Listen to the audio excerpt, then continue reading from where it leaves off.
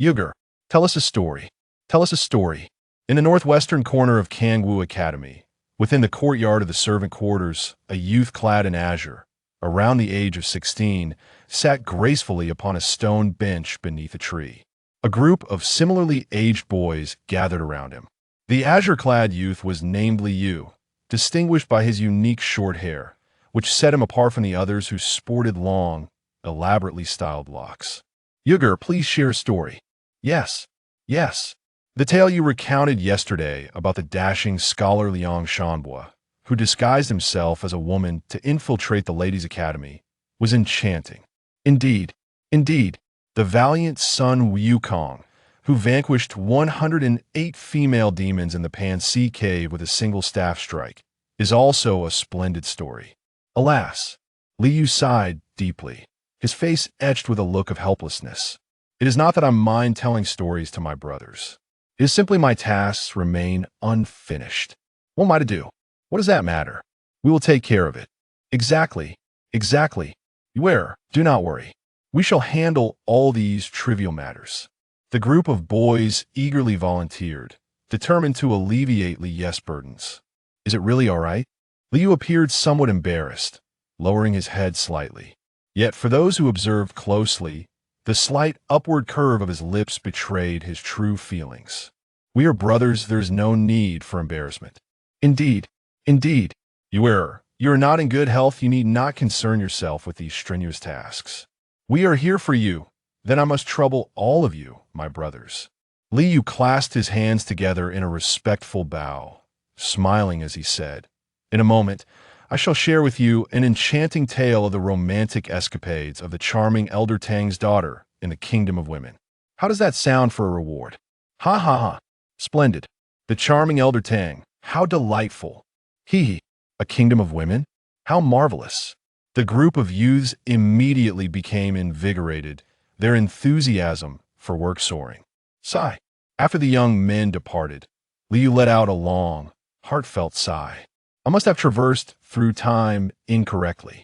Observing his slender arms and legs, he shook his head in resignation. Accepting a younger age is one thing, but why must I be thrust into such a formidable world? Being summoned to the kitchen to assist in slaughtering chickens, only to be toppled by a rooster. What kind of rooster was that? I cannot even subdue it under my weight. The title of one who cannot bind a chicken has become widely known. If even a mere chicken is so formidable, one can only imagine the strength of the others. These servant boys effortlessly lift hundreds of pounds, moving with remarkable agility. Shaking his head in exasperation, Liu picked up a teacup from the stone table before him and took a delicate sip. System, you've been activated for several months. When will you be fully operational? Liu quietly grumbled to himself. Not even a progress bar in sight. Who designed this? Clearly devoid of any common sense. Indeed, he possessed a system. Originally, individuals such as the homeless who faint by the roadside would only elicit a modicum of compassion from Yin Kongming, who would perhaps offer them a morsel to eat or a small sum of money. However, the exceedingly frail state of Liu piqued Yin Kongming's curiosity. He found himself intrigued by how someone with a physique as delicate as a reed and a vitality as feeble as that of a firefly could have endured to this day. Consequently, Liu was taken by Yin Kongming to the Kangwoo Academy's auxiliary quarters, where he became an unofficial servant. Upon learning the rationale behind this, Liu nearly spat out a mouthful of blood in exasperation. My body is perfectly normal. Thank you very much. It is you lot who are abnormal. In our world, children throw stones weighing 20 pounds, flinging them effortlessly over vast distances. They are superheroes, for heaven's sake. Once at the auxiliary quarters, Yin Kongming endeavored to impart some fundamental physical training methods to Liu. Regrettably, even after more than 2 months, Liu's condition remained unchanged. Liu had his own unspeakable grievances. It's all because of this confounded system. The moment I attempt to exert myself a little, it gets devoured by this system.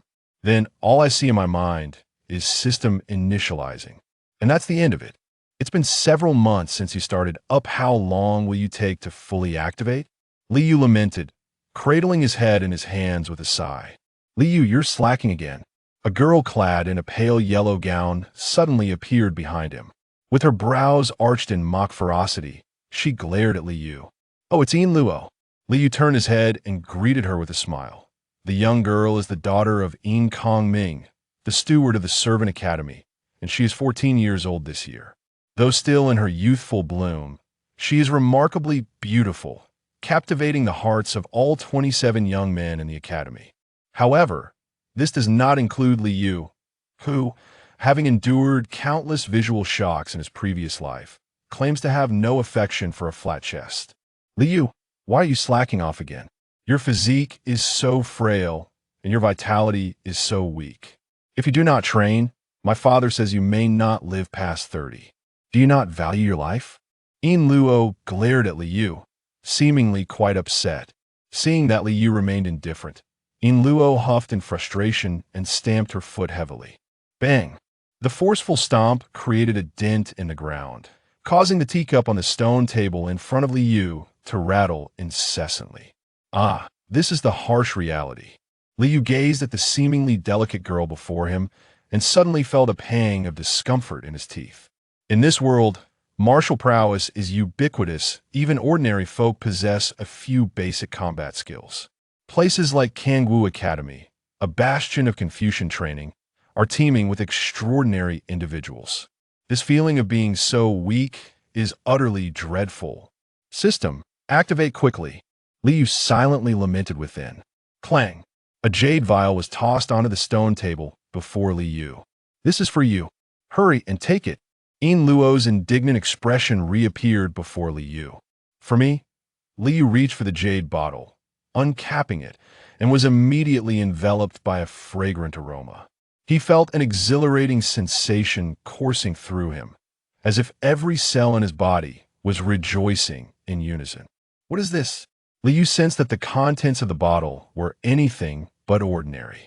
If Yin Luo had presented it to him without Yin Kangming's consent, she might find herself in quite a predicament.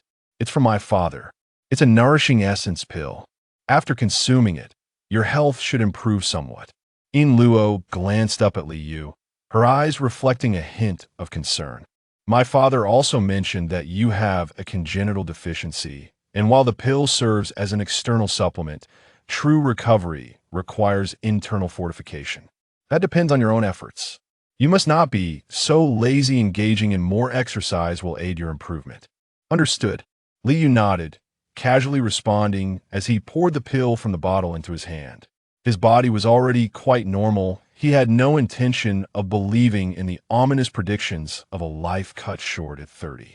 I wonder if taking this pill will activate the system? As he gazed at the blood-red pill, roughly the size of a quail egg, he chuckled softly before tossing it into his mouth and swallowing it whole. Chapter 2. The Boundless Realms and the System Mall. A surge of warmth cascaded down his throat, settling within his stomach. Then, there was nothing further. This warmth, upon entering his abdomen, vanished as if it had plunged into an invisible black hole, leaving no trace behind. Just as Liu was about to inquire with Yin Luo whether this elixir was authentic, a voice echoed in his mind, causing him to tremble. System initialization complete. System binding in progress. System binding successful. Esteemed user, greetings. Welcome to the Boundless Realms System Mall. Haha, it has finally activated. A wave of joy surged within Liu, prompting an uncontrollable laugh to escape his lips. You go. Yin Luo opened her mouth, at a loss for words. Her delicate brows knitted tightly, her gaze towards Liu tinged with a hint of sorrow. Internally, she sighed. This elixir. Was it truly of no use at all? She had also consumed the nourishing essence pill and was well aware of its effects. Yet, after Liu ingested the pill, he exhibited no signs of vitality surging, his complexion unremarkably unchanged, nor did he break into a sweat as if he had taken nothing at all. Was it still ineffective? Was it true that Yuji's time was limited? Witnessing Liu swallow the pill without any visible reaction felt like a sharp pang in Yin Luo's heart. Her nose tinged with a hint of bitterness. Had Liu been privy to Yin Luo's thoughts, he would have burst into laughter. His physique was entirely normal. How could he possibly have a short lifespan? Ha ha ha. Excellent. Truly splendid. Liu rose to his feet with a hearty laugh, gratefully clasping his hands toward Yin Luo. Thank you. Thank you, Managerine. This elixir has been of immense assistance to me. As he activated the system, alleviating his pressing concerns, his gratitude was thoroughly genuine. However, Inluo paused for a moment, gazing at Liu with a grimace. Are you attempting to console me? Do you wish to shield me from the truth that this elixir is utterly ineffective, to spare me disappointment? Yet, who will offer you consolation in return? Upon returning to his chamber, Liu seated himself upon the bed, his thoughts delving deep into his mind. A virtual screen materialized before him, displaying the avatar of Zhou Lang at the top, accompanied by the words user profile beneath. To the left was an icon resembling a cloud, labeled system template, while to the right sat a cabinet-like icon, inscribed with resource library. At the center, a symbol resembling an Ouroboros presented the words workbench. Is this truly it? This is the system that took months to activate? Liu felt a profound sense of disillusionment. He had initially envisioned that with the system in hand, he would conquer the world, transform into a high-flying gentleman, wed a wealthy beauty, and ascend to the pinnacle of life. To his dismay, this system proved to be utterly lackluster. Where were the promised exchanges for various divine skills? The trade for rare treasures? The acquisition of formidable weapons? Not a single option was available. What of the lottery? The novice gift pack? None of these either? And what about the assistance in cultivation? Wouldn't T adding a skill point elevate a skill level? Alas, that feature was absent as well. With no functionalities to speak of, what purpose do you serve? Does this lofty title of System Mall of the Multiverse truly befit your lack of substance? Introducing the system's functions, Liu felt a tightness in his chest and, somewhat irritated, issued a command to the system. Dear user, welcome to the Multiverse System Mall, which offers specialized system manufacturing tools, providing tailor-made portable systems for all clients across the multiverse. Manufacture systems? The ability to create systems? Liu inhaled deeply, his heart pounding like a drum, nearly threatening to leap from his chest. Creating systems. Is there anything more extraordinary than this? Whatever system one desires, it can be constructed. Need an exchange system? Create one. Want a lottery system? Build one. Require skill points allocation? Develop a gaming system. Well, perhaps two. Utilize one, discard the other. Such indulgence comes easily with wealth. He chuckled to himself, seated upon his bed with a foolish grin. First, let us familiarize myself with this system mall. After a moment of laughter, Liu finally steadied his mind. How does one utilize this system? There's no mouse. How does one click on the icons? Is it through mental operation? Can I simply think it? With this thought, Liu focused his mind on the image of himself in the center of the screen, opening his user profile. As he contemplated this, the screen instantly transformed, a window popping up. Name: Liu. Gender: male. Age: 16, 21 years. Permission level: 1 energy, 100 manufactured systems. None collected resources. None. At this age. Does 16 refer to my physical age? Does 21 indicate that I was previously 21? Upon observing this user profile, Liu shook his head, remarking that this profile was indeed quite simplistic, more detailed than a household registration book. He decided to explore the options available within the system templates. With a mere thought, the system templates were unveiled. The redemption system creation template, the lottery system creation template, the game system creation template, and the custom template. Liu chuckled at the sight of these system templates. In addition to the 3 common types, there existed the possibility of creating custom templates. This implied that one could fabricate any system desired. However, what purpose did the resource library serve? Upon opening it, he discovered it contained nothing. What was the utility of the resource library? Unable to discern its significance, Liu directly inquired of the system. Clients? He pondered for a moment. Are you suggesting that I must find a client to sell the systems I create? The primary function of the system marketplace was indeed the sale of various systems. Well, that was a matter for another time. First, he would craft an exceptionally powerful system for himself. With a cheerful demeanor, Liu activated the workstation. Naturally, the system he designed for himself should be as formidable as possible. Gazing at the workstation, he began issuing commands to the system. Incorporate all 3 templates. Add every redeemable item from the myriad realms. Set the price of all redeemable items to 0. Configure all skills to advance to the highest level with a mere increment. Insufficient permissions, inadequate resources, and a deficit of energy render this command unexecutable. You cannot even manage such a trivial matter. What use are you? Chapter 3. Has it commenced so swiftly? Insufficient permissions, inadequate energy, deficient resources. Upon encountering these 3 inadequacies, Liu could only shake his head in resignation. It appears this is merely a blank slate system. Within the system marketplace, resources are non-existent, energy is a mere 100, and his permissions are confined to the first level. Therefore, everything is just in its infancy. The aspiration to live a lavish life of discarding one item for another is still a distant dream. The task is initiated. The main quest is unveiled. Main quest. The user must become a renowned system supplier across the myriad realms, ensuring that the system marketplace truly lives up to its name. Initial task. Create a system and sell it within the myriad realms. Task duration, 1 year. Task reward, permission upgrade. There are tasks as well. A sudden barrage of tasks flooded Liu Yu's mind, startling him. What exactly does this myriad realm refer to? The myriad realm serves as the destination for the user to sell the system. The initial task is activated. Please select the destination for the initial task. Has it begun so soon? Liu Yu smirked, waved his hand, and said, "Let us draw. I am eager to see what kind of worlds this myriad realm comprises." Destination selection in progress. A roulette appeared, with a pointer at its center and countless segmented sections surrounding it. Heaven concealing? Battle through the heavens? Immortal against the heavens? In the realm of Zhu Xian, as Liu Yu beheld the text displayed within the fan-shaped grid, his mouth fell agape, unable to close for an extended moment. Are these truly the locations where I am to sell the system? Each of these worlds appears perilous, and they are all marked by decisiveness and violence. Am I genuinely venturing forth to sell a system, rather than merely delivering vegetables? With my ordinary strength, will I not be crushed effortlessly upon arrival? Suddenly, the roulette began to spin at a dizzying pace, blurring into a whirlwind of colors. "Stop!" he exclaimed, resigned to the whims of chance. As his voice faded, the roulette came to an abrupt halt, the pointer unexpectedly indicating this particular world. This world is profoundly intricate. A cold sweat broke upon Liu Yu's brow as he observed the chosen destination. A soft luminescence enveloped his form, an invisible force pulling him in. Alarmed, he thought, "Is this truly commencing? I haven't even brushed my teeth." With a gentle hum, a flash of white light enveloped him, and Liu Yu's figure vanished in an instant. Before him lay a bustling modern metropolis, where the glow of street lamps began to illuminate the surroundings. Crowds surged along the sidewalks.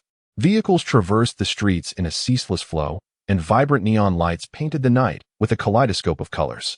An overwhelming sense of familiarity washed over him. Standing amidst the lively scene, with the cacophony of voices and the honking of cars filling the air, Liu Yu felt a surge of excitement, as though even the pervasive smog was a comforting presence. Yet, a long sigh escaped his lips. For although this world bore a striking resemblance to the one in his heart, it was, in truth, not the same. Beep, beep.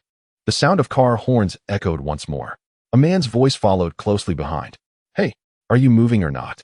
Why are you blocking the road? Are you out of your mind?" Liu Yu was taken aback, only then realizing he was standing in the middle of the street, obstructing the vehicles behind him. "Never mind. Yi Fan, stop scolding him. He's just a child." Liu Yu appeared to be merely a teenager, and the woman naturally assumed he was a student. I'm so sorry. My apologies." Dressed in an odd manner, he was likely perceived as a lunatic. The driver named Yi Fan snorted and sped away. Upon hearing those words, Liu Yu felt an overwhelming frustration, nearly choking on his own ire. Glancing at his own attire, he let out a resigned sigh. This ridiculous system. How can it transport me without a word of warning? A change of clothes would have been appreciated. Wait a moment. Yi Fan. Could it be that this individual is the protagonist? The one who later ascends to become the Celestial Emperor? As he gazed at the departing Mercedes, a faint smile crept onto Liu Yu's lips. Yi Hei, do you realize that due to your recent reprimand, a once-in-a-lifetime opportunity has slipped through your fingers? Upon arriving in this world, Liu Yu's mission was to sell the system. Initially, he had contemplated selling it to the protagonist, Yi Fan, to ensure his journey would be smoother. However, after being scolded by Yi Fan, he promptly abandoned that thought. "I have never been one to display kindness. Thus, Yi Hei, the system shall not be yours." With a chuckle, Liu Yu hurriedly departed, under the curious gazes of passers-by who regarded him as eccentric. According to the original narrative, the present time should coincide with Yi Fan's gathering, followed by accompanying classmates to the hotel. In other words, there are still 3 days until the true storyline commences. As he walked, Liu Yu pondered deeply. He paid no heed to the peculiar glances from passers-by. What of his attire in azure? Although somewhat antiquated and rare, he was, after all, in the midst of filming. He had yet to change out of his costume. Eventually, after being encircled by a group of children, Liu Yu found himself compelled to offer an explanation. Fortunately, their parents swiftly whisked them away, granting Li Yu his freedom. The immediate priority was to devise the system. He settled onto a bench by the roadside, opened the system workstation, and set about its creation. First and foremost, he needed to bestow upon the system an illustrious name. Without an impressive title, its prestige would diminish significantly. Thus, he named the system Taishang Tianshu. Given its celestial connotation, the system's appearance would take the form of a jade-like purple bamboo slip. As Li Yu commanded, a manifestation of the purple bamboo slip materialized on the workstation. Resplendent and crystalline, inscribed with the ancient and vigorous characters Taishang Tianshu, exuding an aura of mystery and antiquity. Excellent. This appearance was indeed formidable. Li Yu regarded the slip with approval, and now it was time to establish the system's functionalities. There must be tasks. As the orchestrator from behind the scenes, how could he guide the host without them? Yet, these tasks must also align with the host's life goals. Thus, the primary quest was designated, the Path of the Emperor. On the Zhuzhu bamboo slip, a faint glow emanated from one of the bamboo strips as the system task commenced recording. Task description: the path of the great emperor begins with conquest. The success of one general is built upon the bones of countless others. The road to becoming a great emperor offers no retreat. Only by treading upon numerous corpses can one ascend to the pinnacle of this world. The Zhuzhu bamboo slip recorded the main quest, and Li Yu offered a faint smile. With the main quest logged, the remaining side quests could be arranged at my leisure. I could easily add them later. The task system was complete. The next step was to configure additional functionalities. Chapter 4. The formation of the system as a system. Certain fundamental capabilities must be possessed. First and foremost, it is essential to monitor the host's bodily data in real time. Thus, a feature to display the host's attributes is necessary. Another bamboo strip on the Zhuzhu bamboo slip illuminated. Host attributes: basic entries, name, gender, age, race. Extended entries: special physique, cultivation level, techniques, skills. Furthermore, the system must possess communication capabilities, able to answer the host's inquiries. When setting this function, Li Yu's eyes twinkled as he issued another command, designating himself as the supreme authority of the system, while the system host would only hold a subordinate level of authority, and concealed this stipulation. Selling systems and acting as an elder is indeed a perilous profession. Who can predict whether those system hosts might ultimately become ungrateful? It is prudent to maintain a contingency plan. Next came the primary functionalities of the system, the main function of exchange. Another bamboo slip illuminated, as Li Yu began to establish the functionalities of the exchange system. After all, I am not a selfless benefactor. This system must ultimately serve my interests.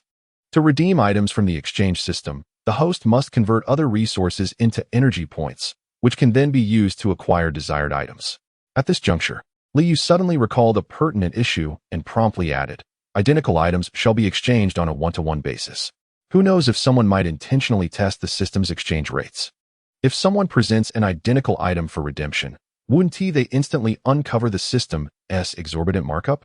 As for the exchange categories, they include the redemption of martial arts manuals, bloodline and physique transformations, elixirs, materials, weaponry, skills, and miscellaneous items. For the moment, this will suffice, with the possibility of adding more in the future. Regarding the exchange pricing, it will be based on the energy consumed in the creation of the item. Would a tenfold increase be too severe? Perhaps doubling it would be more reasonable. Oh, and the pricing for martial arts manuals will be aligned with that of weaponry. Knowledge-based exchanges consume less energy, but lowering their prices would not be acceptable.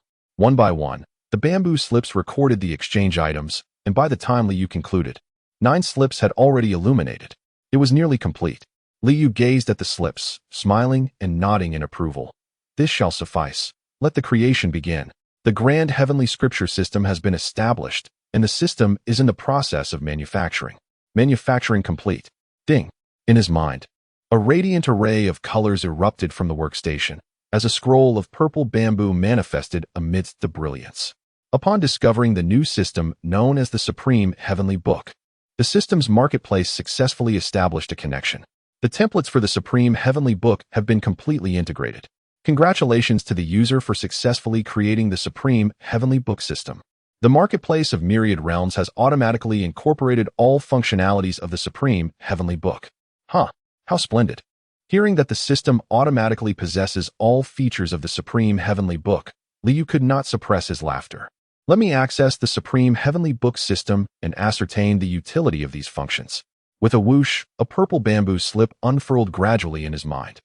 Personal attributes. Name, Liu. Gender, male. Age, 16. Race, human. Special physique, none. Cultivation level, none. Techniques, none. Skills, none. Goodness, everything is empty. Liu pouted and opened the exchange system. As the slip unfurled, several bamboo slips appeared before him. Exchanges available. Technique manuals, bloodline physiques, elixirs, materials, weapons and equipment, skills. Miscellaneous items, an array of exchanges unfolded before his eyes. Yet, why was it all devoid of content? Staring at the barren exchange system, Liu was taken aback. Insufficient resources. The exchange system cannot register resources. Insufficient resources? Upon hearing this, Liu swiftly thought of the desolate resource repository. From this situation, it became apparent that all resources required for the creation of the system were drawn from the marketplace's resource repository. How does one acquire resources for the repository? Liu furrowed his brow slightly, hoping that acquiring this resource would not prove too arduous. Otherwise, it would spell significant trouble. The system's resource marketplace possessed functionalities for both searching and inputting resource information. Should the resource information scanning be initiated? Certainly. Without hesitation, Liu commanded the system, muttering to himself about why this capability had not been mentioned sooner. However, an alert chimed. Insufficient energy. The resource information scanning could not commence. The scan had failed. Insufficient energy? Liu was taken aback and hurriedly opened his user profile, where he noted that the energy figure had plummeted from 100 to a mere 20. Traveling through worlds consumed 50 points of energy, while crafting the supreme heavenly book required 30 points. With only 20 points remaining, the message urged the user to replenish energy promptly. Well then, every endeavor begins with challenges. Liu took a deep breath, steadied himself, and inquired of the system, how can energy be replenished? All matter and energy can be collected through the resource gathering function to acquire energy. Is that so? Liu frowned, lifting his gaze to the sky. That object should possess ample energy. With a smile, he rose to his feet. A trip to Mount Tai would be delightful. Just as he stood, his expression shifted once again. Yet I have no money. This is truly disastrous. With less than 3 days until the plot unfolds, I must reach Mount Tai before then, or it will all be over. System, if I specify an item for scanning, can the resource scanning be activated? Certainly. Please specify the item to be scanned. With a sigh of relief, Liu took a moment to gather himself and initiated the scanning process for a 100 yuan banknote from his current position. The energy expenditure was minimal, and the scan was completed. The 100 yuan note was successfully entered into the exchange system as a miscellaneous item. Miscellaneous item? Liu chuckled softly. Indeed, to the system, this currency was merely a triviality. He proceeded to exchange 10,000 yuan. With a flourish, a stack of vibrant new banknotes appeared in Liu's hands. He shook them with a satisfying rustle before tucking them away. Remarkably, the energy consumed for this transaction was merely 1/10,000th of a unit. How devalued money has become. With newfound wealth, Liu felt a wave of relief wash over him. He sought a respectable hotel, intending to secure a room for a restful sleep. However, upon attempting to check in, he realized he had forgotten his identification card. Fortunately, the stack of banknotes served as a suitable substitute. He handed over a bundle of cash and effortlessly obtained the room key. Next on his agenda was a visit to Mount Tai. Liu opened the window of his room. Gazing up at the star-studded night sky, a subtle smile gracing his lips. That object should be descending soon, he mused. Chapter 5. Life is a play. All about pretense. Ascending Mount Tai is akin to conquering the world.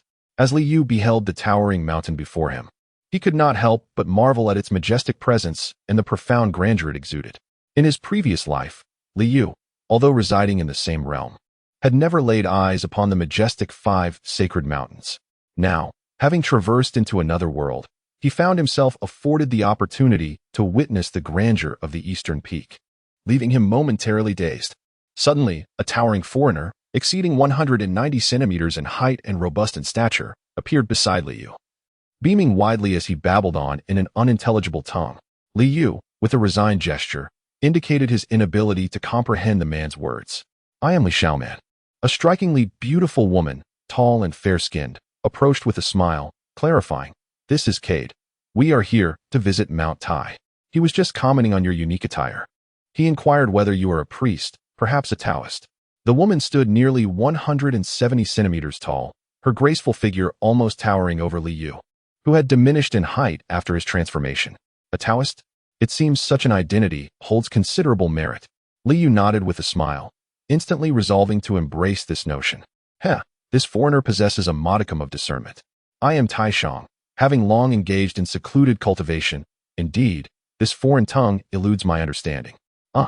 Li Xiaoman's expression turned momentarily blank as she stared wide-eyed at Li Yu, then burst into laughter. Oh, a child playing pretend. Tai Shang, barbarian, can you not speak plainly? Do you even know who Tai Shang is? She cast a glance over Li Yu, unable to suppress another chuckle. Look at your attire. That garment is hardly a Taoist robe. Is it? With her short hair, what pretense is she putting on as a Taoist? Which middle school do you attend? Your English grades are quite dismal, aren't they? Heh, what is the matter? Li Xiaoman, observing Li Yu's expression, paused for a moment. She scrutinized herself, but found no fault. Young lady, our meeting is indeed fateful. Allow me to offer you a word of caution. A dark omen lingers at your brow. An ominous portent looms today. It would be better not to ascend Mount Tai. Li Yu spoke with an air of wisdom, his demeanor enigmatic, gazing at Li Xiaoman with a look of sympathy. Huh? A little brat dares to frighten me? Li Xiaoman feigned a fierce countenance. You dare call me a young lady? I am at least a decade your senior. Do you seek a scolding, little brat? Alas, ignoring the words of the wise often leads to misfortune. Li Yu shook his head and sighed. Xiaoman, what are you two discussing? Who is this uniquely attired youth? A well-dressed young man approached, exuding confidence and elegance, a smile gracing his face. Zhou Yi, come quickly. This young man is quite intriguing. Li Xiaoman turned to Zhou Yi, beckoning him with a smile. Isn't he? Zhou Yi approached, nodding in acknowledgement to Li Xiaoman and Kai before turning his gaze to Li Yu with a smile. Your attire is rather interesting, reminiscent of ancient style. This is Zhou Yi. In the original narrative, though merely a supporting character, he possesses a resolute spirit and depth of character, making him an excellent candidate for a host. Li Yu nodded at Zhou Yi with a smile, his mind quietly pondering. At this moment, others gradually approached. Look, Yi Fan, the young man in ancient attire, is he not the one who obstructed our path last time? Has he also come to Mount Tai? Indeed, there is a resemblance. Oh, the aura of malevolence is so intense. With everyone gathered, it was time to deepen Zhou Yi's impression. Li Yu deliberately furrowed his brow, casting a sweeping glance over the crowd, shaking his head with a sigh. It seems this is destined. The 9 dragons have arrived. The path of the emperor shall soon unfold. Is it once again the era of great contention? Along this imperial road, the corpses lie thick. Who among us will ascend to the pinnacle? Zhou Yi looked at Li Yu, utterly perplexed. What are you talking about? Why so cryptic? The imperial energy lies concealed, like a hidden dragon in the abyss. Li Yu suddenly fixed his gaze upon Zhou Yi, his eyes unwavering, as if boundless mysteries swirled within. Why do you stare at me? Zhou Yi chuckled, turning to Li Xiaoman. You were right. This young man is indeed rather peculiar. Li Yu, seemingly unfazed, extended his finger as if calculating something. I see. Moments later, Li Yu ceased his calculations, smiling at Zhou Yi. Your surname is Zhou? The Zhou lineage descends from the Ji clan. You are indeed a descendant of the great emperor. Haha, splendid. A descendant of the great emperor? Me? How amusing. Zhou Yi pointed at his own nose, unable to stifle his laughter. The 9 dragons have arrived. The path of the emperor shall soon unfold. This journey will be fraught with peril. You must tread carefully. I shall take my leave. Li Yu pretended to bow respectfully before turning to depart. Amidst the flowing long sleeves, there seemed to linger an air of transcendence. What did he mean by that? Zhou Yi turned to Li Xiaoman, feeling somewhat perplexed. Who could have known? Just a moment ago, he had mentioned that today would bring great calamity. Li Xiaoman shook her head, choosing to disregard him. Let us go. We shall explore Mount Tai. Subsequently, as Zhou Yi and the others meandered through the breathtaking scenery of Mount Tai, they found themselves, almost without realizing it, at the summit known as Yuhuangding. As the sun dipped below the horizon, standing atop Yuhuangding and gazing down upon the earth and the distant mountains, they felt an expansive freedom in their hearts, as if the worries of life and the burdens of work had evaporated into thin air. To stand atop the pinnacle and behold the mountains as mere hills. Indeed, it was as they had thought. While they reveled in the view and expressed their admiration, they remained oblivious to the ominous shadow descending from above. Suddenly, a thunderous roar pierced the air, accompanied by a series of sonic booms. The group gazed upwards in astonishment. Above them, 9 dark, colossal dragons plummeted from the sky, seemingly dragging something behind them. Dragons? At that moment, everyone near Mount Tai who witnessed this spectacle was left in utter disbelief. Were dragons not mere legends? How could they be descending from the heavens? 9 dragons. Zhou Yi looked up at the descending dragons and suddenly recalled Li Yu's words. The 9 dragons have arrived. The path to the emperor shall open. Could it be that the boy spoke the truth? The scene atop Mount Tai was now in utter chaos. Countless individuals were screaming in terror, frantically fleeing in disarray. Zhou Yi and his companions also joined the fray, running desperately to escape the unfolding calamity. Even though Zhou Yi harbored a flicker of anticipation for the 9 black dragons descending from the heavens, he was equally intent on fleeing. This formidable force descending would not discriminate based on identity. With a thunderous roar, the 9 colossal black dragons, dragging a heavy bronze coffin, crashed down. The violent tremors resonated like an earthquake, sending dust swirling and debris scattering in all directions. At last, amidst the swirling dust, Li Yu wore a broad smile as he strode towards the immense bronze coffin being pulled by the dragons.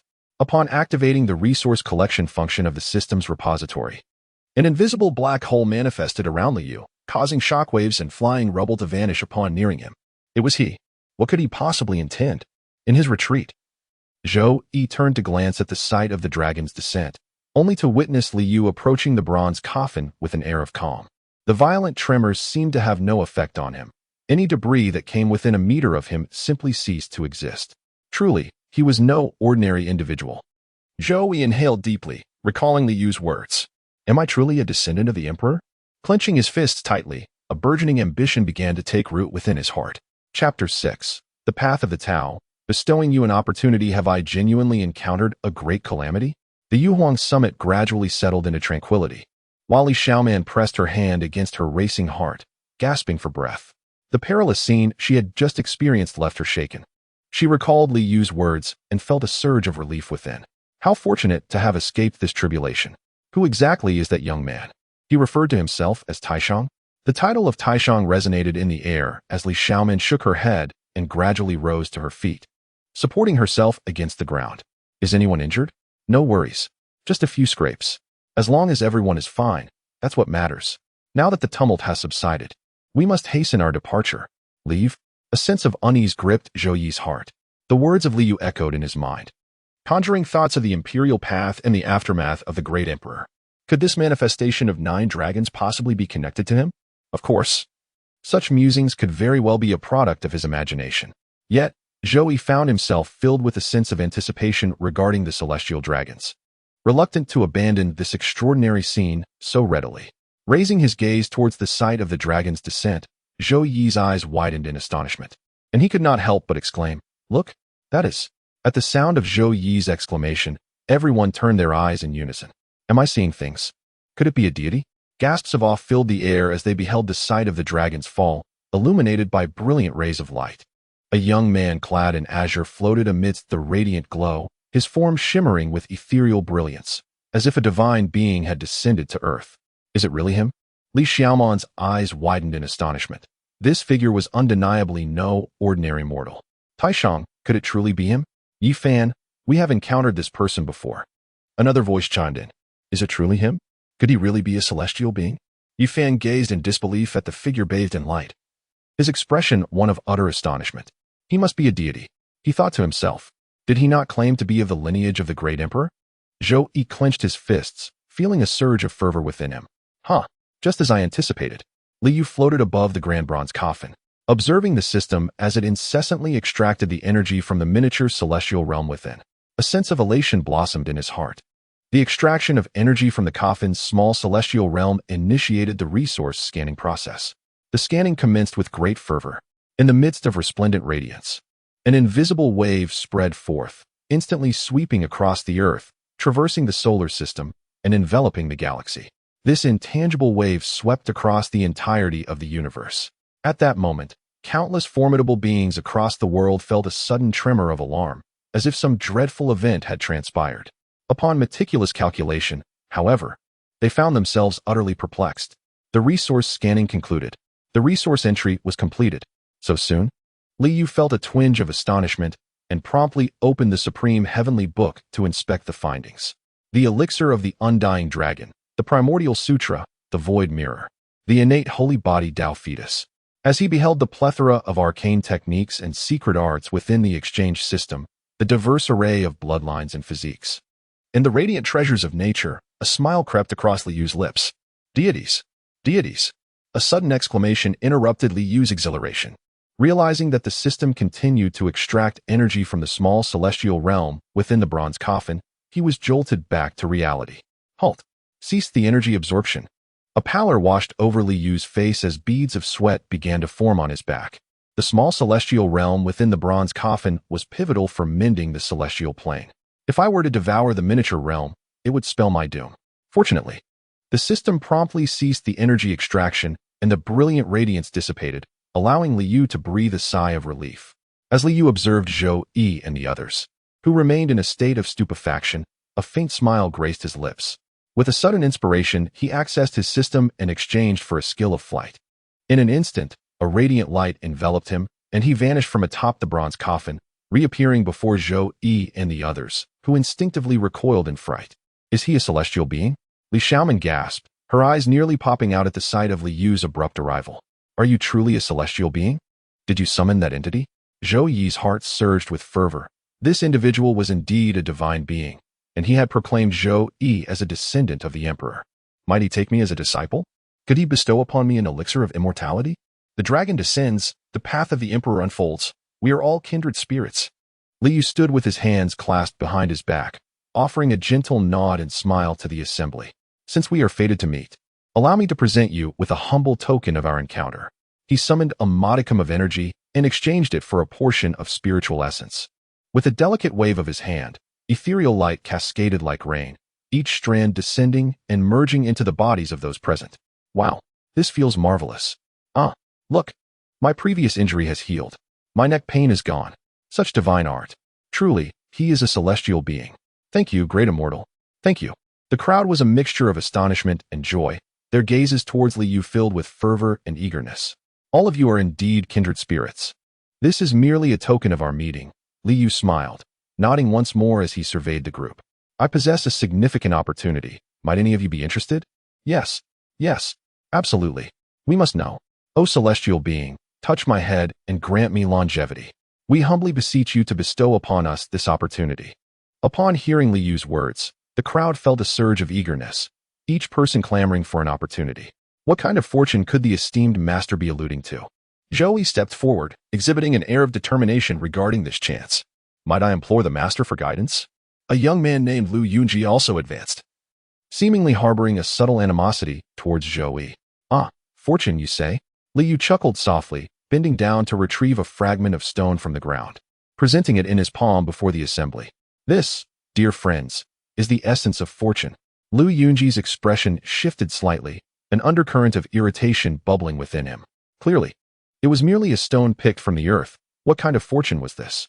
Was the master jesting with them? Could it be that this stone might transform into gold? Yet, even if it were gold, such a small piece could hardly hold substantial value.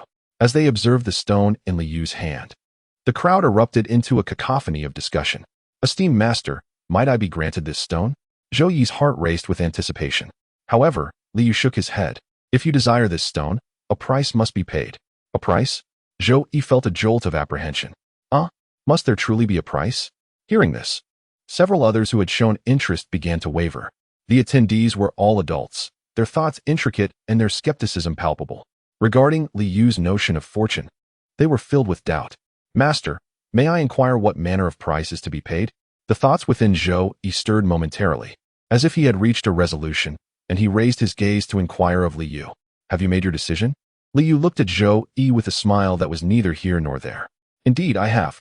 Zhou Yi nodded resolutely. Excellent. What a commendable disposition. One must relinquish to gain. Young man, I have high hopes for you. Liu tossed a stone into Zhou Yi's hands. When you arrive at the Great Thunder Sound Temple, do remember to offer the Bodhi tree in my honor. With that, a beam of radiant light ascended, and Liu floated away. May I ask your esteemed name? Zhou Yi called out from a distance. In the alchemical chamber, the essence of Wuji is blended. Within the furnace, the herbs seize the innate. Guests of the eight-scene palace emerge, oblivious to the passage of millennia. From within the radiant light, a distant song echoed. In an instant, The celestial being flew into the void, leaving no trace. Truly, he is a remarkable figure. Zhou Yi sighed, filled with longing. Chapter 7. The grand performance is about to commence. The radiant light flickered and vanished. At the foot of Mount Ame, Liu materialized. Wow. Liu leaned against a massive boulder, feeling utterly disoriented. Goodness, this pretense nearly cost me my life. After a while, Liu, pale-faced, straightened up, gasping for breath. Some suffer from motion sickness on land, others on sea, and some in the air. I, it seems, am afflicted by spatial displacement. This constitution of mine is truly lacking. Liu chuckled bitterly, shaking his head. Earlier, in a bid to show off, he had propelled himself several thousand miles, journeying from the East Peak to Mount Shu. The spatial displacement was indeed powerful, covering vast distances in the blink of an eye. The issue, however, was that Liu's body could not endure it. It seems that I must enhance my strength. This feeble appearance is unbearable to behold. Liu smiled faintly, rising to find a place to sit, and opened the system. The system store automatically cataloged all the functionalities of the Supreme Heavenly Book, enabling Liu to exchange for all resources detected by the system. First, he contemplated his physique. My physical condition is woefully inadequate. Thus, I shall exchange for a formidable physique. Upon accessing the system, Liu beamed at the dazzling array of items in the resource repository. Which physique should he choose? The holy body, or perhaps the innate holy body Tao? While the holy body boasts immense strength, its cultivation is exceedingly arduous. The innate holy body Tao encompasses all the advantages of the holy body while also offering the innate ability to connect with the celestial principles. This shall be my choice. Exchange for the innate holy body Tao. The energy consumption is 30 points. The exchange begins. A searing pain compelled Liu to let out a cry. A torrent of magma-like heat erupted violently within him, every inch of his body aflame with agony, as though he were being utterly shattered and then painstakingly reformed. Fortunately, the duration was brief. The process of bodily reconstruction concluded swiftly. However, those fleeting minutes felt to Liu like an eternity. Phew. Liu wiped the sweat from his brow, breathing heavily, still haunted by the ordeal he had just endured. After such torment, I wonder what the outcome will be. Once he had regained his composure, Liu began to assess the changes within himself. After casually stretching his limbs, Liu felt a surge of power coursing through him. An unprecedented sense of strength flooding his heart. Excellent. I am no longer a weakling. Liu pounded his chest, clenched his fists, and flexed his arms in a pose reminiscent of a bodybuilder, erupting into another fit of laughter. Turning to the mountainside, he spotted a stone and approached it with a grin. Let us see if I can lift it. Bending down, he grasped the two ends of the stone and, with a determined effort, effortlessly hoisted it up. Is it truly this easy? This stone must weigh at least 400 or 500 pounds. With a resounding thud, he tossed the stone aside, waved his arm, and laughed once more. The issue of his physique was resolved. Now, he needed to find a cultivation method suitable for his newfound strength. Naturally, the appropriate method was the Yuan Shi Jing. Accessing the system, Liu prepared to exchange for the Yuan Shi Jing. I just exchanged for the primordial holy body Tao, consuming 30 energy points. I wonder how much energy I have left. With that thought, he quickly checked his energy reserves. 1,853 energy points? That's quite a substantial amount. It appears I needn't worry about running low on energy for the time being. Since energy was not a concern, he proceeded to exchange for the Yuan Shi Jing, consuming 10 energy points, beginning the exchange. Countless characters and images flooded into Liu's mind like a rushing stream, causing him to let out a muffled grunt as his complexion turned slightly pale. Receiving such an influx of information all at once was overwhelming. Thankfully, his enhanced physique allowed him to endure it. Otherwise, he would likely have suffered a headache. Liu gently touched his forehead and settled against a mountain stone. Having exchanged his physical constitution, he had also acquired a cultivation technique. There was no urgency in his practice. It was more prudent to first ascertain the situation regarding the Book of Changes. Connect to the Supreme Heavenly Book system, Liu commanded. The system promptly established a link to the Supreme Heavenly Book, revealing all the circumstances surrounding the Book of Changes before Liu's eyes. At Jade Emperor Peak, Zhou Yi was holding a stone aloft, standing amidst the crowd. Zhou Yi, congratulations on your celestial fortune. Lu Yunji approached, a knowing smile gracing his face. What exactly is this celestial fortune? Why not show us? Indeed. Come on, Zhou Yi. Stop being secretive and let us see. Others chimed in, eager for a glimpse. Hee. What celestial fortune? You truly believe that? Zhou Yi chuckled, shaking the stone in his hand. This is merely a stone. One I picked up from the ground in front of you all. That immortal was clearly jesting with me. It's all a game of human affairs. Zhou Yi, that's rather ungracious of you, Lu Yunji remarked, a glimmer of inscrutable light in his eyes. We are all classmates here. Your good fortune should bring us joy, not secrecy. What do you all think? Exactly. Zhou Yi, you are being quite unreasonable. Such stinginess, what does it mean? If one is to become an immortal, would they not look down upon us? The air was thick with the fervent cries of dissent, echoing in waves. Yet, Zhou Yi maintained a serene smile. His demeanor as refined and gentle as jade, undiminished by the tumult around him. He was well aware of Lu Yunji's ill intentions and recognized the envy that simmered among the onlookers. However, with his astute composure, he remained unperturbed. If you wish to examine this stone, feel free to take it, he stated nonchalantly, tossing the stone to Lu Yunji without a second thought. Li Yu had concealed the supreme celestial book system within this seemingly ordinary stone. Upon receiving it, Zhou Yi felt the system seamlessly integrate into his consciousness, rendering the stone nothing more than a mere rock. Lu Yunji, taken aback by Zhou Yi's unexpected gesture, stared at the stone in bewilderment, scrutinizing it closely. Eventually, he concluded that it was, indeed, nothing but an ordinary stone. Could it be that the approach was flawed? He pondered. Observing Lu Yunji's bewilderment, Zhou Yi inwardly chuckled, remarking, "Perhaps I lack the fortune. This celestial destiny eludes me. I wonder if others might be more fortunate." Indeed. Did not the immortal say that we are all fated to meet? Lu Yunji exclaimed, urging, "Let me have a look." Me too. Count me in. A chorus of voices erupted, compelling Lu Yunji to pass the stone around. The stone circulated through the crowd, each person examining it in turn, exploring every conceivable method, yet achieving nothing of significance. They could only surmise that the immortal was toying with them. After all, were there not many tales of immortals playfully engaging with mortals? Surely, this was merely an unremarkable stone. It must be so. The crowd let out a helpless sigh. Look, over there. What is that? Li Xiaoman suddenly pointed towards the place where the 9 dragons fell, exclaiming in astonishment. Everyone hurriedly turned their gaze, only to behold a massive 5-colored stone platform emanating dazzling hues, upon which a grand Taiji diagram materialized out of thin air. The 2 yin-yang fish within the diagram quivered continuously, as if slowly unveiling a portal. Celestial destiny. That is the true celestial destiny, Lu Yunji suddenly shouted, sprinting towards the site of the 9 dragons' descent. Yes, this is indeed the genuine celestial destiny. Hurry. The crowd, feeling a surge of excitement, rushed towards the place where the 9 dragons had fallen. With the dragons having tumbled to the ground, the path to divinity has been opened. Could this be the route to immortality spoken of by the sages?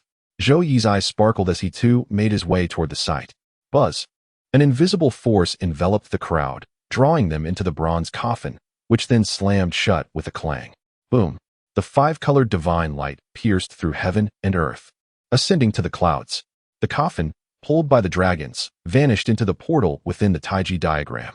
Excellent. The curtain has been raised, and the grand performance is about to commence. Li Yu, witnessing this spectacle, erupted into hearty laughter. Chapter 8. The old man officially appears inside the pitch-black bronze coffin. Zhou Yi remained calm, unlike the others who were in a state of panic. He simply leaned against the coffin's wall, sitting quietly as his mind delved deep into his consciousness. Within his mind, an ancient and elegant purple bamboo scroll floated, shimmering with boundless purple light. The Supreme Celestial Book? The Book of Changes, with its extraordinary origins, was not unfamiliar with classical literature. Upon encountering these characters, Zhou Yi was reminded of the resonant song that accompanied Li Yu's departure. A vague suspicion regarding Li Yu's true identity began to form within Zhou Yi's mind. Could the Supreme One be the Tao ancestor? Taking a deep breath, Zhou Yi felt his heart race with excitement. Was the supreme heavenly scripture a legacy bestowed upon me by the Tao ancestor? A surge of fervor ignited within him, and he promptly focused his thoughts on the purple bamboo scroll.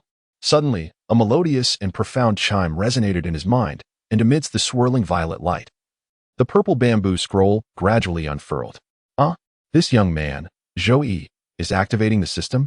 Nearby, in the vicinity of Mount Shu, Li Yu unexpectedly heard the system notification indicating that the host was initiating the supreme heavenly scripture. With a chuckle, Li Yu thought to himself, The old man is officially online. He decided to play a little trick first. With a mere thought, Liu utilized the system connection to take control of the supreme heavenly scripture, transforming himself into the figure of the old man. Within Zhou Yi's consciousness, the purple bamboo scroll continued to unfurl. In the beginning, the primordial was established through the Tao. The eternal ebbs and flows of nature are as they should be. The purple aura arrives from the east for 30,000 miles. The initial passage of the Great Barrier spans 5,000 years. As the song resounded, amidst the boundless violet radiance, an ancient-looking elder appeared, riding a green ox, gracefully stepping upon the violet light. The Tao ancestor? Witnessing this sight, even with prior mental preparation, Zhou Yi found himself speechless and astounded. The elder riding the green ox was none other than Liu engaging in a playful ruse. The system's connection feature, which allowed for the display of any desired image, proved to be exceedingly amusing. Liu chuckled inwardly, reveling in the unfolding game.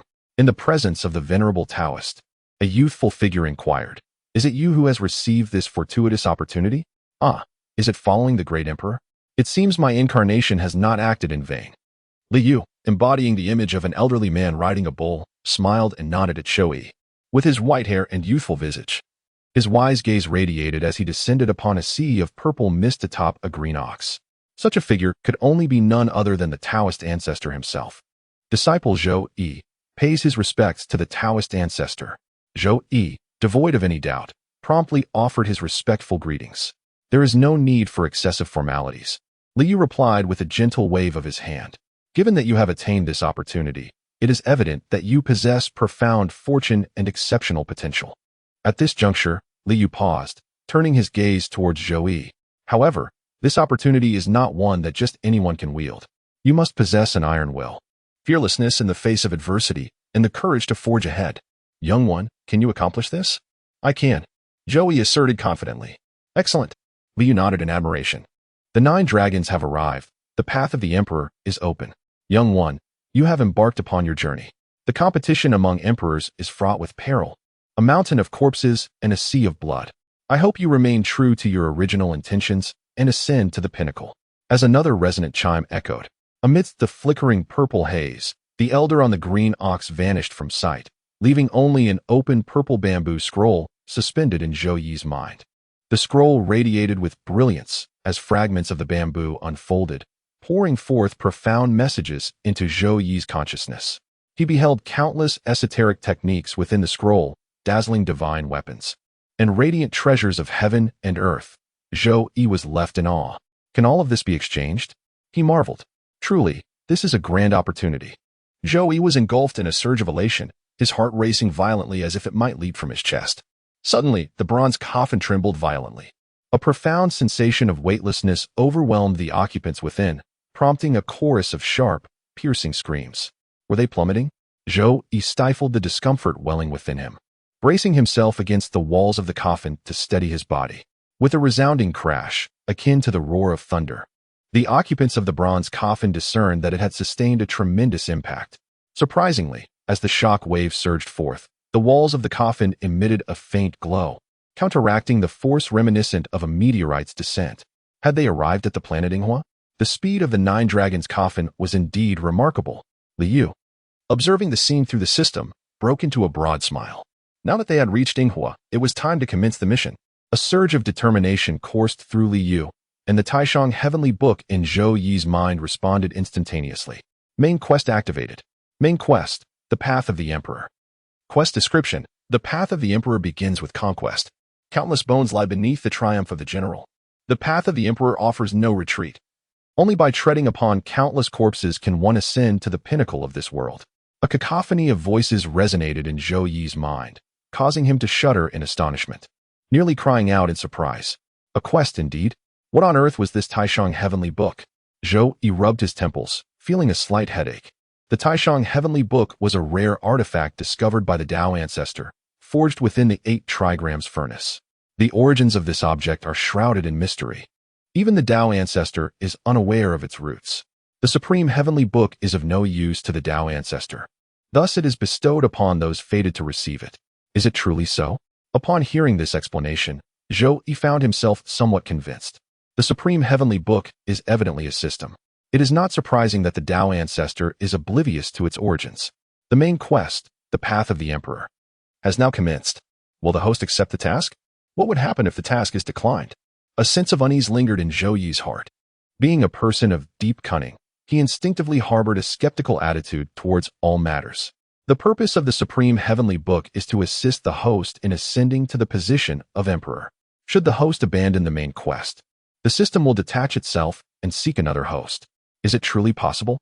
Zhou Yi felt a tightening in his chest, his eyes darting about. If I were to accept the task of the Path of the Emperor, could the system still detach itself? If the host accepts the main quest, the Supreme Heavenly Book system binds to the host and cannot be severed. Should the host perish, the system shall be destroyed. With a long exhale, Zhou Yi nodded subtly. The Path of the Emperor, you say? As one destined to be emperor, I shall not shy away from this responsibility. With his fists clenched tightly, a boundless spirit of determination surged within him. To reach the pinnacle of this world, a true man must aspire to such heights. The host has accepted the main quest. The system is bound. The purple bamboo scroll radiated a brilliant glow. From within the radiance emerged a middle-aged man resembling a scholar. I am the spirit of the heavenly book, at your service, your majesty. A middle-aged man, adorned in a flowing robe with long hair cascading down, appeared before Zhou Yi, raising his hands high above his head and deeply bowing in reverence. Your majesty, the path of the great emperor begins with conquest. I beseech you to rectify the cosmos, to cleanse the universe, and to quell all rebels of this world. I shall not yield. In this moment, even Zhou Yi, with his profound temperament, felt a surge of fervor coursing through his veins. Ha ha ha, this is truly delightful. Li Yu secretly chuckled to himself. This so-called spirit of the celestial tome was, of course, orchestrated by Li Yu himself. Zhou Yi, in the original narrative, you were merely a supporting character, a mere bystander. Now, I have bestowed upon you wings to soar. Go forth and upheave this realm. Brave youth, advance with courage. Li Yu clutched his stomach, laughing until he could scarcely breathe. Chapter 9. Good things should not be wasted with such a grand boon granted. Do not disappoint me, Zhou Yi. Li Yu stifled his laughter and glanced at the display within the system, noting that the next sequence was set in the great Thunder Sound Temple. He dusted off his clothes and rose to his feet, thinking to himself, I cannot remain idle. He gazed ahead at the majestic Mount Shu and smiled. This place still held the teachings left behind by Qi Songzi. While the teachings held little significance for him, the Immortal Sword's heavenly pool was of extraordinary importance. The system had scanned and recorded the resource information of this world. However, this was merely data and not tangible items. To convert this information into physical objects, the system must expend energy to fabricate them. If one were to directly acquire a tangible item, it would exist in the resource repository in its physical form. The exchange no longer requires the expenditure of energy. The Immortal Sword Pool, once the renowned washing pool of the sword for Qisongzi, serves as a place of enlightenment for swordsmanship, imbued with boundless sword energy and the supreme essence of the sword path. These treasures can be directly acquired through the system. Such invaluable resources must not be squandered. With a burst of light, Li Yu ascended towards the Immortal Sword Pool. As the system scanned the resource information, it automatically recorded the location of the resources. Following the system's guidance, Li Yu instantly arrived in the vicinity of the Immortal Sword Pool.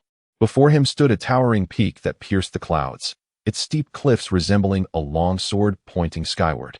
The intangible sword energy resonated with a metallic clang, sharp and icy, penetrating the heavens.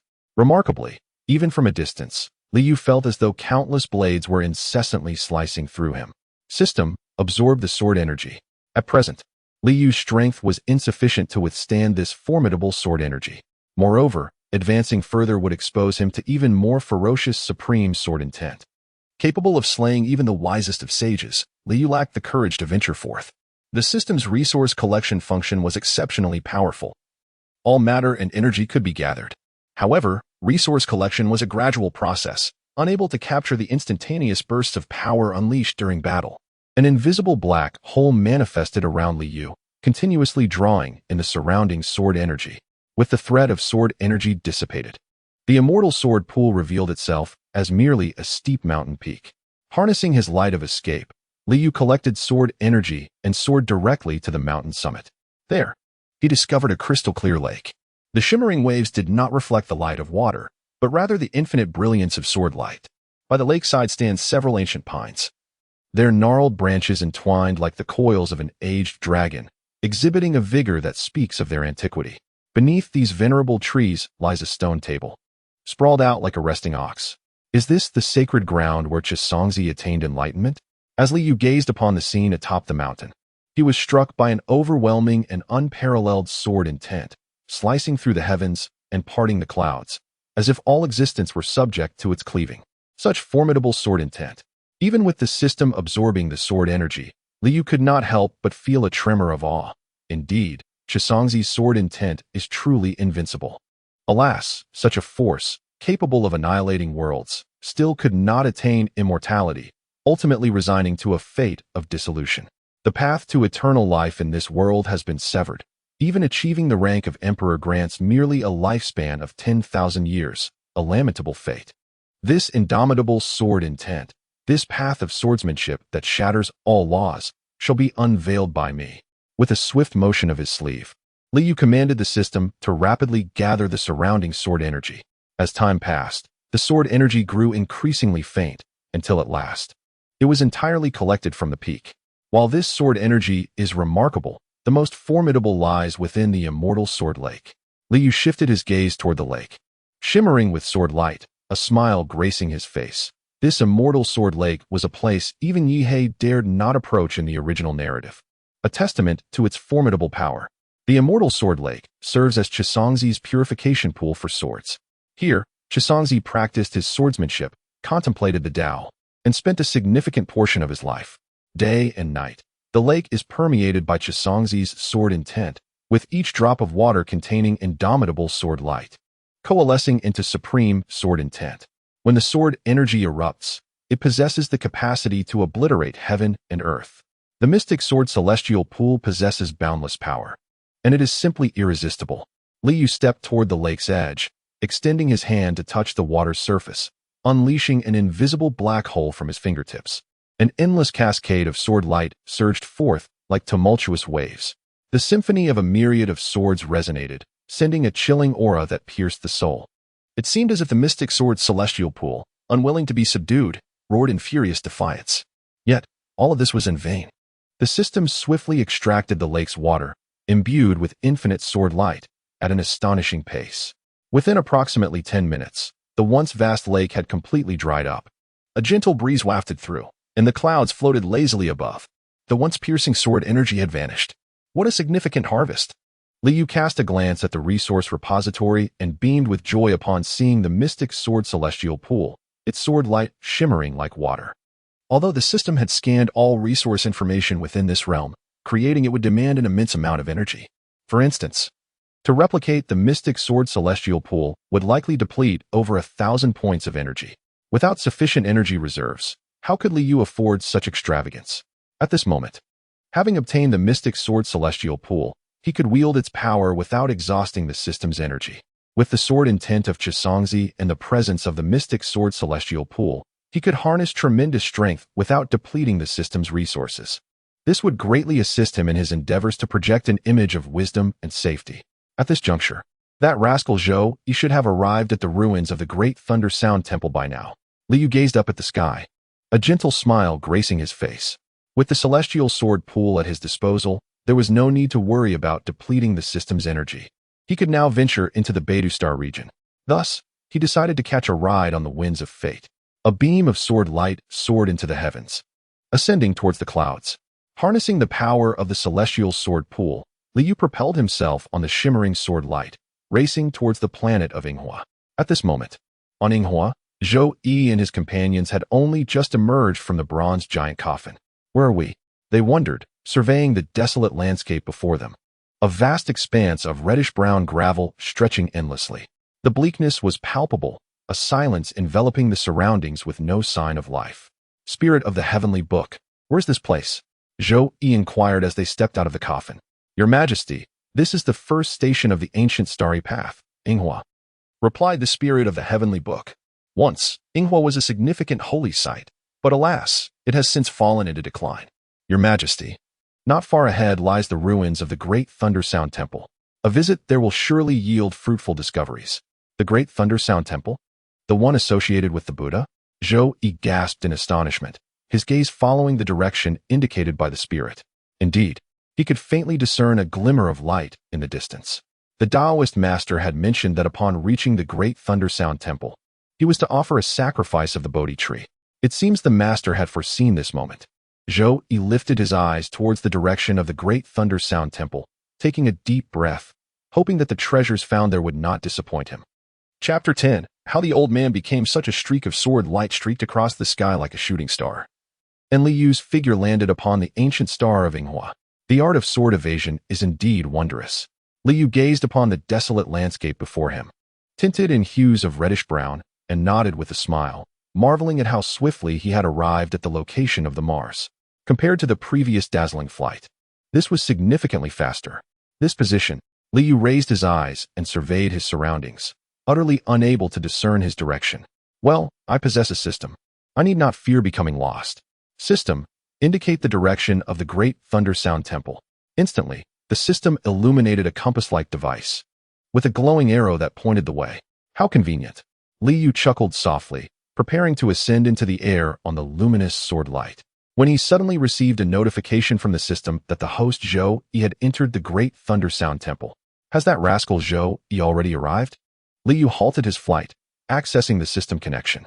Aside from the Bodhi tree, the Great Thunder Sound Temple appeared rather dilapidated, with everything else resembling mere scrap metal. It would be a while before the Nine Dragons' coffin could take flight again, so he decided to observe the spectacle for now. System, take control of the Supreme Heavenly Book. Finding a rock to sit upon, Li Yu connected to the system and directly commandeered the Supreme Heavenly Book system, allowing him to witness the actions of Zhou Yi and his group. Zhou Yi emerged from the ruins of the Heavenly Palace. Is this the Great Thunder Sound Temple? The Buddha's sacred ground. How has it fallen into such disrepair? 50 meters ahead, a crumbling ancient temple stood silently, with a dim light flickering like a beam, faintly seeping from the temple door. In front of the ancient temple, a colossal ancient tree towered, its entire form desiccated. Though its branches were robust and twisted like dragon tendrils, the tree was adorned with only a few glistening green leaves, as precious as jade. Is this the Bodhi tree? Zhou Yi gazed at the withered ancient tree, a slight frown creasing his brow. The Tao ancestor has commanded me to offer the Bodhi tree as a sacrifice. But how should I perform this offering? It seems that Zhou Yi is a lad of his word. Li Yu observed this scene, a smile of approval gracing his features. The Bodhi tree and its seed possess the power to enlighten and elevate one's understanding. Perhaps I should keep this treasure for myself. With a mere thought, Li Yu directed the spirit of the Heavenly Book to elucidate the matter to Zhou Yi. The spirit of the Heavenly Book, akin to an intelligent program, responded promptly to Li Yu's command. Your Majesty need not worry, it declared, manifesting its form and bowing respectfully to Zhou Yi. To offer the Bodhi tree to the Tao ancestor, one merely needs to stand near the tree, silently recite the name of the Tao ancestor, and articulate the offering. Is that all it takes? Truly, the Tao ancestor possesses immense power. Zhou Yi mused to himself as he set his course towards the Great Thunder Sound Temple. Meanwhile, Yi Fan and others emerged from the ruins, beholding the temple. How can there be a temple here? And such a massive withered tree? They exclaimed in astonishment, discussing the ancient temple and tree before them. Be careful, Zhou Yi. This place is exceedingly strange, cautioned Li Xiaoman as she noticed Zhou Yi approaching the ancient temple. It's nothing, Zhou Yi replied with a smile over his shoulder, continuing on his path. The others followed suit with utmost caution. Before the ancient Bodhi tree, Zhou Yi stood motionless, silently invoking, Esteemed Tao ancestor, your disciple Zhou Yi humbly offers a sacrifice to the Bodhi tree. Please graciously accept. With a faint pop, an invisible wave swept over the Bodhi tree. In an instant, the colossal tree shattered, not scattering wood chips nor flinging dry branches, but instead, a cloud of fine ash floated down like falling snow. Splendid.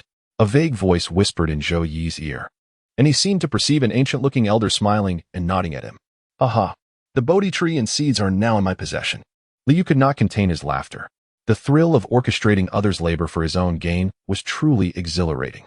This so-called sacrifice was merely an exploitation of the Celestial Tome's resource collection capabilities through the system. Employing such a ruse to conjure the supernatural was indeed convenient. Zhou Yi, what are you doing? My eyes are blinded by the ash. Quickly, help me blow it away. Just as Zhou Yi performed the sacrifice of the Bodhi tree, Others had approached nearby. The transformation of the Bodhi tree into ash left them covered in soot. My apologies. My apologies. Zhou Yi had no intention of admitting his involvement. In the blink of an eye, he concocted an alibi. It is possible that this tree was already turning to ash, merely awaiting dispersal. When you approached, your footsteps disturbed it, causing it to crumble. This indeed seemed plausible. Yi Fan nodded. Many ancient artifacts had encountered similar fates upon excavation, where once intact items shattered upon being touched. As we approach the ancient temple, let us tread with caution. Zhou Yi nodded, casting a glance at the group, and remarked, if even the ancient trees can be reduced to ashes, who can say whether this temple might also collapse? Everyone, be vigilant. With that, Zhou Yi proceeded with utmost care. At this moment, Li Yu's voice echoed in Zhou Yi's mind, urging the spirit of the celestial tome to commence its discourse. A shattered Buddhist relic, perhaps? Halt. With this thought, Zhou Yi swiftly turned to the others behind him. Everyone, the path we traversed was littered with bones. It remains uncertain whether this temple harbors danger. Zhou Yi's expression grew solemn. I propose that we select a few individuals to scout ahead. If it proves safe, we may proceed. If perilous, those behind will have time to render assistance. What are your thoughts? Huh? Who knows what schemes you are concocting? Lu Yunji sneered, casting a derisive glance at Zhou Yi. Select a few to scout? Are you merely seeking to ensnare others in your traps? Should danger arise, do you expect others to perish while you reap the rewards? Why do you not venture forth yourself? What do you mean by that, Lu Yunji? Zhou Yi feigned anger, yet inwardly acknowledged Lu Yunji's cleverness, an admirable display of collaboration. Since it was my suggestion, I shall certainly take the lead. Is there anyone willing to accompany me? The crowd fell silent. Very well, I shall go alone. Zhou Yi scoffed, striding forward while secretly chuckling to himself. Li Yu was also amused. This fellow, Zhou Yi, is indeed cunning. He is quite a character. Alas, no matter how formidable you may be, you cannot escape the grasp of this old man. Ha! Chapter 11. The Arrogance of Having a System. Is this the Bodhi seed? Li Yu languidly reclined on a rock, cradling a walnut-sized Bodhi seed in his hand, gazing at its intricate patterns that naturally manifested the image of a compassionate Buddha. Is this the seed of the enlightenment tree? I wonder how effective it truly is in enhancing wisdom and awakening consciousness. The Bodhi seed in his hand appeared dull and unremarkable, yet within it lay the essence of the Buddha, ancient and natural, subtly exuding an aura of Zen. In the original narrative, Emperor Yi was merely a mortal, possessing only a rudimentary understanding of cultivation. However, with the Bodhi seed in hand, he could comprehend the Taoist scriptures, indicating the extraordinary efficacy of the seed. Li Yu waved the Bodhi seed in front of him, a broad smile illuminating his face. I have exchanged for the Primordial Sutra. Although all the knowledge has been stored in my mind, a significant gap remains before I can truly comprehend and master it. This Bodhi seed is precisely what I need at this critical juncture. With a smile, Li Yu stored the Bodhi seed back into the system's resource repository. The system's resource repository surprisingly functions like a storage space, which delighted Li Yu even more. After collecting the Bodhi tree, the massive tree transformed into ash, with all its essence converging into 6 emerald leaves. The Bodhi leaves also possess the ability to enlighten and awaken the mind. I shall first test the effects of one leaf. Li Yu extracted a leaf from the Bodhi tree, placing the jade-like leaf upon his forehead. As his mind began to delve into the timeless scriptures of the Primordial Sutra, a pure stream of energy flowed from the center of his brow into his consciousness, thoroughly cleansing his entire being. He felt as if his heart shone like the full moon, his wisdom illuminated like radiant light. All things return to nothingness. All things originate from the beginning. A vast essence, reminiscent of the eternal river of time, circulated within Li Yu's heart, as profound characters unfurled before him. The true meanings permeated his spirit.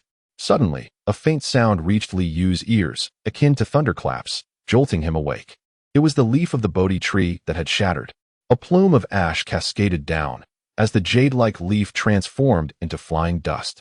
Li Yu sighed softly. Indeed, the Primordial Sutra was expansive and profound, unfathomable in its mysteries. No wonder the Primordial Emperor could ascend to the pinnacle of this world. This technique intriguingly involved the power of time. With a single leaf of the Bodhi tree, Li Yu grasped the cycle of the sutra, gaining a comprehensive understanding of cultivation. With 5 more leaves and the Bodhi seeds, Mastering the entirety of the Primordial Sutra seemed well within reach. However, his current level of cultivation was insufficient. Thus, he decided to postpone the interpretation of the subsequent volumes. Liu brushed away the ashes of the Bodhi leaf with a wave of his sleeve. Rising with a smile to check on how that lad, Zhou-Yi, was faring. Following the system's connection, he instantly entered the Supreme Heavenly Book, where the scenes around Zhou-Yi unfolded before his eyes. At the ruins of the Great Thunder Sound Temple, Zhou-Yi stood alone, entering the ancient shrine. Spirit of the Heavenly Book, he inquired, where is the Buddhist treasure you spoke of? As Zhou-Yi entered the ancient temple, he beheld the desolate Buddhist hall, where, apart from a solitary oil lamp, there were no discernible signs of any sacred relics. Oh, have I truly neglected to incorporate a search function for the Supreme Book? He pondered. Perhaps I shall consider it on a day when my spirits are high. Liu had already assumed control of the Supreme Book, and every movement of Zhou-Yi was under his vigilant scrutiny. Noticing Zhou-Yi's struggle to locate the sacred relics, Liu instructed the system to relay their positions to the spirit of the book. Allow this humble servant to guide your majesty to the locations of the sacred relics. The spirit of the book bowed respectfully, subsequently revealing the locations of all the fragmented Buddhist artifacts within Zhou-Yi's mind. How exceedingly convenient. Zhou-Yi felt a surge of admiration for the Taoist ancestor. Following the spirit's guidance, he began to collect the scattered remnants of the artifacts from the ground: an oil lamp, a begging bowl, prayer beads, a vajra, an incense burner, a measuring ruler, a brass bell, a golden clock, a fish drum, and a rui. With each retrieval, a smile blossomed upon Zhou-Yi's face. For every artifact he collected, the spirit informed him of the energy points gained. The prospect of soon exchanging these for extraordinary power filled him with eager anticipation. Liu, observing the array of fragmented Buddhist artifacts materializing in the resource repository, also displayed a slight smile. These items, aside from their residual spiritual essence, were composed of remarkably fine materials. The system even suggested possibilities for restoration. However, Liu promptly dismissed the notion, for as the embodiment of the supreme Taoist ancestor, he would not sully his reputation by presenting damaged relics. Soon, it would be the time for the crocodile ancestor to unleash its ferocity, drawing upon the power of the Buddhist treasures to safeguard the young man Zhou-Yi. Continue your scavenging, Zhou, he thought. Was even this stone Buddha a treasure? And that plaque as well? Zhou-Yi gazed in astonishment at the guidance from the spirit of the heavenly book. It was one thing to dismantle broken Buddhist artifacts, but to take down a statue and a plaque from the entrance? Nevertheless, as a self-proclaimed disciple of the Tao ancestor, he quickly dismissed any psychological burden. Pondering the conflict between Buddhism and Taoism, let us just take it. Zhou-Yi waved his hand, and the immense statue vanished without a trace. Once the great Buddha was stored in the resource repository, Liu burst into laughter. This was indeed a splendid treasure. The 6-character mantra, Om, Ma, Ni, Pad, Me, Hum resonated in his mind. Although the system had archived the information about the mantra, the inscription on the stone Buddha could be utilized directly without any cultivation. A smile of delight spread across Liu's face. In the original tale, the stone Buddha had self-destructed, a tremendous waste. The complete 6-character mantra possessed boundless power. Are you alright, Zhou-Yi? What is the situation inside? Just after collecting the stone Buddha, Zhou-Yi heard voices calling for him from outside. I am well. There is no danger here. You may all come in. With only the plaque of the Great Thunder Sound Temple yet to be collected, Zhou-Yi felt it inappropriate to retrieve it in front of everyone, so he could only invite the others inside temporarily, planning to address the matter later when they departed. Upon hearing Zhou-Yi's response, the others entered promptly. Upon encountering the desolate Buddhist temple, the crowd was taken aback, completely caught off guard. How could it be empty? Surely, there must be something here. The ground still bore traces of disturbed dust, indicating that something had indeed been present.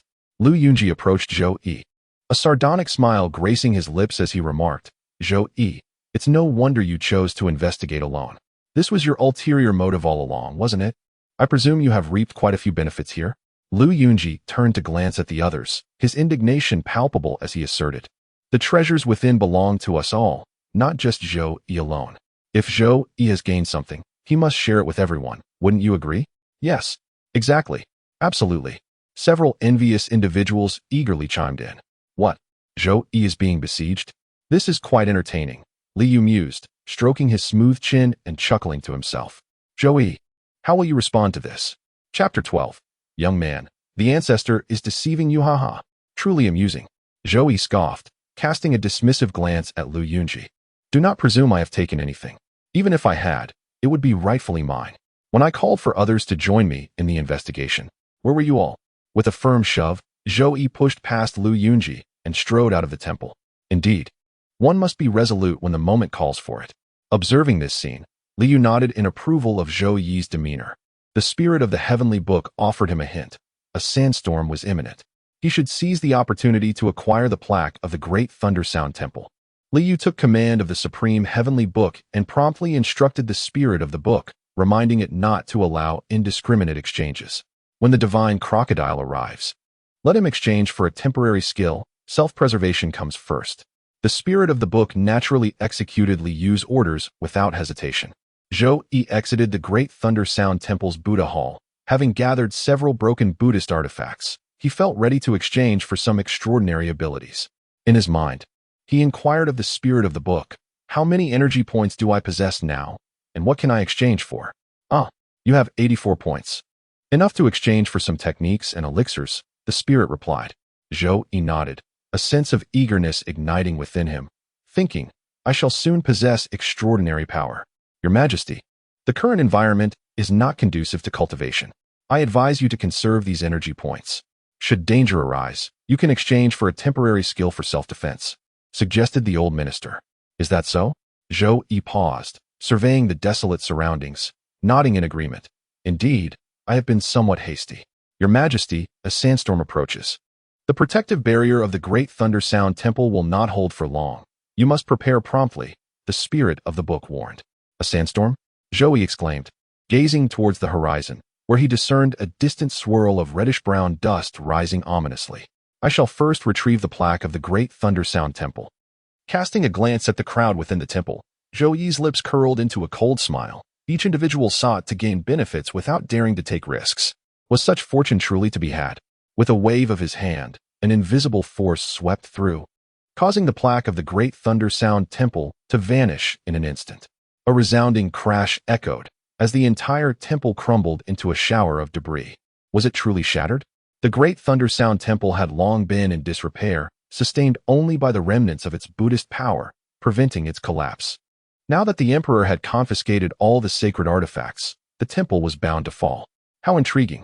Zhou Yi envisioned the individuals within the temple, undoubtedly covered in dust and ash, unable to suppress a smirk. As anticipated, the temple was reduced to ashes, prompting a collective gasp and cries of alarm. The building has collapsed. Run for your lives. Ah, help. Chaos erupted within the Great Thunder Sound Temple. People emerged, covered in soot, in a state of utter disarray. Zhou Yi, was this your doing? Lu Yunji, his face smudged with dirt, rushed out, and, upon seeing Zhou Yi leisurely watching the spectacle, was filled with rage. Zhou Yi, everything was fine until you showed up, and then it collapsed. It must be your fault. Silence. Zhou Yi scoffed, casting a disdainful glance at Lu Yunji, and gestured towards the horizon. Look for yourself. Observe over there. Boom, boom. A series of rumbling sounds emanated from the distance, causing the ground to tremble as if 1,000 steeds were galloping or a tempest raged. What is that? Now do you understand how the ancient temple fell? Zhou Yi shot a condescending glance at Lu Yunji. Such a tremendous uproar could only signify that the temple would inevitably crumble. This is a superstorm on Mars, akin to a sandstorm. The foreigner Kaid gazed into the distance, his expression transforming dramatically as he intermingled English and Chinese, crying out in terror. Suddenly, a thunderous roar heralded the arrival of a sandstorm. In an instant, darkness enveloped the world, the sun and moon obscured by a deluge of reddish-brown dust. A tempest of colossal proportions unleashed upon the entire Martian landscape. Goodness! Li shuddered at the overwhelming storm, promptly activating the resource collection function of his system. An invisible black hole enveloped him as the raging sandstorm surged towards him, only to be absorbed by the system, transforming into energy. The storm had indeed manifested, and soon the divine crocodile would strike. Amidst the swirling sands, Liu strolled with ease. Where he tread, calmness prevailed, akin to Moses parting the sea, exuding an aura of authority. Alas, such grandeur went unappreciated, as there was no one to witness his display. Frustrated by the lack of opportunity to showcase his prowess, He sighed and decided to observe the unfolding drama. Ah, spirit of the heavenly book, do remind that young Zhou-Yi about the imminent attack of the divine crocodile. We finally have a host. Let us not let it perish by mere oversight. At the ruins of the great Thundersound Temple, panic gripped the crowd as they beheld the approaching sandstorm. The rumble grew louder, and soon, dust enveloped everything, shrouding the day in darkness. Fear rendered the people paralyzed, their thoughts chaotic. What shall we do? We're doomed. Absolutely doomed. Despair spread like wildfire among them. Fear not. There remains a path to survival. Zhou-Yi gazed up at the overwhelming sandstorm and calmly spoke. We still have a path to survival. A path to survival? What means do we have? Speak quickly. The desolation of Mars loomed over them. Once the protective barrier shattered, where could they find refuge? The specter of life and death cast a great terror, leaving everyone in a state of panic and confusion. Have we forgotten how we arrived here? Zhou-Yi pointed to the site where the 9 dragons descended, addressing the crowd. Indeed, this may be our sole escape. Yi Fan's eyes brightened as he nodded in agreement. Yes, yes, that is a chance for transcendence. There must be a way out. At that moment, realization dawned upon everyone, and they swiftly surged toward the 5-colored altar. The distance was not great, but if they failed to reach the altar before the sky's shield crumbled, death was inevitable. Hurry, run. The path was strewn with ruins, countless remnants of shattered structures. The journey was arduous. However, even the most delicate woman among them was propelled by a desperate fervor. Your Majesty, beware. A divine crocodile approaches. The sudden warning from the spirit of the heavenly book sent a jolt through Zhou-Yi. A divine crocodile? What manner of creature is that? This is what it looks like. The spirit of the heavenly book conjured the image of the divine crocodile in Zhou-Yi's mind. Your Majesty, this beast is exceedingly ferocious. You must exercise utmost caution. Suddenly, a woman's piercing scream shattered the air as she stumbled amidst the ruins, collapsing in silence. Has the divine crocodile arrived? Zhou-Yi's heart raced, and he clenched his fists tightly. Chapter 13, granting you a power-up. The divine crocodile had appeared, and Zhou-Yi was yet without the means to ensure his own safety. Li Yu, upon witnessing the imminent threat of the divine crocodile, paused momentarily and promptly commanded the spirit of the heavenly book. Spirit, have that young man Zhou-Yi exchange for a protective technique that can shield a group. Select one from those Buddhist artifacts. Furthermore, for offensive measures, let him first acquire sword energy. Both the protective skill and the sword energy must derive from the tangible items I have collected, thereby avoiding the depletion of system energy. The landlord's house has little surplus. With only 1,000 points of energy, I must reserve some for showmanship. I cannot afford to squander it carelessly. Li Yu chuckled softly, shaking his head as he continued his journey. Strolling on Mars, how amusing it would be if captured by a satellite, he mused with a touch of mischief. With the system at his disposal, the harsh Martian environment posed no threat to him. Exchanging a bit of air would scarcely cost him any energy. He could directly infuse air into his lungs, thus eliminating the need for inhalation altogether. Well, that is rather trivial. I should hasten to catch a ride. Li Yu could no longer tolerate the dust-laden atmosphere. With a flash of light, he soared towards the direction of the multicolored altar, near the ruins of the great Thundersound Temple. Zhou-Yi, upon seeing a woman collapsed and unresponsive, felt a tightening in his chest. Spirit of the heavenly book, I wish to exchange. The sight of a living soul fading before his eyes instilled a profound fear of death within him, causing a pang of anxiety. Your Majesty, given the current circumstances, you are in need of a protective skill and an offensive skill. Please make your selection. The spirit of the heavenly book waved its hand, manifesting a shimmering screen filled with an array of exchange options. It is overwhelming, causing my eyes to blur. I shall select a few suitable options directly. Upon seeing the densely packed exchange projects, Zhou-Yi nearly succumbed to a sense of claustrophobia. Your Majesty, it is advisable to choose the Vajra Blessing spell for defensive skills. And for offensive skills, the Void Sword Chi is recommended. Very well. Proceed with the exchange immediately. Zhou-Yi responded with a hint of impatience. With danger looming, the yearning for power had become insatiable. Exchange successful. With a wave of the Book of Heavenly Spirits, a stream of ethereal light surged into Zhou-Yi's body. He felt a wave of warmth enveloping him, as a tremendous force surged within him, rendering him as unyielding as a diamond, impervious to all malevolence. As a resonant sound echoed, golden light cascaded like rain, showering everyone in a brilliant golden radiance, enveloping them in a dazzling glow. Was this a collective enhancement? Joey stood in astonishment, quickly inquiring of the Book of Heavenly Spirits, "Is this skill indeed a collective enhancement? Why did you not inform me sooner? Your Majesty, do you not require collective enhancement? Are you not accompanied by a retinue of subordinates?" The Book of Heavenly Spirits gazed at Zhou-Yi with an expression of innocence. Very well. Zhou-Yi found himself at a loss for words. This was, in fact, a maneuver orchestrated by Li Yu. Previously, upon connecting through the system and witnessing the demise of that woman before his eyes, Li Yu felt a twinge of compassion. If it were possible to save another, one should make the effort, as it required little exertion. As the golden light enveloped everyone, they were taken aback. What? Oh, it seems my strength has increased. Yes, indeed. I no longer feel fatigued. As the golden light enveloped them, the crowd distinctly sensed their fatigue dissipate, their strength significantly amplified. Zhou-Yi. Lu Yunji suddenly glared at Zhou-Yi with fury, accusing him. "These golden rays are your doing. You have indeed concealed something. Zhou-Yi, how dare you hoard it? Hand it over immediately." "Zhou-Yi, is it truly him?" Upon hearing Lu Yunji's words, the others turned their gaze towards Zhou-Yi, their expressions tinged with unease. As the golden light around Lu Yunji flashed violently, it emitted a resounding noise akin to the tolling of a bell. Lu Yunji felt an immense force collide with him, causing him to stumble and nearly fall. "Zhou-Yi, how dare you strike?" Lu Yunji glared at Zhou-Yi, his eyes ablaze with indignation. "Fool!" Zhou-Yi retorted angrily, pointing his finger like a sword and swiftly slicing through the air. A chilling and sharp sword aura surged forth, resulting in a splatter of blood as a creature was cleaved in two, crashing to the ground.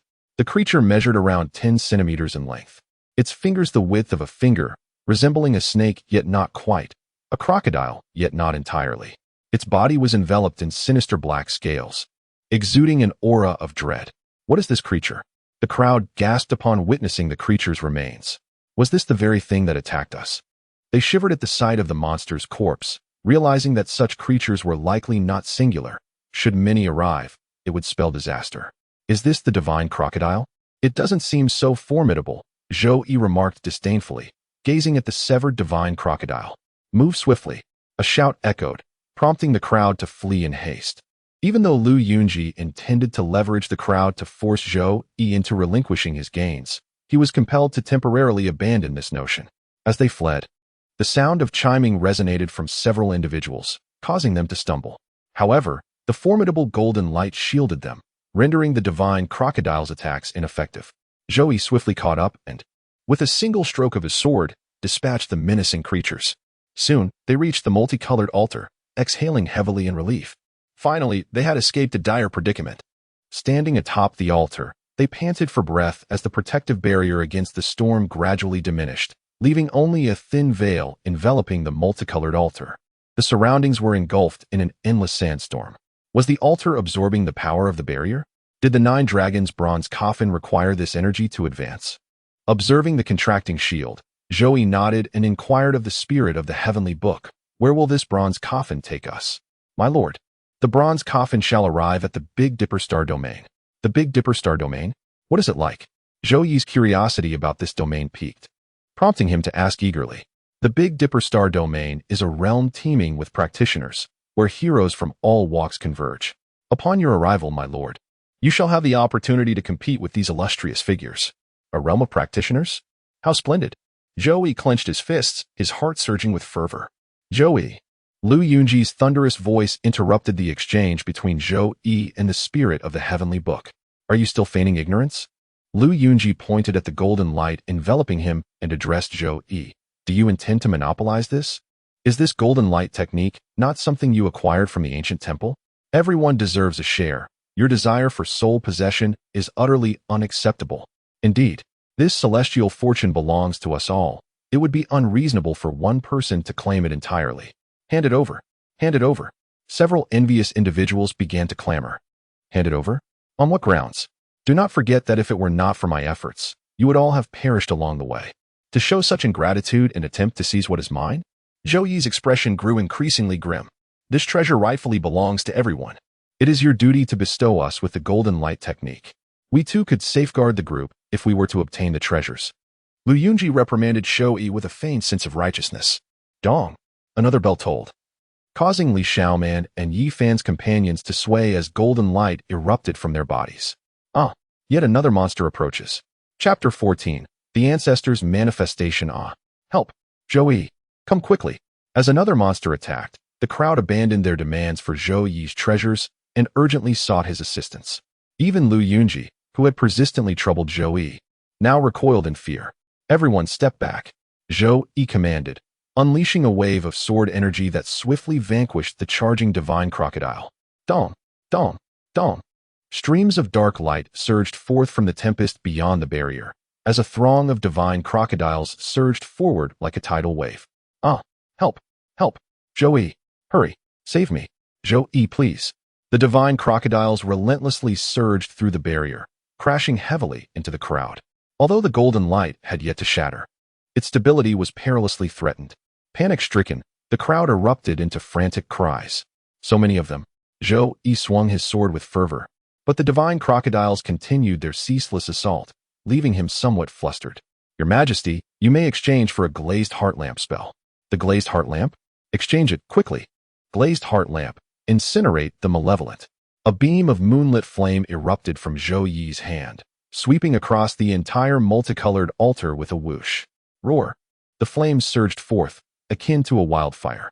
The divine crocodiles surrounding the altar were instantly engulfed by the blaze, emitting agonized cries as they were reduced to piles of ash. Incredible. Witnessing the flames swiftly turn the tide of divine crocodiles into mere cinders.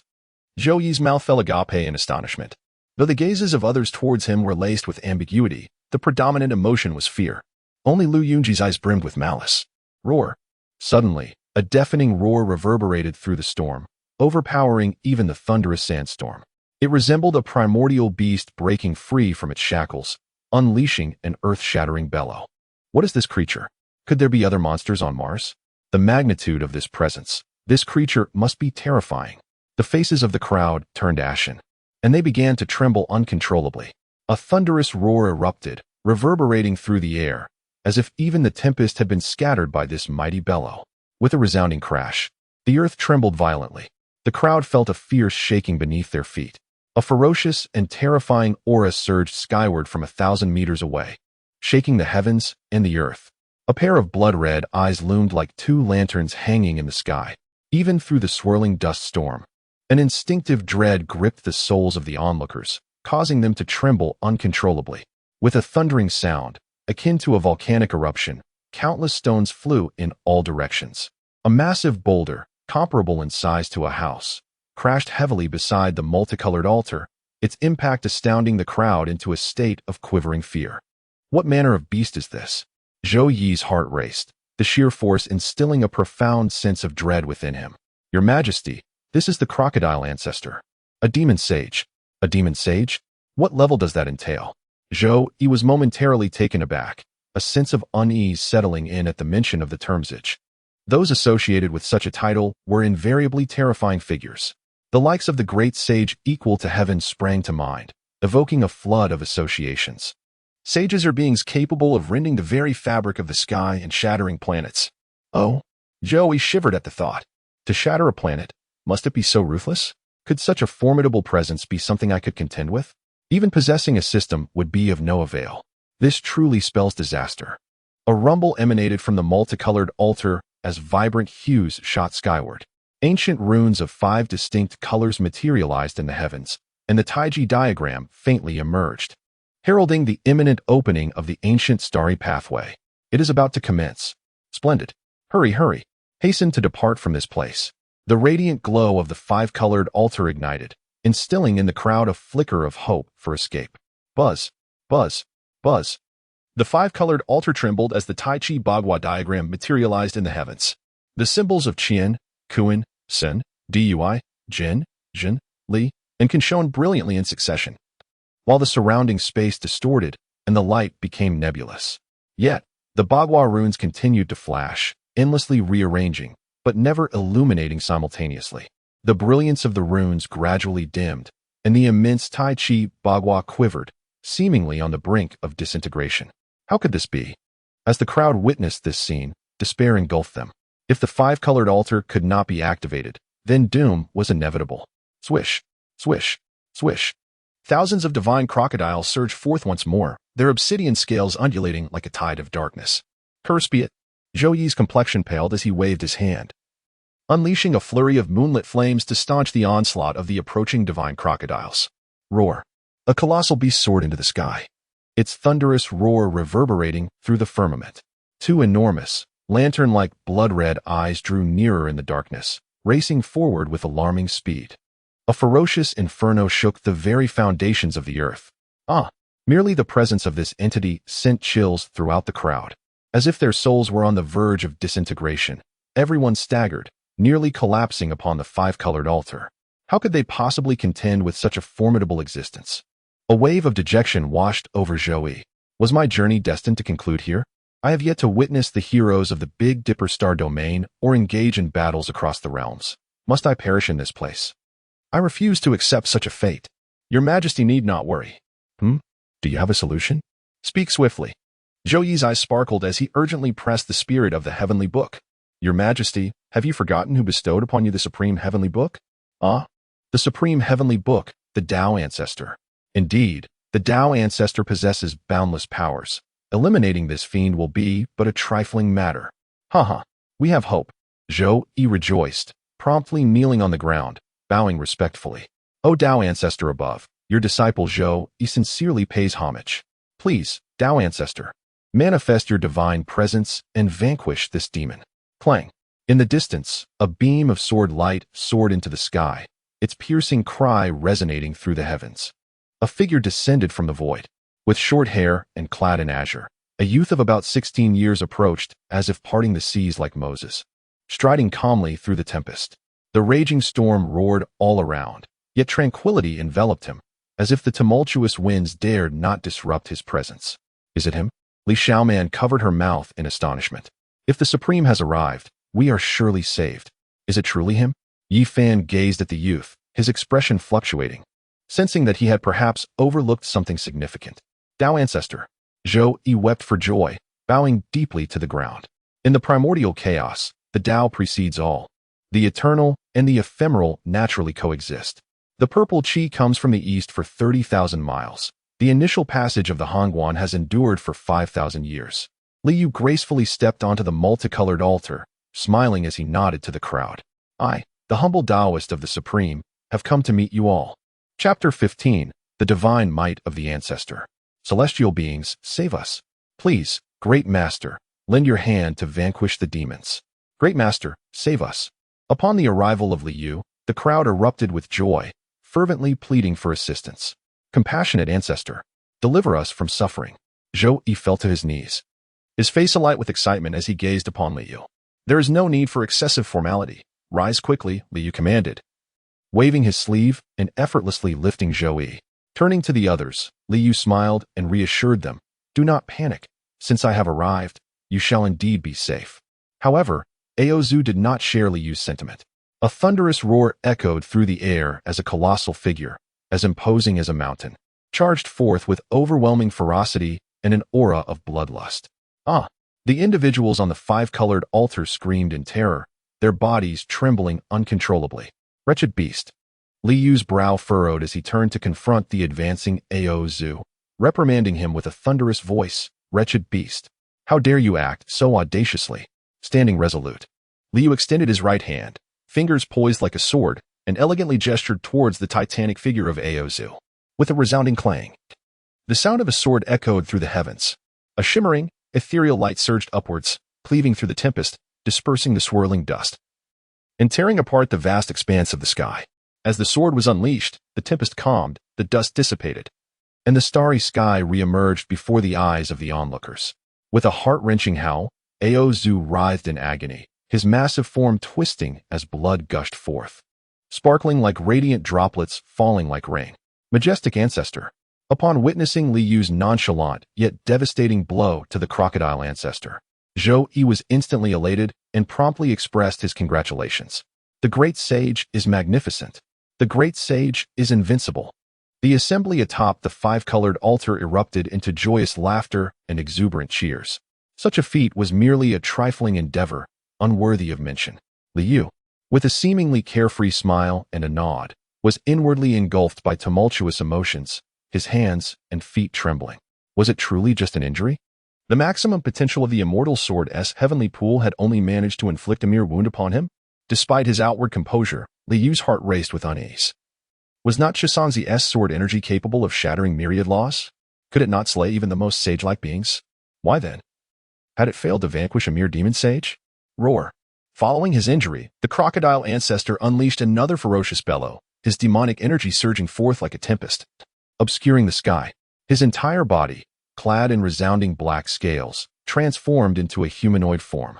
The scales morphed into a suit of mysterious golden armor that enveloped him entirely. As the demonic energy coalesced, a figure descended to the ground. A towering figure, 2 meters tall, fully armored, and exuding a formidable presence akin to a battle deity. Roar. The godlike figure landed with a thunderous cry, unleashing a feral and violent aura that reverberated through the heavens and earth. A collective gasp arose from the assembly atop the 5-colored altar, their souls momentarily detached by the overwhelming ferocity of the crocodile ancestor. Silence, Li Yu commanded, his voice resonating with a tranquil, pure, and righteous energy that rippled outward like gentle waves. This warm yet steadfast aura cleansed the hearts and minds of all present, dispelling their fears and restoring clarity to their spirits. Thank you, Master. The Master's divine might is awe-inspiring.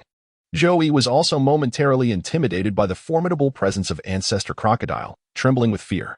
After being cleansed by this overwhelming aura, he quickly regained his composure and, with a face flushed with shame, expressed his gratitude to Li Yu. There is no need for excessive formality. However, Li Yu found himself at a loss. Confronted with Ancestor Crocodile's threat, he dared not expend his energy recklessly. He could only resort to the remnants of the Buddhist artifact to defend himself. "Ant, you dare to harm me?" The towering middle-aged man fixed his blood-red gaze upon Li Yu, exuding an aura of boundless ferocity. As he approached, the atmosphere crackled with turmoil, demonic energy swirling chaotically, and an overwhelming aura of malevolence loomed like a deity of destruction. Is this fiend truly so powerful? Li Yu felt a tightening in his chest. Yet he could not afford to show weakness. "Wretched beast," Li Yu exclaimed, shaking his sleeve and pointing at Ancestor Crocodile, his voice ringing out with righteous indignation. "You have been suppressed by Shakyamuni for a millennium, and yet you remain unrepentant? My previous admonition was merely a small punishment intended to guide you back to the right path. Should you persist in your obstinacy, I shall show you no mercy." "Humph. You insignificant creature have merely borrowed a fraction of Chisangzi's sword energy. How dare you speak so brazenly?" A cruel smile crept across Ancestor Crocodile's lips as he advanced step by step. "Ant, I shall let my offspring tear you apart piece by piece. Damn it, he has discerned that I wielded Chisangzi's sword energy." Li Yu's heart raced. He had unleashed the sword energy from the immortal sword heavenly pool to its fullest extent. Yet it had only managed to wound Ancestor Crocodile without delivering a fatal blow. Indeed, Chisangzi's swordsmanship is unparalleled in its capacity to sever all that exists. However, the sword energy emanating from the immortal sword heavenly pool is not the lethal force crafted for vanquishing foes, but rather a manifestation of one's training and enlightenment, automatically radiating a sword aura that permeates the surroundings. There exists a distinct divergence between the art of swordplay and the intent to kill. The sword intent here is devoid of murderous intent, rendering the innate sword energy of the immortal sword heavenly pool somewhat deficient. Against adversaries below the saint level, it is undoubtedly invincible. Yet, when confronted with opponents of saint caliber, it reveals its inadequacies. Utilizing Chisangzi's sword energy against the Ancestor Crocodile may yield an equal exchange, resulting in a prolonged clash, only to culminate in a desperate explosion of power in a moment of crisis. Such a demeanor hardly aligns with the lofty ideals of a true master. Li Yu cast a subtle glance around, resolutely determining that if he could not instill an indomitable impression within Zhou Yi, given the latter's temperament, it would not be inconceivable for him to become a treacherous ingrate one day. More importantly, his own strength was woefully inadequate. Should he fall victim to even a single strike from the Ancestor Crocodile, he would perish without a trace. Therefore, wretched beast, your utter lack of repentance leaves me no choice but to show you the harshness of my resolve. With a hint of compassion in his eyes, Li Yu sighed and shook his head at the Ancestor Crocodile, lamenting that he had not taken a life in many years, yet today, He would make an exception for you. With a sorrowful expression, he waved his hand, releasing a surge of azure energy that coalesced into a perfect circle, spinning rapidly before striking the ancestor crocodile on the head with a resounding thud. With a stunned gaze, the ancestor crocodile collapsed to the ground, silenced. Was it truly over just like that? Upon the five-colored altar, the onlookers stood in stunned disbelief.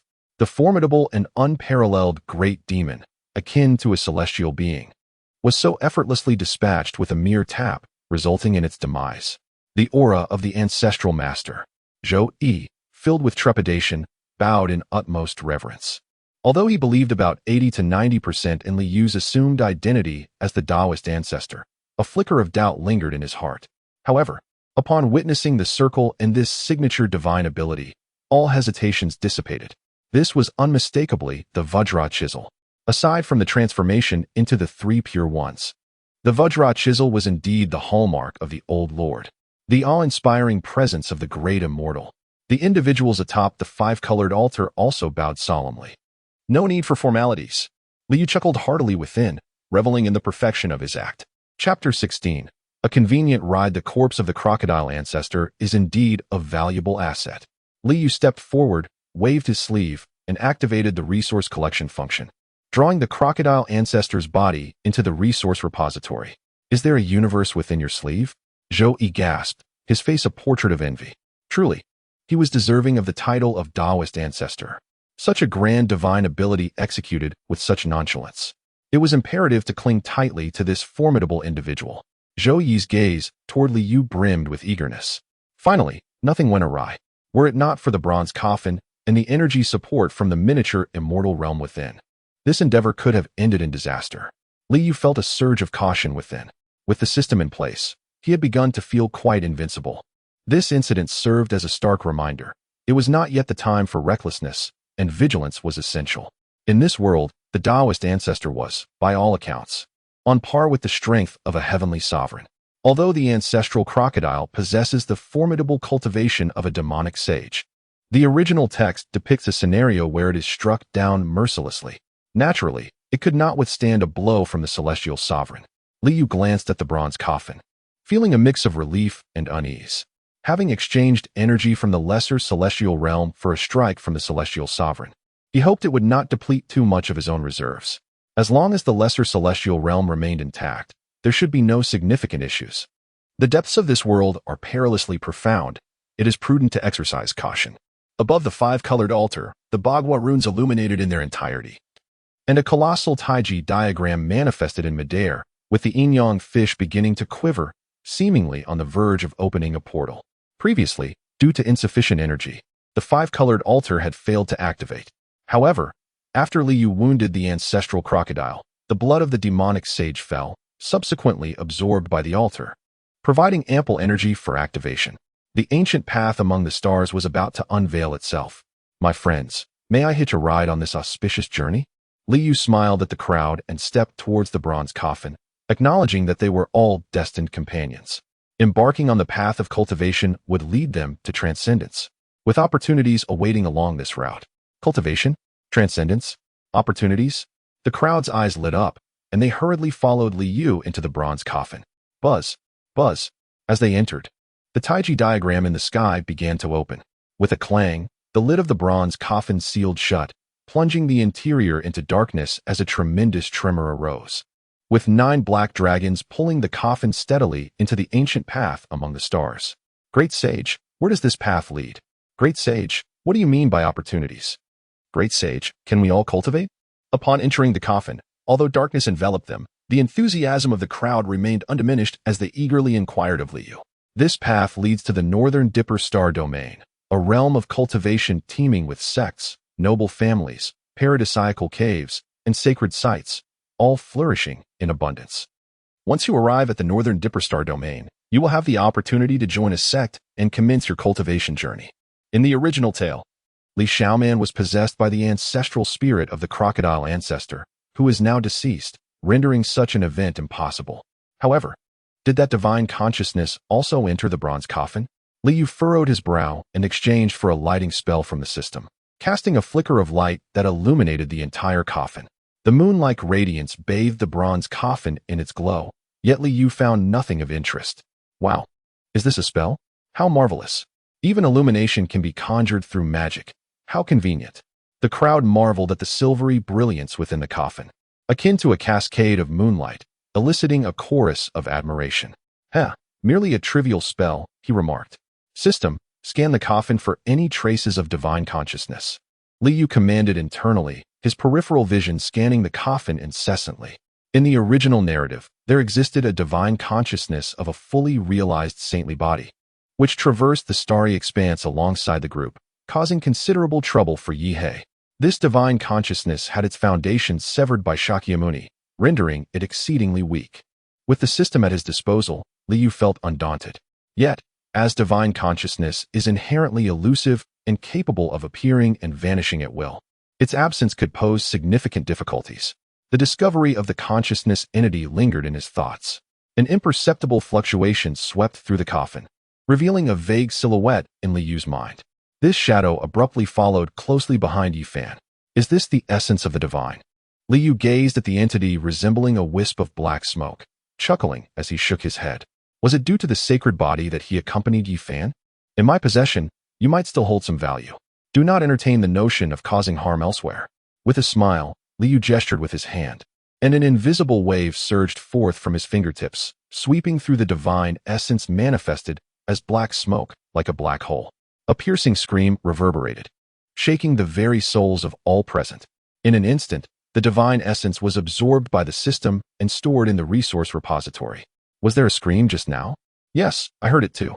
Master, that was indeed the anguished cry that reverberated through the souls, astonishing everyone. It is of no consequence. Li Yu reassured the crowd with a smile. There is no need for concern. It was merely a little ghost that had slipped out. A little ghost? How could there be ghosts here? Zhou Yi paused momentarily before inquiring of Li Yu. Master, how could there be ghosts here? Is it related to this bronze coffin? Not at all. This bronze coffin is not meant for the dead. Li Yu chuckled, shaking his head. The little ghost had simply emerged from beneath the Great Thunder Sound Temple. The Great Thunder Sound Temple? Upon hearing Li Yu's words, the crowd gasped in unison. The name of the Great Thunder Sound Temple was familiar to everyone. At this moment, they all recalled the ancient temple on the planet of Inghua and the withered tree. Could that indeed be the Great Thunder Sound Temple? Is that tree indeed the Bodhi tree? Upon this realization, the crowd cast enigmatic glances at Zhou Yi, understanding his connection to the sacred ground of the Buddha. No wonder Zhou Yi unleashed the golden light spell. He must have taken such advantage. Beneath the Great Thunder Sound Temple, however, Zhou Yi's focus lay elsewhere. He recalled the tales of the Buddha subduing demons and thought of the 18 layers of hell. The ghost encountered earlier was likely not the mere specter spoken of by the master. What if the master had not been present? At this thought, Zhou Yi shuddered. Silently grateful, his gaze towards Li Yu now infused with appreciation and respect. It would likely take another day to reach the northern Dipperstar region. Everyone must be quite famished, right? Li Yu smiled at the crowd, gently waving his sleeve, and a bounty of food suddenly appeared within the bronze coffin. Kentucky Fried Chicken? The assembly stared at the heap of fried chicken, fries, hamburgers, and cola, finding the situation utterly absurd, their expressions reflecting a sense of bewilderment. Indeed, the disparity between the Taoist ancestor and Kentucky Fried Chicken was stark, lacking any harmonious resonance. Even if peaches of immortality or ginseng fruits were presented, none would evoke such astonishment. I have traversed the mortal realm and, upon hearing that these barbaric foods possess some merit, decided to procure a few. What? Are these items not edible? Li Yu feigned surprise, secretly amused by the irony. Edible! Edible! The crowd nodded vigorously, eagerly reaching for the food. Yet each contemplated in silence from which establishment of Kentucky Fried Chicken the Taoist ancestor had procured such fare.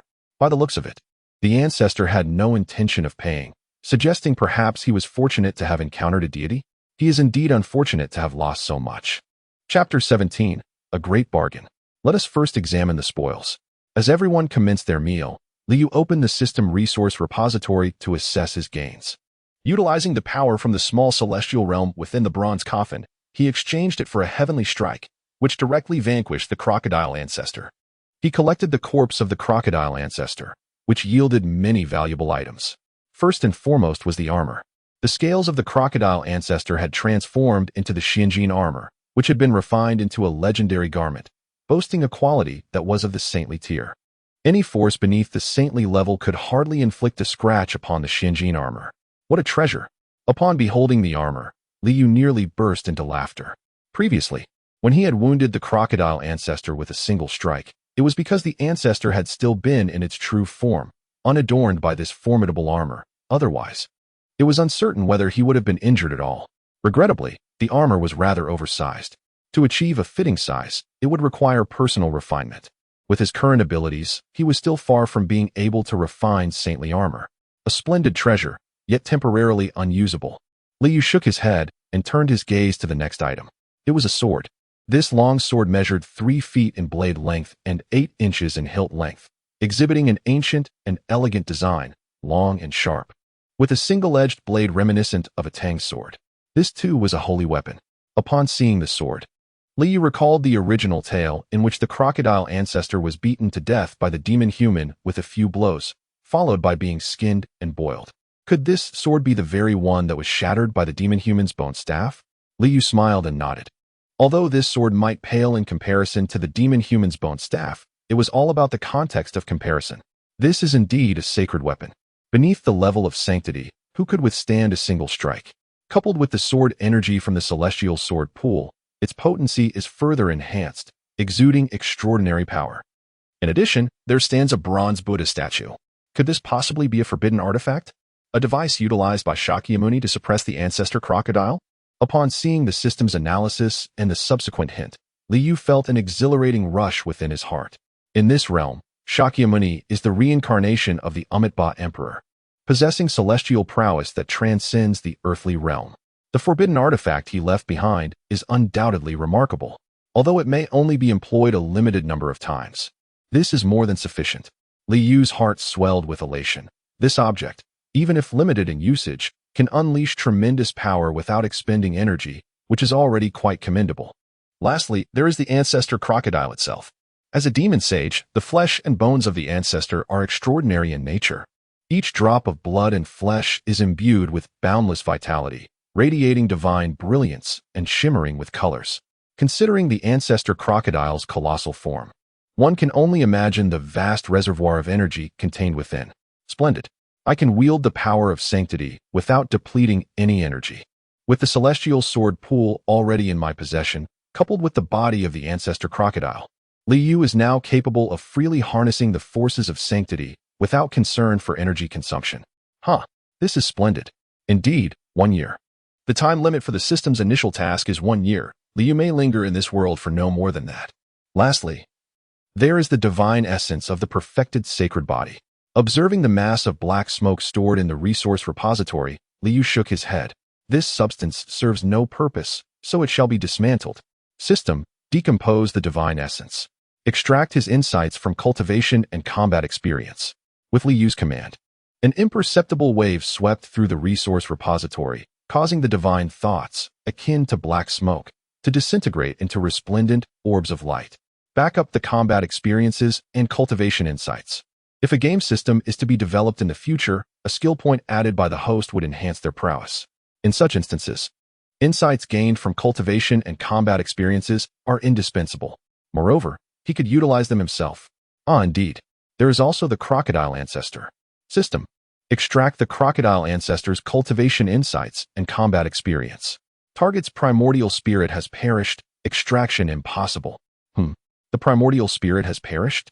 A single strike from the Vajra, and even the primordial spirit is extinguished? Liu was taken aback. What a formidable blow from the celestial sovereign.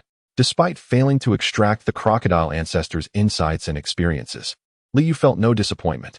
The comprehension and experiences derived from the perfected sacred body were already more than sufficient. The perfected sacred body is a being that rivals the emperor's. Such an entity stands at the pinnacle of this world.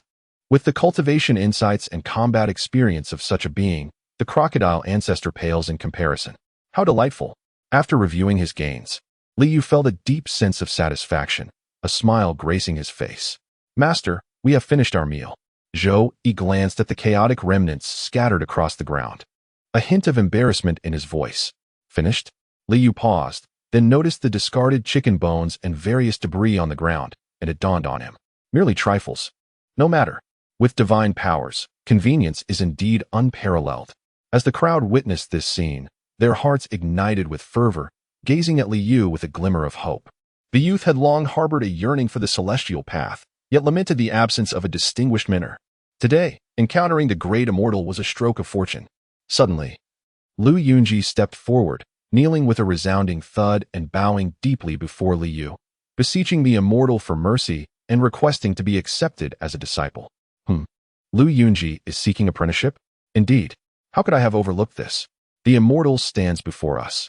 Is this not a clear sign of destiny? Under Lu Yunji's lead, others soon followed suit, prostrating themselves before Liu, imploring the immortal to show compassion and accept them as disciples. Damn it! Zhou Yi felt a surge of irritation at this sight. Lu Yunji was adept at climbing the ladder of opportunity. He had already positioned himself as Liu's successor. Witnessing the crowd bowing to Liu, Zhou Yi felt a wave of discomfort wash over him. However, he knew he could not voice his dissent at such a moment. Regardless of the outcome, they could only await Liu's decision. He silently hoped that the master would not accept them. There is no need for such reverence. Liu chuckled lightly, waving his hand, a gentle force lifting everyone back to their feet. Dear friends, while you are indeed fated to cross paths, I am afraid our destinies do not align. You possess the mandate of heaven and shall undoubtedly embark upon the path of cultivation. Once you reach the northern Dipper Star domain, all shall become clear. Patience, patience. Suddenly, a violent tremor shook the bronze coffin, and it began to plummet. Behold, the Beidou Star domain has arrived, exclaimed Liu with a radiant smile. Chapter 18. The youth with silver hair. With a thunderous crash, the bronze coffin descended heavily, producing a resounding noise. The lid shifted, allowing brilliant sunlight to penetrate the interior of the bronze coffin, ushering in a breath of fresh air infused with the scents of earth and flora. At last, esteemed guests, we have arrived, Liu declared, rising with a smile and stepping out of the grand bronze sarcophagus. Arrived? Is this truly the Beidou Star domain? What manner of place is this? An extraterrestrial realm. I wonder what the inhabitants of this otherworldly domain could possibly be like. The crowd buzzed with excitement, following Liu out of the bronze coffin. The sun shone brightly in a cerulean sky, revealing a breathtaking vista of verdant mountains and flowing waters. At that moment, they found themselves atop a majestic peak. Gazing into the distance, the distant mountains, resembling dark green ink, rolled endlessly into the horizon. Nearby, jagged rocks jutted out, ancient trees stood tall, and lush grasses carpeted the ground, adorned with vibrant blossoms of every hue, an exquisite tapestry of nature. This was a realm brimming with vitality and life. Is this truly Beidou? Oh, what a magnificent sight! The environment appears remarkably similar to Earth. Could it be a terrestrial planet? As they beheld the enchanting scenery, the group was filled with exhilaration and curiosity about all that the Beidou Star domain had to offer. Suddenly, a mighty rumble erupted from behind them as the bronze coffin trembled violently, 9 colossal dragons dragging it slowly towards the precipice below. Run! As the 9 dragons' coffin slid down the mountainside, the crowd was taken aback, hastily retreating in fear of being struck by the tumbling giant dragon in the bronze sarcophagus. There is no need for alarm. Liu gently gestured with his hand, and a radiant beam of light surged forth, enveloping the crowd and whisking them away down the mountainside. We are flying. Are we truly soaring through the skies? Is this what it means to transcend the earthly realm? The awe-inspiring display ignited their excitement, and they began to cheer with exhilaration. The radiant light streaked through the heavens, and moments later, Liu guided them over a dark lake, ultimately setting them down at the edge of the ancient forbidden land. Where are we? Why has the celestial being brought us here? Upon landing, the crowd observed that they were still surrounded by dense forests, prompting unexpected murmurs of surprise. They had anticipated being transported directly to a town or a blessed mountain, only to find themselves amidst the wilderness. Look over there. Li Xiaoman suddenly pointed towards the horizon, her face alight with astonishment. A celestial palace! A celestial palace! How beautiful! How magnificent!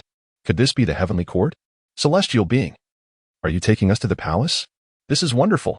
The sight of the vast and resplendent palace in the distance filled the crowd with astonishment and joy, leading them to cheer and leap with delight. Are we to visit that celestial palace? Even the usually contemplative Zhou Yi could not suppress his yearning and joy. But the opportunity has not yet arrived. You are not yet destined to go there. Li Yu chuckled and shook his head, then continued, though you are fated to meet, you remain mere mortals. Without undergoing a profound transformation, how can you tread the path of immortality? A profound transformation? I wonder if the master refers to. Zhou Yi looked up at Li Yu, inquiring eagerly. Here lies an opportunity for your transformation, yet it is also a formidable trial. Li Yu scanned the crowd, gesturing towards a small hill in the distance with a smile. Go forth. There you shall find the chance for your transformation. Indeed. Zhou Yi glanced at the direction Li Yu indicated and resolutely set off towards the hill. Damn it, I must not let Zhou Yi get ahead. Seeing Zhou Yi already advancing, the others grew anxious and hastily followed suit. Moments later, they all reached the small hill together. There's nothing remarkable here. Where's this so-called opportunity for transformation? As they ascended the hill, the group searched for something extraordinary but found nothing, their hearts filled with confusion. It's so hot. Li Xiaoman wiped the sweat from her forehead, somewhat embarrassed as she spoke to a fellow female classmate beside her. Indeed, it is terribly hot. The girl fanned herself and turned to Li Xiaoman, exclaiming, "Oh, your face. What about my face?" Startled, Li Xiaoman quickly touched her own face and turned to inquire with the girl. Upon seeing her, Li Xiaoman was taken aback. "Ah, you." At that moment, everyone noticed the peculiarities among one another. Each individual's skin appeared a vivid crimson, as though it were on the verge of oozing blood. A palpable heat enveloped them, igniting their bodies in an inferno. A collective sense of searing discomfort surged through the crowd, as if the very blood coursing through their veins had ignited. "Oh, it hurts so much," cried a female classmate, clutching her hair in agony, collapsing to the ground. Blood began to seep from her skin, and she writhed in torment, her cries echoing in the air. "I can't bear this pain." Soon, others succumbed to the same affliction, their bodies drenched in red, blood seeping from their skin as they fell to the ground, rolling in anguish. What on earth is happening? I don't want to die. Help. Great Spirit. Save us. Everyone collapsed, emitting anguished howls, as if their flesh were being torn asunder, each movement accompanied by excruciating pain. Zhou Yi gasped heavily, enduring the relentless torment that gripped his entire being, questioning the spirit of the Book of Heaven. Your Majesty, this is the process of igniting one's vitality and awakening latent potential. Though it may be painful and entail certain aftereffects, it is indeed a transformation of the very essence of one's being. Damn it. This metamorphosis is unbearably agonizing. Zhou Yi let out a ferocious roar, his body engulfed in a tempest of crimson energy, akin to flames of blood. This inhumane torment was utterly intolerable. After a series of anguished cries, the instinct for self-preservation overwhelmed them, causing all to lose consciousness. System, has this force been analyzed yet? Zhou Yi gazed at the crowd atop the hill, their bodies engulfed in a fiery tempest, vitality transforming into flames that incessantly consumed them, their appearances gradually aging, and he furrowed his brow slightly. This was a method of energy application that utilized life force as fuel, comprehensively activating the potential of the body. No other extraordinary energies were detected. Is that so? Li Yu, seemingly deep in thought, turned to observe the cliff where the 9 dragons' coffin had plummeted into the abyss, a faint smile gracing his lips. This must be the formidable enhancement bestowed upon the sacred body. Reflecting on the original tale of that extraordinary woman who sought not immortality, but merely awaited him amidst the mortal realm, a wave of sentiment washed over Li Yu. Do you know? The one you have been waiting for has arrived. Chapter 19. My friends, do you wish to regain your youth? Is this power solely intended to awaken the potential of the sacred body? Li Yu glanced at the unconscious individuals on the hill, pausing particularly at Yifan, and chuckled to himself. While you are all incapacitated, I shall venture to gather herbs first. In a flash of light, Li Yu's figure darted forth. On the 9 peaks of the ancient Forbidden Land, each harbored divine springs and miraculous herbs. This was the elixir of immortality divided into 9 portions. Such a treasure could not be overlooked by Li Yu. As the light faded, he appeared at the summit where the 9 dragons' coffin had fallen. Where were the divine springs and miraculous herbs? Li Yu turned his head and surveyed the surroundings, yet found nothing of note. Never mind, I shan't bother searching myself. System, please mark the locations of the miraculous herbs on the 9 peaks. As soon as Li Yu issued the command, the system promptly displayed the locations of the herbs. So it was here? Li Yu smiled and walked towards the place where the divine herb grew. It was an open space surrounded by ancient vines. In the center lay a spring, about a meter in diameter, with crystal clear water bubbling forth. Beside the spring grew a row of small trees, each around 2 feet tall. The trees had peculiar shapes, with leaves resembling outstretched hands. As the gentle breeze caressed them, the verdant leaves appeared to wave in greeting from a distance. Atop the small trees hung blood-red fruits, akin to eggs in size, their translucent surfaces glimmering like rubies. Approaching the spring, a refreshing fragrance enveloped Liu, bringing him a sense of exhilaration. Truly, it was the elixir of immortality. Unable to contain his excitement, he hurried forward. To harvest the elixir, one merely needed to collect the fruits. As for the divine spring, he decided to take half. One must not be overly greedy. After all, this treasure belonged to someone, and provoking a formidable adversary could lead to dire consequences. With a wave of his hand, the system's collection function automatically gathered 13 blood-red fruits and half a pool of the divine spring's water.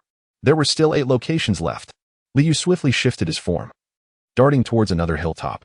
Ahead, a spring of 2 meters in size flowed, its clear waters shimmering with ethereal light. Beside it grew 11 plants resembling dwarf pines.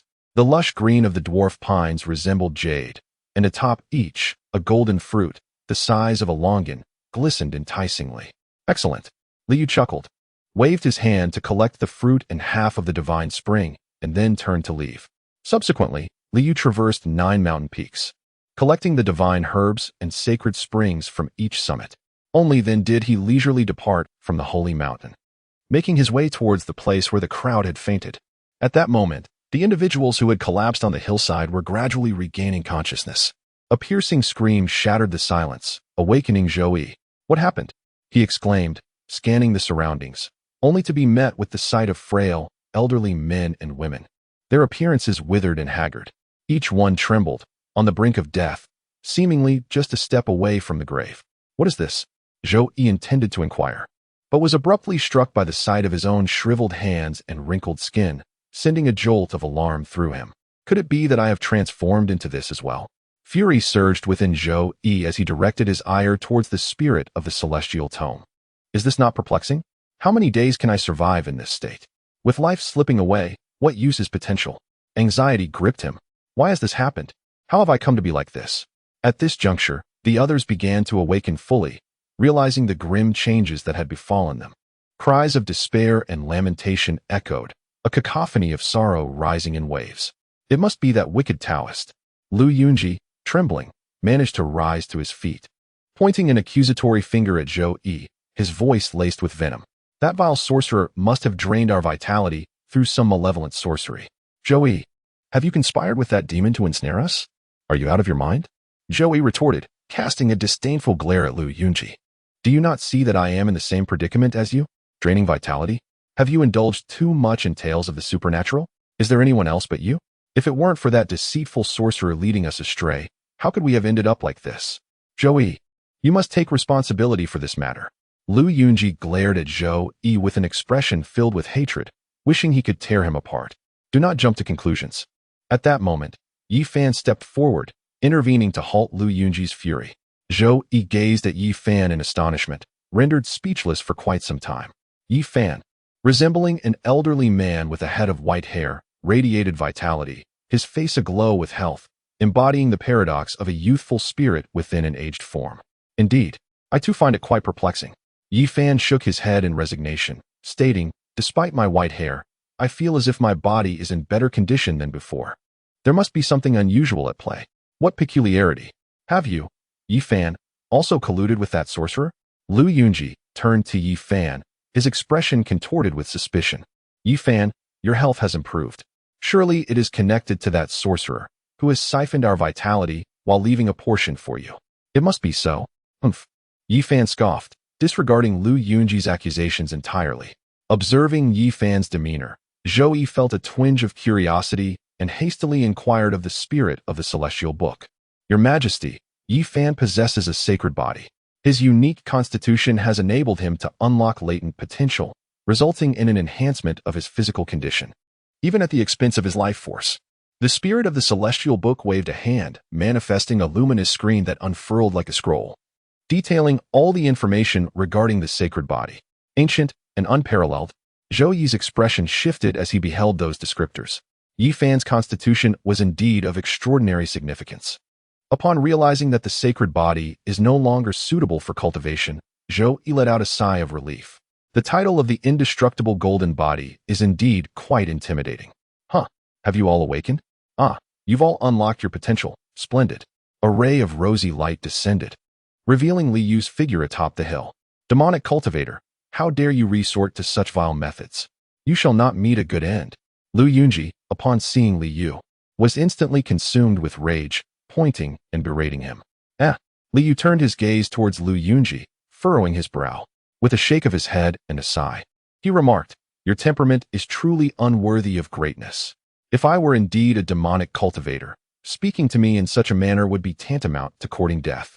With lofty aspirations yet lacking in talent, your path will not extend far. Li Yu chose to disregard Lu Yunji further and turned his attention to the others. Dear friends, do you wish to regain your youth? What? We can truly regain our youth. Marvelous. Wonderful. Thank you, great immortal. Upon hearing Li Yu's words, the crowd erupted with ecstatic joy. Chapter 20.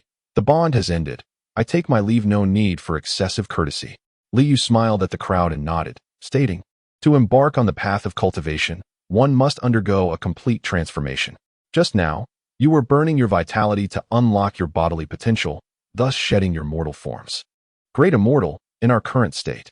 A young woman gazed hopefully at Li Yu, clearly believing that the notion of transformation pales in comparison to her own appearance. Do not be anxious. Li Yu chuckled softly, waving his sleeve and standing with hands clasped behind his back. Although burning your vitality may lead to the aging of your appearances, however, the mere vitality, once depleted, can easily be replenished. It is not a daunting task.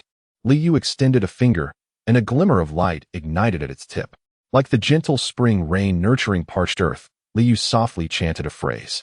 With a flick of his finger, the luminous spark erupted, transforming into strands of radiant rain that cascaded down, merging into the bodies of the onlookers. A wave of indescribable comfort surged through everyone. Some women even emitted sounds of embarrassment. It was as if time itself had reversed. Gray hair turned black, wrinkles smoothed away. Murky gazes became crystal clear, and loose teeth regained their firmness. The appearances of the crowd shifted from elderly to middle-aged, from middle-aged to youthful, and from youthful to adolescent. Goodness, perhaps I have overexerted myself. Though somewhat unexpected, the outcome proved to be even more splendid. Ladies and gentlemen, are you satisfied? Li Yu radiated an air of complete control, beaming as he nodded at the crowd. Ah, have I truly grown smaller? Have I truly become younger? Haha, is this genuine rejuvenation? Oh my, just look at my skin. I have truly regained my youth. Hee, this is wonderful. The astonishing transformation of reversing time and regaining youth filled the hearts of the crowd with both astonishment and joy, especially among the group of young women. Who wouldn't desire to be younger? Who wouldn't wish to be more beautiful? Great master, your compassion knows no bounds. The crowd, ecstatic, bowed before Li Yu. No need for such formalities. Li Yu waved his hand, releasing a gentle force that lifted everyone up, as if this were merely a trivial matter. It is neither Li Yu's magnanimity nor his virtue in repaying grievances. At the very least, one should not outwardly display any issues. Haha, I have never been a particularly amiable person. Li Yu's gaze inadvertently swept over Lu Yunji, and he chuckled coldly within. Daring to insult me as a demon? I shall ensure you learn a lesson that you won't soon forget. Your thoughts are rather clouded. Li Yu did not exert much effort. However, how dare one claim that the poor Taoist absorbs yang energy? I shall render you devoid of yang for the rest of your life. A gentle smile graced his face. Yet inside he reveled in laughter. While all other aspects of Lu Yunji's body had rejuvenated, one particular part still languished in a state of decrepitude. Should there come a day when Lu Yunji harbors certain thoughts, it would indeed be rather amusing. Ladies and gentlemen, witnessing the crowd still exuberantly examining their transformations, Li Yu remarked with a smile, the affairs of the world are like floating clouds, ever-changing and transient. My connection with you all has reached its end. I must bid you farewell. What? The great master is leaving? Here we are, in this desolate wilderness. What shall we do? You cannot abandon us. Upon hearing Li Yu's words, the crowd was instantly alarmed and began to plead fervently. Master, you have startled us greatly. Naturally, Zushi was unwilling to see Li Yu depart. They had yet to pay their respects as disciples or receive teachings of the celestial arts. How could one relinquish such an invaluable support? You shall each find your own destiny. Simply wait here. Li Yu waved his hand with a smile, and in an instant, a beam of radiant light shot forth, and he vanished without a trace. As Zuzu witnessed Li Yuhua vanish in a radiant light, a wave of dejection washed over Zhou Yi, who let out a silent sigh, lamenting the lack of fortune. To have the privilege of journeying alongside the Tao ancestor yet failing to become a disciple was indeed a pity. Time drifted slowly, and more than half a day had elapsed. The anticipated opportunity remained elusive, leaving everyone in a state of disappointment. Ah, look, over there. While Zhou Yi was lost in his thoughts, he suddenly heard an astonished shout from the crowd and quickly turned his gaze. In the sky, a brilliant beam of colorful light, akin to a rainbow, streaked across the horizon. To Zhou Yi's astonishment, there appeared to be a figure soaring majestically upon this luminous arc, seemingly traversing the heavens. A celestial being? Another immortal? The earlier sage had mentioned a different opportunity. Could this be it? Yes, surely, this must be our chance. As they beheld the magnificent light, an overwhelming sense of yearning filled the onlookers' eyes. Immortal! Immortal! We are here! Immortal! We are here! The crowd erupted in joyous cheers, leaping and fervently waving their arms. The figure within the radiant light seemed to heed their calls, and the light swirled, rushing towards them with a whistling sound. In the blink of an eye, the vibrant glow descended before the crowd, revealing the form of a young woman, seemingly in her teens. Dressed in a flowing light blue gown that danced with the breeze, adorned with fluttering ribbons, her ethereal beauty radiated an otherworldly charm, untouched by the mundane world. Wow! A celestial maiden! A celestial maiden! How enchanting! Is this a realm of immortals? Have we arrived in the celestial realm? Upon witnessing the graceful and ethereal maiden descend, the crowd was filled with astonishment. Who are you? What brings you here? The maiden scanned the assembly, noting their peculiar appearances and ill-fitting garments, and inquired with a hint of surprise. Taken aback by her question, the crowd hesitated, unsure of how to respond. Ahem, is that so? The maiden remarked, nodding thoughtfully as she observed them. Given your attire, it seems you are not from the eastern wilderness. Suddenly, a look of astonishment illuminated her face, her vitality surging like a radiant tide, revealing her exceptional qualities. Dear friends, would you be inclined to pursue the path of cultivation? A flicker of excitement sparkled in her eyes as she smiled at them. We have long admired the immortal way. Please, fair maiden, guide us into the fold. The crowd exclaimed joyfully upon hearing her invitation. Excellent, the maiden replied, her expression brimming with delight. I am called Wei Wei. Welcome to the Lingshu Cave Heaven. With a graceful wave of her hand, she released a cascade of colorful light, enveloping the crowd and soaring skyward. Chapter 21. Cultivating skills and ascending levels. That was quite a swift journey. Through the system connection, Li Yu beheld the maiden arriving on a beam of radiant light and nodded gently. The descent of the 9 dragons' coffin would surely stir the nearby practitioners. It was no surprise that this girl named Wei Wei arrived with such haste. As for Zhou Yi, he was set to join a cultivation sect and, equipped with the system, would undoubtedly shine brilliantly, warranting no further concern. Li Yu smiled, contemplating the matter of his own cultivation. In a fleeting moment, his figure materialized atop a lofty mountain peak. This place marked the boundary between the ancient Forbidden Lands and the state of Yin, an isolated wilderness rarely trodden by human feet. It was here that he resolved to engage in his practice. Turning to survey the summit, Li Yu spotted a sheer cliff and flicked his fingers, releasing a strand of sword energy. The delicate, thread-like energy howled through the air, carving intricate patterns into the stone face of the cliff. With a swift motion, the razor-sharp energy effortlessly cleaved into the rock, sending fragments cascading down. How convenient. In this moment, the essence of Master Li was laid bare. For now, he decided to focus on his cultivation. With a wave of his hand, he cast a barrier of sword energy at the cave's entrance to ensure safety. Li Yu settled into a lotus position within the cave, preparing to commence his training. In this world of cultivation, there existed 5 levels: the Wheel C, Tao Palace. 4 extremes: transformation into dragon, and immortal platform. The Wheel C could be likened to the Dantian, the Tao Palace to the Zhong Point. The 4 extremes to the 12 meridians. Transformation into dragon encompassed the Ren and Du meridians along with the extraordinary 8 channels. And the immortal platform corresponded to the purple palace at the center of the brow. Although these concepts were profoundly intricate, they still followed the path of refining essence into energy, energy into spirit, spirit into void, and void into unity with the Tao. With this realization, Li Yu's eyes sparkled as he eagerly inquired of the system.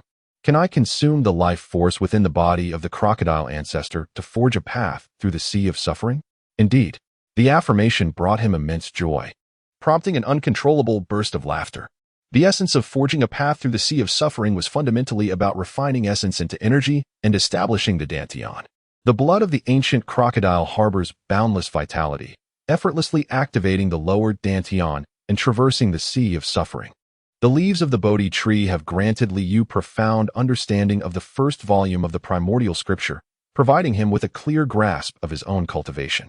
However, Liu does not rush into practice. He commands the system to extract the insights of the perfected sacred body, transmitting the realizations of the Wheel Sea realm to himself. Liu takes a leaf from the Bodhi tree and places it upon his forehead, issuing a command to the system.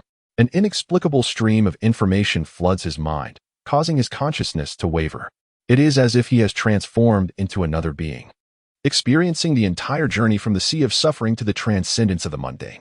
His body gradually changes, strength incrementally increases, and he perceives the essence of every aspect of cultivation within the Wheel Sea realm as if he were truly living it. With a sudden puff, the Bodhi leaf turns to ash, and Liu opens his eyes, exhaling deeply. Truly, it is an unparalleled sacred body. This secret technique of the sacred body has indeed established a foundation as solid as iron. After sitting in meditation for a while to stabilize his mind, Liu smiles faintly, recognizing that he has exchanged for the constitution of the innate sacred body, fully embodying all the characteristics of the sacred body. This secret method is equally applicable to him. He instructs the system to extract a drop of the ancient crocodile's blood, refining the pure vitality within it, which gradually courses through his body. Liu takes a deep breath, harmonizing his heart, breath, and spirit, calming himself to enter a tranquil state, drawing upon the insights of the sacred body to practice the endless scripture. As a demon saint, the life force contained in a single drop of the ancient crocodile's blood is astonishingly immense. Previously, a modicum of vitality was exerted, rejuvenating the likes of Zhou Yi and others. At this moment, as the life force surged within, even though the system allowed Liu to decelerate, he felt an overwhelming engorgement throughout his body, akin to an inflated balloon. His short hair instantaneously lengthened, growing to over 2 feet in the blink of an eye. His skin flushed crimson, perspiration pouring forth like a torrent, and waves of heat surged upward. As the technique commenced, a tremendous magnetic force arose from his lower abdomen, incessantly drawing in the vitality that flooded his being. A thunderous roar erupted, as torrents of energy surged forth, enveloping the cavern in a radiant, endless golden glow. Within Liu's abdomen, the reverberations were ceaseless, and the violet golden luminescence spread like an expansive ocean, tumultuous waves crashing in a cacophony. The onslaught of energy reverberated, causing the very cave to tremble. Liu remained serene and undistracted, diligently circulating his technique. The sound of roaring waves intensified, reminiscent of a cataclysmic tsunami.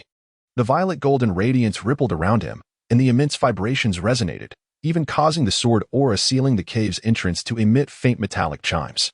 After a brief moment, a glimmer of divine light ascended from Liu's abdomen, initially merely a tiny speck, gradually expanding like a candle flame, a flickering lantern, a distant star, a resplendent moon. Ultimately, this singular point of divine radiance transformed into a magnificent sun, illuminating the expanse for miles and dazzling the senses. As the divine light reached its zenith, the brilliant luminosity began to retract gently. Half an hour later, all radiance had coalesced, sinking into Liu's abdomen. The thunderous roars subsided in tandem, leaving the cavern devoid of any extraordinary phenomena. With a deep exhale, a dense breath coalesced, lingering in the air to form a column of energy over 3 feet in length. Liu stood tall, radiating vitality, his eyes sparkling with brilliance, his skin glistening like jade, with barely visible pores. His long, raven-black hair cascaded over his shoulders, each strand shimmering with a faint crystalline glow. "Excellent! Excellent! Excellent!" he exclaimed, feeling the immense power surging within him, sensing the vast ocean of purple and gold in the depths of his core. Liu could not help but marvel, his heart brimming with joy.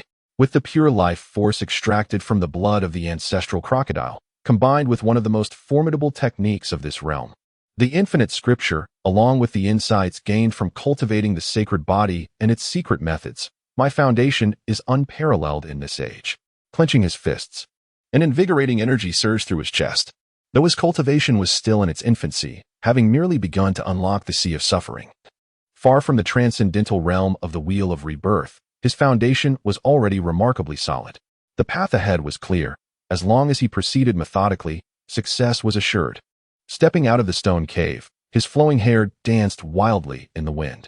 My hair has grown quite long, he mused, glancing at the strands cascading over his shoulders. With a smile, he shook his head and exchanged a rubber band from the system, casually tying his hair into a loose ponytail that trailed behind him. I wonder how that fellow Zhou Yi is faring now? Suddenly recalling Zhou Yi, Liu hastily connected with the Taishang scriptures through the system to check on his status. What is this? Upon seeing Zhou Yi's condition, a surge of anger ignited within Liu, causing the rocks beneath his feet to crack with a resounding snap. Chapter 22. The crisis of Zhou Yi. At this moment, Zhou Yi found itself enveloped in a crisis. After being led out of the forest by the young girl, they hastily fled for over an hour and arrived at a quaint little town nestled beyond the mountains. Several elders approached to welcome them and guided the group into a spacious courtyard within the town. Miwei, did you encounter any dangers along the way? The sudden upheaval in the ancient Forbidden Land has startled the nearby practitioners. Miwei, did you uncover anything of significance? Upon entering the hall, a few elders surrounded them, bombarding them with questions. Oh, look quickly. Look. An elder, his face a mask of horror, stared at Zhou Yi and the others, his eyes wide with disbelief, as if fearing they might pop out of his head. Are they not just mere mortals? Though their attire is somewhat peculiar. Another elder, dismissive, replied, casting a glance at Zhou Yi and company. But before he could finish his sentence, he gasped in astonishment. These people. The elders were drawn in, their gazes fixed upon Zhou Yi and the others as if they had stumbled upon rare treasures, their eyes riveted and unable to look away. With vitality surging and spiritual light radiating, more importantly, the sea of suffering had been activated. They were indeed exceptional talents. Splendid. Miwei, you are about to depart from Ling Su to pursue your cultivation in the sacred land, and in your wake, you have brought us so many promising individuals. Miwei, you have accomplished a great feat. Several elderly men were filled with joy. Although they praised softly, their gazes remained fixed upon Zhou Yi and the others, brimming with admiration. A senior elder stepped forward and, casting a glance at the crowd, gently inquired, Young ones, from whence do you hail? Greetings, venerable elder. We find ourselves in this predicament. The elder stroked his beard and nodded. It seems you have inadvertently stumbled into a certain formation, traversing the void to arrive here. Upon uttering this, the elder's expression shifted to one of sympathy as he sighed and shook his head. The eastern wilderness and the western desert are separated by countless miles. Even I, with my ability to traverse light, would require decades to reach such distances. As for you, mere mortals, it is a journey that would elude your lifetime, unless... The elder paused suddenly, casting a significant glance at the crowd. Unless you are able to cultivate. Once you achieve success in your cultivation, this distance shall pose no obstacle. Cultivate? Can we all cultivate? Splendid. Wonderful. Please, esteemed master, show us mercy and accept us as disciples. The meaning of the elder's words was clear to everyone, and they could hardly contain their excitement. The prospect of soaring through the skies and attaining immortality was irresistible. The crowd immediately began to plead and inquire eagerly. Excellent. The elder nodded with satisfaction. Since you are earnest in your intentions, I shall indeed open the doors wide for you. Thank you, esteemed master. The crowd rejoiced, hastily expressing their gratitude to the elder. A group of elderly men beheld the scene before them and erupted into joyful laughter. Master, I have matters to report, Lu Yunji declared, stepping forth to bow respectfully to the leading elder. Lu Yunji? What intentions does he harbor? Zhou Yi's gaze flickered, unease creeping into his heart. Could it be that, Master, prior to our arrival here, we visited an ancient temple within which... At this juncture, Lu Yunji turned to Zhou Yi, a chilling smirk adorning his features. Damn it! Zhou Yi's expression shifted dramatically as he discerned Lu Yunji's ulterior motives. Cursed be that scoundrel Lu Yunji. A tempest of anger and urgency surged within Zhou Yi. He clenched his teeth in a fervent desire to rend Lu Yunji to pieces. Lu Yunji's intentions were unmistakably clear. If I cannot possess it, neither shall you. What a ruthless maneuver Lu Yunji has employed. Witnessing this spectacle, The onlookers were consumed by a myriad of thoughts. Yet, apart from a select few, the majority reveled in Zhou Yi's misfortune. Who invited your greed to hoard all the benefits? Who prompted you to flaunt your prowess? Now you find yourself ensnared in trouble, do you? Before the master, all gains must be surrendered without hesitation. Lu Yunji. Li Xiaoman was among the few who did not relish Zhou Yi's plight. Observing Lu Yunji's intent to bring harm to Zhou Yi, she hastily interjected in an attempt to halt Lu Yunji's actions, but it was already too late. Master, we discovered treasures within that ancient temple. Lu Yunji fixed his gaze upon Zhou Yi, a glimmer of cold light flickering in his eyes. A subtle smile gracing his lips as he pointed towards Zhou Yi. The precious artifact lay firmly within his grasp. Our presence here is likely intertwined with that very treasure. Lu Yunji not only named the artifact, but also exaggerated its capabilities. Consequently, several elder gentlemen, who had initially shown little interest in the murmurs of mere mortals regarding treasures, found themselves irresistibly drawn in. A treasure capable of traversing the void? Such an extraordinary item exists? What immense power must one possess to forge such a divine relic? With these thoughts swirling, the elder's eyes began to sparkle with intrigue. Ah, young one, should you choose to join my Lingshu sect, you will become one of us. As long as you present the treasure, we shall undoubtedly treat you well. It is not inconceivable that one day, like Wei Wei, you may enter the sacred lands for cultivation. The leading elder beamed warmly at Zhou Yi, his expression still gentle, yet laced with an inscrutable significance.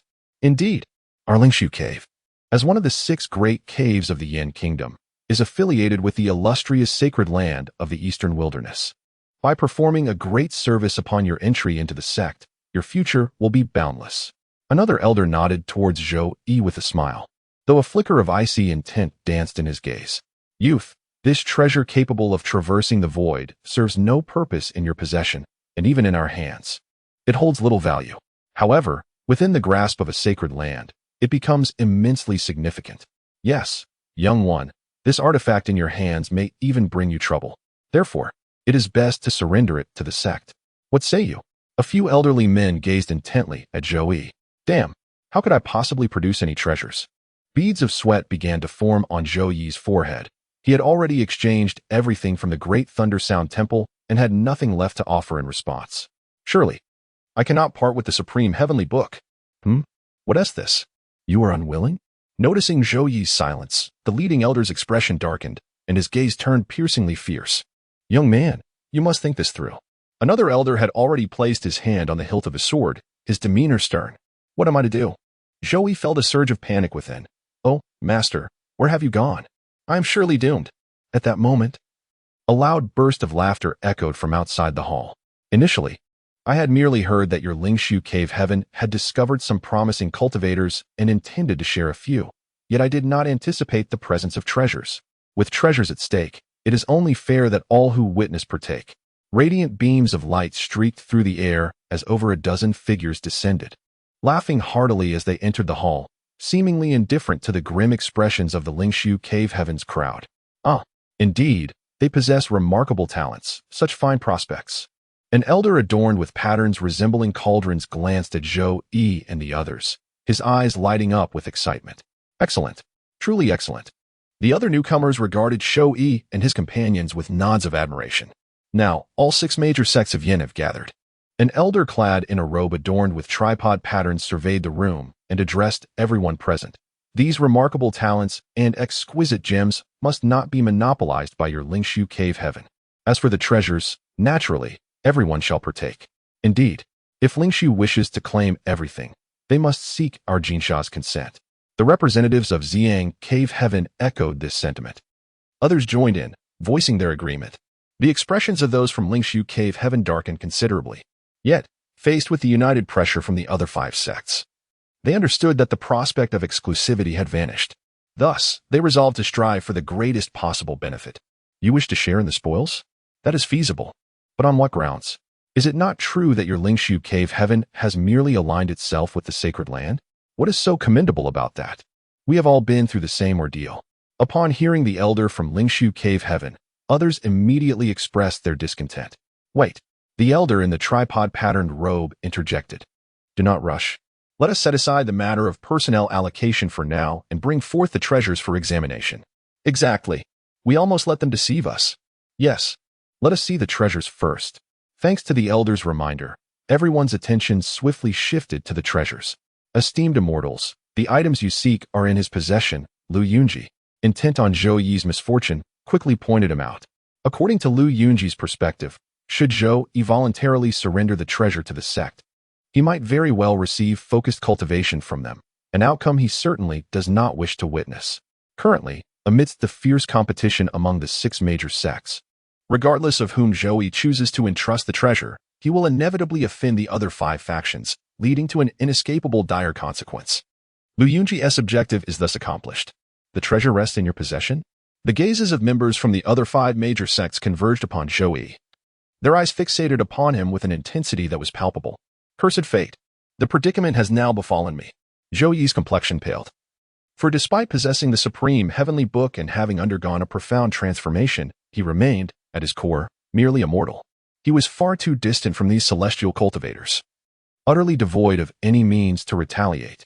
The energy points harvested from the shattered Buddhist artifact on the planet of Yinghua had been entirely expended in the exchange for a one-time skill to fend off the onslaught of the divine crocodile. At this moment, Zhou Yi found himself bereft of any opportunity to exchange for a skill to aid in his escape. What am I to do? Zhou Yi's heart raced in a frenzy, leaving him at a loss for how to proceed. You brat, what treasure do you possess? Reveal it at once. The elder with the intricate patterns on his face bellowed, his hair bristling with fury, exuding a palpable aura of menace. A sinister-faced crone extended her bony finger towards Zhou Yi, her lips curling into a cold smirk. Stop wasting time with him. Just kill him outright. Capture his soul. And no matter where he hides the treasure, we shall surely unearth it. An elderly man, his visage resembling ancient bronze, unsheathed a serrated long knife with a sharp clang. Directing it menacingly at Zhou Yi, the blade shrouded in a dense, ominous smoke. Amidst the swirling black smoke, faces contorted in agony and despair emerged one after another, accompanied by piercing screams that echoed like the wails of tormented souls, an atmosphere steeped in dread. Li Xiaoman and her companions had never beheld such a horrifying spectacle, and they instinctively recoiled, their faces ashen with terror. Soul-seizing? Are these truly souls? Foolish child. Will you comply? The elder raised the obsidian blade, shrouded in dark smoke, his eyes radiating an unfathomable malice. The air thick with a violent aura that unsettled the very spirit. I shall count to 3. Should you fail to relinquish your treasures after 3 counts, I shall take your life and extract your soul. With a flick of his wrist, the blade glimmered ominously as the anguished faces of the tormented flickered in and out of view. The elder pointed towards the grim visages within the smoke, a cruel smile curling his lips as he taunted. In that moment, your spirit shall endure the same torment, suffering day and night, a fate worse than death. Child, have you made your decision? 3, 2. What should I do? What should I do? Zhou Yi was drenched in perspiration, his complexion ghostly pale. Your Majesty, have you forgotten the Tao ancestor? A voice echoed in his mind, the essence of the heavenly book taking form to remind him. The Tao ancestor? Hadn't he already departed? How could I have forgotten? Cursed be my memory. The Tao ancestor possesses boundless powers, capable of traversing the heavens and earth in a single thought. No matter how distant, he could arrive in an instant. I am saved. Zhou Yi, grasping at this lifeline, promptly knelt upon the ground, fervently praying in his heart. O revered ancestor, I, your disciple Zhou Yi, humbly bow before you. I find myself ensnared in dire straits. I implore you, grant me your salvation. Kneeling are we? The bronze-faced elder was about to count, but suddenly noticed Zhou Yi kneeling on the ground, repeatedly bowing his head, prompting him to halt. Young man, since you have chosen to humble yourself, I am not a heartless individual. Hand over the treasure, and I shall spare your life. The elder sneered, casting a disdainful glance at Zhou Yi. Spare my life. We shall see who ends up sparing whom, Zhou Yi thought, a cold smile forming in his heart. He straightened his upper body while still kneeling, raised his hands above his head, and prostrated himself completely, exclaiming, Master, save me. Meanwhile, Li Yu found himself in a predicament. Witnessing this scene ignited his fury, yet he was too far away. Even with his ability to traverse swiftly through the skies, it would take him over an hour to reach Zhou Yi. By the time Li Yu arrived, there would be little left of Zhou Yi but bones. Li Yu's eyes glinted with cold fury, and his anger surged. You insignificant wretches dare to lay a hand on my disciple? Chapter 24. The Omnipotence of the Master System. Initiate control of the Supreme Heavenly Book. Liyu's expression turned frigid. At this moment, it was too late for him to reach in person. He needed to devise an alternative plan. There were indeed methods to arrive in person. However, whether it was the miraculous ability of the perfected holy body to traverse vast distances in a single step or the soaring skills of others, the energy consumption was simply too great.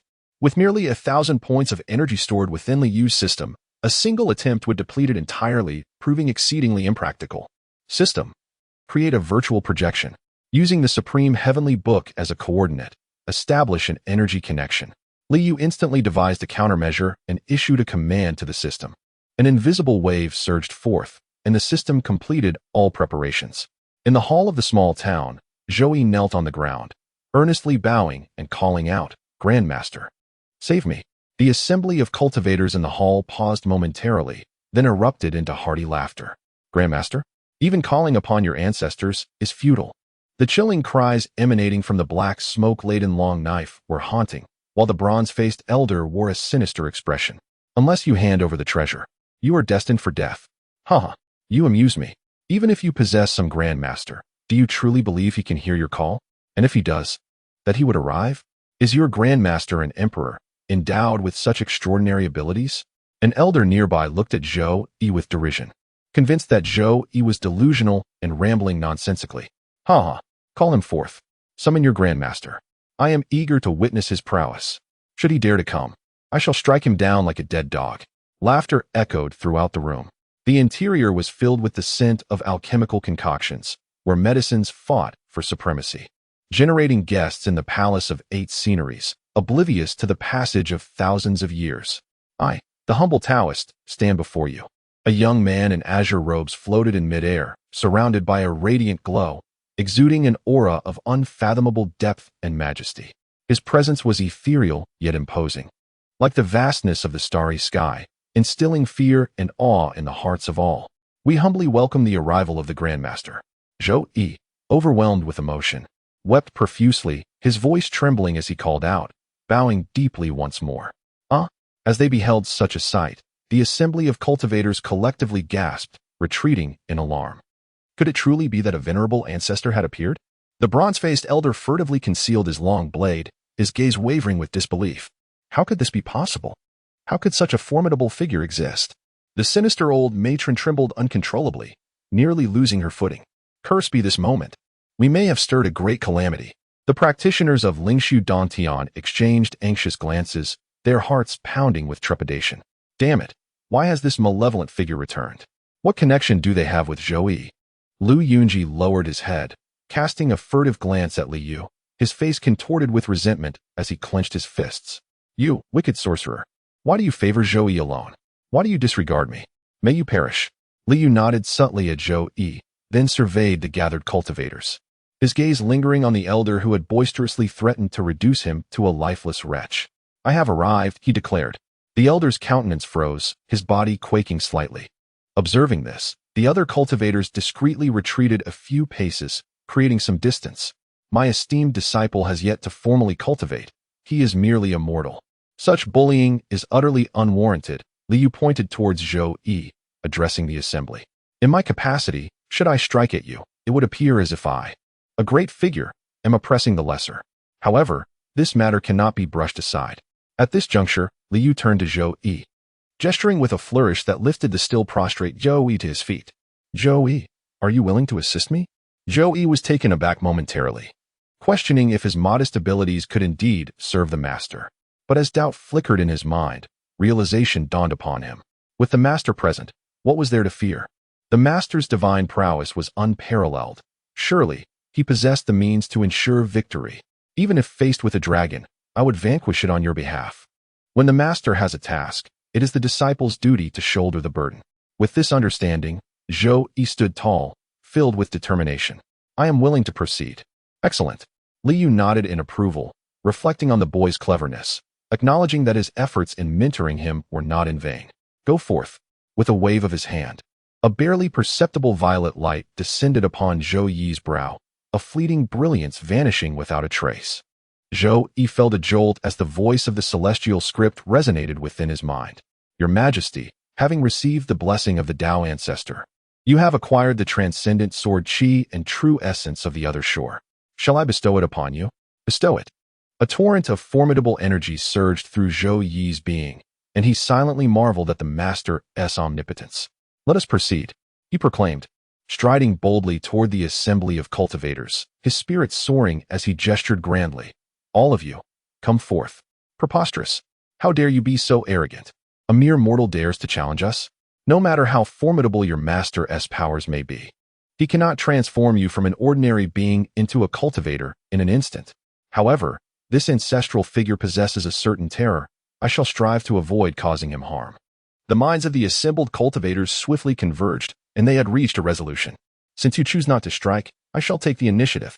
Zhou Yi extended his right hand, his finger poised like a sword, unleashing a sweeping strike. With a piercing cry, the blade's wail soared into the heavens, its luminous essence transforming into pure, transparent ripples that gracefully spread outwards. Alas, how could such power exist? Witnessing this radiant sword light, the countenance of the cultivators shifted dramatically, and they hurriedly prepared to counter. Streams of brilliance ascended as they wielded their weapons to fend off Zhou Yi's slicing energy. As the fluid sword light collided with the cultivator's arms, a resonant tremor echoed. A single strike shattered myriad techniques, rendering all that stood in its path defenseless. The faint sound of severing echoed continuously. With one stroke, none could withstand. The cultivators let out anguished cries, a torrent of blood erupting from their mouths as they were sent flying by that singular blow. Could it truly be so formidable? Coughing blood, the cultivators struggled to rise, their faces etched with astonishment as they regarded Zhou Yi. Subsequently, they cast horrified glances toward Liu, who hovered amidst the swirling violet mist. We concede defeat. Since you acknowledge your defeat, the grievances you have inflicted upon me may henceforth be considered resolved. The cultivators sighed in relief, prepared to speak, yet were abruptly interrupted by Zhou Yi. You have wronged me. I may choose to let this matter rest. However, Zhou Yi extended his finger, pointing towards the elderly man who had once boasted about reducing Liu to a mere dead dog. Yet you dare to insult the revered master. And this cannot be overlooked. The master holds a position of immense dignity and will not stoop to your level. As a disciple, I cannot remain silent. With a clang, a sword aura surged forth, its luminous blade descending upon the elder. This young man Zhou Yi has truly won my admiration. Liu's heart swelled with delight as he secretly nodded in approval. Chapter 25. The name that strikes fear, spare me. The elder, witnessing the impending sword light, was utterly petrified, hastily pleading for mercy. Yet it was too late. The razor-sharp sword aura penetrated his mind, causing his expression to freeze, a trickle of blood seeping from his brow, before he staggered and collapsed to the ground. Had he truly killed him? Such a ruthless strike? As the elder lay lifeless before them, the assembly of cultivators shuddered, casting furtive glances at Liu, only to find that he seemed disinclined to pursue the matter further, prompting a collective sigh of relief. The fear of Liu had reached an apex among the cultivators. A mere call for help from a disciple could invoke the master's divine intervention, conjuring a formidable warrior with a mere wave of his hand to dominate the crowd. Such powers were simply unheard of, mysterious, and unfathomable. This was a person who was truly not to be trifled with. Seeing Zhou Yi take such drastic action left Li Xiaoman and the other classmates equally shaken. Living in a society governed by law, the act of murder was an overwhelming shock for them. Every classmate's gaze towards Zhou Yi was tinged with a mixture of terror and disbelief. Lu Yunji, we must settle our scores properly. Zhou Yi turned around, his icy gaze fixed intently on Lu Yunji.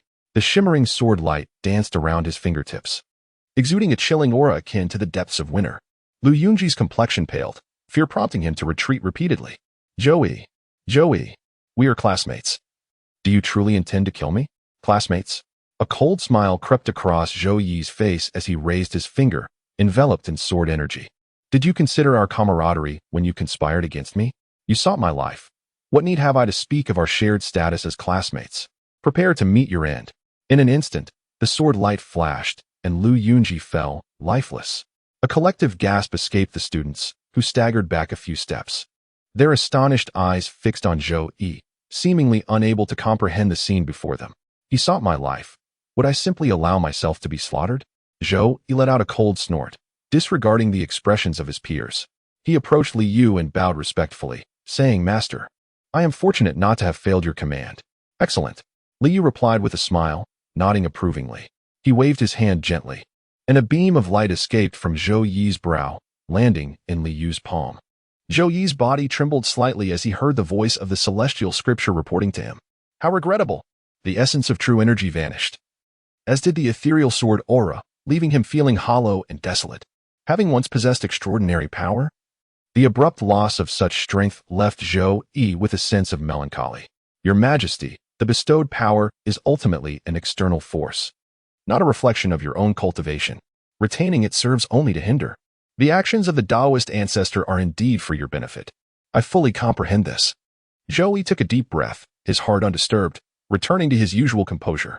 Indeed. Observing Zhou Yi's swift adjustment of his mindset, Li Yu felt a genuine sense of admiration for him. At that moment, an elder from Lingshu Cave stepped forward, bowing respectfully to Li Yu. Esteemed one, we have acted out of greed and have offended your esteemed disciple. We sincerely apologize. Your magnanimity is like the vast sea. We are deeply grateful for your forgiveness. Now that the matter has concluded, may we take our leave? There is no need for such formality, Li Yu replied with a smile, nodding to the elder and gesturing towards Li Xiaoman and the others. Their arrival here is partly due to my influence. It would be remiss of me not to intervene. These individuals possess considerable potential. Would you be willing to accept them as disciples and grant them a promising future? What do you think? Splendid. Wonderful. Truly marvelous. The gathered cultivators, who initially thought these budding practitioners had no connection to them, were taken aback by Li Yu's words, feeling as though fortune had smiled upon them, and they could hardly contain their joy. Great ancestor, might we have the honor of becoming your disciples? Li Xiaoman gazed at Li Yu with hope shining in her eyes. Yes. Ancestor, please accept us as your apprentices. Remembering Li Yu's extraordinary powers and Zhou Yi's remarkable transformation from an ordinary person to a formidable force, the crowd fully understood that Li Yu is the true deity. Naturally, they yearned to become his disciples. Alas, I truly have no destined connection with you, Li Yu replied. This matter cannot be forced. As soon as the words fell, a flash of purple radiance vanished into the ether, and Li Yu's figure disappeared without a trace. Had he transformed and now traversed the cosmic seas? What extraordinary power was this? Upon hearing Li Yu's proclamation, the gathered cultivators were left in a state of shock. Such divine abilities were simply unfathomable. The elder with the bronze complexion, known as young Master Zhou, appeared quite embarrassed as he gazed at Zhou Yi, slapping his own face several times in contrition for the previous offense. I beg your pardon, young Master Zhou. My sincerest apologies. The sinister old crone wore a forced smile, eagerly looking towards Zhou Yi. Young Master Zhou, we were unaware of your remarkable lineage. Please forgive our transgressions. The elder from the Lingshu Cave Heaven also forced a smile, incessantly offering apologies to Zhou Yi. It was hardly surprising that they sought to make amends. I had already declared in front of the ancestor that I would not hold grudges, and thus I shall not. Rest assured, I am a disciple under the Tao ancestor's guidance. With such a formidable deity shielding me, who could I possibly fear? Who would dare provoke me? Thank you, young Master Zhou, for your magnanimity. All the cultivators bowed in unison to Zhou Yi, demonstrating utmost respect and not daring to show any hint of negligence. What incredible fortune had befallen this fellow? Yi Fan, witnessing this scene, felt a pang of envy and an even deeper sense of regret. After all, Li Yu was the first to encounter him. He had stood in the middle of the road, blocking his vehicle, and had been subjected to a scolding. Had he chosen words of kindness instead of rebuke at that moment, might this opportunity have been his to seize? Why was he not favored? After all, he had encountered Li Yu first. Li Xiaoman wore a look of deep dejection. It was evident that he had encountered Li Yu first, while Zhou Yi had only arrived later. Why was Zhou Yi chosen over him? Young Master Zhou, may I inquire about the esteemed lineage of your revered ancestor? We are but unsophisticated individuals, and I humbly seek your guidance. An elderly man respectfully addressed Zhou Yi. Have you not heard of my ancestor's name? Zhou Yi gazed at the gathered cultivators with surprise. The Grand Tao ancestor? Are you truly unaware? The primordial supreme ultimate Tao de Tianzuan. You have not heard of him? Tao de Tianzuan. Upon hearing this name, the crowd of cultivators gasped in shock, collapsing to the ground, their bodies weakening, sweat pouring down like rain. We are still alive. We are indeed fortunate. Chapter 26. Zhou Yi is accepted as a disciple to think it is Tao de Tianzuan. a figure from the ancient mythological era. The cultivators were astounded, overwhelmed by a tumult of emotions. Relief, fear, astonishment, and confusion surged within them, leaving them momentarily dazed. From your earlier remarks, it seems you are acquainted with the Tianzuan? An elder from the Jade Cauldron Cave stood up, casting a shocked gaze towards Yi Fan, Li Xiaoman, and the others. Indeed. Yi Fan nodded, a silent sigh escaping his lips. In our homeland, the Tao ancestor is also a mythical figure. When we first encountered him, we were unaware of his true identity. I even chastised him. At this, Yi Fan shook his head with a wry smile, relieved that the venerable Tao ancestor did not hold a grudge against him. Upon our ascent of the ancient mountain, an unforeseen calamity befell us. Yet we were fortunate to be rescued by the Taoist patriarch, which granted us the privilege of surviving to this very moment. Indeed, Li Xiaoman interjected, recounting our encounter at the ancient temple with a malevolent entity, reputed to be a demon sage. A demon sage. The assembly of cultivators gasped in shock. Such a being is of the saintly caliber, capable of plucking stars from the sky and reshaping mountains and seas. Their power knows no bounds. However, they quickly recalled that with a celestial sovereign present, the status of any sage is rendered inconsequential. Indeed, that demon sage was exceedingly formidable, towering higher than mountains, soaring through the heavens and casting shadows over the earth. Li Xiaoman patted her chest, a look of trepidation upon her face, expressing gratitude for the timely emergence of the Taoist patriarch. The patriarch, in his benevolence, even admonished the demon sage against perpetrating further atrocities, yet the demon sage remained obstinate, hurling insults at the patriarch and threatening to devour us. With a mere flick of his wrist, the patriarch cast a circular talisman, gently striking the demon sage, resulting in its demise. With a gentle tap, it perished. Upon hearing this, the gathered cultivators were drenched in perspiration. This is indeed a celestial sovereign, and a mere tap, you say? Who would dare to experience such a trial? Subsequently, a wave of relief washed over them. Thankfully, the celestial sovereign does not hold us accountable. Otherwise, with but a breath, we would be reduced to nothingness. After vanquishing the demon sage, the Taoist patriarch guided us to this place. What fortuitous circumstances! What extraordinary fortune! The cultivators gazed at one another with gleaming eyes, filled with admiration, recognizing the unparalleled blessing of traveling alongside a celestial sovereign and receiving such exceptional fortune. Truly a reward for their past life's cultivation. Indeed, the sea of suffering has been awakened, and each individual brims with vitality, radiating brilliance. Indeed, the path of cultivation shall undoubtedly be smooth sailing. How I envy you all. Alas, it seems my fortune falls short. Li Xiaoman furtively cast a glance at Zhou Yi, letting out a sigh tinged with melancholy.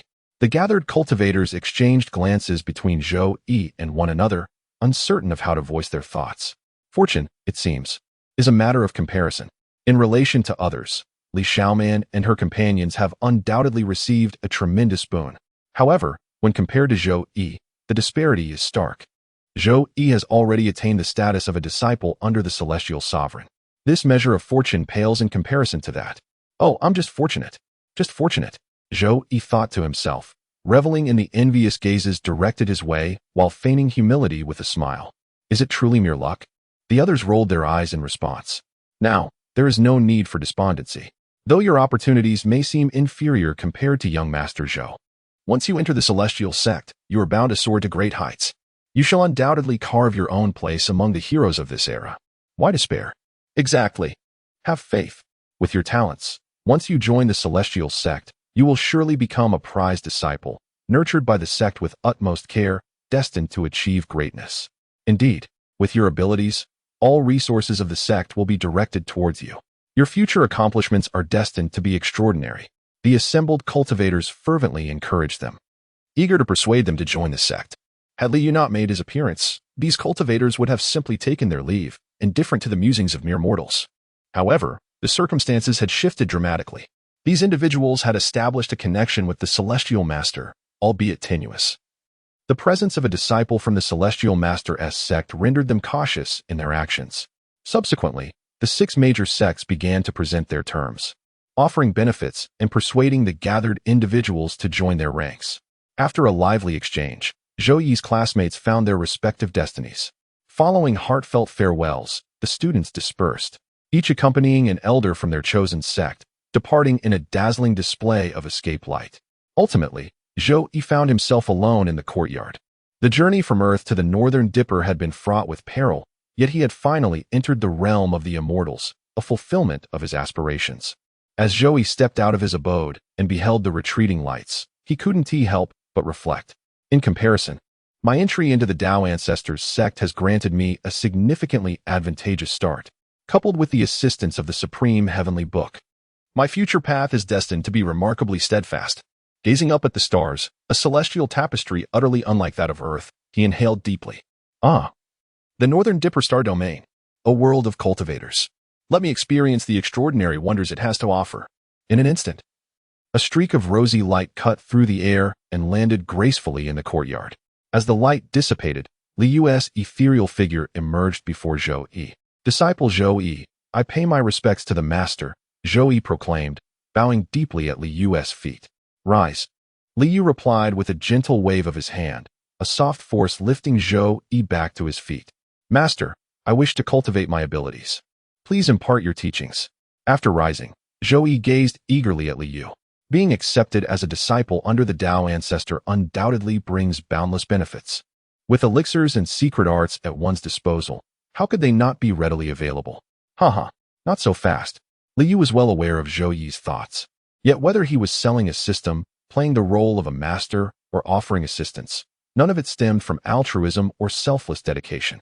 The true aim of Liu was to cultivate a client, ensuring a continuous influx of resources and benefits. Therefore, even if this required an initial investment, he could not allow the habit of giving without expectation to take root. Zhou Yi, do you know of the Great Emperor? Liu cast a half-smile at Zhou Yi, who was renowned across the realms, commanding submission from all, invincible in the world. This is the Great Emperor. Do you aspire to tread this path? Do you wish to ascend to the pinnacle of this world? Certainly. I desire it profoundly. Then strive diligently. Liu laughed heartily, secretly contemplating, young one. To contend for the title of Great Emperor, one must seize resources from all corners and engage in continuous exchanges. Thus, my harvest will be ceaseless. Chapter 27. Finding a place to settle master. I shall certainly endeavor with all my strength. Very well. Liu nodded in approval. The path of the Great Emperor is one of unparalleled might. To embark on this journey of conquest, it must commence here and now, beginning with the defeat of the 6 major sects of the Yin region. Indeed, Zhou Yi felt a surge of passion within, his fighting spirit ignited. The voice of the celestial book spirit echoed in his mind. Ah? Zhou Yi was taken aback. Defeating the 6 major sects of Yin territory within a year? He was utterly oblivious to the circumstances surrounding these 6 sections. Was it truly feasible to vanquish them all in just 1 year? Zhou Yi glanced up at Liu, feeling a surge of confidence. With the Grandmaster present, what was beyond possibility? Even the slightest guidance from the Grandmaster could yield boundless benefits. Zhou Yi gazed eagerly at Liu, his desire for favor unmistakable. Liu nodded, acknowledging that it was indeed time for Zhou Yi to commence his cultivation. Please, Grandmaster, impart your teachings. Zhou Yi exclaimed joyfully, bowing deeply in reverence. To request my teachings is a simple matter. I can impart to you the Tao Sutra, the classic that enabled me to attain the esteemed title of Heavenly Sovereign. Alternatively, I may also bestow upon you the Void Sutra, which is the technique of your lineage. Both are supreme classics. Thank you, Grandmaster. Zhou Yi's heart soared with delight. Whether it was the Tao Sutra or the Void Sutra, both were treasures of immense worth. The exchange for the supreme heavenly tome required astronomical amounts of energy. Wait, the Void Sutra is my family's technique? My family.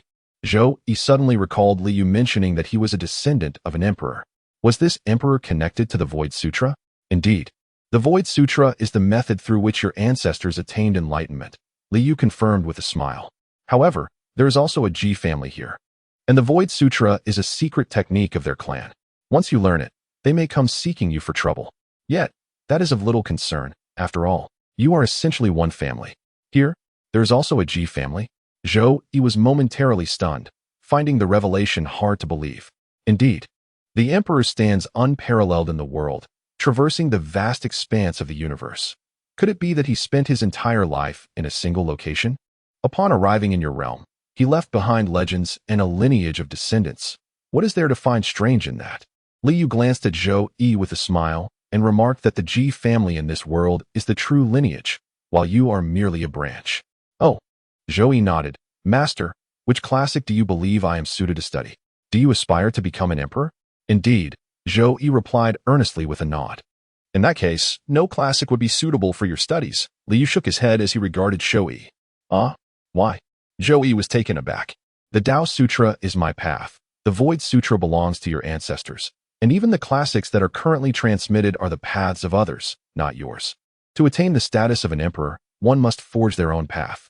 Liu smiled at Zhou Yi. The path to emperor status is unparalleled in the world. Such an achievement is not easily realized. What then should I study? Should I study nothing at all? Zhou Yi was utterly bewildered, unsure of how to proceed. Of course. Study everything. Liu burst into hearty laughter. Learn their methods, but do not adhere to their paths. Gather the strengths of 100 schools and forge your own path. That is the journey you must undertake. Thank you for your guidance, Master. Zhou Yi exclaimed, suddenly enlightened. The path to becoming an emperor begins with conquest. So it is. How can one gather the strengths of 100 schools without first conquering? Each school's teachings are closely guarded. Would one expect them to be presented on a silver platter? Certainly not. Thus, one must seize them. For others, gathering the strengths of 100 schools may prove to be a formidable challenge. However, I possess the supreme heavenly book. With sufficient energy, what classic cannot be exchanged? Yet, obtaining these classics also demands energy, hence one must resort to seizing them. Zhou Yi raised his head, clenching his fists tightly with unwavering determination. Ha. Excellent. Upon witnessing Zhou Yi's expression, Liu felt an overwhelming sense of elation. Of course, one must seize the opportunity. If you do not take action, how shall I prosper? Young man, bravely forge ahead. The Grandmaster is urging you on. The path of cultivation begins with the Wheel of the Sea. Liu chuckled, extending a finger to point at Zhou Yi's forehead, declaring that the method of the Wheel of the Sea is unparalleled in the Taoist scriptures. I shall first impart to you the teachings of the Taoist Wheel of the Sea. A stream of information flowed, and the voice of the spirit of the heavenly book resonated within Zhou Yi's mind. Your Majesty, having received the ancestral teachings, you have acquired the Taoist Wheel of the Sea scroll, now recorded in the supreme heavenly book, accessible for your perusal at any moment. Splendid. Zhou Yi nodded and bowed respectfully to Liu, expressing gratitude for the transmission of teachings. Since I have accepted you as a disciple, it is only fitting to impart knowledge. Liu waved his hand dismissively, although Liu himself would expend energy to exchange for the Taoist Wheel of the Sea scroll. As a Grandmaster, it was only reasonable to offer some benefits. Business requires investment, after all. This place is but a mundane marketplace, not a realm for cultivation. Allow me to escort you to a suitable place for your practice. Liu surveyed the courtyard, shook his head, and waved his hand, unleashing a radiant light that enveloped Zhou Yi, soaring into the sky. The escape light whistled through the air, cutting a swift path. Liu had already determined their destination.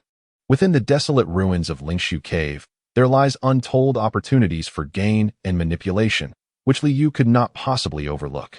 He and his companion descended upon a mountain peak, where ethereal clouds billowed and mist danced, exuding a semblance of celestial charm. Master, is this the place? Zhou Yi inquired, steadying himself as he surveyed the surroundings. Certainly not, Liu replied, shaking his head. With a wave of his hand, he released a stream of spiritual light that dispersed the dense fog before them. As the mist lifted, a vast and resplendent world unfolded, revealing towering ancient trees and striking peaks. Ethereal birds soared above, while waterfalls cascaded from the cliffs. Truly, a scene of celestial grandeur. Upon witnessing such splendor, Zhou Yi could not suppress his admiration. What a magnificent celestial landscape. Is this truly a celestial landscape? Liu chuckled, shaking his head once more. Come, let us proceed. With a flash akin to a rainbow streaking across the sky, they soared past mountain after mountain. Occasionally, golden birds, swift as lightning, circled nearby, seemingly deterred by Liu's imposing presence. After a brief flight, a colossal volcano emerged on the horizon, its fiery glow reaching towards the heavens. Even from a distance, one could faintly hear the roiling magma within the crater, its flames casting a crimson hue upon the sky. Beneath the volcano lay a labyrinth of ancient architectural ruins. Although much of the structure had collapsed, the remnants still stood grand and imposing, exuding an extraordinary aura. We have arrived, Liu declared, as he descended from the radiant light before a magnificent hall amidst the ruins. This volcano must be the tomb of the Qing Emperor. Indeed, This journey is destined to yield great rewards. Chapter 28. This place is quite remarkable. I shall claim it, declared the master. Master, what is this location? Zhou Yi inquired, gazing in astonishment at the vast expanse of colossal structures stretching for miles. This was once the demon capital, Liu replied, casting a glance upward and nodding slightly. Though it has languished in neglect for many years, it serves as a suitable temporary refuge. The area is rich in spiritual energy, and with an abundance of herbs and countless beasts, it is exceptionally convenient for both cultivation and trials. It is entirely as the master commands. Although Zhou Yi was unfamiliar with the concept of the demon capital, he refrained from further questioning upon hearing Liu's words, promptly bowing in obedience. A thunderous roar reverberated through the air. A monstrous beast, towering like a small mountain, emerged from the ruins and unleashed a deafening bellow at the two men, charging towards them. The ground trembled violently beneath the thunderous footsteps of the colossal creature. Standing over 10 meters tall, it bore the head of a lion and the body of an ox, its entire form adorned with azure scales, and its fearsome maw resembling a gaping gateway. Zhou Yi had never encountered such a spectacle. He let out a strange cry and instinctively recoiled several steps. Yet, in an instant, he recollected that the master was present. What was there to fear? He halted, his face flushed with embarrassment, feeling utterly humiliated by his own reaction. Vile beast, Liu admonished fiercely, flicking his fingers to unleash a radiant beam of sword light that soared skyward. The delicate yet piercing sword light whistled through the air and plunged into the beast's gaping maw, piercing its brain with precision. With a resounding thud, the colossal beast stumbled, collapsing to the ground in silence. Master, I, Zhou Yi, felt an overwhelming sense of shame for my earlier cowardice as I approached Liu. My face flushed, and my head bowed. Hee, it's of no consequence, Liu chuckled dismissively, offering a word of comfort. Confidence stems from strength. You have yet to truly cultivate your abilities. It is only natural to feel uncertain. There is no need for shame. He gestured towards the vast expanse of mountains surrounding us. This place is home to many ferocious beasts. You shall train here henceforth. As you slay more, your fear shall surely dissipate. Indeed, the individual observing from yonder, having lingered for so long, is yet to reveal themselves. Liu raised his gaze towards the rear of the grand hall, a faint smile gracing his lips.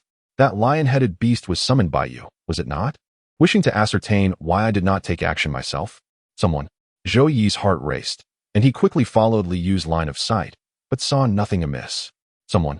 Liu chuckled and shook his head. Certainly not a human, merely a creature of the abyss. A monster? Are there truly monsters?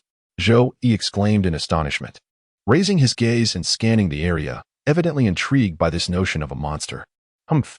From behind the eaves of the grand hall, a towering figure, standing at 2 meters, descended with a grunt. Humans, this is the domain of our demon clan. The robust figure glared at Liu and Zhou Yi, 2 horns atop his head flickering with sparks of electricity, while his body was adorned with black scales, each the size of a wine cup, shimmering with a mystical glow. You possess the realm of Lingshu, and now you dare to intrude upon our territory. Do you seek a confrontation? The burly man reached out, and a massive spiked mace materialized in his grasp, each spike measuring over 5 inches, stained with dark crimson blood. Of course not. Liu chuckled and shook his head. We are not from the realm of Lingshu, and my purpose here is not to engage in battle with you. But rather what? The burly man's expression softened slightly upon hearing that Liu was not here to fight, and the mace in his hand lowered a fraction. Rather, Liu gestured around him, smiling as he declared, this place is quite splendid. I shall claim it. You insolent fool. The burly man seemed incensed by Liu's words, letting out a furious roar as he brandished the mace, preparing to strike. Enough with the pretense. Clang. The mace fell from the burly man's hands, his legs trembling beneath him. Why you've discovered us? Was there ever a need for discovery? Liu shook his head, then raised his voice in a resonant shout. Come forth. His voice boomed like a mighty bell, reverberating across the expanse. An invisible ripple swept through the surroundings. We've been found out. Damn it. I warned you this method would not work. If we cannot ambush, we shall charge. What is there to fear? As the words echoed, bizarre figures emerged from the ruins. One appeared as a young girl, yet her hands bore wings, her lips formed a sharp beak, and her feet ended in talons. Hovering in midair, followed by several peculiar silhouettes and a dozen strange beasts. Humans, how dare you trespass into our domain? There is but one path that awaits you, death. A towering figure, more than 3 meters tall with the head of a bull, bellowed while brandishing a broad axe. No need for further words, just kill him. A colossal serpent, adorned with a single horn atop its head and claws protruding from its belly, slithered forth, articulating in human tongue, Gagaga. It has been days since I feasted on human flesh. A meal comes unbidden. A hulking figure, exceeding 2 meters in height and covered in dark fur, resembling a black bear, grinned wickedly, revealing its jagged fangs. Seize him. Slay him. A gaunt silhouette brandished dual mantis-like blades, shrieking in fervor. A chorus of monstrous roars erupted from behind, a cacophony of ferocity and bloodlust. Zhou-Yi, do you not aspire to tread the path of the emperor? Li Yu paid no heed to the harrowing cries of the fiends, turning to Zhou-Yi. Now, let the master impart to you the ways of the emperor's path. The path of the emperor is one of conquest, reigning supreme over all. Li Yu cast a frigid gaze upon the gathering of aberrations, his eyes glinting with icy malice. Begone, or perish. Outrageous. Seeking death. Tear him apart. Bite him to death. Devour him. The horde of monsters, incensed by Li Yu's proclamation, charged forth with ferocity, their radiant weapons glimmering, exuding an ominous aura. Merely a bunch of rabble. Li Yu scoffed disdainfully, extending his finger like a sword and sweeping it forward. With a piercing sword cry that resonated through the heavens, a shimmering blade of light cleaved the air, severing all in its path. As the sword was unleashed, the atmosphere shifted and the very heavens trembled in fear. Puff, puff, puff, puff. The blade of light swept across, accompanied by an incessant symphony of shattering sounds. It severed the ruins of buildings, cleaved various weapons, and vanquished all monsters, even tearing the very air before him, creating a vast chasm that lingered, refusing to close. With a thunderous roar, the crumbling structures collapsed. Clang! The shattered weapons fell to the ground. Thud! The corpses of monsters and beasts toppled down. Glorious is the might of the ancestor. Zhou-Yi exclaimed with fervor. Chapter 29. The teacher's aspirations. The path of the emperor differs greatly from that of mortal kings. Turning his gaze towards Zhou-Yi, Li Yu continued, mortal kings may wield the benevolent way, exercising kindness and righteousness. Yet among practitioners, the dynamics are different. Without dominance, how can one command respect? To achieve invincibility across the world, one must conquer through strength. He gestured towards the remnants of shattered tiles and walls, a smile gracing his features. This was once the imperial city of the demon emperor. With the essence of the demon race, he subdued the lands, becoming unmatched and ultimately achieving his imperial legacy. Do you believe he did not conquer through dominance? Would other races yield otherwise? The disciple understands. Zhou-Yi bowed in reverence. It is good that you comprehend, Li Yu affirmed with a nod. Now, your journey of cultivation begins. I have already imparted the Tao scripture of the Wheel of Sea to you. You possess the supreme heavenly book. I am somewhat familiar with its capabilities. I shall also provide you with 2 corpses of the demon race. With a wave of his hand, he summoned forth the 2 transformed demon corpses and addressed Zhou-Yi. Let this be your starting point. Once your cultivation progresses, venture forth to hone your skills. Slay the demon beasts, gather spiritual herbs. Amidst life and death, amidst blood and fire, carve out your path to becoming an emperor. Yes, Zhou-Yi nodded gravely. I must step out for a while. Should you require anything, simply call for me. At this juncture, Li Yu paused and added, however, unless it is a matter of life and death, do refrain from summoning me lightly. Should you cultivate a reliance on my protection, how then can you aspire to achieve the throne? Indeed, Zhou-Yi acquiesced, then lifted his gaze to inquire, Master, are you departing? I shall not depart just yet. At least not until you have conquered the Yin territory, Li Yu replied with a smile. I can only instruct you for a year. After that, I will truly take my leave. The path ahead must be traversed by you alone. Master. Zhou-Yi suddenly felt a lump in his throat, uncertain of how to express himself. Strive to grow. I eagerly await the day when you ascend to imperial greatness. Li Yu said, nodding with a smile before a beam of light shot forth, vanishing into the horizon. Your Majesty, the words of the Tao ancestor are pearls of wisdom. The path to becoming an emperor demands fearless courage and unwavering confidence. Should you develop a dependency on the Tao ancestor, it may hinder your accomplishments. Your journey lies beneath your own feet. the spirit of the heavenly book timely reminded Zhou Yi. Indeed, my path lies beneath my own feet. An invisible wave swept through, causing the two corpses of the demon clan to vanish instantaneously. Very well. Extract the life force from one of the demon bodies and transmit the Tao Sutra Wheel C to me. I shall commence my cultivation. Zhou Yi commanded the spirit of the heavenly book as he settled into a cross-legged position. In the midst of the retreating light, Liu observed the scene and nodded approvingly. I was concerned this lad might be overly ambitious, yet he understands the importance of staying grounded and progressing steadily. Liu, leaving aside the self-cultivation of the Book of Changes, soared through the air with the power of escape light. System, please indicate the location of the remnant soul of the Azure Emperor's descendant. In an instant, the system marked the position, and Liu propelled himself towards the destination. The purpose of this journey was precisely this remnant soul. In the original narrative, the attempt to possess Pang Bo had failed. Instead, the remnant soul belonging to Pang Bo became Liu's objective. The remnant soul itself held little significance, yet it belonged to the lineage of a great emperor, making it invaluable. From it, one could extract profound techniques, insights on cultivation, and combat experiences, elements of immense utility for Liu. Moments later, Liu descended beside a vast expanse of charred, lifeless land. Is this the place? He raised his eyes to survey the desolate terrain, a frown creasing his brow.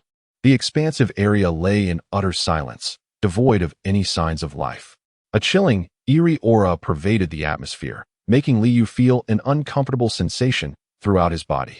Stepping cautiously into the ashen wasteland, he discovered that this area had once been a structure, now reduced to mere dust by an unknown force, transforming the land into a scorched, barren wasteland. Such formidable power. Witnessing the devastation wrought before him, Liu could not help but gasp in astonishment. Suddenly, a tremendous tremor erupted from the depths of the blackened ruins. A massive plume of black smoke surged violently from the ground. Liu felt a tremendous quake beneath his feet, nearly losing his balance. Is it here? Boom, boom, boom. Shadows emerged from the swirling black smoke, hurtling down from the sky with a deafening roar. What are these things?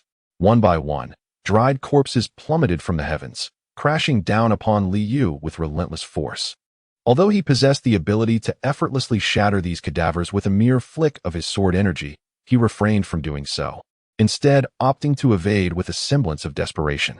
To lure out the lingering souls, he needed to feign weakness. Otherwise, if the souls escaped, he would have no time to search for them meticulously. As he awkwardly dodged the falling corpses, Liu pretended to tremble in fear, shivering visibly. In that very moment, two ghostly green lights surged forth from the ominous clouds, aiming to possess Liu's body. Ah, at last, my moment has arrived. Observing the approaching lights, Liu stifled a derisive chuckle and activated the resource collection function of his system. With a flash, the two green lights fully entered Liu's being. Instantly, he felt a bone-chilling cold envelop him, as if he had been encased in ice. Ha ha ha. To think it is the innate sacred body Tao. Truly a blessing from the heavens. A triumphant laughter echoed in his mind. Thank you, young one, for delivering such a splendid vessel. I shall grant you a swift demise. Pardon the interruption, Liu replied with a smirk. Did you not consider that your reckless entry might be a trap? A trap? The voice in his mind hesitated for a moment before erupting into laughter once more. With merely the cultivation of the bitter sea realm, you speak of traps? Show me this so-called trap. Let us see if it can hinder me. As you wish. A piercing and mournful scream echoed within his mind, only to dissipate into silence. The essence was directly deconstructed, extracting the techniques of cultivation, insights gained from practice, and experiences from battle. The remaining fragments were distilled into pure spiritual energy. Liu smiled, reflecting on the Celestial Emperor's longevity scripture, the 8 techniques of the heavenly demon, and the 9 slashes of the demon emperor. These are unparalleled masterpieces. By absorbing this remnant soul, he could acquire the techniques without expending energy, along with the insights and combat experiences. Indeed, a modest yet rewarding gain. Raising his gaze towards the distant volcano, Liu chuckled once more. The next destination was the tomb of the demon emperor. The imperial weapon of the Azure Lotus and the heart of the demon emperor were both treasures of great value. Ha! The path of the great emperor is unlike that of mortal kings. Turning his attention to Zhou Yi, Liu continued, mortal emperors may govern with benevolence and righteousness. However, the realm of cultivators operates under different principles. How can one command respect without dominance? To achieve invincibility across the world, one must conquer through strength. Pointing at the remnants of shattered walls before him, Liu shook his head with a smile. This was once the capital of the Demon Emperor. With the form of a demon, he subdued the lands and became unrivaled, ultimately establishing his empire. Do you think he would have commanded submission without his oppressive strength? The disciple understood. Zhou Yi bowed in reverence. It is good that you comprehend. Liu nodded approvingly, stating that it was now time for Zhou Yi to commence his cultivation. The scripture of the Tao has already been imparted to you. You possess the supreme heavenly manuscript, of which I have some knowledge. I shall provide you with 2 bodies of the demon race. With a wave, Liu released the corpses of 2 transformed demon creatures and addressed Zhou Yi, saying, "This is your starting point. Once your cultivation advances, venture out to hone your skills. Slay ferocious beasts and gather precious herbs. Through the trials of life and death, amidst blood and flame, carve your path to becoming an emperor." "Yes," Zhou Yi nodded solemnly. "I shall take my leave. If there is anything, simply call for me." At this juncture, Liu paused and added, however, "Do refrain from summoning me unless it is a matter of life and death. If you grow accustomed to relying on my protection, how will you achieve your imperial aspirations?" "Understood," Zhou Yi replied, nodding in agreement, then looked up and inquired, "Are you planning to depart, master?" "I will not leave for the time being. At least not until you have swept through Yin territory," Liu smiled. "I can only teach you for a year. After that, you must forge your own path." "Master." Zhou Yi felt a lump in his throat, uncertain of how to express himself. "Strive to grow. I await the day you ascend to emperor." Liu nodded with a smile, then a streak of light shot forth, vanishing into the horizon. "Your Majesty, the words of the Tao ancestor are indeed invaluable. The path to becoming an emperor necessitates unwavering courage and unshakable confidence. If you develop a dependence on the Tao ancestor, achieving success may prove elusive. Your path lies beneath your own feet," the spirit of the heavenly book reminded Zhou Yi in due time. "Indeed, my path lies beneath my own feet." An imperceptible wave swept through, and the 2 demon corpses vanished in an instant. "Good. Extract the life force from one of the demon bodies and pass on the Tao scripture to me. I am about to commence my cultivation." Sitting cross-legged, I commanded the spirit of the heavenly scripture within my heart. Amidst the fleeing light, Liu observed this scene and nodded. I had worried that this young man might aspire to lofty heights without a solid foundation. Yet I was pleasantly surprised to find that he understood the importance of taking steady, deliberate steps. Quite commendable. Ignoring the self-cultivation of Zhou Yi, Liu harnessed the fleeing light and soared forward. System: indicate the location of the remnant soul of the Azure Emperor's descendant. In an instant, the system marked the direction, and Liu propelled himself towards his destination. The purpose of this journey was indeed this remnant soul. In the original narrative, the attempt to possess Pang Bo had failed.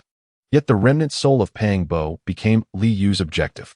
Although the remnant soul itself bore no great significance, it was nonetheless the essence of a direct descendant of a great emperor. From it, one could extract the profound techniques, insights of cultivation, and experiences of battle. These elements were immensely valuable to Liu. Moments later, he descended beside a desolate expanse of charred earth. Is this the place? Raising his gaze to survey the barren landscape, Liu furrowed his brow slightly. This vast land lay in utter silence, devoid of any signs of life. A chilling and eerie aura pervaded the air, causing Liu to feel an overwhelming sense of discomfort. As he stepped into the desolate, blackened ground, he discerned that this area had once been a structure, obliterated by an unknown force into mere powder, transforming a large tract of land into a scorched wasteland. Such formidable power. Witnessing the destruction wrought by this impact, Liu could not help but gasp in astonishment. Suddenly, a tremendous shockwave surged from the depths of the charred ruins. A colossal cloud of black smoke surged violently from the ground. Liu felt a tremendous tremor beneath his feet, nearly losing his balance. Has it arrived? Bang! Bang! Bang! Shadows erupted from the dark mist, descending with a fierce howl. What are these entities? One after another, desiccated corpses plummeted from the sky, crashing down upon Liu. Although he possessed the ability to effortlessly slice through these cadavers with a mere flick of sword energy, he refrained from doing so, opting instead to evade clumsily.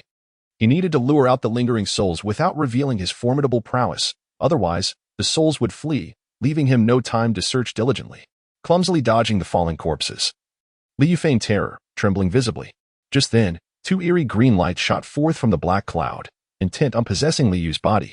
Ah, I've been waiting for you. Observing the approaching green lights, Liyu smirked inwardly and activated the resource collection feature of his system. Whoosh! In an instant, the two green lights surged completely into his being. At that moment, Liyu felt a chilling wave wash over him, as if he had been encased in ice. Ha! It is indeed the innate sacred body Tao fetus, truly a blessing from the heavens. Ha! A triumphant laughter echoed in his mind. Thank you, young one, for delivering such a splendid vessel. I shall grant you a swift demise. Excuse me, Liu chuckled. Did you not consider that your reckless entry might be a trap? A trap? The voice in my mind paused momentarily, only to erupt in a hearty laugh. What a triviality it is to speak of traps at such a meager level of cultivation. What traps can you possibly present for my scrutiny? Let it be as you wish. Ah! A piercing scream reverberated in my mind, quickly dissipating into silence, directly disintegrating. I extracted the techniques, the insights from my cultivation, and the experiences from my battles, refining the remainder into pure mental energy. Liu smiled, contemplating the Qingdi longevity scripture, the heavenly demon 8 techniques, and the demon emperor's 9 slashes. These are indeed unparalleled masterpieces. By capturing this remnant soul, not only do I acquire the techniques without expending energy, but I also gain insight into cultivation and combat experience. Quite satisfactory indeed. Raising his gaze towards the distant volcanic crater, Liu smiled once more. The next destination is the Demon Emperor's tomb. The Qinglian imperial armament and the heart of the Demon Emperor are treasures of great worth. Ha ha ha. Chapter 30. This object is fated to be with me. With a swift motion, Liu ascended into the air. Moments later, he descended before the grand hall where he had previously stood. As he stepped inside, he observed Zhou Yi in deep meditation. Streams of vital energy flowed, resonating with the tumultuous sea of bitterness, indicating that the critical moment for its development had arrived. Indeed, the sea of bitterness was on the verge of successful emergence. Nodding in approval, Liu found a place to sit beside him and began to review his previous acquisitions. The remnant soul of the Qingdi descendant, though not of the highest cultivation, possessed teachings that were remarkably authentic. Whether it be the imperial scripture, the 9 slashes of the demon emperor, or the 8 techniques of the heavenly demon, all are supreme arts. Moreover, it is of utmost significance that these esoteric techniques require no expenditure of energy for their utilization. Although the system has scanned all resources within this realm, each one necessitates energy for conversion. Even though the energy consumed by these martial arts manuals is minimal, the total available energy is merely around 1,000 points. Thus, how could Liu afford to squander it frivolously? The ability to acquire tangible items that can be employed without energy consumption is truly what Liu cherishes most. Insights gained from cultivation and combat experience are exceedingly valuable. Liu nodded thoughtfully, his gaze shifting towards the multitude of demons he had previously vanquished. System: extract the techniques, cultivation insights, and combat experience from the shape-shifting demon clan. Though they may not hold great value, they can nonetheless enrich the resource repository. The remainder would be directly dismantled into energy. Following the disassembly, the system's energy increased modestly, surpassing 2,000 points.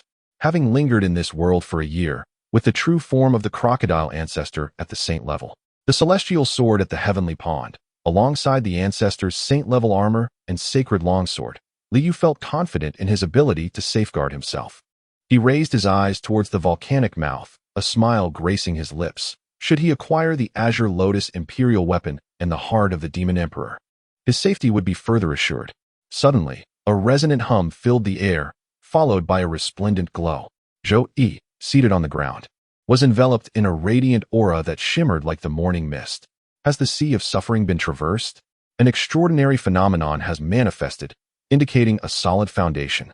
Liu smiled and nodded in admiration, though he subtly implied that a mere solid foundation is insufficient. To achieve any significant accomplishments, he must exchange for a formidable constitution. Liu smiled, acknowledging that Zhou Yi was indeed a descendant of the Ji family, and thus deserved the divine physique of the Ji lineage. The Void Emperor scripture and the Eastern Wilderness divine body were essential to uphold the identity of one born of the emperors. Master, at this moment, Zhou Yi had concluded his cultivation. Seeing Liu by his side filled him with emotion. Was Master truly concerned for my safety? Indeed, the sea of bitterness has been opened, which is commendable. Liu nodded at Zhou Yi, emphasizing that to traverse the path of cultivation far and wide, one must establish a solid foundation. Although your current foundation is commendable, it still falls short of competing with the prodigies of this era. Please guide me, master. Upon hearing Liu's words, Zhou Yi promptly prostrated himself, seeking counsel from Liu. Though you are a descendant of the emperor, your bloodline is somewhat diluted. To solidify your foundation, it must begin with your bloodline. Liu rose, smiling at Zhou Yi, advising him not to rush in elevating his cultivation. The foundation is the essence of all. The disciple understands. Zhou Yi nodded earnestly. Very well, prepare yourself. I shall take a stroll around. Liu nodded and stepped out of the grand hall, soaring towards the volcano. Within this volcano lies the tomb of the Azure Emperor. Although it would be several months before the tomb emerges, Liu wished to see if he could obtain it ahead of time. As he descended upon the volcano's mouth, he was greeted by a tumultuous sea of flames. The scorching magma bubbled at the crater, casting a crimson hue across the sky. It is exceedingly hot. Even though Liu had exchanged for the innate sacred body Dao, his formidable physique struggled against this intense heat. Initiate resource collection to harness the heat.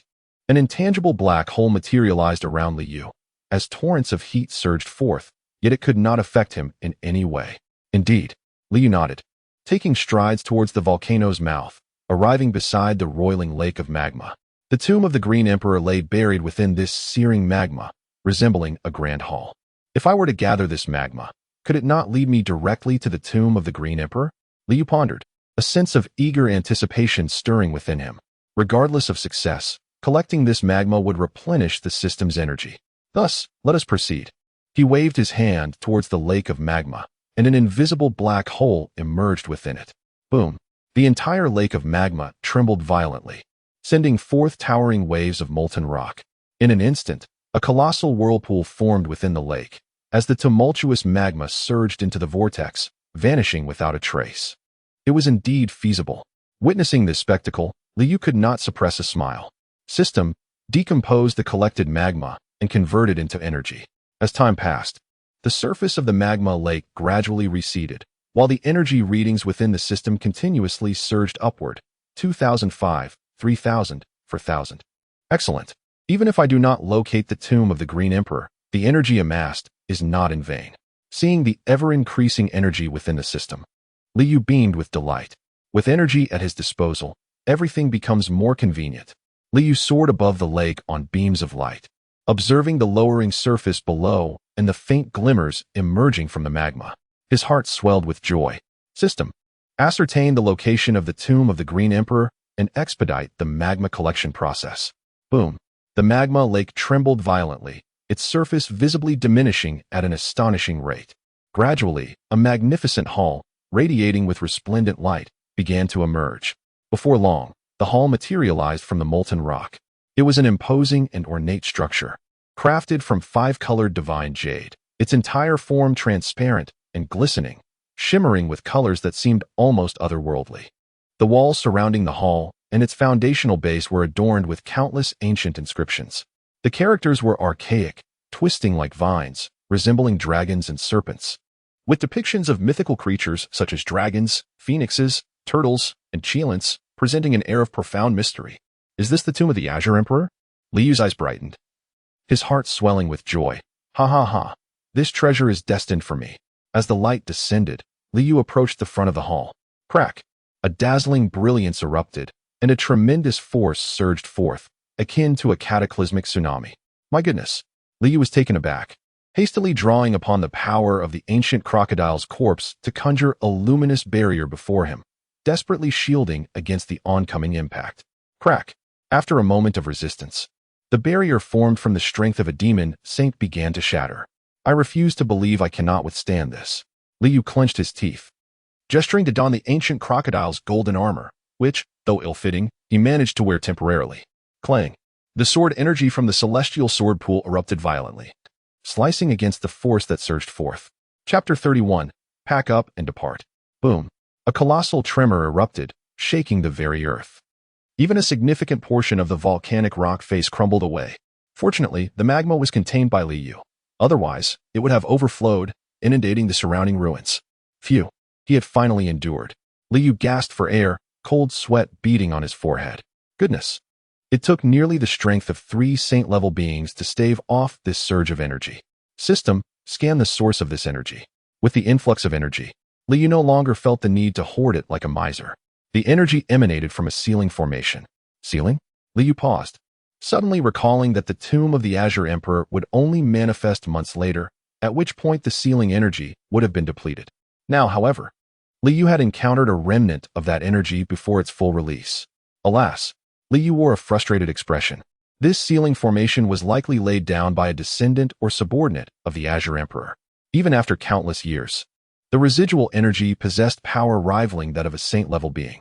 One could only imagine the profound cultivation of the individual who initially established the seal. Fortunately, after the explosion of this energy, the seal had already been shattered. The entire hall was constructed from 5-colored divine jade. Truly extravagant. As he paused before the grand hall, Liu refrained from advancing further, instead contemplating another idea. System, is it possible to collect the entire hall along with its contents? This was Liu's intention. Designated objects volume exceeds user permissions. Liu was taken aback. Could this be true? Wait a moment. The system only mentioned exceeding permissions, but it did not state that collection was impossible. Thus, Liu's eyes sparkled with excitement. System, what is the cost to absorb the entire grand hall? Activate. Of course, activate. With just 500 energy points, the energy harvested from the magma had elevated the system's energy count to 5,000. Liu deemed this trivial expense insignificant. In an instant, an invisible wave swept across the entire hall, and the magnificent 5-colored grand hall vanished without a trace. This is a tremendous gain, Liu exclaimed, unable to contain his joy upon seeing the 5-colored grand hall materialize in the system's resource repository. The Celestial Lotus Imperial Weapon, the heart of the Demon Emperor, countless weapons and treasures. Even fragments of the Tao Sutra's Wheel C and the Immortal Cauldron were present. It was as if he had directly gathered everything in a single sweep. With a flash of light, Liu soared from the volcanic crater and landed before the grand hall at the mountain's base. Nodding in satisfaction, he turned to glance at Zhou Yi. Noticing that his entire being was pulsating with vitality, faint divine light flickering around him. You purified your bloodline using the Supreme Heavenly Book? He inquired. Indeed. The bloodline has seen significant enhancement, yet it still falls short of a divine body. Your master's discerning eye is unerring, Zhou Yi replied with a smile. I exchanged some energy using the remains of a demon clan member to elevate my bloodline. However, the energy is still insufficient. I am far from achieving a divine body. I see. Liu chuckled. In that case, I shall lend you a hand. Having recently reaped substantial rewards, he felt exceptionally pleased and was more than willing to extend his generosity to Zhou Yi, who still required further assistance. With a flourish of pretentious gestures, a flicker of divine light was cast, as the system granted the transformation of the divine body, designating its target as Zhou Yi. As the divine light cascaded down, the transformation began. Your Majesty, blessed by the grace of the Tao ancestor, your lineage has been profoundly elevated, and you have attained the complete divine bloodline. The transformation of the divine body is commencing. Please prepare yourself, Your Majesty. A torrent of searing heat surged like molten lava into Zhou Yi's being, an instinctual awareness coursing through him as he felt his entire form being crushed and gradually reshaped. The excruciating pain compelled Zhou Yi to cry out in agony. I too endured such torment back then. Now you shall experience this sensation. Liu chuckled inwardly at the sight of Zhou Yi writhing on the ground, overwhelmed by pain. Moments later, the transformation of the divine body was complete. Zhou Yi rose from the ground, gazing in astonishment at his own form. Is this the divine body? Radiance ascended quietly, akin to moonlight spilling forth. The essence of life surged within him like tumultuous waves. His entire being was flawless and pure, adorned with divine brilliance. His skin shimmering with iridescence, resembling not mere flesh, but rather a form sculpted from celestial jade. Indeed, the Ji family's divine body is extraordinary. Henceforth, your foundation is firmly established. Liu regarded Zhou Yi with a smile and a nod, though internally he shook his head discreetly. While the divine body was remarkable, it paled in comparison to the innate sacred body of the Tao. Thank you, Ancestor. Thank you, Ancestor. Zhou Yi exclaimed with great joy, bowing in gratitude towards Liu. Indeed, Now that the divine body is formed and the sea of suffering has been opened, you may consider yourself initiated, Liu affirmed, nodding as he summoned a short sword, about a foot in length, into his hand. This is one of the countless weapons stored within the tomb of the Green Emperor. The spirit weapon from the Wheel Sea realm, in the collection of the Green Emperor, is deemed utterly worthless. Handing the short sword to Zhou Yi, Liu remarked, "You have now established a foundation. What follows is relentless cultivation and continuous combat. The nearby mountains and forests are perfectly suited for your training." "Indeed," Zhou Yi responded, accepting the short sword and setting off. Observing Zhou Yi's departing figure, Liu smiled. "You have received your novice equipment and rewards. Now, we shall see how far you can advance." Casting a glance around the grand hall, Liu noted the thick layer of dust and the dilapidated state of the surroundings, prompting him to frown. "It looks much better like this." He retrieved a meditation cushion from the treasures of the Green Emperor's tomb, seated himself, and began to assess the gains from the tomb. "System, extract all items from the Green Emperor's tomb and categorize them for storage," Liu commanded. In an instant, the system meticulously organized various items into the resource repository. Such an abundance. Even though Liu had mentally prepared himself, he was still taken aback by the sudden influx of various tangible resources in the repository. As a formidable emperor, the Green Emperor may not have stored everything here. Yet the sheer volume was indeed astonishing. "I've struck it rich. Haha. Wealth is within my grasp." Chapter 32. The life of a tycoon is within reach. Is this the imperial weapon of the Green Lotus? Upon seeing a green lotus in the system's repository, with its delicate pink petals, emerald leaves, and straight, slightly tender green stem, Liu found it hard to believe. It appears to be a lotus flower, freshly plucked from the earth, unremarkable and devoid of any extraordinary qualities. Yet, it is, astonishingly, the very weapon forged from the essence of the Azure Emperor himself. Liu sighed, having no intention of revealing it. Such an item should not be displayed lightly unless absolutely necessary. Shifting his gaze from the Azure Lotus weapon, he turned to the pulsating heart before him, the heart of the Demon Emperor.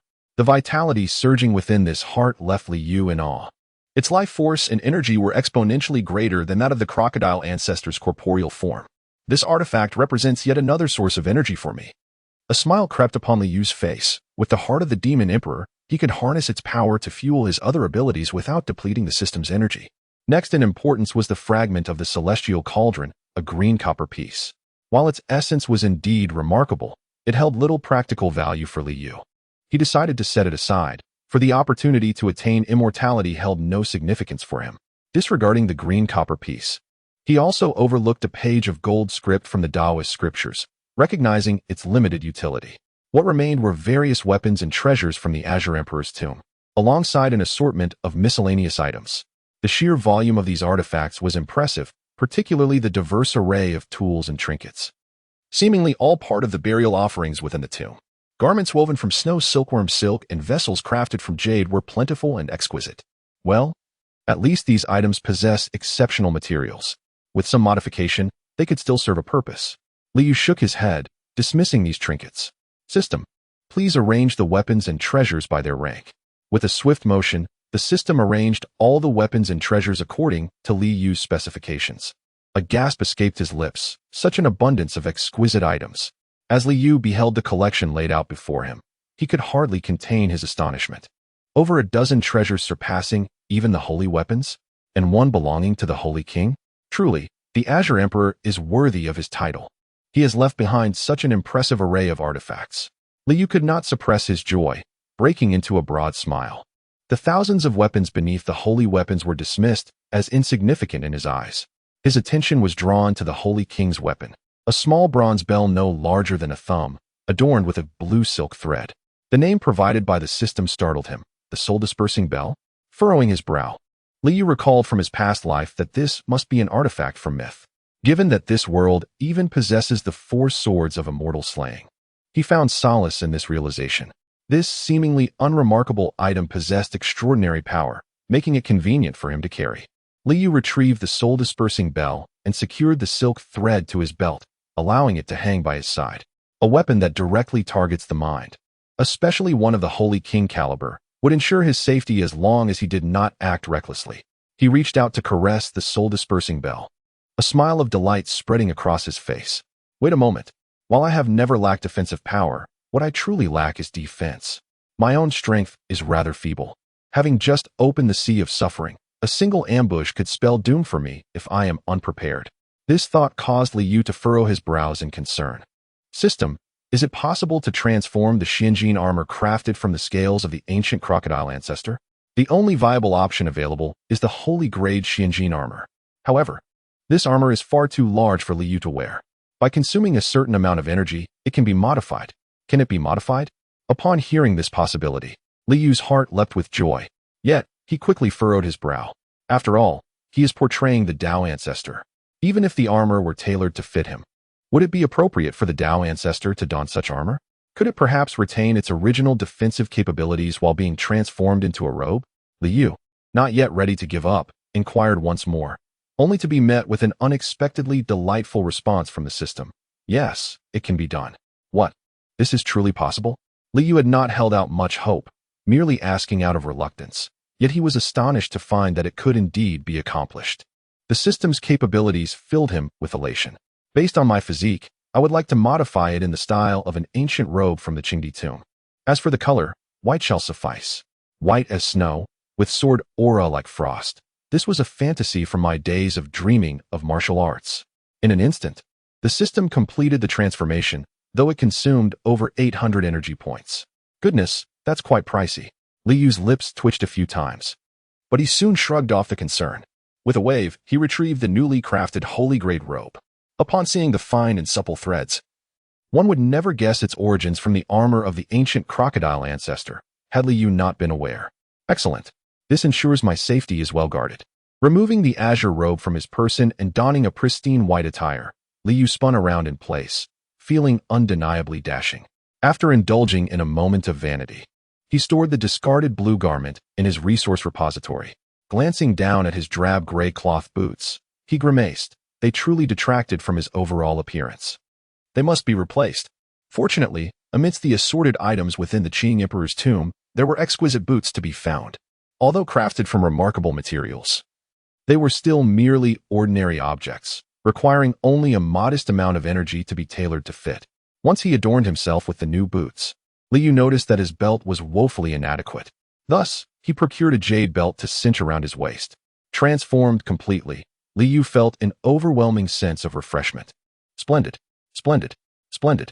Having struck a fortune, one must certainly dress well. With this ensemble, who could possibly call him a penniless wretch? Who would dare label him a country bumpkin? At this moment, however, Liu's essence as a lowly individual resurfaced, revealing the depth of his past grievances. Clad in an elegant white robe, cinched with a jade belt as lustrous as sheep fat, adorned with a quaint and tasteful little bell, and sporting exquisite boots crafted from white-scaled leather, he was truly striking. Liu marveled at his reflection, feeling a profound sense of satisfaction. His quality of life had significantly improved. The opulent lifestyle was now within reach. Stepping out of the grand hall, he glanced towards Zhou Yi with a smile. The lad seemed to be managing well for the time being. Let him continue to slay monsters and level up here. As for me, oh no, I shall venture out to explore for a while. Their essay saying, ISNT there? Ah, the vast universe beckons me to explore. A hearty laugh erupted, and a brilliant light ascended into the sky. Chapter 33. Have they dared to challenge me? The light swept through the air. Shortly thereafter, a quaint little town emerged before Liu. Having journeyed for so long, he had yet to experience the local customs and culture of this world. Thus, he decided to venture into this town for a closer look. As he descended from his radiant light, Liu made his way along the path toward the town. Upon arriving, he realized it was but a small settlement with a modest population. Nonetheless, it bustled with activity, far from desolate. As he stepped into the town, Liu glanced upward and noted that the architectural style bore a resemblance to ancient towns from his previous life. As he traversed the streets, passers-by, noticing his elegant attire and distinguished demeanor, instinctively stepped aside, clearing a path for him. It seemed that social hierarchy was profoundly ingrained in this world. Liu couldn't help but let out a soft sigh. In a realm where strength dictated status, the common folk undoubtedly held a lowly position. After wandering for a while, Liu paused in front of a tavern. Since arriving in this world, he had yet to indulge in its culinary delights. With a smile, he stepped into the establishment. Welcome, esteemed guest. A young attendant greeted him with a deep bow. Please, "Show me to a private room and bring forth your finest food and drink," Liu declared, exuding an air of extravagance.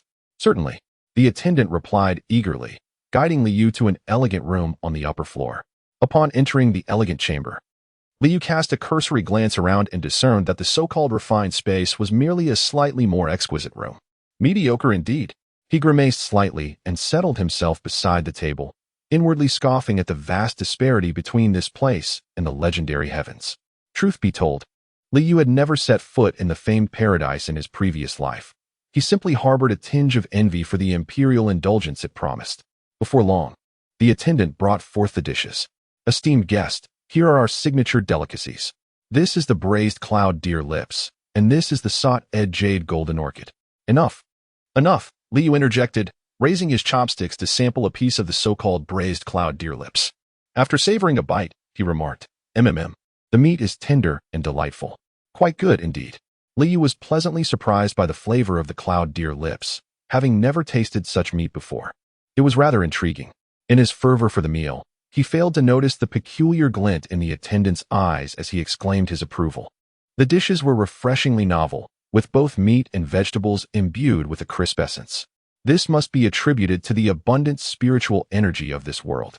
As Liu relished the food, he sensed the latent spiritual essence within the dishes and nodded in appreciation.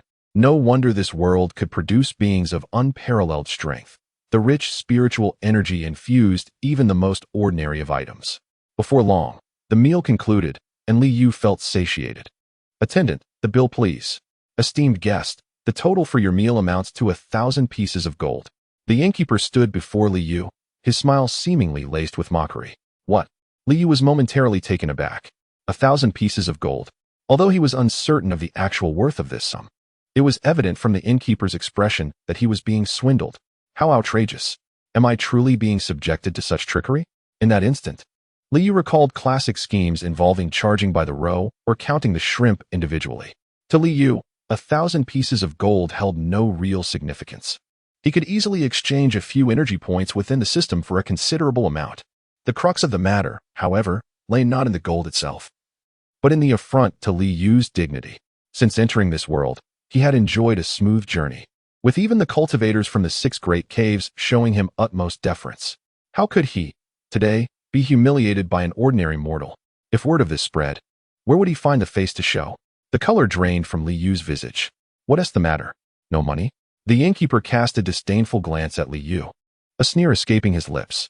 A rustic bumpkin who can't even distinguish between a pig's snout and a deer's lip dares to pretend otherwise? What a farce. Clad in this ragged attire, with unkempt hair, you presume to play the gentleman? How utterly infuriating, to be scorned by a mere innkeeper. I cannot tell the difference between a pig's snout and a deer's lip simply because I have never encountered them. And as for my unkempt hair, I simply do not know how to style it. Liu's frustration grew. If you lack funds, that bell on your waist is quite impressive. Let us consider it a form of payment. The waiter cast a sidelong glance at the bell hanging from Liu's waist, sneering disdainfully.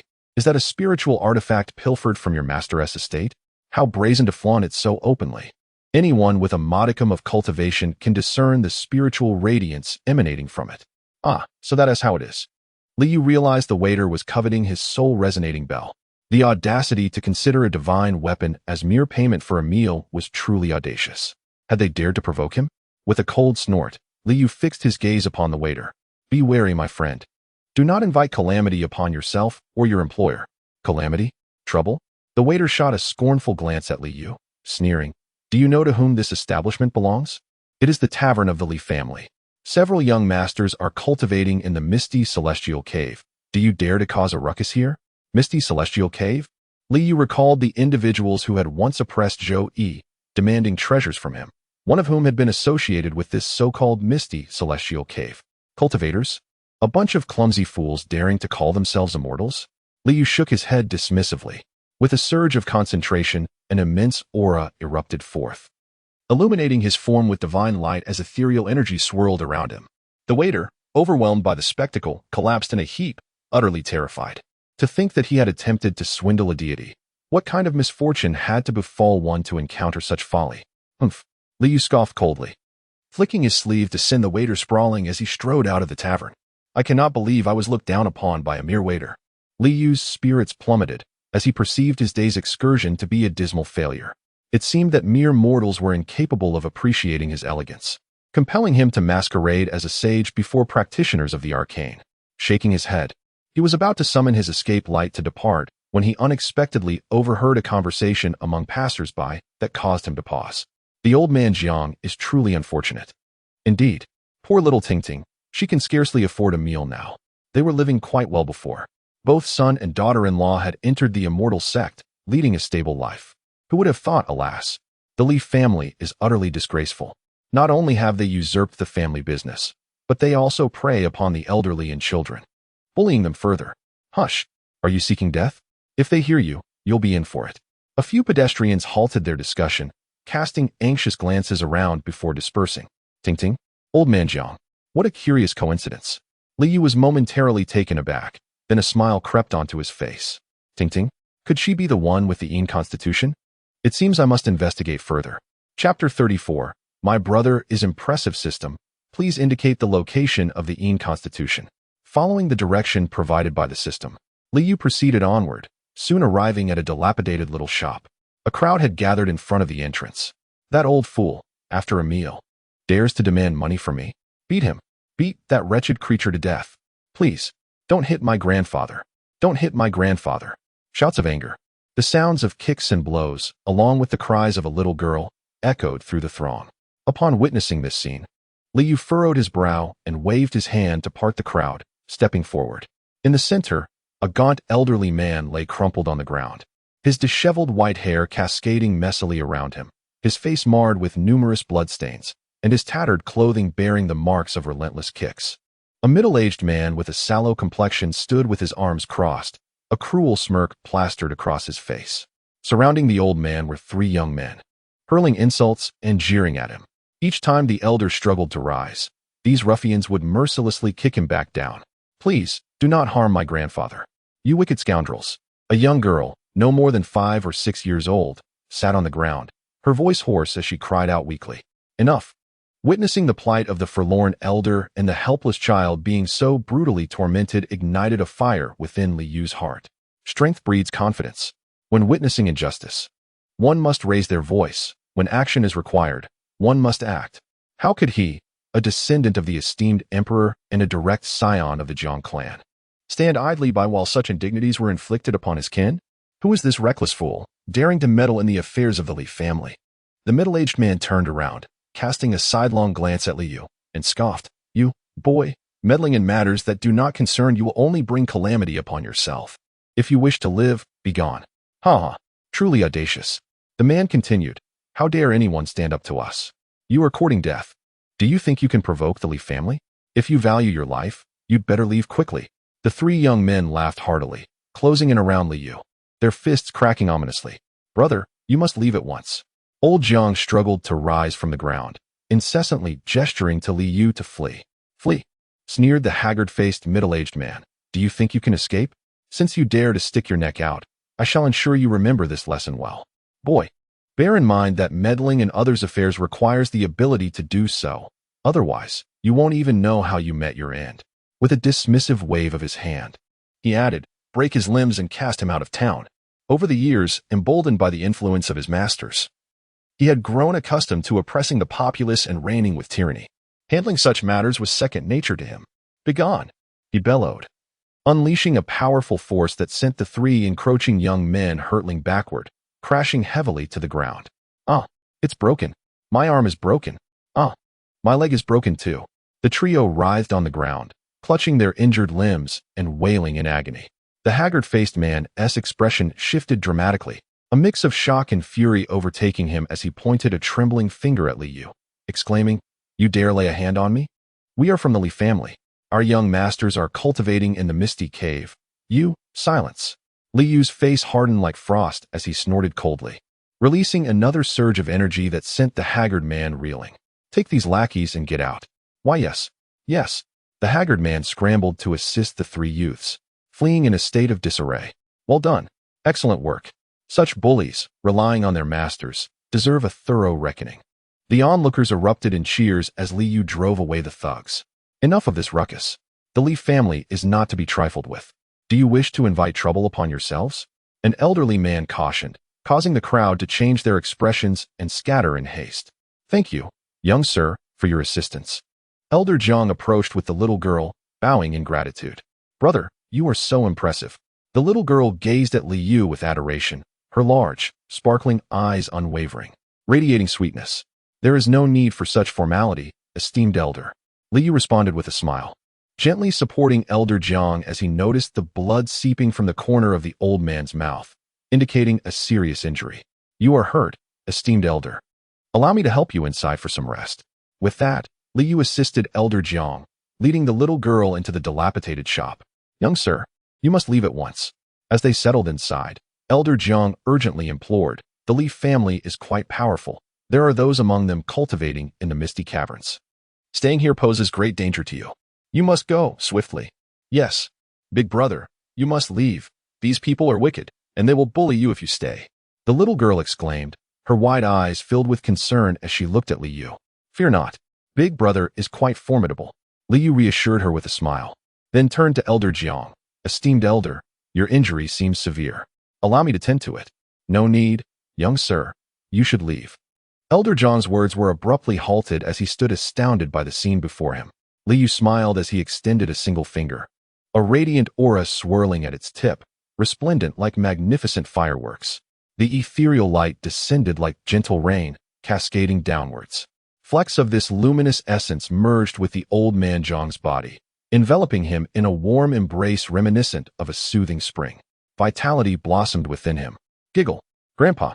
Your hair has darkened a bit, and the wrinkles on your face have diminished significantly.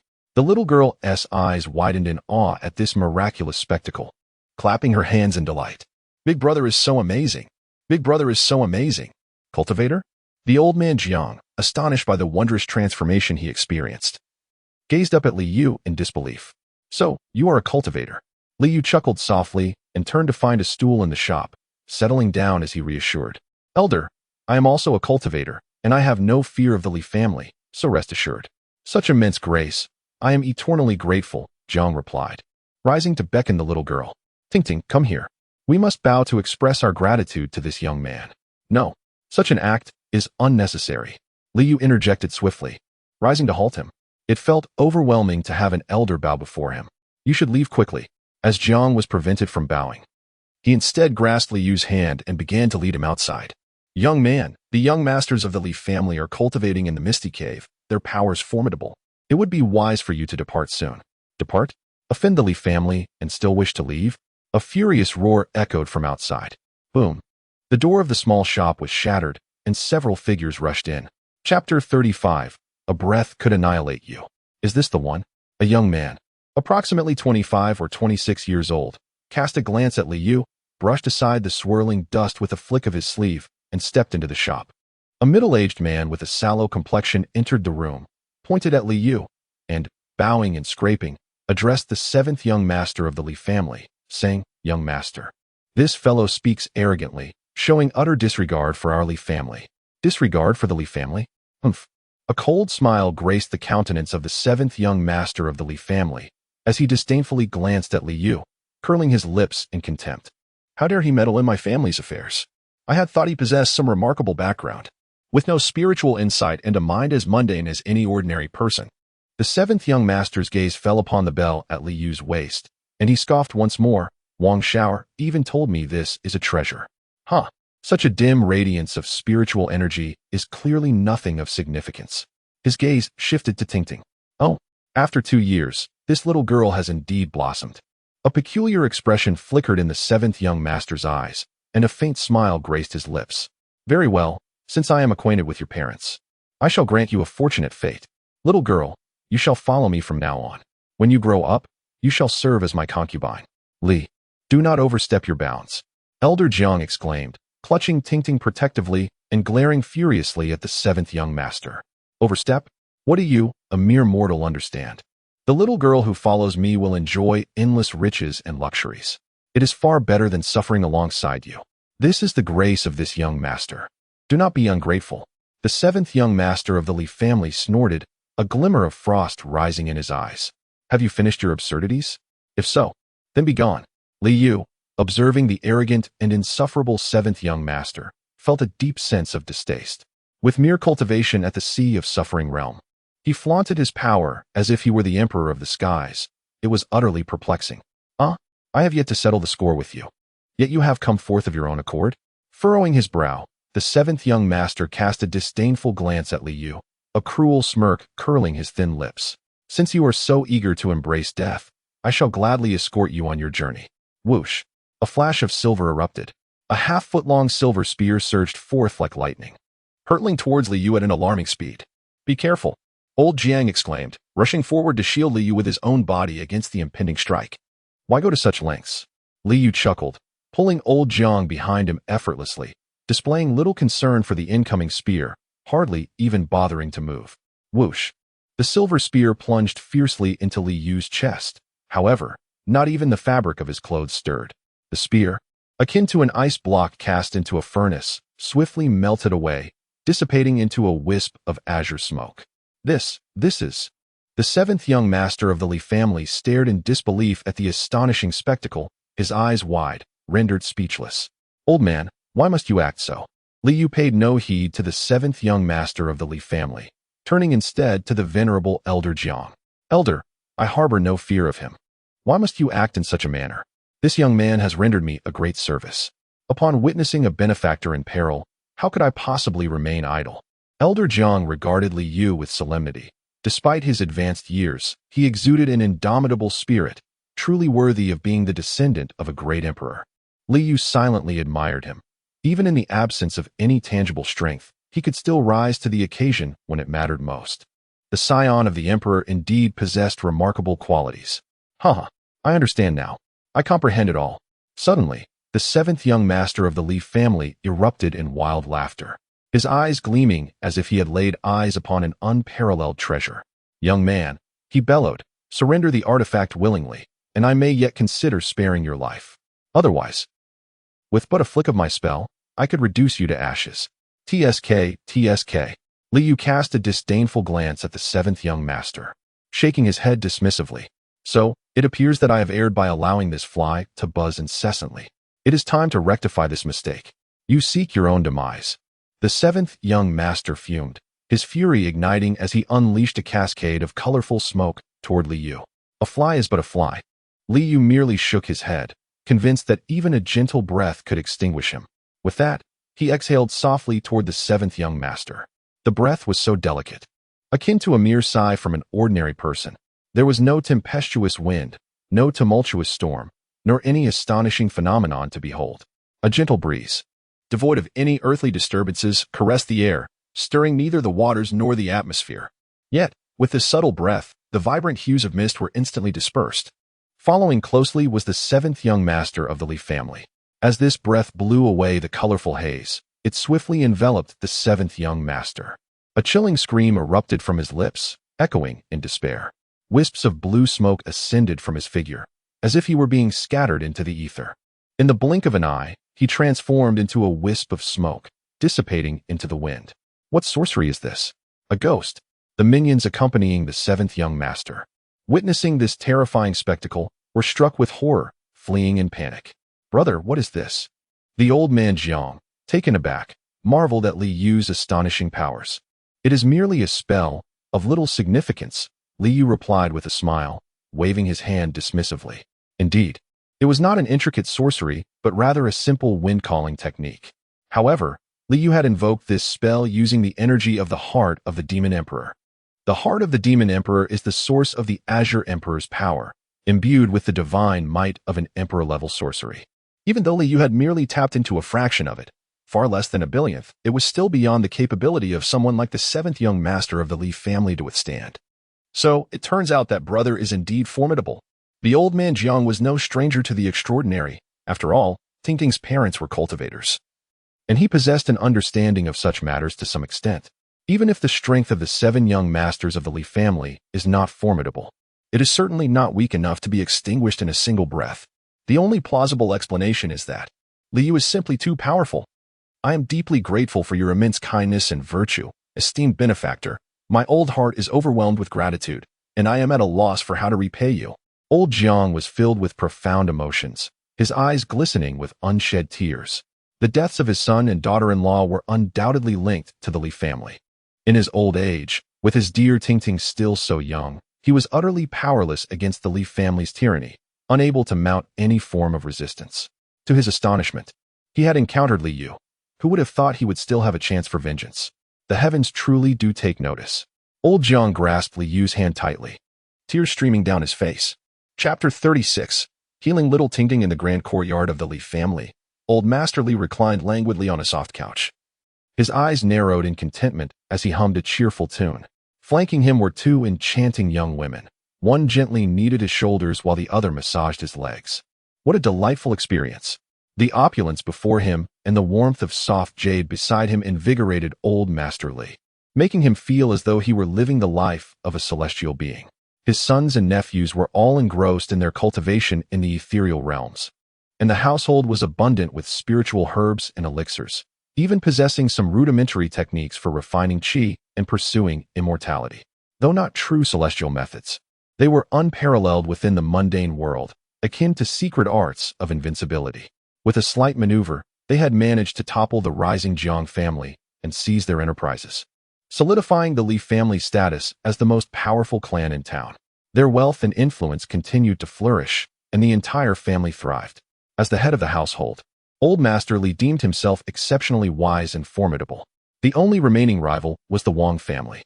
Indeed, it is imperative to find an opportunity to extinguish the Wang family. Lord Li leisurely contemplated, his hand gently patting the curvaceous figure of the woman beside him. Master, this is terrible.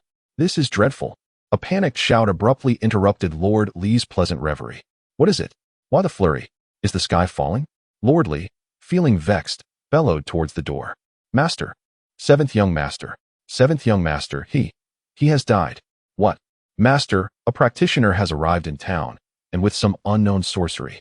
He merely breathed and caused the seventh young master to perish. A practitioner? Damn it! Lord Li, consumed by fury, kicked over the table before him. Quick, dispatch a message to the Inxia cave. Inform them that an outsider practitioner seeks to seize the source mine we discovered and has killed my seventh. Urgently request their assistance. Yes. The subordinate promptly obeyed the command. Lord Li's face darkened, his teeth grinding audibly. No matter who you are, should you invoke the ire of the Li family, your fate is sealed. Big brother, your hair is done.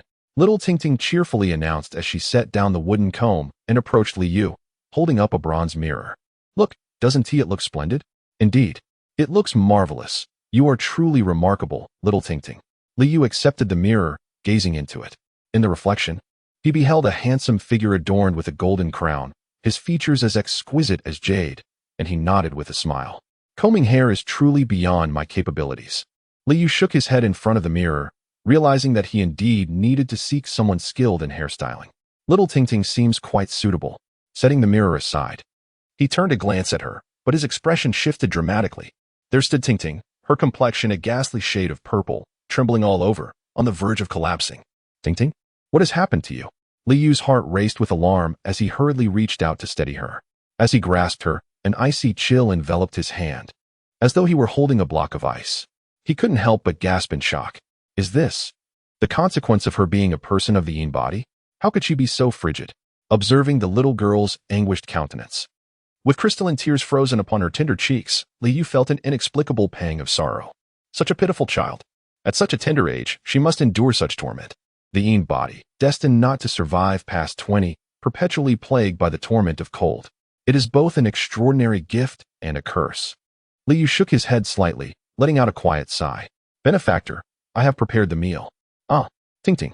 Old Jiang approached to call Li Yu for dinner, but upon noticing Ting's condition, he was instantly struck with horror, exclaiming as he stumbled towards her. Ting. Old Jiang scooped the little girl into his arms, enveloping her in his warmth, tears streaming down his weathered face. My dear child, my unfortunate child. Oh, heavens! What sin have I committed? Why must such a young child endure such suffering? Uncle Jiang, perhaps. I can heal her. Upon reaching this point, Li Yu felt a pang of sorrow in his heart, unable to bear the sight any longer. Is it merely a life fruit? Is it truly more precious than the elixir of immortality? Benefactor. Uncle Jiang gazed at Li Yu with tear-filled eyes, incredulity etching his features as he asked, Benefactor. Is there hope for Tingting's recovery? There is hope. Liu crouched down and gently took Tingting from Uncle Zhang's hands, declaring, I can heal her. Splendid. Splendid. Tingting is saved. Tingting is saved. Uncle Jiang wept uncontrollably, suddenly kneeling before Liu, bowing deeply in gratitude. Thank you, benefactor. Thank you. Uncle, please, you mustn't. Liu quickly assisted Uncle Jiang to his feet, saying, there is no need for such reverence. Tingting's condition is not an illness. It is a unique constitution. If not addressed properly, it is indeed challenging for her to survive beyond the age of 20. However, I possess a method to cure her. Cradling little Tingting. Liu sought a bench in the courtyard to sit. The deficiency of the Taiyin constitution must be remedied with a life fruit. To acquire a life fruit, Liu furrowed his brow slightly, realizing that his current energy points were insufficient. He could not afford to expend too much. He would need to devise an alternative approach to obtain the life fruit. Looking down at the pained expression on the small girl's face, he inhaled deeply and gritted his teeth. System, exchange one life fruit for the elixir of immortality from the ancient forbidden land. No sooner had he uttered the command than a life fruit materialized within the system's resource repository. Yet the resources consumed amounted to merely a single fruit of the elixir of immortality. Liu was momentarily taken aback. He had initially intended to forfeit all his elixirs in exchange for a fruit of destiny, only to discover that the cost of the latter was far below his expectations. It did not take long for Liu to comprehend the underlying principle. For the system, the value of an item is determined by the energy expended in its creation. Although the fruit of destiny is exceedingly rare, its value stems from its near extinction, rendering it precious due to scarcity. Essentially, the fruit of destiny cannot possibly rival the elixir of immortality. As he reached for the fruit of destiny, Liu observed its unremarkable appearance, resembling an olive, and silently shook his head, contemplating how such an inconspicuous object could be the lifeline for Taiyin's body. Tingting, brother will cure your ailment. Here, take this medicine, and you shall soon recover. He gently placed the fruit of destiny into little Tingting's mouth, whispering softly in her ear. Tingting appeared to have heard Liu's words. Her lips quivered as she struggled to swallow the fruit. Ding ding. A sound akin to chimes resonated within her, and a luminous radiance, pure and bright as moonlight, filled the courtyard. Chapter 37. The transformation of the beautiful maiden. The brilliance of the crescent moon bathed the courtyard. Tingting floated from Liu's embrace, suspended in midair. A silvery glow erupted from within her, enveloping everything in the courtyard in a shimmering layer of silver light. The commotion was rather overwhelming. Liu furrowed his brow slightly and waved his hand to conjure a barrier of light, shielding the entire courtyard from the resplendent moonlight. The moonlight grew ever brighter, enveloping the ethereal figure of little Tingting, rendering her almost indistinguishable amidst the luminous glow, as if the moon itself had descended into the courtyard. My benefactor, what is this? Elder Jiang exclaimed, his mouth agape and eyes wide with astonishment. A body of the moon, a form of the cold moon. This is truly an extraordinary talent. Liu gazed at little Tingting, who had nearly transformed into a radiant moon, and could not help but express his admiration. My benefactor, will Tingting be in any danger? Elder Jiang inquired, still somewhat apprehensive, turning to Liu for reassurance. Rest assured, she is in a state of unparalleled well-being, Liu replied with a reassuring smile. The manifestation of the lunar body heralded her rebirth. Fortunately, Elder Jiang did not have to wait long. Moments later, the celestial moonlight gradually receded, and little Tingting's figure gently descended. Once the moonlight completely vanished, her charming silhouette appeared before the two. Grandpa? Big brother? Little Tingting opened her eyes, her dark orbs shimmering with a hint of silvery light. Tingting, how do you feel? Elder Jiang rushed forward, embracing little Tingting and inspecting her from head to toe. Upon discovering that she was unscathed, he let out a sigh of relief. The lunar body is indeed remarkable. Liu admired the transformed little Tingting. Observing the jade-like radiance that subtly illuminated her skin, the ethereal energy coursing through her like liquid mercury, and her body resembling that of ice and jade. Big brother. Thank you, she said gratefully. Little Tingting approached Liu, her bright eyes wide open as she gazed up at him, her porcelain-like face adorned with an innocent smile. A sight utterly delightful. I am not a Lolita enthusiast. No. Liu took a deep breath, dispelling the chaotic thoughts swirling in his mind, and finally smiled, nodding gently at little Tingting. I have not deceived you, dear. Your illness has been cured. Thank you, big brother. You are truly remarkable, little Tingting exclaimed. her face filled with admiration as she looked at Liu. Then she giggled, adding, "But Big Brother can't even comb his hair. That's quite silly." Liu found himself at a loss for words. Hee. Little Ting Ting chuckled, tugging at Liu's sleeve. "From now on, I shall help Big Brother with his hair." "Well then, I would be grateful for your assistance, Ting Ting." Liu smiled, affectionately ruffling her hair before turning to old Jiang. "Old man, weren't you just calling us for a meal? Come, let us dine." The three of them chatted merrily as they made their way to a small shop nearby. Just as old Jiang set the dishes on the table, and they were about to begin their meal, a piercing scream suddenly echoed from outside. "Ah, I have discovered the source mine. You intend to silence me. The Li family shall meet a dreadful fate." The commotion outside startled the trio. Murder? Little Ting Ting, frightened, nestled into her grandfather's embrace, her little face paling. "Do not be afraid. Big Brother is here," Liu reassured her, then turned to old Jiang, saying, "Old man, I shall go take a look." With that, Liu rose and made his way toward the door. As he reached out to push open the shop door, a bloodied man collapsed at his feet, barely clinging to life. How utterly intriguing. Liu observed the scene with a cold smirk, shaking his head in disbelief. Had the Li family silenced him? And by some stroke of fate, he had stumbled to the doorstep of old Jiang? Miraculously, he only had half a breath left? How fortuitous that he could still disclose the secrets of the source mine. How foolish would I have to be to fall for such a ruse? Nevertheless, it is rather dull, so I shall indulge you for a moment. With a flick of his fingers, a glimmer of ethereal light descended upon the man lying in his pool of blood. The wounds on the man's body swiftly healed, and moments later, he was restored to vitality. "Thank you, divine being. Thank you for your salvation." The middle-aged man, resembling a herbalist, prostrated himself before Liu, repeatedly bowing his head. "Rise," Liu commanded gently. "Why did you flee here?" With a friendly smile directed at Zhang San, Liu's tone was remarkably affable. "I heard that the Jiang family had summoned a celestial master who had even confronted the Li family. I thought that if I could reach you, the Li family would surely refrain from taking action." Zhang San looked at Liu with a nervous expression. "Celestial master, you wouldn't hold it against me, would you?" "I see," Liu nodded, a silent sigh escaping his lips. Zhang San was likely innocent, merely a pawn in someone else's game. The Li family's maneuver was hardly sophisticated. Any discerning eye could see the underlying issues. However, this was the source stone.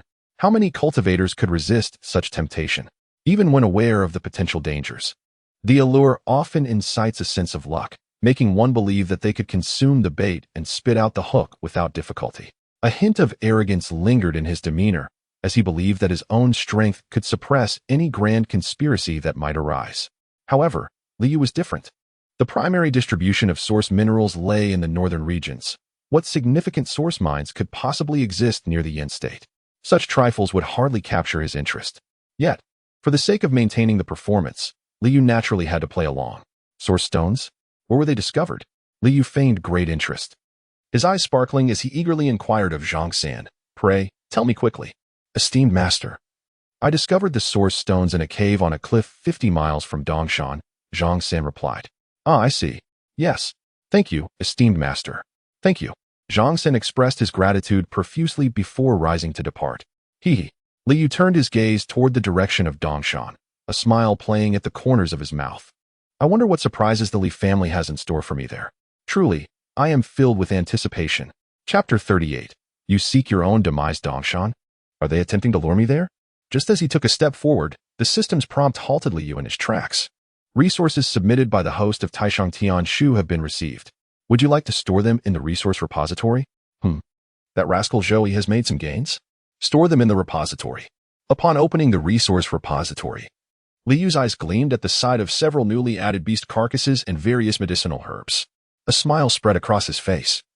It appeared he had begun battling monsters and leveling up. It seems growth is imminent. Excellent. Liu nodded in satisfaction. In this world, Liu could only remain for a year. Despite his relentless scavenging, the treasures he could amass within that fleeting time were invariably limited. However, Zhou was a different tale altogether. As long as he continued to grow and forge ahead, he could inexhaustibly provide an array of resources. Although the short-term gains were not immediately apparent, the prospects were undeniably promising. Upon entering, old Zhang inquired of Liu, "Benefactor, what has transpired?" "Nothing much. Merely that someone was injured, and I offered some assistance," Liu replied with a smile as he settled at the dining table. Old man, could you refrain from calling me benefactor? My name is Liu. You may simply address me as such. That is simply unthinkable. Stop. Liu interjected swiftly, noticing old Zhang's insistence. Just call me Yugu, as everyone else does. Yugu, young Tingting cheerfully called out, extending her hand to offer him some food. Yugu, eat up. Little Tingting was indeed the most well-behaved. Liu accepted the dish she presented with a smile, praising her as he gently ruffled her hair. A whisper of ethereal light brushed over Tingting. Moments later, the three had finished their meal. Old man, I need to step out for a while. Let us refrain from business today. Simply close the door and take good care of Tingting at home, Liu instructed old Jiang, subtly channeling a fragment of that same ethereal light onto him. Rising, Liu cast a glance towards the eastern hills. In a fleeting shimmer, he ascended into the air, his figure vanishing into the void. With a swift and ethereal motion, Liu descended upon the peak of East Mountain. Is this the place? He turned his head, surveying his surroundings, only to find that it was merely an unremarkable mountain, devoid of any extraordinary features. Liu chuckled softly, brushing his waist with a casual flick of his hand, his fingertips gently striking the soul-stirring bell at his side. A delicate chime resonated, its crisp and melodious tone reminiscent of softly swaying wind chimes. Invisible ripples emanated from the sound, as if an unseen wave was spreading outward. This was a mystical technique contained within the soul-stirring bell, known as the sound of fright. The sound invoked the deepest, hidden fears within one's heart, striking terror that could leave one utterly paralyzed. This technique was specifically designed to target the mind. The more convoluted one's thoughts, the more intense the fear.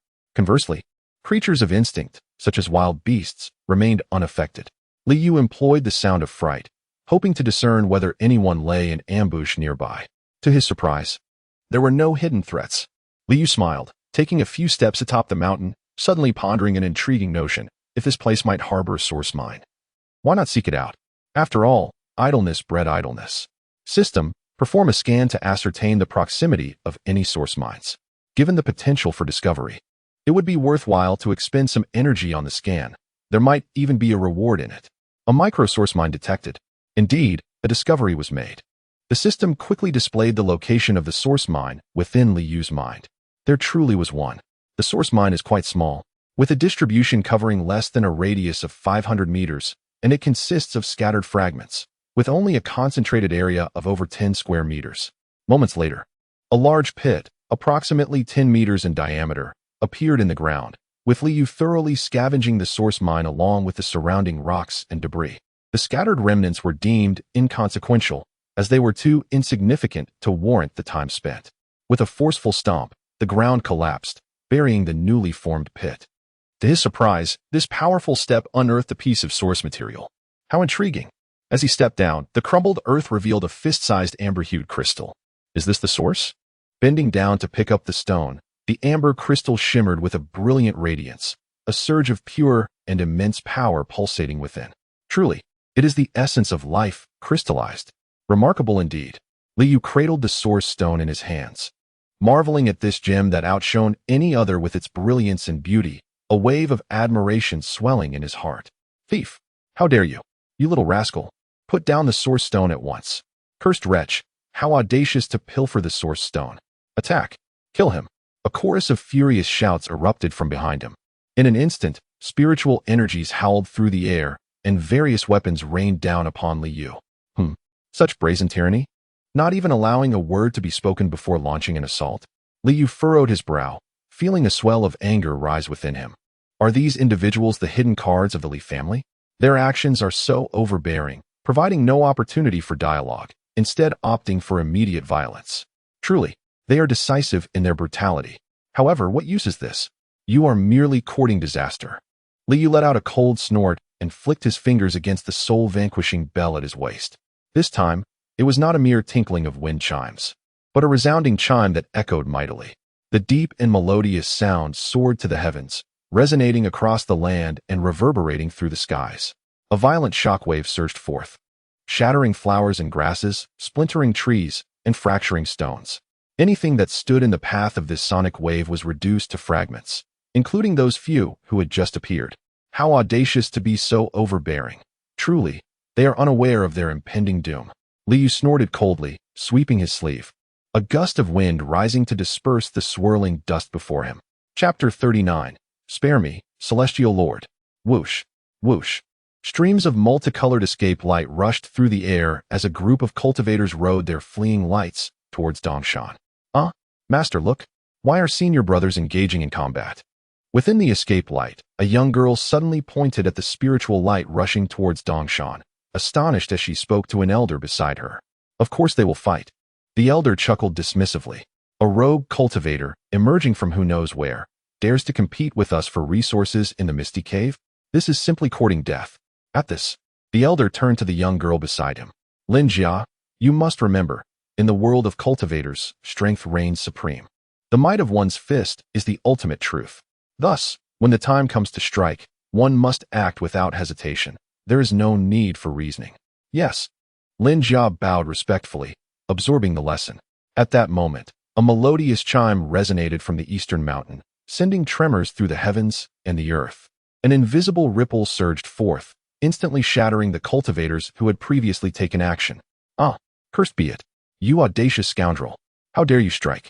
How dare you slay the denizens of our Yinxia cave heaven?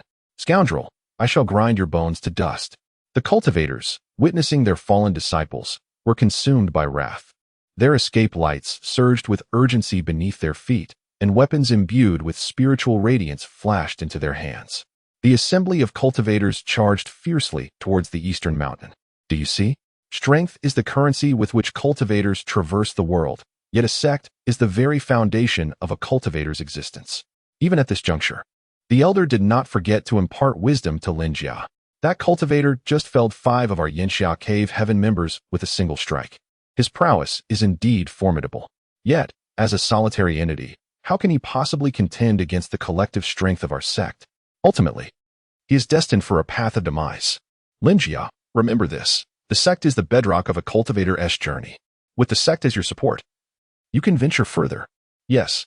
The young maiden Lin Jia bowed once more in acquiescence.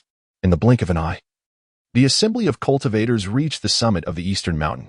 Upon spotting the figure clad in white at the mountain's peak, they wasted no time, brandishing their weapons and charging forth. You scoundrel, you have pilfered the source minerals of our Yinxia cave heaven and dare to slay our people. Truly, you possess audacious gall. Prepare to meet your end. Leading the charge, a dark-faced elder bellowed, unleashing a grand seal suffused with swirling mists of Yinxia.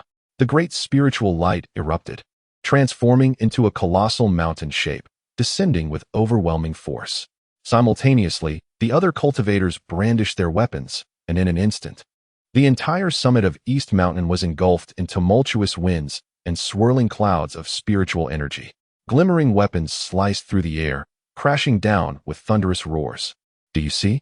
This is the might of the sect. The elder nodded with a smile.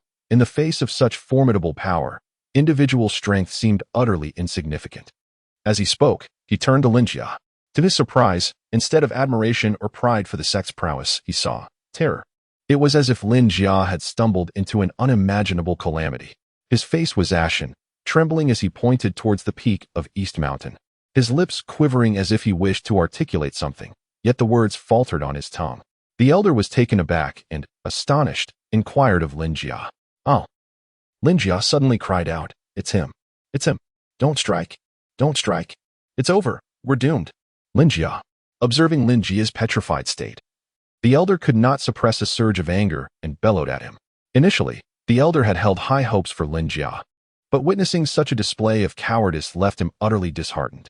Such a minor skirmish, devoid of true peril, had instilled such fear? It was truly disappointing. After painstakingly guiding him, the elder had hoped Lin Jia would stand out and bring glory to the sect, only to discover that he was so timid, a profound letdown indeed. The elder, unable to contain his fury, glared at Lin Jia and reprimanded him sternly. Master? Lin Jia trembled, as if awakening from a trance.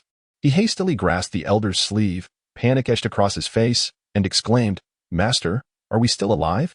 Splendid! Splendid! Let us flee at once. We must escape. Fool! The elder's body shook with rage as he thundered at Lin Jia. Is this trifling skirmish capable of instilling such terror in you? You have truly disappointed me. Upon witnessing the scene before him, the elder shuddered, unable to suppress a gasp. He had finally comprehended what Lin Jia meant when he spoke of a lack of combat. Indeed, there had been no battle. The figure draped in white atop the mountain had not moved an inch. Like a colossal mountain, the massive seal descended with a resounding thud, disintegrating into ashes and dissipating into the ether. The shimmering sword, descending with the same force, similarly vanished with a soft puff, leaving no trace behind. The multitude of cultivators from the Misty Hollow, exerting every ounce of their strength, unleashed a torrent of attacks upon the figure on the summit. Various weapons, treasures, and spells rained down like a deluge. Yet, before they could even reach the white-clad figure, they were shattered by an invisible wave, reduced to mere dust. What sort of combat was this? It was not even worthy of a mere tickle. What extraordinary cultivation must this individual possess? Who on earth is this person? The elder trembled anew, abruptly turning to Lin Jia. Do you know that person? Who is he? It is he. Master, have you truly forgotten? Is that the Supremo? No, it is the moral celestial master. Lin Jia trembled as he addressed the elder. Celestial master? The elder's complexion paled, and he hastily turned to gaze at the figure clad in white atop the mountain. Upon this realization, a mournful wail escaped him. It truly is the celestial master. Spare me. Celestial master, have mercy. Please, cease this. Stop. The elder cried out in terror, yet it was already too late. As a melodious bell tolled, a wave of destruction swept across the land. With a resounding crash, all who dared to strike at Li Yu were instantly reduced to mere dust, scattering like petals in the wind. Celestial master, spare me. Chapter 40. A display of arrogance before departing. Ah, so it is you. Li Yu soared into the sky, casting his gaze upon the weeping elder and the stunned Lin Jia, his brow furrowed slightly. Celestial master, we seeing Li Yu approach, Lin Jia instinctively recoiled, stammering. The Li family's backup is you? Understanding dawned upon Li Yu as the threads of the situation unraveled before him. This was undoubtedly the scheme of the Li family, employing the source mind to manipulate the Misty Cavern against him. Unbeknownst to them, the people of the Misty Cavern had been mere pawns in the hands of the Li family. A mere mortal had managed to toy with a multitude of cultivators. The head of the Li family was indeed no ordinary individual. With a cold sneer, Li Yu thought, you have provoked me, no matter how formidable you may seem. Your path only leads to demise. You have been played by the Li family. Li Yuzhao cast a glance at the elder and Lin Jia, shaking his head. The Li family merely seeks to exploit you to counter me. A sect swayed by such trifling interests is indeed foolish. With a sigh, Li Yu ceased to engage with Lin Jia and the elder, turning to ascend in a flash of light towards the small town. Indeed, such folly. The elder wore a bitter expression. The lesson learned this time was profoundly etched in his memory. Fortunately, the celestial sovereign did not unleash his wrath upon our misty cave, for which we are truly grateful. The Li family? The elder gazed intently towards the town, his fist clenched tightly. Dare they use us as pawns? I shall utterly annihilate them. With that, the elder propelled himself, accompanied by Lin Jia, towards the town. Upon sighting the collapsed entrance of a small shop, with disordered tables and chairs strewn about, Li Yu's brow furrowed, and a surge of fury welled within him. Did the Li family orchestrate this? Have they abducted Elder Jiang and Little Tingting? Such recklessness invites death. In a flash, Li Yu arrived before the imposing gates of the Li family estate. With a mighty sweep of his sleeve, he conjured a fierce gust of wind that sent the crimson doors of the courtyard flying. Who dares? Presumptuous fool. Within the Li estate, startled shouts of anger erupted as a group of burly men armed with weapons rushed out, their faces fierce. You seek death, boy? Begone. Before the guards could finish their threats, Li Yu roared, sweeping his sleeve once more, unleashing a powerful wind that sent the assailants hurtling away. Who dares to cause trouble at the Li family estate? A sallow-faced middle-aged man, accompanied by a group of guards, charged in with fury. However, upon catching sight of Li Yu's visage, the man let out a strange cry and fled in haste, abandoning his entourage who stood there, bewildered. Humph. With a wave of his hand, Li Yu sent the guards blocking his path flying, continuing his advance.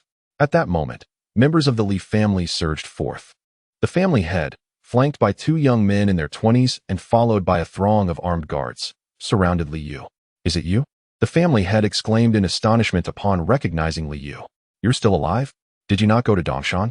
It seems fortune favors you, young man. Yet, you dare to come here seeking death? With a dismissive gesture towards the two youths, he commanded, Third, fifth, eliminate him. Understood. The two young cultivators unleashed a flurry of silvery light as their gleaming short blades whistled through the air, aimed directly at Li Yu. Begone!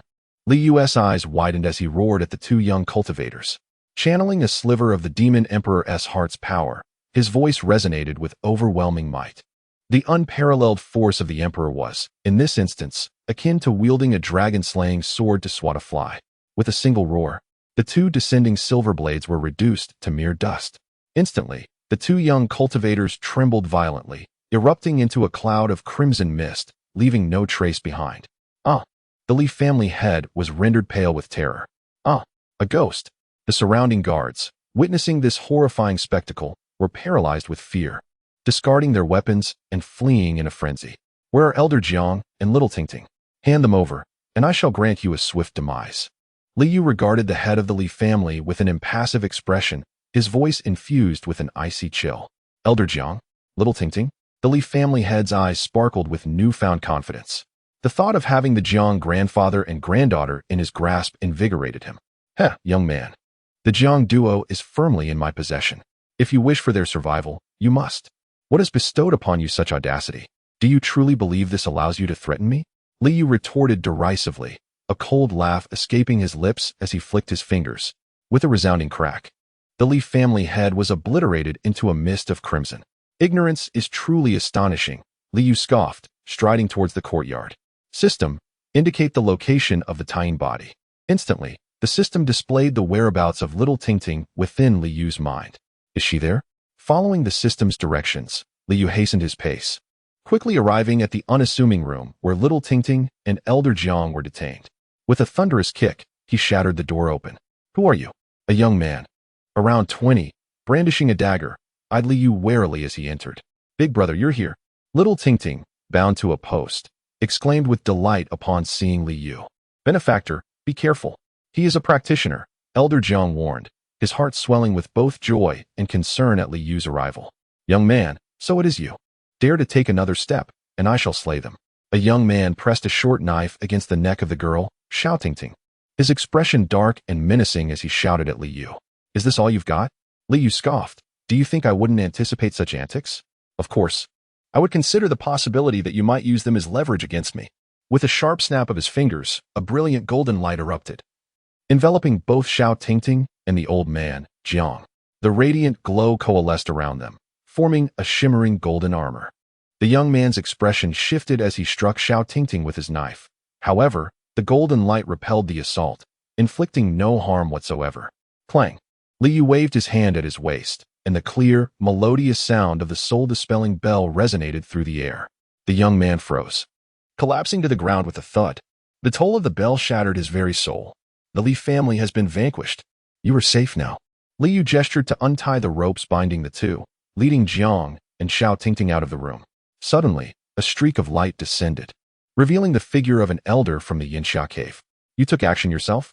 The elder, taken aback by the chaotic scene of the Li family, gazed at Li Yu in astonishment, pondering what merits the Li family possessed to warrant such divine intervention. Indeed, Li Yu affirmed, pointing at Jiang and Xiao Tingting. He instructed the elder, they bear the surname Jiang. From now on, you shall oversee their well-being until their family arrives. Understood. The elder bowed in compliance, yet within him, a tempest of emotions surged. The surname Jiang? In this world, the only Jiang family worthy of the heavenly sovereign's special mention must be the renowned Jiang clan. The elder suddenly felt a wave of relief. If these two individuals truly hail from that esteemed family, and if the Yinxia cave heaven is implicated in this matter, a calamity of extermination could be imminent. Old man, Little Tingting, with someone from Yinxia cave heaven watching over you, you are safe now. I must take my leave, Li Yu said with a smile to the elder Jiang and Little Tingting. Leave. Tears welled up in Little Tingting's eyes. Big brother, are you really leaving? Who will braid your hair? Li Yu was momentarily taken aback, then shook his head with a smile. Little Tingting was indeed adorable, truly delightful, and he couldn't dwell on it any longer. I must go. He waved his hand and soared into the sky, vanishing into the horizon. Big brother, why are you leaving? I still want to braid your hair. Little Tingting pouted, tears streaming down her cheeks. Lin Jia and the elder from Yinxia Cave Heaven were left speechless for a long while. Braiding the heavenly sovereign's hair? What a fortunate endeavor. I wish I could partake in that. Chapter 41. Training Zhou Yi An additional chapter for the blooming flowers. The light of departure soared through the air. This outing yielded nothing but the act of killing. It seemed he gained nothing substantial. He merely collected some source stones from the origin mine, their worth far overshadowed by the price of the immortal herb he exchanged for the life fruit. It felt like a genuine loss. However, little Ting Ting was truly endearing. Cough. Cough. Liu cleared his throat, hastily extinguishing a certain thought that had just sprouted in his mind. A little girl has her merits, phew. After all, how old is little Ting Ting? I certainly empathized with her plight, which compelled me to extend my assistance. That is unequivocally the case. The notion of cultivating a lowly or nurturing anything of that sort never even crossed my mind, not in the slightest. Moreover, given that my stay in this world is limited to a mere year, what could possibly be cultivated in such a brief span? Oh, therein lies the crux of the matter. Amidst Liu's vexation, the light of retreat descended upon the grand hall situated beneath the volcano. Casting a glance around, Liu let out a long sigh. Very well, I shall diligently instruct Zhou Yi instead. Stepping into the hall, he placed a mat upon the ground and settled into a cross-legged position. Beyond the selling of the system and the guidance of Zhou Yi, Liu had initially intended to seize additional resources during this year. However, the far-off places were inaccessible, with time squandered on travel proving to be rather unprofitable. In the nearer locales, the treasures were predominantly found in perilous areas, often deemed life-threatening zones. Even with the system at his disposal, venturing into such territories could lead to unforeseen demise, as safety could not be guaranteed. Having already secured the Qing Emperor's tomb, this venture could undoubtedly be deemed a significant gain. Thus, it would be prudent to refrain from insatiable greed. A child of 1,000 gold should not lounge idly in the hall. With the system in hand, prosperity is merely a matter of time, so it is wiser to avoid unnecessary risks. Very well, safety must take precedence. Liu chuckled wryly, shaking his head. I shall remain a shadowy puppet master. Let Zhou Yi take the lead in the fray. After all, what purpose does the system serve if not for this? Am I truly to be selflessly devoted? System, connect to the supreme heavenly book. Let us observe what that fellow Zhou Yi is up to. Instantly, the figure of Zhou Yi materialized in his mind. In the dense jungle, Zhou Yi lay motionless, his body smeared with mud, nestled among a pile of withered branches and leaves. Not far ahead, a creature resembling a black bear loomed like a small mountain, stretching its neck as it incessantly sniffed the air, seemingly in search of Zhou Yi. Ah, this kid truly is tenacious. Liu couldn't help but chuckle at the sight of Zhou Yi's disheveled appearance, entirely coated in muck. The bear-like beast, after a futile search, lowered its head to inspect the ground before it. There lay a massive beehive, golden honey oozing from its cracks, releasing an alluringly sweet aroma that permeated the air. The enchanting fragrance and intoxicating sweetness made the creature salivate profusely. Overcome by temptation, the bear-like monster could no longer resist. It roared and devoured the entire hive in one gulp. Honey dripped from the corners of its mouth, and the delightful scent caused it to hum in contentment, clearly relishing the moment. Not bad, not bad. Liu nodded in admiration, recognizing Zhou Yi's cleverness. This bear creature is doomed. As if on cue, no sooner had Liu's words left his lips than the enormous beast clutched its belly and let out a wretched howl, writhing in agony upon the ground. Zhou Yi remained still amidst the fallen leaves, enduring the flying debris that struck him as the bear thrashed about. With a resounding crash, the massive creature finally succumbed, stumbling before collapsing heavily to the earth. The ground shook under its weight, producing a tremendous noise. Ha ha ha. Zhou Yi rose from the ground, gazing at the colossal bear monster that lay defeated before him, bursting into hearty laughter. A beast is merely a beast, no matter how formidable its strength. It can be vanquished with but a single dose of poison. As commanded, an imperceptible wave of energy swept through the air, causing the immense carcass of the bear monster to vanish without a trace. O spirit of the heavenly scriptures, how many resources do I possess now? Zhou Yi inquired after absorbing the bear monster. Your Majesty, today you have acquired the remains of 8 bitter sea realm beasts, 1 god bridge realm bear monster, and a total of 25 varieties of spiritual herbs. Excellent. With these resources, my strength shall increase significantly, he exclaimed, laughter echoing through the air. Surely, the ancestor is pleased. Liu observed this scene, nodding with a smile.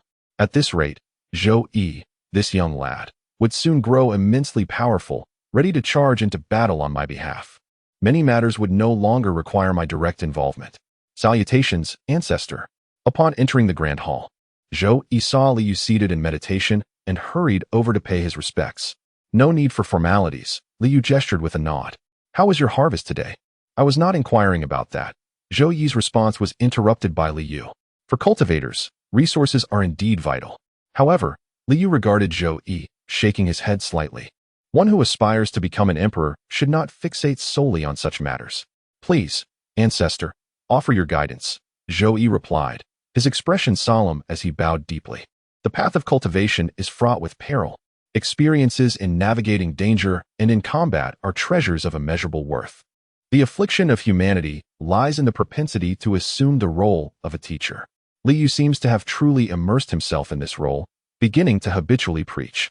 In the eyes of Zhou Yi, Liu is an unparalleled sage, naturally leading him to wholeheartedly trust his words, without a thought of being led astray. In truth, Liu's words cannot be deemed a pitfall. After all, anyone can spout seemingly profound truths when discussing grand principles. Beyond these experiences, the greater gain lies in the tempering of one's character. You are, after all, of common origin, unaccustomed to the trials of conflict. Courage, fighting spirit, and resolute determination, these are your true acquisitions. The path of the great emperor is fraught with peril and bloodshed. Without courage and ambition, how can one stand out? How can one claim supremacy over the world? Indeed, I am grateful for the teachings of my master. Upon hearing Liu's words, Zhou Yi felt deeply moved. He realized that he had indeed been too short-sighted. What significance do resources hold? With sufficient strength, what resources cannot be seized? Combat experience and the refinement of one's character are of paramount importance. The master's regard and earnest teachings. How could I squander such an extraordinary opportunity? I must achieve great accomplishments to repay the master's guidance.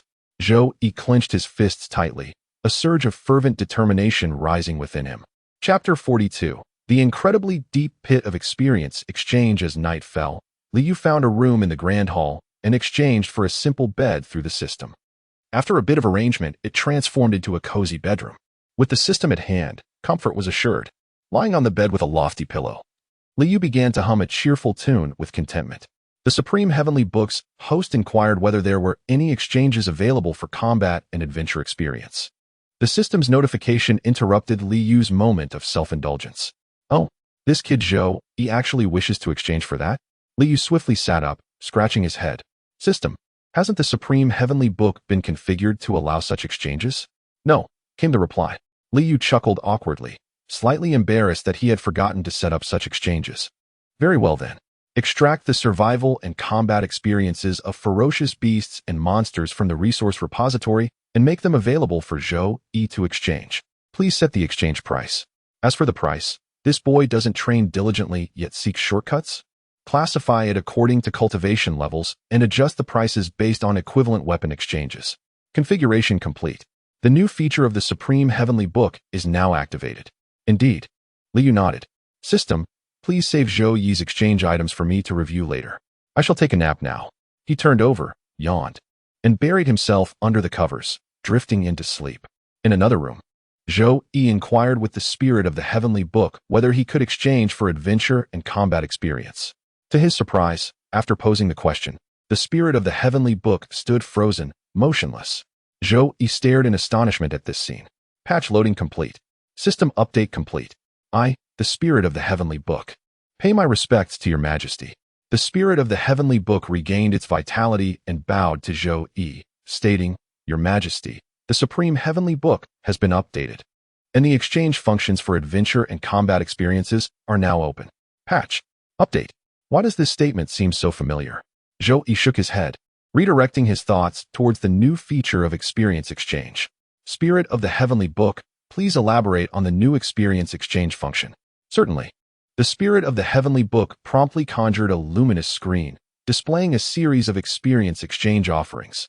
Unarmed combat experience, artifact manipulation experience, stealth, evasion, and parrying, as well as jungle survival experience.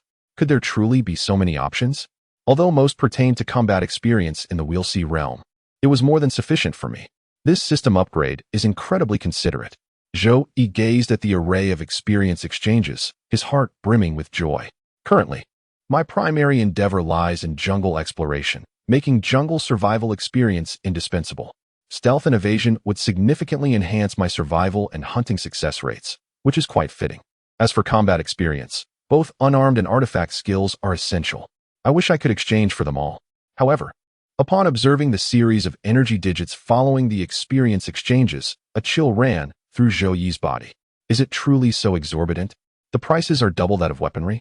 Your Majesty, while weapons and equipment are fleeting, these experiences offer lifelong benefits. The final authority of the Supreme Heavenly Book resides with Li Yu. Thus, the spirit of the Heavenly Book must inevitably advocate for him. Ah, that is a valid point. Energy points have been exchanged. Your Majesty, you currently possess 850 energy points. 850? How scant. Zhou Yi glanced at the exchange options, noting that the most affordable jungle survival experience costs 300 points.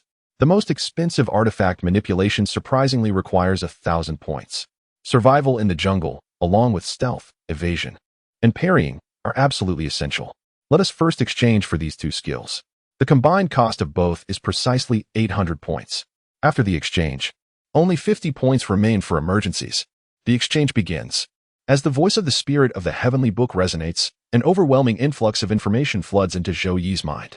Knowledge of survival in the jungle, including the locations of water sources, food, perilous foes, secure shelters, toxic plants, and formidable entities, rapidly integrates into his consciousness. The torrent of experiences leaves Zhou Yi's mind in disarray, causing a throbbing headache. Following the influx of survival skills, further expertise in stealth, evasion, and parrying surges in. It hurts. Zhou Yi cradles his head and sinks to the ground, gasping for breath, barely enduring until all the information is fully assimilated. Phew, what an ordeal. Wiping the cold sweat from his brow, he rises and surveys his surroundings. A sudden thought strikes him. The environment is open, making it easy for enemies to spot him and ambush. There are no places to conceal his figure or obscure his presence, rendering this locale unsuitable for survival. Oh, is this already effective? Zhou Yi chuckles, feeling a surge of joy. Though it came at a high cost, the acquired knowledge is quite remarkable. It has instinctively transformed within him.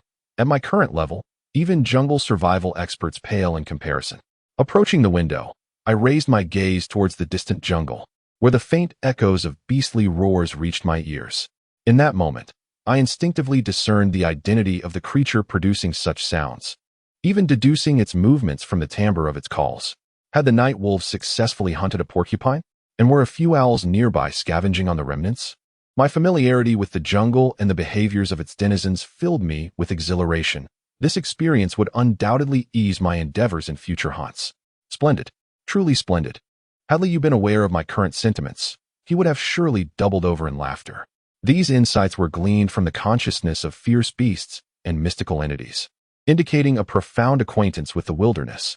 At this juncture, while I reveled in my joy, Li Yu remained blissfully enveloped in slumber. Neither of us recognized the lurking anomalies within these experiences, an abyss capable of inducing bloodshed. As the night passed, dawn arrived.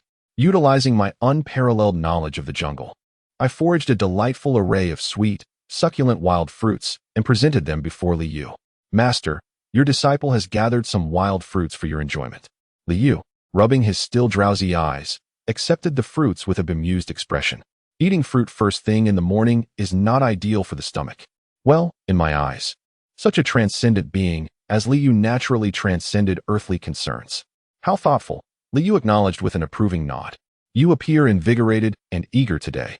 It seems you have made quite the harvest. All credit goes to your guidance, Master. I have gleaned a modicum of knowledge. Indeed, since there is something to gain, let us give it a try. Indeed, Zhou Yi accepted the task and turned to stride out of the grand hall, making his way towards the dense forest. With his experience in the wilderness, including skills in stealth, evasion, and defense, Zhou Yi felt an overwhelming sense of confidence. However, he had not anticipated that among all the experiences he had acquired, there lurked a colossal pitfall. As for whether he would fall into it, well, it seemed unlikely, right? Chapter 43. Zhou Yi remains composed. Zhou Yi adeptly navigated into the forest. With his survival skills, he found himself at ease in the wilderness. Moving with the grace of a fish in water, he propelled himself forward, grasping a vine, and swung through the air, landing effortlessly on the branch of another towering tree. It was as if he were a creature of the wild. With a peculiar cry, Zhou somersaulted and landed on yet another distant tree. He laughed heartily and leaped again. Moments later, he paused at the foot of a cliff, drawing upon his wilderness knowledge. He surmised that this location should harbor the elusive Qizhu fruit. With his gaze raised, he searched beneath the cliff until he discovered the Qizhu fruit. Nestled in the shade behind a massive boulder, the vibrant red fruit resembled a slender pillar. This was it. Bending down, he plucked the Qizhu fruit. Suddenly, a fleeting thought surged through his mind, causing Zhou to shudder, his expression turning momentarily blank. The Qizhu fruit accelerates shedding skin? What is this nonsense? I am not a snake. Why would I shed skin? Where did this thought even come from? Zhou stared at the Qizhu fruit in his hand, blinking in bewilderment, feeling utterly at a loss. How could such a notion even cross my mind? How could I possibly know that the Qizhu fruit possesses the ability to shed its skin? How absurd. Suddenly, Zhou Yi's expression shifted as he hastily inquired of the spirit of the heavenly book. Oh, spirit of the heavenly book. From whence did the survival experience in the jungle that I exchanged for originate? Is this a side effect? Does the system's exchange process come with such repercussions? Hello? Why the silence? Has it crashed again? Zhou Yi began to suspect that this so-called grand heavenly book system might be rather unreliable. Meanwhile, Liu, holding a bowl of soybean milk and nibbling on a youtiao, paused upon hearing the question transmitted from the spirit of the heavenly book through the system. System. How is it that the experiences extracted from fierce beasts and monsters still retain fragments of consciousness? Did you fail to cleanse them thoroughly? The user did not specify particular requirements. Thus, the system defaults to include all beneficial experiences within the extraction parameters. Good heavens, must it be this deceptive? Liu exclaimed, aghast. According to this explanation, the so-called survival experiences in the jungle and skills for lurking and evasion were indistinguishable from those of beasts. What kind of experience is this? It is nothing short of a colossal trap. When encountering a ferocious beast, am I to soar into the heavens? I lack wings. Am I to intimidate my adversaries with a thunderous roar? Or is there some notion of marking my territory with urine? Such experiences are utterly preposterous. Heaven forbid that Zhou Yi falls victim to this folly. I must quickly devise a remedy. As a novice system supplier, Liu acknowledged his inexperience. A blunder like this, with product quality in question, directly jeopardizes credibility. With no time to wait for Liu to adjust the product and enhance its quality, Zhou Yi was already in trouble. A colossal python, as thick as a water bucket and 10 zhang long, roared as it charged forward, its enormous red comb resembling flames ablaze atop its head. The comb fire python? This creature could spew venom, and the comb on its head could unleash fire. As Zhou Yi beheld the approaching beast, his heart raced, and his mind flooded with various strategies for confrontation. Should he take to the air and launch a mid-air attack? Tear apart its comb with his claws? Leap directly onto it and seize its vital point? Grasp its tail and slam it to the ground to deliver a fatal blow? What were these thoughts? The torrent of ideas in his mind only served to dilute his readiness, and it was only when the python's fearsome jaws snapped down that Zhou Yi, in a panic, tumbled to evade the strike. Damn it! Filled with astonishment, fury, and urgency, Zhou Yi hastily drew the short sword gifted by Liu and swung it towards the comb fire python. A silver flash cut through the air. Clang! The spiritual weapon from the realm of Wheel C struck the python's neck, causing sparks to scatter across its green scales. Yet it did not inflict a single wound upon the creature. How formidable must this beast be? Once again, a multitude of thoughts surged in his mind. Some suggested that the comb fire python was merely prey to be captured and savored, while others warned that this was a creature best avoided, urging an immediate escape. What on earth is this? Zhou Yi couldn't help but curse, turning swiftly to flee. Through the system connection, Liu observed everything clearly and heard Zhou Yi's furious exclamations distinctly. Despite Liu's thick-skinned demeanor, he found himself feeling somewhat embarrassed. Zhou Yi, this is not a scheme against you. The system has deceived me as well. Shaking his head, Liu muttered, this time, when the product malfunctioned, I shall offer you a complimentary upgrade. Perhaps I could even provide a discount for your next exchange? Unbeknownst to the fleeing Zhou Yi, the entire situation had ties to Liu. Had he been aware of Liu's esteemed status, he might have reconsidered. The system began the process of extracting new experiences, restructuring various skills based on Zhou Yi's capabilities from a human perspective. The system swiftly completed the refinement. Upon observing the newly refined skills within the system, Liu slightly shook his head, acknowledging his oversight and not addressing the matter comprehensively. Zhou, allow me to assist you with this pressing dilemma. He commanded the system to connect with the celestial script and update the array of skill exchanges. The essence of the celestial script enabled Zhou to exchange for a one-time use of the 6-character mantra skill. The system summoned the annihilating sound of the soul-harming bell, which Zhou could unleash to vanquish the serpent. Liu's series of commands were executed instantaneously. Your Majesty, you may utilize the remaining energy points to exchange for a one-time skill, the Ba mantra from the 6-character mantra, capable of slaying this serpent. The essence of the celestial script? You are activated again? Zhou, while scrambling to evade the fiery strike from the crest of the rooster-headed python, which had singed part of his clothing, was momentarily taken aback upon hearing the voice of the celestial script. Exchange. Though he had previously been misled by the celestial script's essence, he recognized that this was not the time for complications. The Book of Changes discerned the distinctions between light and heavy, prompting Zhou to summon the spirit of the celestial tome to commence the exchange. As the process initiated, an immense force surged into Zhou Yi's being, eliciting an involuntary roar from him. The sound reverberated across the expanse, and an intangible wave swept through, causing the formidable coxcomb fire python to tremble and collapse. At last, the beast had been vanquished. Zhou patted his chest, feeling the frantic rhythm of his heart within, and inhaled deeply. Calm. Remain composed. I am destined to become an emperor. This mere peril is insignificant. Chapter 44. No deception, this time approaching the lifeless form of the fire python. Zhou gave a directive to the celestial tome, gesturing with his hand, and the colossal carcass vanished without a trace. Exhaling a long breath, Zhou tore off his severely charred garments and cast them heavily to the ground.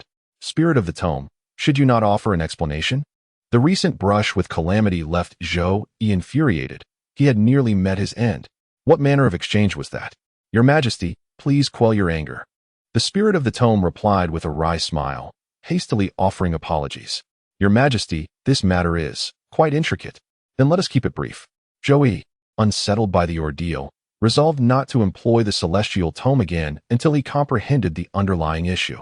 The spirit of the tome bowed respectfully, beginning to elucidate that the Tao ancestor had reforged the original tome into the celestial tome. However, due to the fact that the original host of the celestial book is of the demon race, even though you have now mastered the celestial book, the system has yet to eliminate the racial data of the original host. At this point, the spirit of the celestial book let out a bitter smile, explaining that this circumstance led to the system attributing experience skills that rightfully belonged to the demon race to you during the exchange. So, is that the case? Zhou was taken aback. This explanation, though surprising, seemed plausible. Even after being reforged by the ancestral master, the system, regardless of the ancestral master's profound cultivation, likely remains unaware of various racial data. Thus, does this mean I am simply unfortunate? Zhou felt despondent, struggling to articulate his thoughts. Has this issue been resolved now? Will such blunders occur again in the future? Rest assured, Your Majesty, the system encountered a significant error earlier, which has now been rectified, and the host data has been updated. There will be no further issues. The spirit of the celestial book assured Zhou and then offered compensation. Your Majesty, the inconvenience caused by the system's error has been acknowledged. The system has corrected the data and will adjust all exchanged experience skills for you free of charge. Do you consent to this correction? Very well. With my mind filled with the experience of demonic beasts, it is truly a frustrating predicament. Zhou sighed in resignation. Let it be corrected. No sooner had he spoken than a refreshing aura permeated Zhou Yi's mind, rectifying the 2 experience skills he had exchanged, realigning them entirely based on Zhou Yi himself. Correction complete. Moments later, Zhou Yi shook his head and opened his eyes, breathing in the fragrant scent of the earth. He gazed at the dappled light filtering through the leaves and listened to the whispering wind beside him. Zhou Yi felt a profound connection to the forest, as if every sensation evoked a deep sense of familiarity, devoid of any awkwardness, as though he had previously traversed this very jungle. Well, at least this time there were no mishaps. Zhou Yi sighed with relief, dispelling the unease that had lingered within him. Of course, there would be no errors this time. The young Zhou Yi truly was not led astray. Had he known otherwise, he would certainly have scoffed in disbelief. Fortunately, none of that transpired. It was time to continue the hunt and gather medicinal herbs. After reassessing his newly adjusted skills and experiences, Zhou Yi found no issues, and his earlier frustration had considerably diminished. His adeptness in jungle survival and stealth allowed him to navigate the wilderness with remarkable ease. Soon enough, Zhou Yi immersed himself wholeheartedly in the pursuit of defeating monsters and leveling up. Well, it seemed he had successfully navigated through this ordeal. Li Yu's face flushed as he gently shook his head. System, for similar issues in the future, always use the human race as the standard. After all, the vast majority of future hosts will be human. Command accepted. The system's monotonous voice remained as unyielding as ever, a fact Li Yu had grown accustomed to. Zhou Yi had already begun his quest to level up, and soon he would grow stronger. As for my own task, Upon contemplating this, Li Yu suddenly exclaimed in astonishment, System, my task is to create and sell a system. The system has already been given to Zhou Yi, who has also offered the Bodhi tree as payment. By all accounts, this task should be deemed complete, correct? The initial task has been accomplished. Should it be submitted? What a surprise. Having completed the task, there's not even a notification? I must take the initiative to submit it for it to be considered finished? How utterly frustrating. Li Yu's eyes widened, feeling choked by the absurdity of it all. The intelligence of this system is rather lacking, is it not? It extracted the experience, yet failed to provide a prompt upon task completion. Such a rigid system seems devoid of any true intelligence. However, one must ponder. If the system were indeed highly intelligent, possessing such formidable power and advanced cognition would render it somewhat uncontrollable. What if one day, the system suddenly harbored aspirations of autonomy? At this thought, Li Yu shivered involuntarily. It is indeed preferable for the intelligence to be lower. Yes, having no intelligence at all would be far better. Submit the task. Since the task has been completed, it is only natural to proceed with the submission. Initial task accomplished. User privileges elevated. Privileges? Upon hearing this term, Li Yu recalled that his permissions on the system's user profile were still at level 1. System, what does this privilege entail? Privileges represent the user's degree of control over the system. The higher the privilege, the more functions the system grants access to. When privileges are sufficient, users can formulate their own system rules. Is that what privileges mean? Li Yu nodded. The ability to establish rules autonomously? Indeed, quite satisfactory. Li Yu was immensely pleased with the ability to establish his own rules. What joy could be found in adhering to the dictates of others when one could forge their own path? Currently possessing secondary authority, what capabilities could he unlock? The system unveiled a new feature, the establishment of a commercial realm, allowing the user to create a marketplace in a designated location. A marketplace realm? A space entirely under my dominion? This thought sent waves of euphoria through Li Yu. He felt as though he had struck gold. For the system had truly delivered this time. Not a single aspect felt lacking. By the way, how expansive is this space? With secondary user privileges, one could develop a marketplace spanning a radius of 20 kilometers. A radius of 20 kilometers? That translates to an area of 40 square kilometers. This is quite ample. Li Yu could not contain his laughter. Chapter 45. The construction task of the marketplace. The establishment of this marketplace space was not an immediate concern. However, Li Yu found the system's lack of proactive notifications somewhat troublesome. I knew there would be complications. The absence of automatic prompts was indeed a nuisance. Li Yu furrowed his brow. How could such an advanced system possess such a flawed feature? Wait, could it be that I failed to configure it properly? With this realization, Li Yu promptly commanded, System, activate the assistance feature to ensure my safety and protect my interests by providing timely notifications. Command accepted. The system's assistance feature is now active. Phew. So that was the underlying issue? Li Yu exhaled deeply, realizing that ultimately all the reasons lay within himself. Truly, he was at a loss for words. With the principle of safeguarding user interests, the system suggested that he embark on a long-term task, the construction of a marketplace. A marketplace construction task? Wasn't there even a space allocated for it? How could this task be initiated? Upon hearing the system's prompt, Li Yu was momentarily taken aback. By commencing the marketplace construction task, users could gather the necessary resources in advance. Is that so? After hearing this explanation, Li Yu nodded. Let the task commence. The advanced task has been initiated. Advanced task, marketplace construction. Task duration, long-term. Task description, as a system supplier, how could one be without their own shop? The resource collection task for construction has begun. Gather the various resources needed for marketplace construction. No sooner had Li Yu spoken than a series of prompt sounds echoed from the system. Collect building resources? What exactly needs to be gathered? Are they asking me to chop down trees and move stones? Liu was at a loss regarding what building resources were required. The resources for marketplace construction include main building materials, environmental beautification resources, and indoor furnishings. Among the resources that the user possesses, the necessary materials for marketplace construction have already been identified. The colorful jade hall can serve as the main building resource. Bodhi tree seeds can serve as greenery resources. The immortal sword heavenly pool can serve as a lotus pond. The azure lotus imperial armament can be used as lotus seeds. Goodness! Hearing this string of information from the system left Liu utterly astonished. What an audacious tone! The azure lotus emperor's weapon, if placed in any realm, would undoubtedly be a force capable of annihilating worlds. Yet, to the system, it is merely perceived as a lotus flower that can be cultivated in a pond.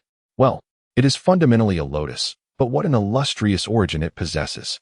The chaotic azure lotus is the true embodiment of a great emperor. Is one not afraid of incurring the wrath of others by treating it so lightly? And then there is the immortal sword heavenly pool, a place where Qi Songzi attained enlightenment with the sword, where every droplet of water harbors boundless sword intent.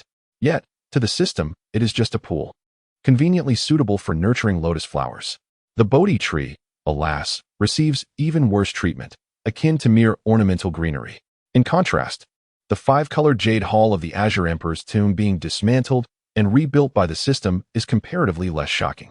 If resources are gathered according to this standard, am I to construct a commercial establishment or perhaps a celestial palace?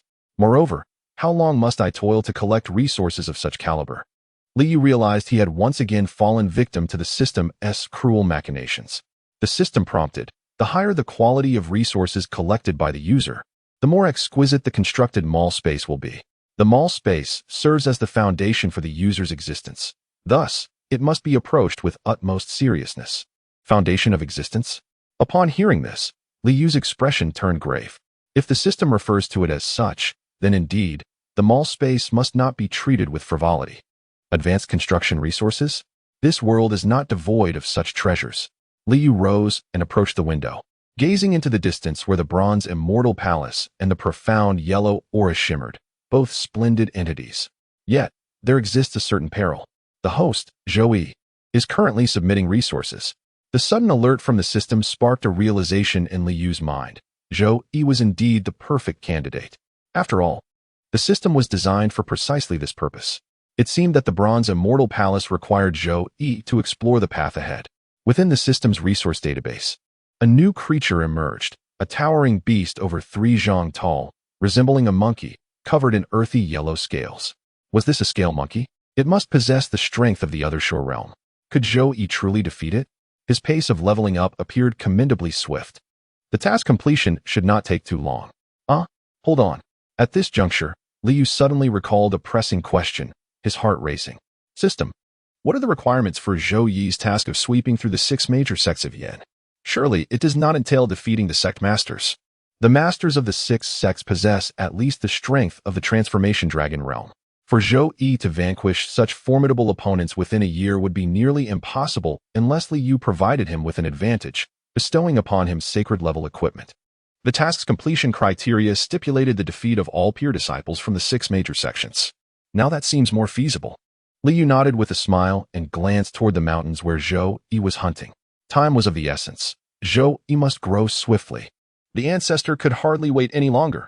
Stepping out of the grand hall, Liu lifted his gaze toward the horizon. Contemplating further, he inquired of the system, you have stored information regarding the fire domain. Beyond the flame's inherent properties, what advantages do the various flames of the fire domain offer for constructing the marketplace? The construction of the marketplace requires no flames from the fire domain. However, in the future, when users create systems, they can utilize these flames to unlock functionalities related to alchemy and crafting. Indeed. I almost forgot. There will inevitably be a need to develop systems for alchemy and crafting, which will require enabling these functions for certain systems. It seems I must pay a visit to the fire domain after all. Liu glanced towards the direction of the fire domain, feeling a stir of excitement within. Since he had nothing better to do, he might as well make the journey. It's always prudent to secure items sooner rather than later. In a flash, he soared into the sky, propelling himself towards the fire domain. Chapter 46. Is this not the fire domain? Where is the fire? As he sped along, the fire domain was quite distant from the Yin Kingdom. Even with his rapid pace, it took Li Yu an entire day and night to arrive at the fire domain. Indeed, as expected, the flames here are truly formidable. Upon witnessing the scene of roaring flames ahead, Li Yu couldn't help but exclaim in astonishment. For 100 miles in every direction, fierce flames surged, painting the sky a fiery red. Even from afar, he could feel waves of heat assailing him. The ground beneath his feet was scorched and cracked. The intense heat caused beads of sweat to form on Li Yu's forehead. My goodness! How many years has this fire been burning? Is it truly indomitable? Noticing no immediate discomfort, Li Yu then took steps towards the fire domain. The fire domain is divided into 9 layers, and Li Yu's first encounter was with the first layer of crimson flames. Magma and underground fires? What a jest! Where is the lava? All I see here is fire. Hearing the system prompt, Li Yu couldn't help but scoff. Fortunately, the complaints do not impede the system from absorbing the flames. An invisible wave surged forth, as the surrounding inferno churned as if caught in a colossal vortex, continuously drawn into the system. To collect the flames within a radius of 100 miles would indeed require a considerable amount of time. Even as the system swiftly gathered the flames before it, the vast fire domain showed little sign of depletion. There was no rush. It could proceed at this pace for now. Amidst the blaze, Li Yu strolled leisurely within the first layer of crimson flames, progressing around the fiery expanse. He traversed in a radiant light, making 1 circle, 2 circles, and upon completing the 9th circle, the outer red flames had entirely vanished. Quite satisfactory. Observing the reserves of earth fire stored within the system, Li Yu nodded. The red earth fire had been completely collected. Next came the blue flames. Approaching the vicinity of the azure flames, Li Yu paused, inquiring of the system, "Is there any danger in collecting the blue flames?" "No danger," came the response. "Then I shall proceed without concern." Following the same procedure, after expending considerable effort, the ethereal blue Nanming fire was thoroughly harvested. The 3rd layer housed the white flames, pure and immaculate, exuding an aura of sanctity. Is this the moonlight sacred fire? Li Yu mused momentarily upon encountering this name, before resuming his collection efforts. The 4th layer revealed the pitch-black Juyo nether fire. The 5th layer contained the golden sun true fire. The 6th layer showcased the purple Xiantian purple fire. The 7th layer displayed the 5-colored intertwining of the 5 elements true fire. The 8th layer was resplendent with the vibrant hues of the 7 emotions heart fire. The 9th layer is filled with the ethereal and translucent fire of the celestial realm. From the 4th layer onward, Li Yu's movements became increasingly cautious. The chilling flames of the 9 nether inferno instilled a peculiar and unsettling sensation, as if one's very senses were thrown into disarray. Fortunately, Li Yu did not need to confront the 9 nether inferno directly. Merely approaching it sufficed for him to collect its essence, which greatly reassured him. The blazing solar fire was fierce and intense, instilling dread with its mere proximity. The 6th layer's Xiantian purple fire surged forth with an overwhelming majesty, evoking a sense of submission within one's heart. The 7th layer's 5 elements true fire consumed all within its domain. Had Li Yu not reacted swiftly, he might have singed his hair. Even so, he still lost a pair of boots in the process. After donning a new pair, he pressed on to the 8th layer, where the 7 emotions heart fire nearly overwhelmed him. This fire ignited the desires and longings of the human heart. Had it not been for the system safeguarding his mental state, Li Yu would have been utterly consumed upon approaching this fiery realm. Memories of youthful infatuation, the agony of heartbreak, the loss of loved ones, and the burdens of life overwhelmed him, bringing him to tears. As for the 9th layer's formless celestial fire, Li Yu advanced inch by inch, for this flame was utterly invisible. To plunge headlong into it, even the mightiest system would struggle to revive him. Gradually, he inched forward, guided incessantly by the system's directional prompts, until he neared the domain of this most potent flame. Though the system had displayed the area of the formless celestial fire within Li Yu's mind, the fire was in constant flux, devoid of any fixed form. Truly, it lived up to its name. Formless, entirely lacking a stable shape, and utterly imperceptible. Fortunately, despite its formidable nature, it remains merely a lifeless entity, ultimately destined to succumb to the fate of being plundered. At long last, the task is complete. Li Yu exhaled a heavy breath, feeling utterly exhausted. As the mastermind behind the scenes, he found such laborious tasks ill-suited to his stature. Henceforth, such matters should be entrusted to Zhou Yi. Gazing at the fire domain before him, now devoid of any lingering embers, Liu smiled with satisfaction. It would not be long before this desolate expanse rejuvenates and transforms into fertile land. Standing with hands clasped behind his back, he wore an expression of profound compassion. This fierce blaze had wreaked havoc upon the region. Today, I have subdued it, thus fostering a new era of fortune, a deed of immeasurable merit. If this world is governed by celestial laws, should I not be bestowed with boundless rewards? Turning his gaze around, Liu noticed a section of the ground that resembled glazed tiles, sintered by the flames. The tradition of leaving one's mark must not be forsaken. He approached the glassy surface, and with a flick of his fingertip, emitted a wisp of sword chi, inscribing a message upon the ground. In this very place, I once refined elixirs, inadvertently sparking a flame that led to such calamity. This is my transgression. I have now contained this fire to atone for my past misdeeds. And now, I take my leave. There is no one left to admire my display. Having completed the inscription, Liu chuckled softly, ascending into the heavens with a flash of light, vanishing into the distant horizon. Hours later, a dark gleam swept across the sky, landing upon the remnants of the fire domain. Is this not the fire domain? A man clad in Taoist robes, around 50 years of age, adorned in plumage shimmering with dark hues, appeared before the sight. Is this not the realm of fire? Where is the fire? Where is it? Quack! Quack! The Taoist, filled with exasperation, paced the remnants of the fire domain, shouting in anger, and eventually emitted a sound akin to that of a crow. Cursed be it! Where has the fire gone? Without the supreme divine fire of the fire realm, how shall I forge my divine bell? Damn it! Why has the fire domain vanished? Oh! The crow Taoist screeched as he darted about the ruins of the fire domain, suddenly catching sight of a line of words left by Liu, causing him to shudder in fear. A mere spark mist in alchemy could transform into a 100-mile fire domain? What kind of extraordinary cultivation must this person possess? A day later, the world trembled. A vast fire domain, spanning 100 miles, which had burned for countless years, had astonishingly disappeared. Could there still be an emperor among us? The entire world fell into a profound silence, rendered speechless by this shocking revelation. Unbeknownst to Liu, the line of words he had inscribed in jest before departing had inadvertently created an astonishing upheaval. Chapter 47. Liu's new toy. A month passed. Throughout this month, Zhou Yi continued to level up by battling monsters daily. Meanwhile, Liu had discovered a new toy, which he found immensely entertaining, the Mall Space Map Editor. This was the new discovery of Liu. According to the system prompt, it was advisable to complete the terrain setting of the mall space before establishing it. Striving for perfection in the space setup was paramount. Otherwise, considerable energy would be expended in future modifications. Then the system granted Liu access to a Mall Space Map Editor.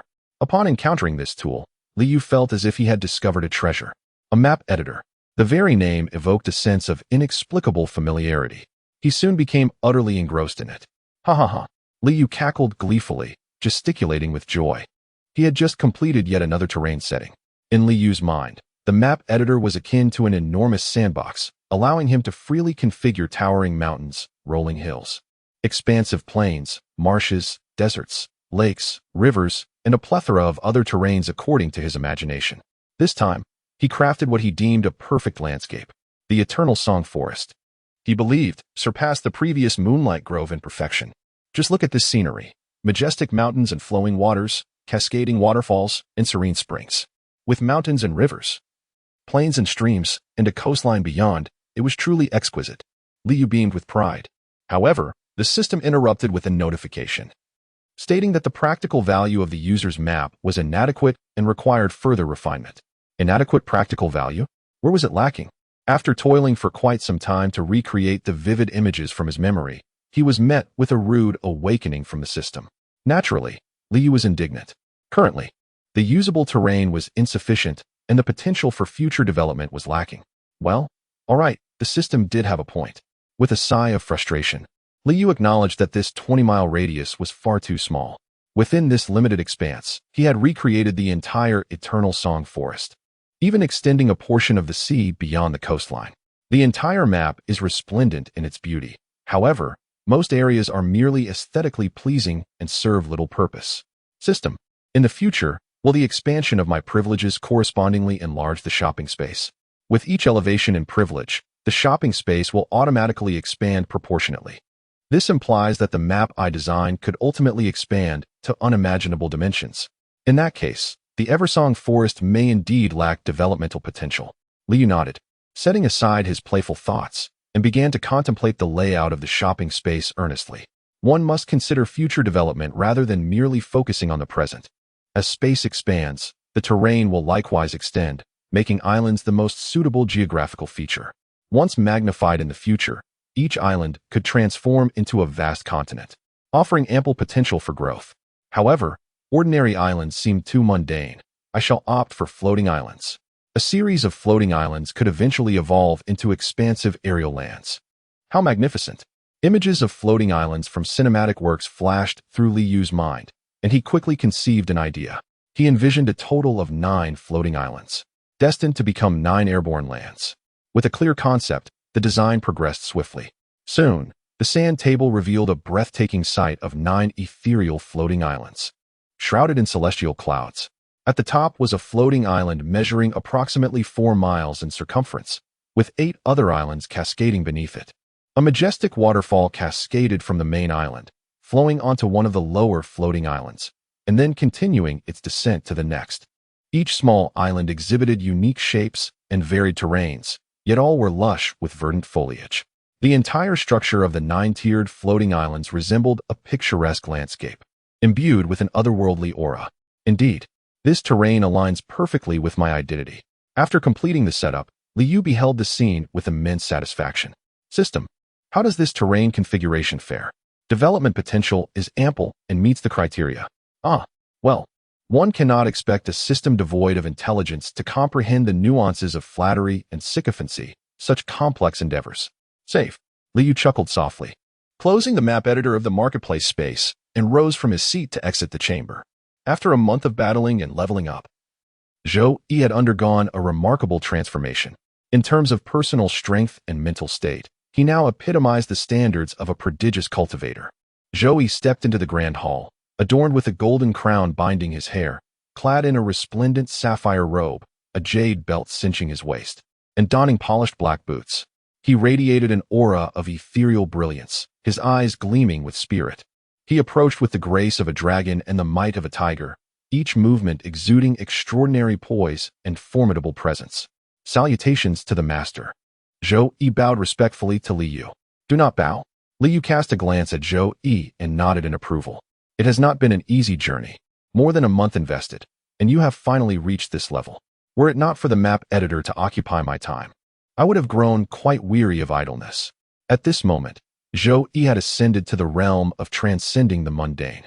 In merely a month, he traversed the bitter seas, emerged from the fountain of life, and built the bridge to the other shore, achievements that would take ordinary individuals years of arduous cultivation, or even a lifetime, to attain, all accomplished within a month's time under the auspices of the system's extraordinary capabilities. With such a pace, if Liu continues to complain, one wonders if he would not be driven to despair upon hearing others' opinions. Fortunately, Zhou Yi had heeded Liu's instructions, diligently solidifying his foundation. Otherwise, his cultivation speed would have been even swifter. In addition to the vitality consumed during his own cultivation, Zhou Yi utilized his surplus energy to exchange for various experiential skills, as well as numerous combat techniques from the system. Possessing the divine physique of the Ji family, coupled with an array of experiences and combat skills, Zhou Yi's strength had now reached a commendable level. Excellent. Excellent. Excellent. Liu, witnessing Zhou Yi's formidable aura and prowess, felt immense satisfaction within. After a month of trials, your growth has been remarkable. Now, your strength is commendable. What remains is for you to showcase your brilliance to the world. Liu gazed at Zhou Yi, his eyes brimming with anticipation. Indeed, he was eager, as the bronze immortal palace and the Xianhuang Qi awaited Zhou Yi's collection. How could he not be hopeful? It was all thanks to the teachings of the ancestral master. Unbeknownst to Zhou Yi, who was touched by Liu's expectations, he understood that the path to becoming an emperor was paved with battles. Liu pointed towards the direction of the Lingshu cave heaven, declaring, "Your invincible journey begins here. Defeat all adversaries standing in your way and ultimately ascend to the exalted position of the emperor." Disciple obeys. Zhou Yi bowed in acceptance, a surge of spirited energy coursing through him. Chapter 48. The celestial gate descends to challenge in the early morning. A thin veil of spiritual mist had yet to dissipate, while the dawn's light already painted the mountain peak in crimson. The sound of a melodious bell echoed through the air. The disciples of Lingshu Cave Heaven commenced yet another day of their routine existence. They engaged in meditation and energy cultivation, practiced martial arts, attended lectures from the elders, participated in sparring sessions, and then returned to their meditative practices. This monotonous cycle repeated day after day, rendering their lives exceedingly tedious. Each day unfolded in the same manner. Could there not be a hint of novelty? One disciple stationed at the mountain gate stifled a long yawn, feeling utterly bored and devoid of interest in life. Enough of the complaints. Another guarding disciple rolled his eyes. We are fortunate compared to others. Those celestial seedlings have it far worse. Aside from eating and sleeping, all they do is cultivate, and cultivate. At least we can step outside for some fresh air. The world extols the virtues of cultivation, but who knows the hardships it entails? You envy my carefree existence riding the winds, yet I yearn for a life of beautiful companionship. Silence. Someone approaches. At the mountain gate, a figure appeared, gliding gracefully through the morning mist. The silhouette flickered in and out of view, moving with remarkable speed. In no time, the figure drew near, a young man clad in a brocade robe and adorned with a golden crown, exuding an extraordinary presence. This was Zhou. Halt. This is Lingshu Cave Heaven. We do not welcome outsiders. Please depart at once. Two disciples stationed at the gate called out to Zhou. I am Zhou, here to issue a challenge. Zhou responded with a respectful clasp of his fists, his voice resonating with clarity. What did you say? The two guarding disciples exchanged bewildered glances, momentarily taken aback. A challenge? To Lingshu Cave Heaven? Is this truly happening? Two disciples on guard were momentarily taken aback, but soon their excitement surged. A challenger had arrived. Someone had come to test their mettle. How splendid. At last, something fresh had occurred. The monotony was finally broken. Since you have come to challenge us, as per the customs of the martial world, one of the guarding disciples, seemingly with some experience in the ways of the world, opened his mouth to utter words steeped in the spirit of the realm. Be gone. The other disciple felt it was too disgraceful and hastily interrupted him. As esteemed disciples of the celestial sect, how can we speak with such roughness? Since you have come to challenge us, we, the Lingshu Cave, shall not retreat. Therefore, I humbly request your guidance. This disciple was evidently far more composed, articulating his words with neither servility nor arrogance, standing firm in his resolve. Zhou glanced at the two of them, shaking his head. With your cultivation, it would be quite unfair for me to strike. I find myself unable to bring myself to do so. Observing this scene through the system connection, Liu could not help but chuckle. These two disciples, possessing limited cultivation, had only just begun to tap into the bitter sea, their strength indeed lacking. However, Zhou's words were merely adding fuel to the fire, provoking them further. How absurd! How infuriating! The two disciples were undeniably incensed, charging forward with a roar, fists raised to strike. With their cultivation barely above that of ordinary martial artists, they lacked any divine abilities, magical power, or enchanted artifacts.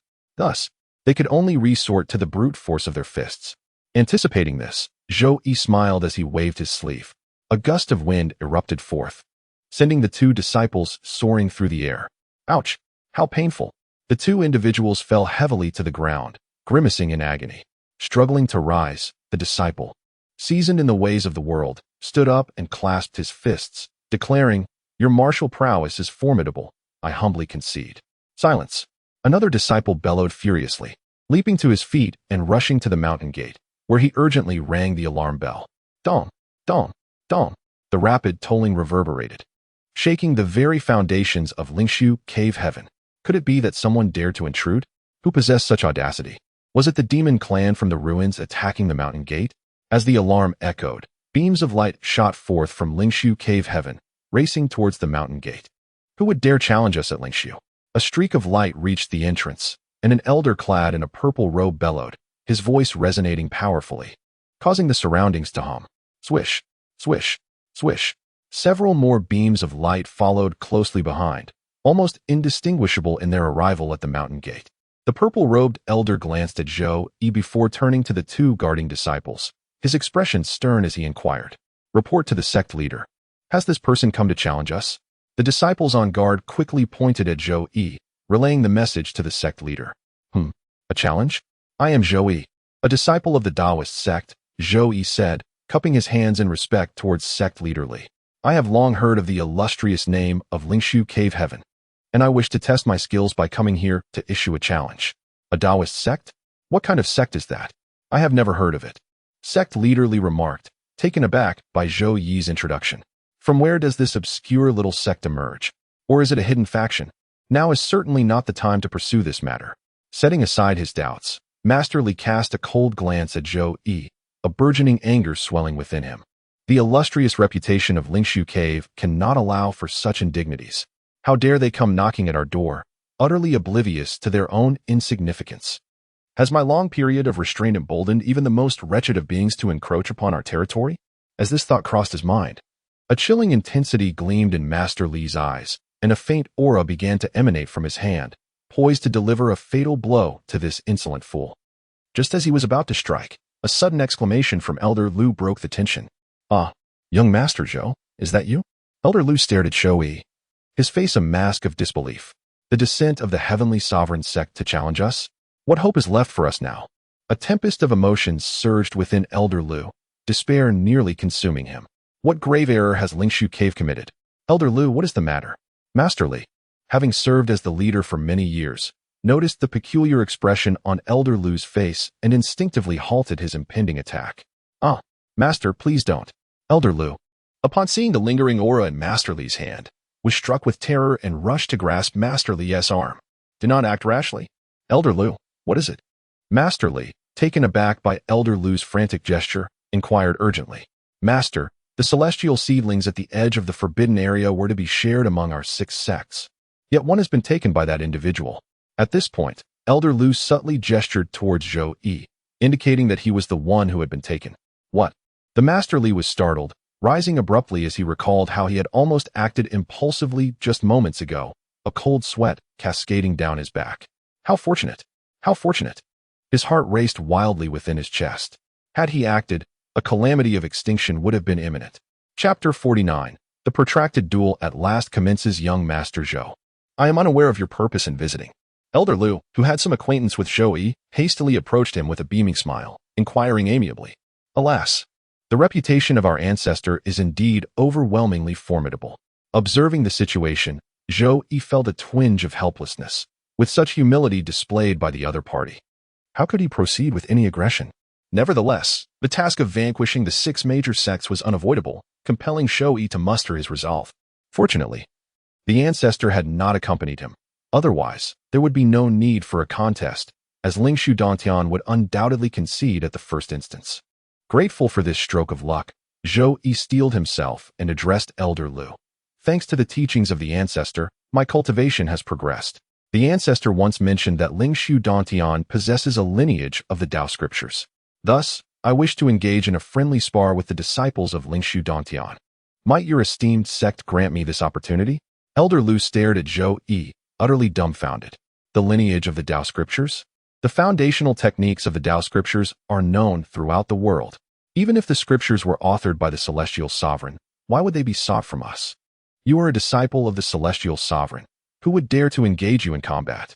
Should you be harmed, the displeasure of the celestial sovereign could jeopardize the very existence of Lingshu Dantian.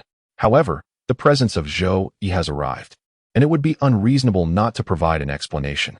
Allow me to confer with my peers on this matter, shall we? Esteemed colleagues, there is no need for undue anxiety. Master Li will soon reach a decisive conclusion. Since they have come to us, a competition is undoubtedly imminent. Furthermore, we need not fret excessively. Given that the esteemed individual has sent him here, it is clear that there is an intention to cultivate his skills. As long as it does not result in life-threatening or debilitating injuries, a minor wound should pose no significant concern.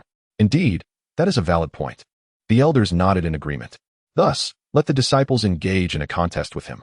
Master Li made a firm decision, and the assembly led Zhou Yi into the Lingshu Cave realm.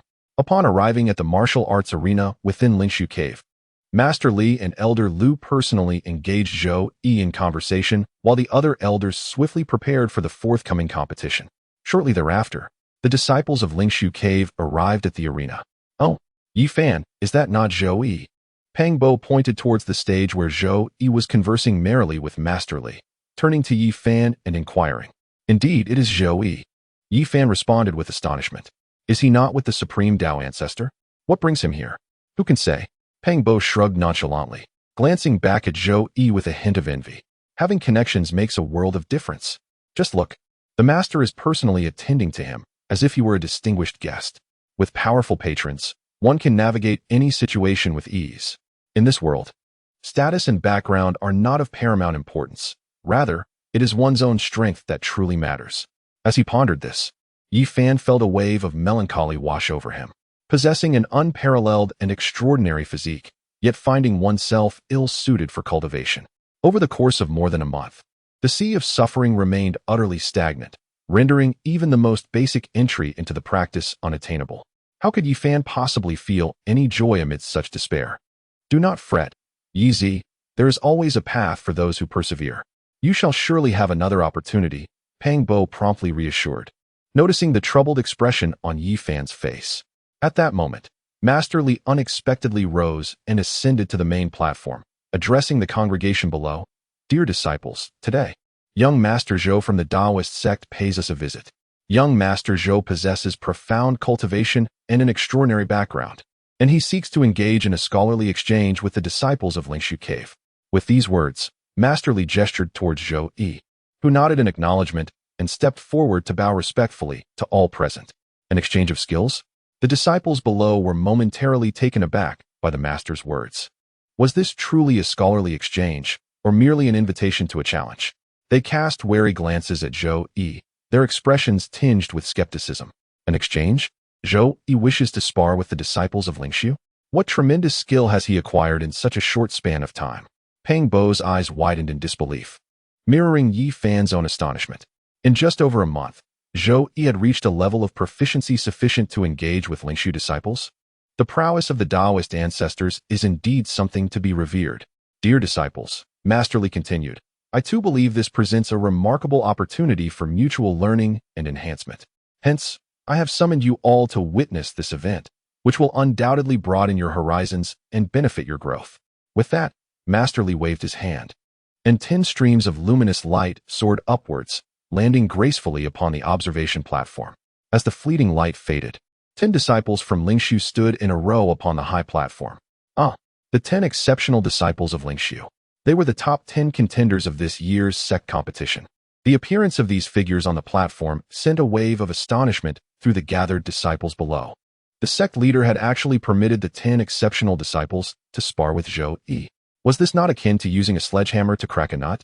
Yet, there were also some composed disciples who speculated that Zhou Yi's cultivation might not be inferior. Otherwise, the sect leader would not have sent forth the 10 exceptional disciples. Young Master Zhou, these are our most distinguished disciples from Lingshu Dantian. You may engage in discourse and spar with any of them at your leisure, Master Li remarked, gesturing toward the 10 standing disciples and smiling at Zhou Yi. Thank you, Master Li. Indeed, the Lingshu disciples are truly remarkable. Zhou Yi replied with a respectful nod. Casting a glance at the 10 Lingshu disciples, he then casually pointed to one of them, saying, I shall first spar with this brother. This fellow possesses an astute eye. He has instantly selected the weakest among them. Yet, does he think that this weakness renders him an easy target? There will be a time when he will regret this choice. Master Li harbored an anticipation for the spectacle, his face adorned with a smile. Very well, Lin Han. You shall engage in a spar with young Master Zhou. Yes, replied the disciple named Lin Han, as he leaped onto the contest platform. Master Li, I will take my leave now to engage with Brother Lin, Zhou Yi said, bidding farewell before elegantly springing onto the contest platform as well. Upon the platform, the two stood at opposite ends, each poised for confrontation. Do you choose me because you believe my strength is the weakest? Lin Han's face revealed a hint of cold laughter. Among the 10 outstanding disciples of Lingshu, I indeed possess the lowest cultivation. However, if not for our familiarity, at least half of the 10 would not stand a chance against me. Thus, you have chosen wrongly. Hee. Zhou Yi let out a light chuckle. If I said I picked at random, would you believe me? Humph. Lin Han snorted heavily, choosing not to respond. With a flick of her wrist, a glimmer of silver light appeared, and a short silver dagger, about a foot long, materialized in her hand. Please. As her words fell, the silver dagger shot into the sky, manifesting a blade of light extending over 10 feet, as if parting the heavens, and descended upon Zhou Yi with great force. What a remarkable skill! Zhou Yi exclaimed in admiration, as his short sword whistled upward to meet the blade of light. Sky-splitting blade. Brother Lin is unleashing a formidable move right from the start. This technique is not something even the elders can easily withstand. Such arrogance is bound to lead to a great misfortune. Chapter 50. A simple sweep and impressive sky-splitting blade. On the observation platform, Master Li and the elders nodded in praise as they witnessed Lin Han's move. Lin Han is exceptionally gifted, naturally attuned to the essence of sharp metal. Had the ancient path of sword cultivation not been severed, she might have become an unparalleled sword immortal. Alas, the world has changed, and many once preeminent paths of cultivation have faded into obscurity. Master Li sighed softly and turned to Elder Lu. Indeed, it is a pity. Elder Wu Changfeng let out a sigh, recognizing that Yi Fan possessed unparalleled character and determination. Regrettably, he was a sacred body. Even a sacred land could scarcely nurture such an entity, let alone our humble Lingshu cave. As the elders deliberated, the scene on the arena shifted dramatically. With a clang, Zhou Yi's short sword emitted a piercing shriek. A shimmering aura, reminiscent of water, enveloped the blade as it met Lin Han's formidable Tianzhong blade attack, cleaving it in a single stroke. A soft sound echoed as the Tianzhong blade was shattered. Ah! Lin Han cried out in pain, cradling his head and crouching down. This technique, the Blade of the Rift, had drawn upon all of Lin Han's focus and spirit, yet it was effortlessly vanquished by Zhou Yi's single strike, leaving Lin Han mentally wounded and his head throbbing. How could this be? Brother Lin's Blade of the Rift was so easily countered? What manner of person is this Zhou? Such strength?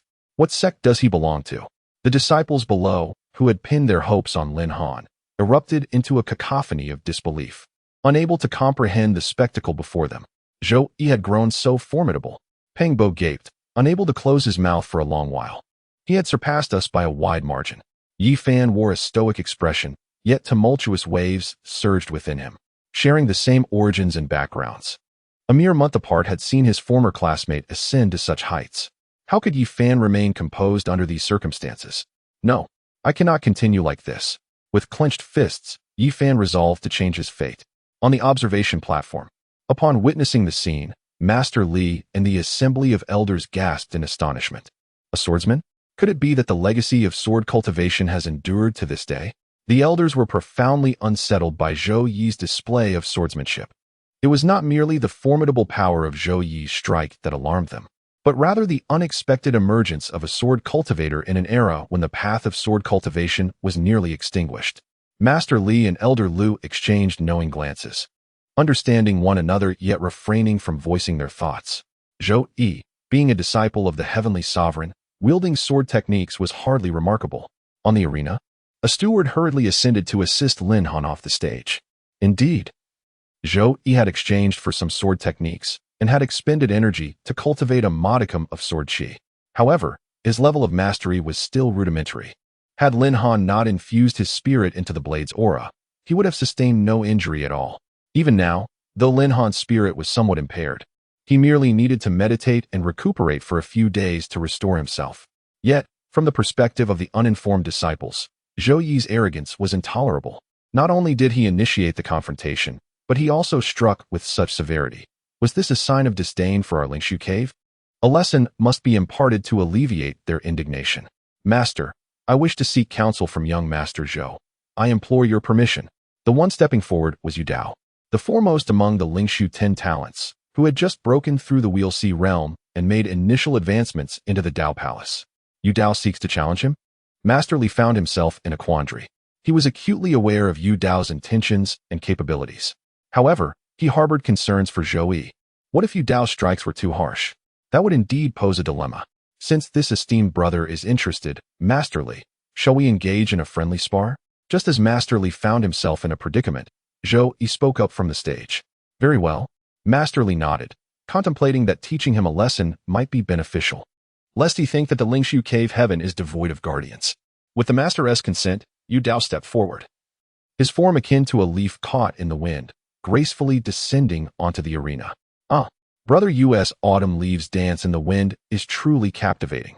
Upon witnessing the poise of Master Yu as he took to the stage, The disciples below erupted in applause, both to invigorate their senior and to exert pressure on Zhou.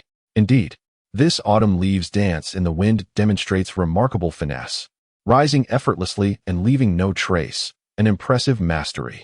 On the observation platform, an elder nodded in admiration. To achieve such a level in the autumn leaves dance upon first entering the Dao Palace realm speaks volumes of Yu Dao's extraordinary talent. In the arena, Zhou couldn't help but chuckle at Yu Dao's flamboyant entrance, finding the display rather provocative. What are you laughing at? Is my autumn leaves dance not executed correctly? Yu Dao inquired, furrowing his brow. Not at all. Not at all. It's a very elegant form. Zhou quickly amended, realizing his demeanor appeared somewhat frivolous. Elegant? Upon hearing this word, Yu Dao raised an eyebrow, a surge of indignation swelling within him. Wasting no more time, he issued a challenge. Please. After exchanging the customary pleasantries, Yu Dao's figure shimmered as he waved his hand, casting forth a cascade of brilliance. In that moment, the autumn winds howled, and leaves danced downwards, filling the arena with a flurry of falling leaves. The fallen leaves danced in the wind, as if the autumn breeze caressed them, causing them to flutter gently to the ground. They appeared devoid of any vitality, seemingly harmless. Yet, each leaf bore a sharpness akin to a blade.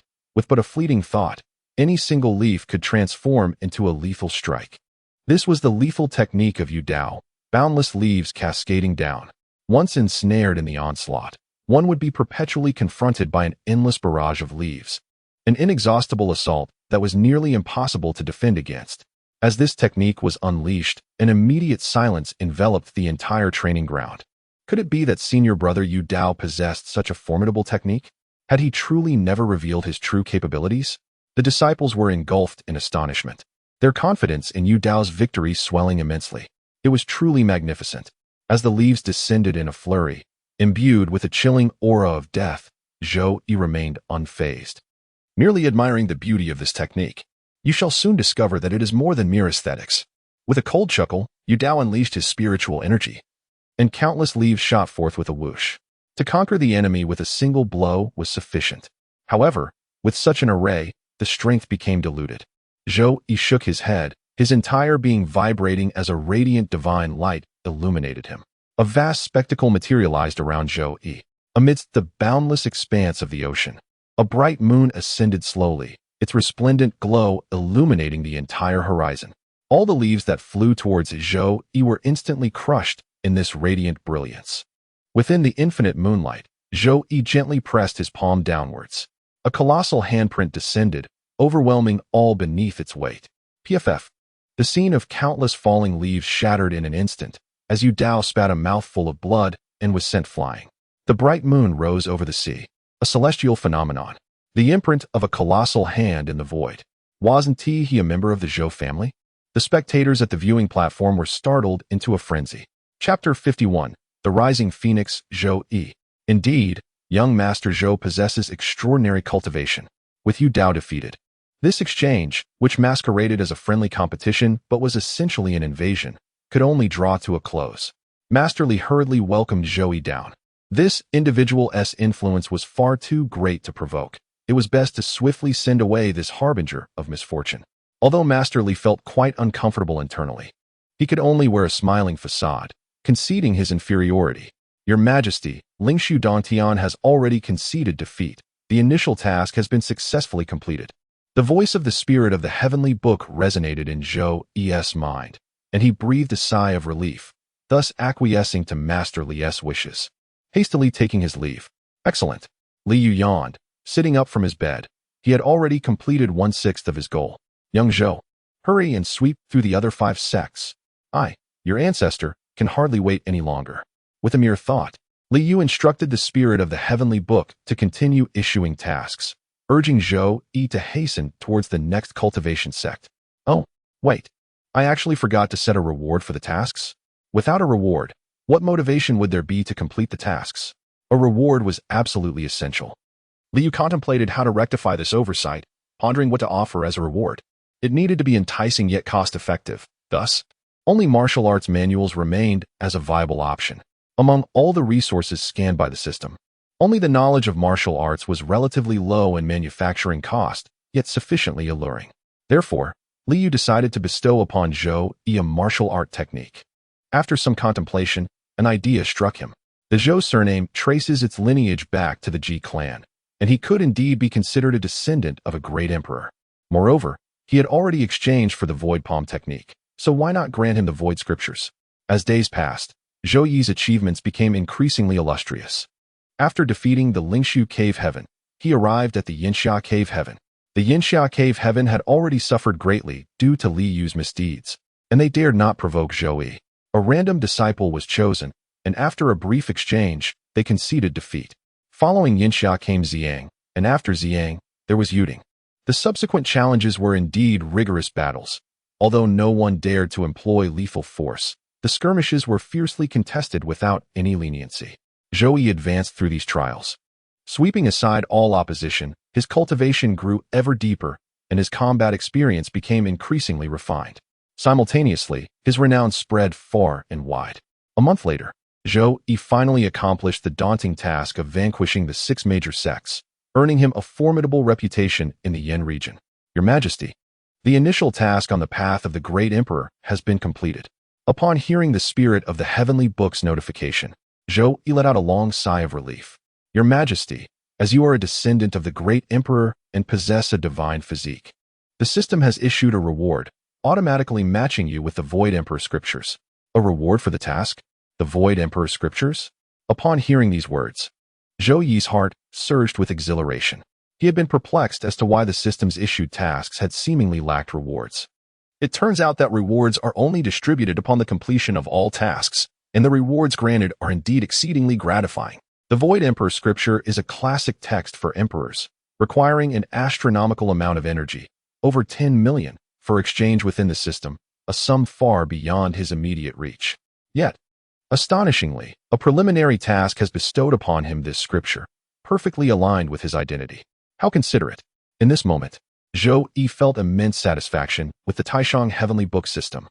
Little did he know that such knowledge-based exchanges cost merely a trifling sum of 10 or so points in the Liu's domain.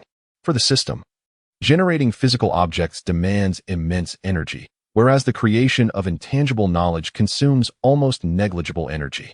When Liu set the pricing, he based the knowledge exchange on the energy required to manufacture weapons of the same rank, then multiplied it by 2. Weapons of the same caliber as the Emperor's scripture would be classified as imperial weapons. The energy required to create an imperial weapon, then doubled, renders this price beyond the description of unscrupulous merchants. Zhou Yi has completed his task. Upon receiving this news, Liu couldn't help but chuckle. Only one final task remained, securing the Bronze Immortal Palace. System, connect to the Taishang Heavenly Book and instruct the spirit of the Heavenly Book to issue the task for the second step of the Emperor's path, the Imperial Weapon Mission, guiding him to the Bronze Immortal Palace. The spirit of the Heavenly Book, upon receiving Liu's command, promptly commenced its actions. Your Majesty, you have taken the first step on the path of the Emperor.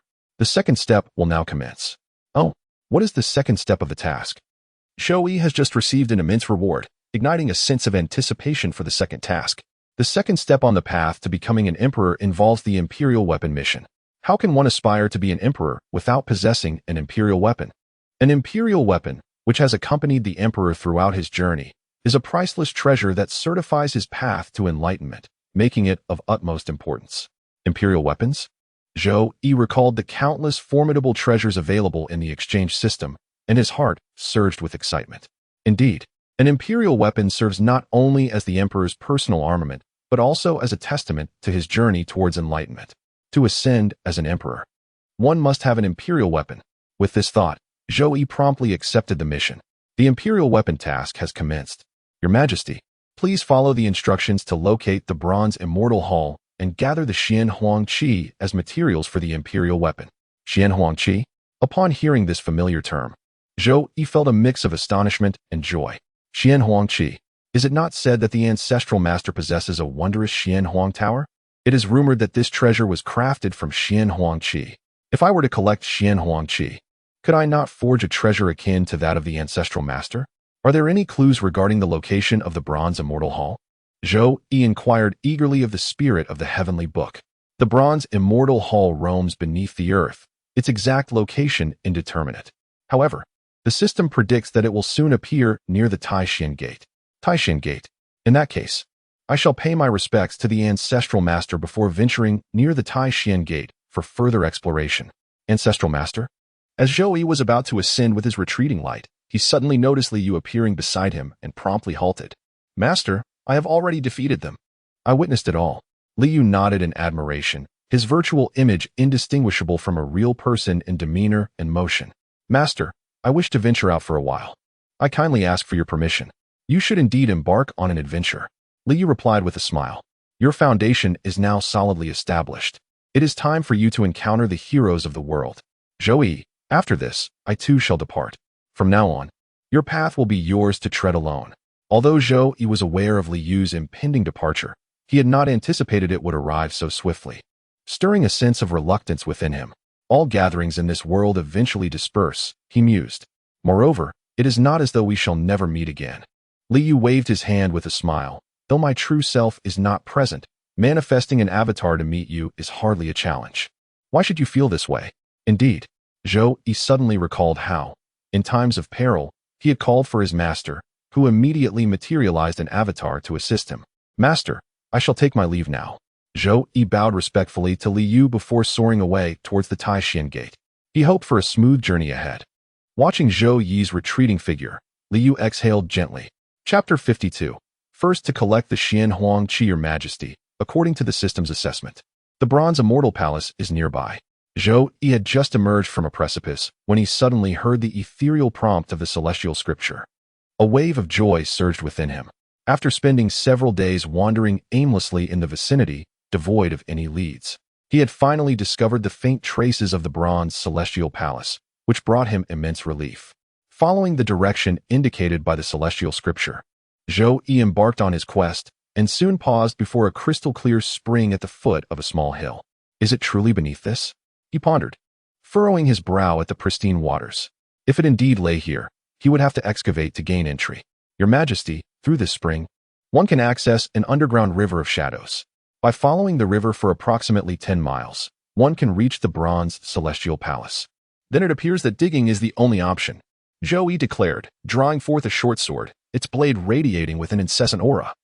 Piercing through the spring with lightning speed, the sword energy swirled and howled, swiftly creating a large opening in the spring, allowing the frigid waters of the underground river to surge forth. Zhou Yi, enveloped in a brilliant aura, plunged into the opening, immersing himself in the icy river. As he flowed downstream along the chilling current, a resounding splash echoed, and Zhou Yi found himself in a vast subterranean lake.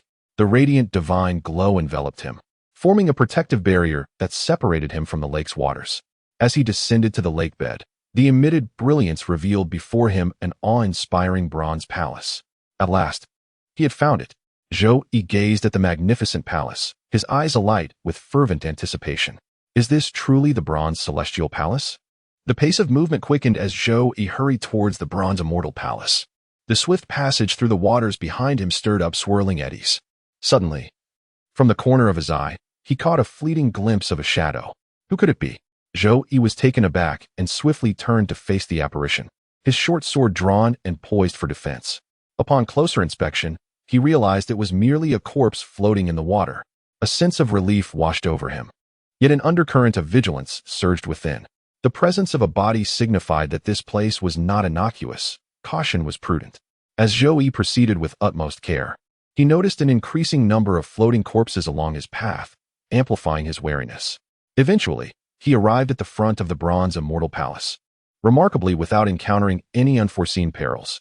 With a long exhale, he raised his gaze towards the palace, sensing an inexplicable aura emanating from within that sent a shiver down his spine. Oddly enough, Zhou Yi had traversed this route without facing any danger. Li Yu, who had been anxiously monitoring Zhou Yi's progress, was initially concerned about potential mishaps. He was astonished to see Zhou Yi reach the bronze immortal palace unscathed. In the original tale, the emergence of the bronze immortal palace was marked by countless casualties and rivers of blood. Li Yu reflected on this and suddenly grasped the underlying issue. The numerous deaths in the original narrative stemmed from those who entered the bronze immortal palace. Within its confines, chaotic energies and the dual forces of yin and yang, as well as the myriad gates, harbored unfathomable lethality. If Yifan had not, wait. Li Yu's face suddenly turned pale. This object belonged to someone else. The original owner was still alive. If I were to take possession of the bronze immortal palace, would I not be struck down in an instant? Just as Li Yu was filled with trepidation, Zhou Yi had already begun to take action. Spirit of the Book of Heaven, what shall we do next? Zhou Yi inquired, gazing at the bronze immortal palace. Upon witnessing this scene, Li Yu made a decisive choice. The Spirit of the Book of Heaven instructed him to first gather the Xian Wang Qi. Receiving Li Yu's directive, the Spirit of the Book of Heaven swiftly guided Zhou Yi to gradually approach the lake's surface. Above, the lake appeared to be shrouded in a layer of dark clouds. As Zhou Yi continued to advance, an immense pressure assailed him. The weight of this force was akin to a massive mountain descending upon him, causing Zhou Yi to emit a muffled groan as his entire being radiated divine light, his bones creaking incessantly. Such overwhelming pressure, Zhou Yi strained to endure, gasping for breath. This force felt as though the gravity surrounding him had suddenly multiplied several dozen, if not 100 times over. He believed that if he pressed on, he would surely be shattered to pieces. Spirit of the Book of Heaven, how can we collect the Xian Huang Qi? Must we continue to draw nearer? Zhou Yi raised his gaze to the ominous clouds above, his lips twitching in dismay. Your Majesty, we are now at a distance sufficient to collect the Xian Huang Qi. However, completing the collection will require some time. I implore your Majesty to persevere. Hurry up. What further discussion is necessary? Zhou Yi, trembling under the immense pressure and drenched in sweat, could not help but admonish the Spirit of the Book of Heaven. Commence the collection. Li Yu issued the same command. An invisible wave surged forth. Zhou Yi felt as though a colossal vortex had suddenly formed amidst the ominous clouds above him, drawing in the surrounding darkness which vanished without a trace. Was this a gathering of the primordial energy? Excellent. Gather more. Gather more. I can endure. Observing the scene above, Zhou Yi envisioned the possibility of forging an imperial weapon from the primordial energy, and his entire being surged with exhilaration. Can I truly endure? Li Yu chuckled softly, asserting that even if he could not, he must press on. Until the primordial energy was fully harvested, he would not relent. System, increase the rate of primordial energy collection. Spirit of the Heavenly Book, should Zhou Yi falter, allow him to exchange for the divine spring to restore his body. It would be prudent to provide a generous quantity to prolong his endurance. With Li Yu's command, the system accelerated its collection of primordial energy. Watching the rapid accumulation within the resource vault, Li Yu nodded in satisfaction. Through the system's connection, he could effortlessly harvest primordial energy, rendering his direct intervention largely unnecessary. However, he felt much safer and far more at ease. Li Yu smiled, realizing that opportunities for him to personally engage in the fray would be scarce henceforth. The primordial energy in the vault continued to swell, and Li Yu beamed with joy. Spirit of the Heavenly Book, how much longer? On Zhou Yi's end, he had consumed the divine spring a dozen times. Were it not for the spring's restorative properties, his body would have been on the verge of disintegration. Your Majesty, please hold on a moment longer. We shall be finished shortly. Hurry. Zhou Yi was overwhelmed with pain, nearly numb, yet he gritted his teeth and persevered. As time passed, the accumulation of the mysterious yellow energy increased, gradually alleviating the pressure on Zhou Yi. Ultimately, a tremor coursed through his body, and he felt a profound sense of relief, no longer sensing any weight upon him. Your Majesty, the collection of the mysterious yellow energy is complete. Complete? Hearty laughter escaped Zhou Yi upon hearing the words of the Spirit of the Heavenly Book, filling his heart with unrestrained joy. Chapter 53. The one you have been waiting for has returned. A deep, resonant roar echoed from Zhou Yi, accompanied by a brilliant divine radiance that illuminated the pitch-black subterranean space. Excellent. That pressure just now has actually allowed my divine body to ascend to a new level. Zhou Yi sensed the vigorous vitality within him, feeling the surging strength, and nodded with a smile. Congratulations, Your Majesty. The Spirit of the Heavenly Book appropriately offered his commendation. While Zhou Yi reveled in delight, Li Yu, on the other hand, wore a troubled expression. Should he accept it or not? Li Yu's face resembled a bitter melon, his hair nearly torn out in frustration. The bronze celestial palace was truly a tantalizing prospect for a person like Li Yu, who relished seizing opportunities. How could he possibly let such a tremendous advantage slip away? Failing to acquire it would feel like tearing out a piece of his very heart. If he were to claim this treasure, the consequences would be unfathomable, even though the ruthless man had severed his own primordial spirit, splitting it in two. However, putting aside whether she has truly reached the celestial level, How could Li Yu, this mere charlatan who can only bluff, possibly withstand the might of a genuine emperor? Surely, he would be effortlessly vanquished with a single strike. Li Yu remains mired in a mindset of mediocrity, yearning to hoard all the treasures for himself. At this moment, his sense of luck prevails. He is willing to risk life for wealth. Thus, without hesitation, Li Yu commanded the spirit of the celestial tome to instruct Zhou Yi to seize the bronze celestial palace. As Zhou Yi approached the vicinity of the bronze celestial palace, Li Yu issued the command to collect it. In an instant, a colossal black hole enveloped the bronze celestial palace, and in the blink of an eye, it vanished without a trace. Was it truly this effortless? Upon witnessing the bronze celestial palace materialize within the resource repository, Li Yu was left utterly astonished. I could scarcely believe my eyes. The outcome was remarkably smooth. How extraordinary! Li Yu shook his head, realizing he had been overly cautious. The bronze celestial palace was now within his grasp. This was splendid. With his worries dissipated, Li Yu finally relaxed and burst into jubilant laughter. However, just as his laughter erupted from his throat, it abruptly caught in his chest. A small figure had unexpectedly appeared in the doorway, sending a jolt through Li Yu's entire being. It was a young girl. Her attire was tattered, and her face was smudged with dirt, resembling a little beggar from a slum. Yet, her eyes shone with a remarkable clarity, glimmering with a kaleidoscope of colors. Merely the brilliance of her eyes overshadowed her ragged clothing, her soiled face, and all superficial appearances. In those eyes, one can distinctly perceive a purity and nobility that emanates from the very soul. She is known as Xiao Nan, a divine child. Beyond this, she bears a name that resonates through the ages, Henshin. She is fierce not only towards others, but even more so towards herself. Indomitable and relentless, she advances step by step, steadfast and resolute, forward, ever forward. Thus, with the body of an ordinary person, she has ascended to the pinnacle of the world. Upon witnessing this individual and reflecting on her journey, Li Yu felt as if thunder had exploded within him, awakening him from his reverie. Since arriving in this world, he had indeed grown somewhat arrogant, having traversed the landscape with unrestrained audacity. This mindset was flawed. Now, confronted by an unexpectedly formidable opponent, he found himself gripped by trepidation. This attitude was equally misguided. What of a great emperor? Even if it meant exhausting all his energy, depleting the Qinglian imperial weapon, the heart of the demon emperor, and the bronze celestial palace, he would still strive to deliver a decisive blow, even if victory eluded him. Li Yu took a deep breath, allowing tranquility to settle within. Unaware of the emperor's arrival, he felt a sense of unpreparedness. Li Yu adjusted his mindset and nodded with a smile at Xiao Nan. Indeed, you know me, she stated. Her expression impassive, yet her youthful voice carried a depth and gravitas beyond her years. Li Yu chuckled softly, choosing not to respond. He was taken aback. Initially, he presumed Xiao Nan had come to confront him regarding his influence over Zhou Yi and the acquisition of the bronze celestial palace, only to discover it was for a different reason altogether. In that fleeting moment, Li Yu grasped the truth. For someone like Henshin, what truly matters? Not the pursuit of immortality, but rather waiting for your return amidst the mortal realm. Li Yu suddenly felt a twinge in his nose and took a deep breath. Have you seen him? Yes, replied the little girl, as she reached into an oil paper bag, gently unfolding it to reveal a few steaming soup dumplings. As she gazed at the dumplings, her eyes glistened with unshed tears. Do you think he is the one you are waiting for? Li Yu softly inquired, observing the little girl. I do not know, she replied, slowly shaking her head.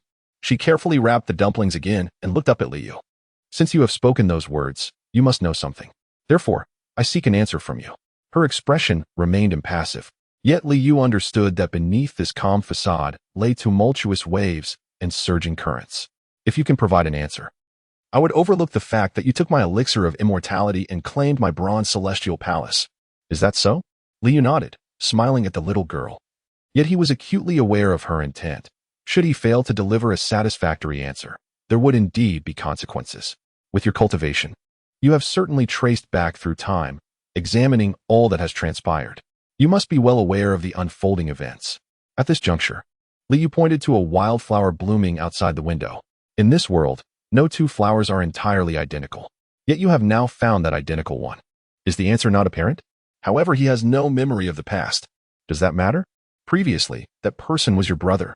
Now this person can also become your brother. Li Yu smiled, The soup dumplings are delicious. Enjoy them while they're hot. Once you finish, ask your brother to buy you more.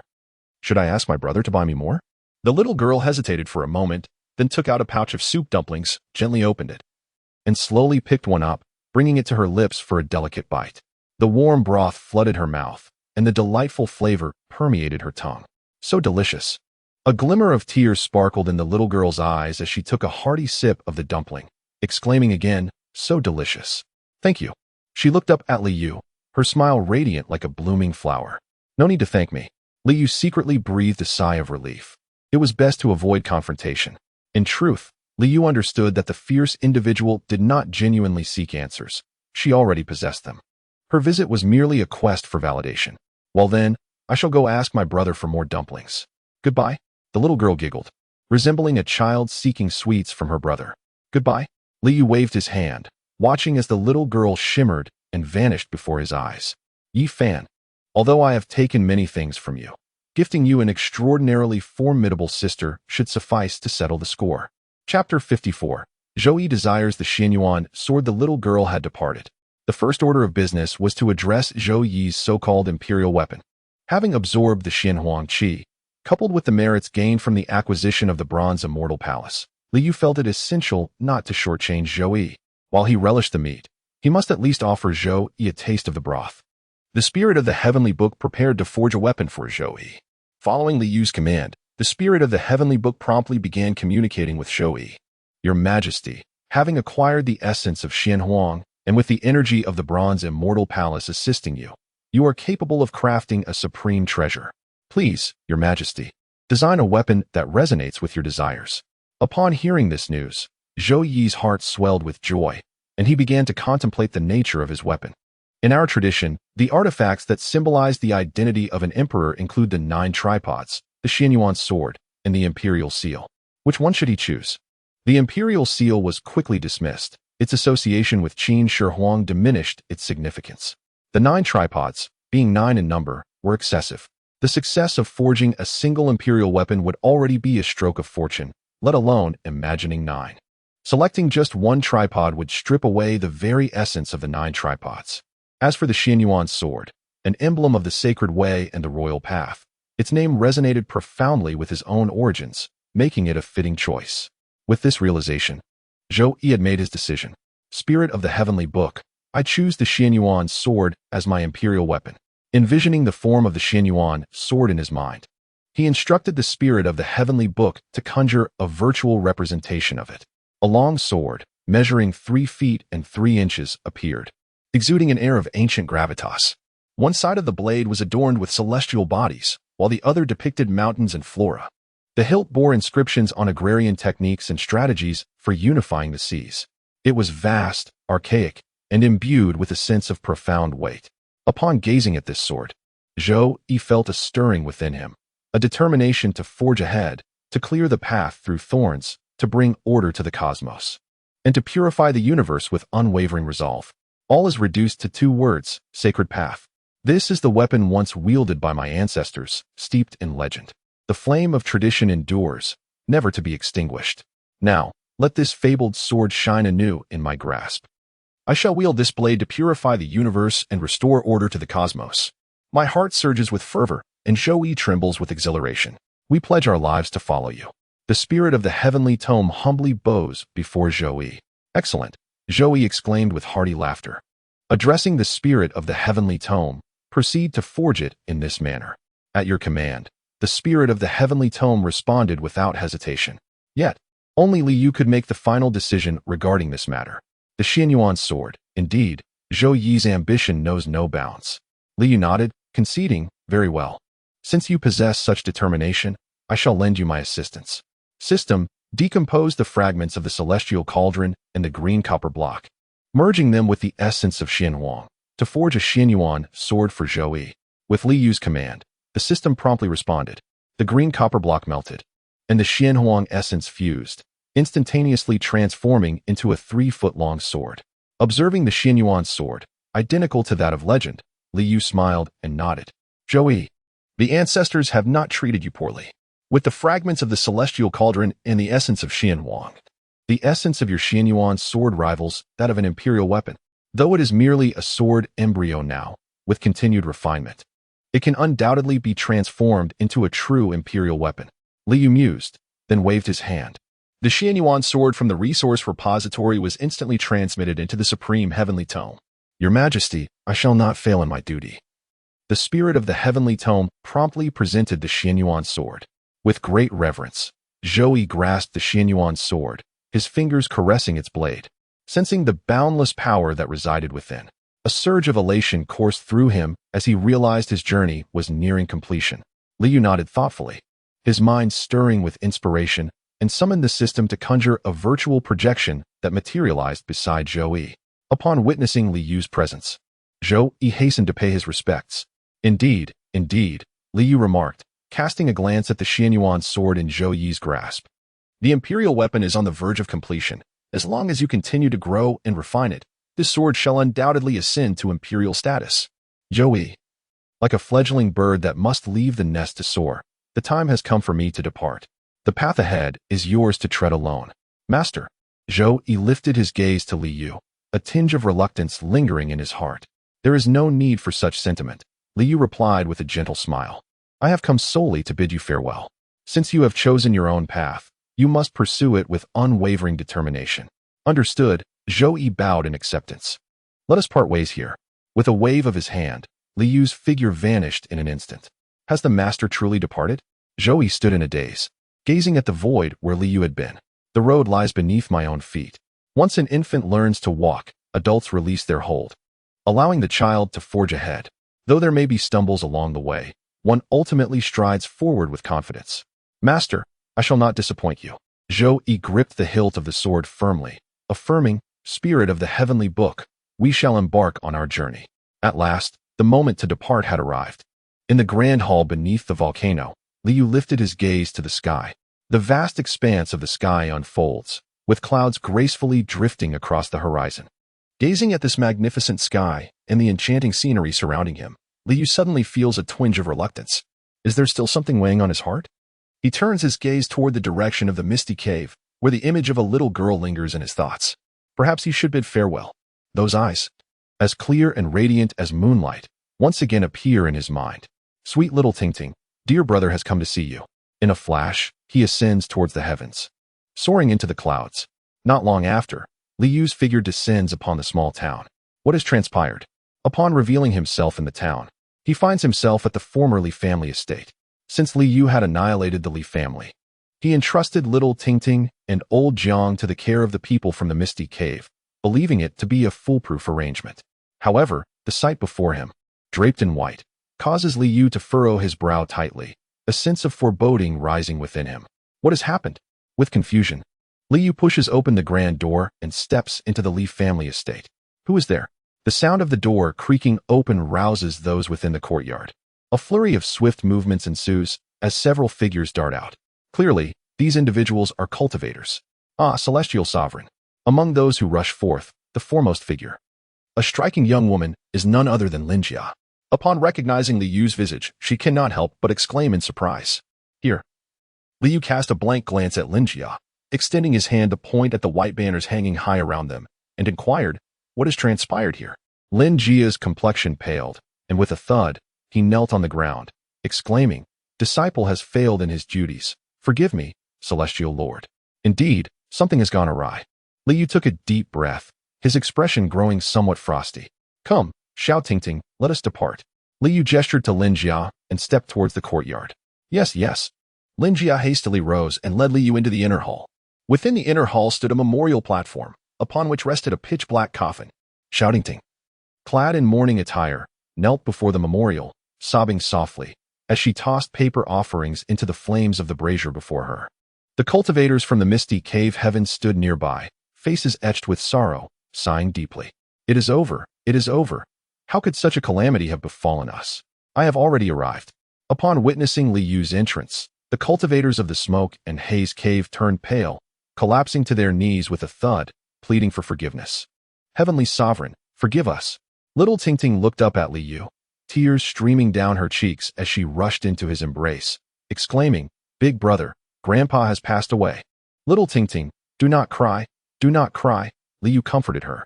The elder of the Smoke and Haze Cave, wearing a sorrowful expression, addressed Li Yu, Heavenly Sovereign. I have failed in my duties and deserve the gravest punishment. However, this calamity was truly unforeseen. Since your command, I have kept my disciple Lin Jiao by my side, vigilantly guarding the safety of the Jiang family. The past few days have been uneventful, and the old Master Jiang's hotel and inn had resumed operations. Just the day before yesterday, while attending to matters at the hotel, unexpectedly, at this point, the elder's face reflected profound grief. Unexpectedly, a battle broke out between two cultivators, who chased each other into the sky above the town.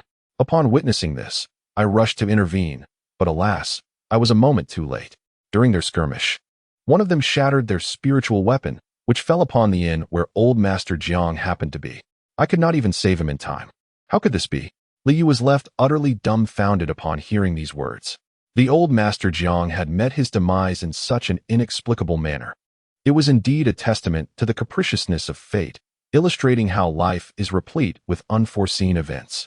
This is a tangible world, where any manner of surprise may occur. Not everything remains constant. The unexpected nature of old Master Jiang's passing was truly astonishing. In this world where cultivators roam freely, it is not uncommon for disagreements to escalate into violent confrontations, often resulting in the unintentional harm of innocent bystanders. Elder Jiang is certainly not the first, nor will he be the last. The only distinction in this instance is that this individual shares a close acquaintance with Li Yu.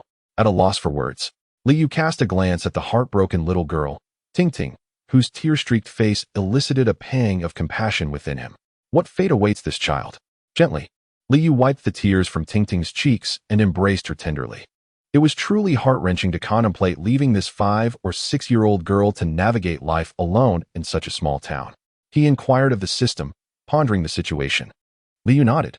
Although Ting Ting possessed the physique of the Taiyin, she had not cultivated and remained merely an ordinary child, consuming little energy. Moreover, expending a modicum of energy was far preferable to allowing this forlorn girl to face the world in solitude. Ting Ting, would you like to accompany your big brother? Li Yu asked softly, gazing down at the small girl curled in his arms. Yes, Ting Ting replied, nodding. Big brother, I promise to braid your hair every day. Very well. Li Yu responded with a smile, then turned his gaze towards the assembly of cultivators from the Yinxia cave. This incident was indeed unforeseen, and blame could not be cast upon you. Please attend to Elder Jiang's final arrangements, and let this matter rest here.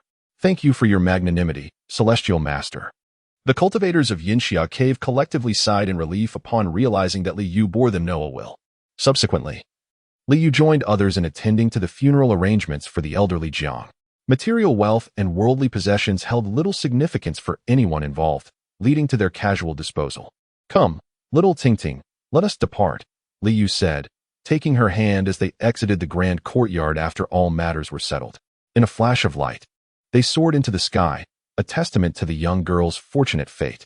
The cultivators of the Misty Cave gazed up at the ascending light with expressions of envy.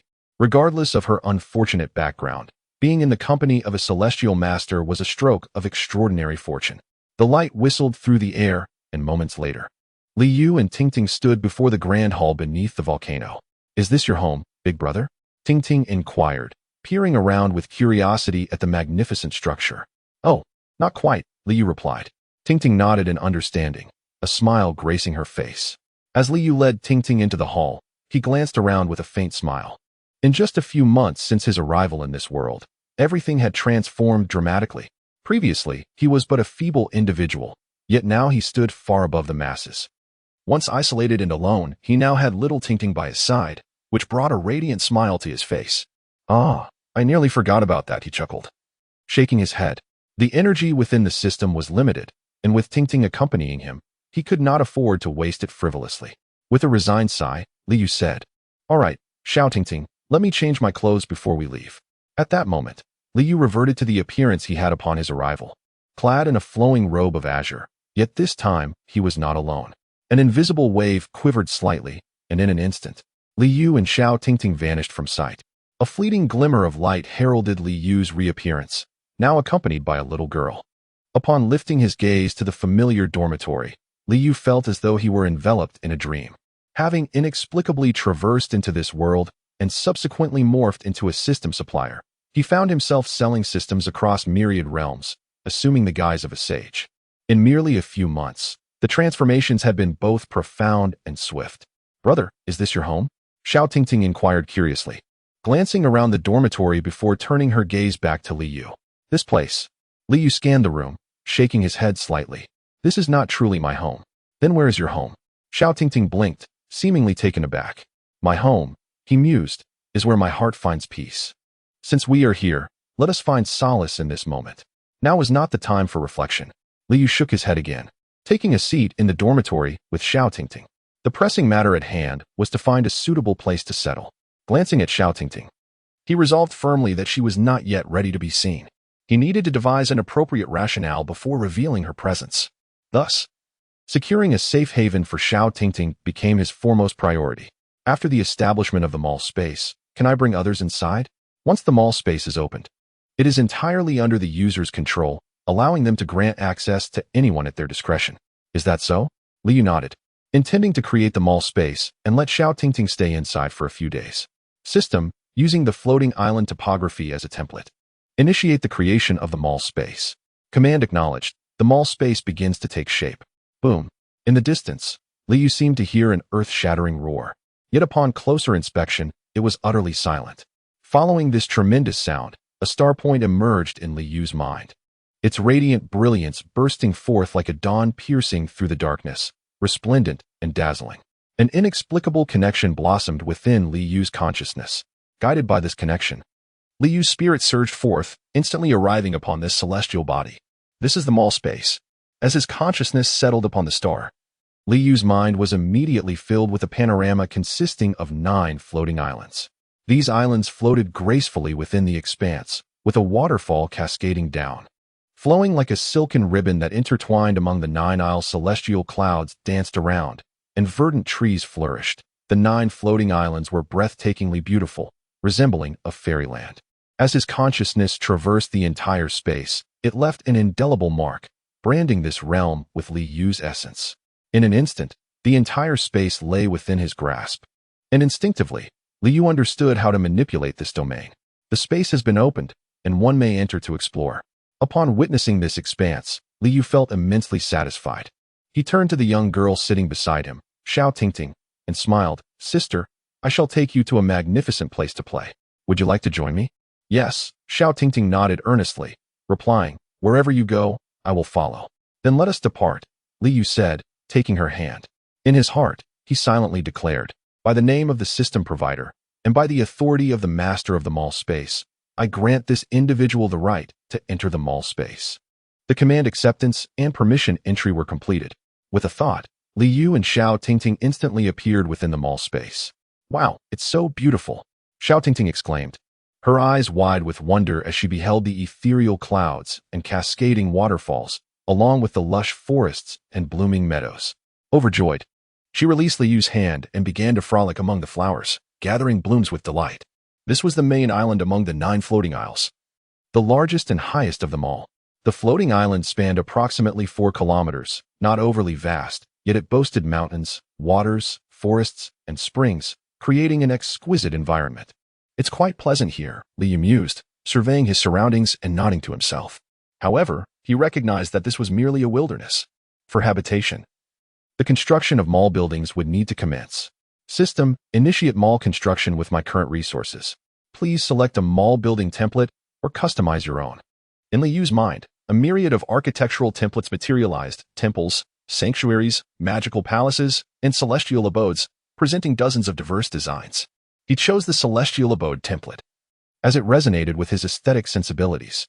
Aware of his lack of expertise in architectural design, Li Yu prudently opted for a pre-existing template rather than risking the creation of an unsightly structure through customization.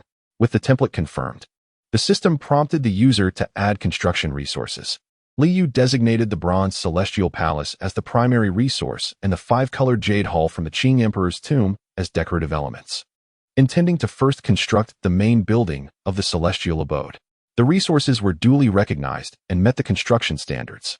The system's marketplace commenced the construction of the main structure. The Bronze Celestial Palace and the 5-colored Jade Hall were instantaneously disassembled within his mind. revealing a magnificent edifice adorned with intricate eaves and exquisite carvings. Upon completion of the main construction, the system requested the user to specify the building location.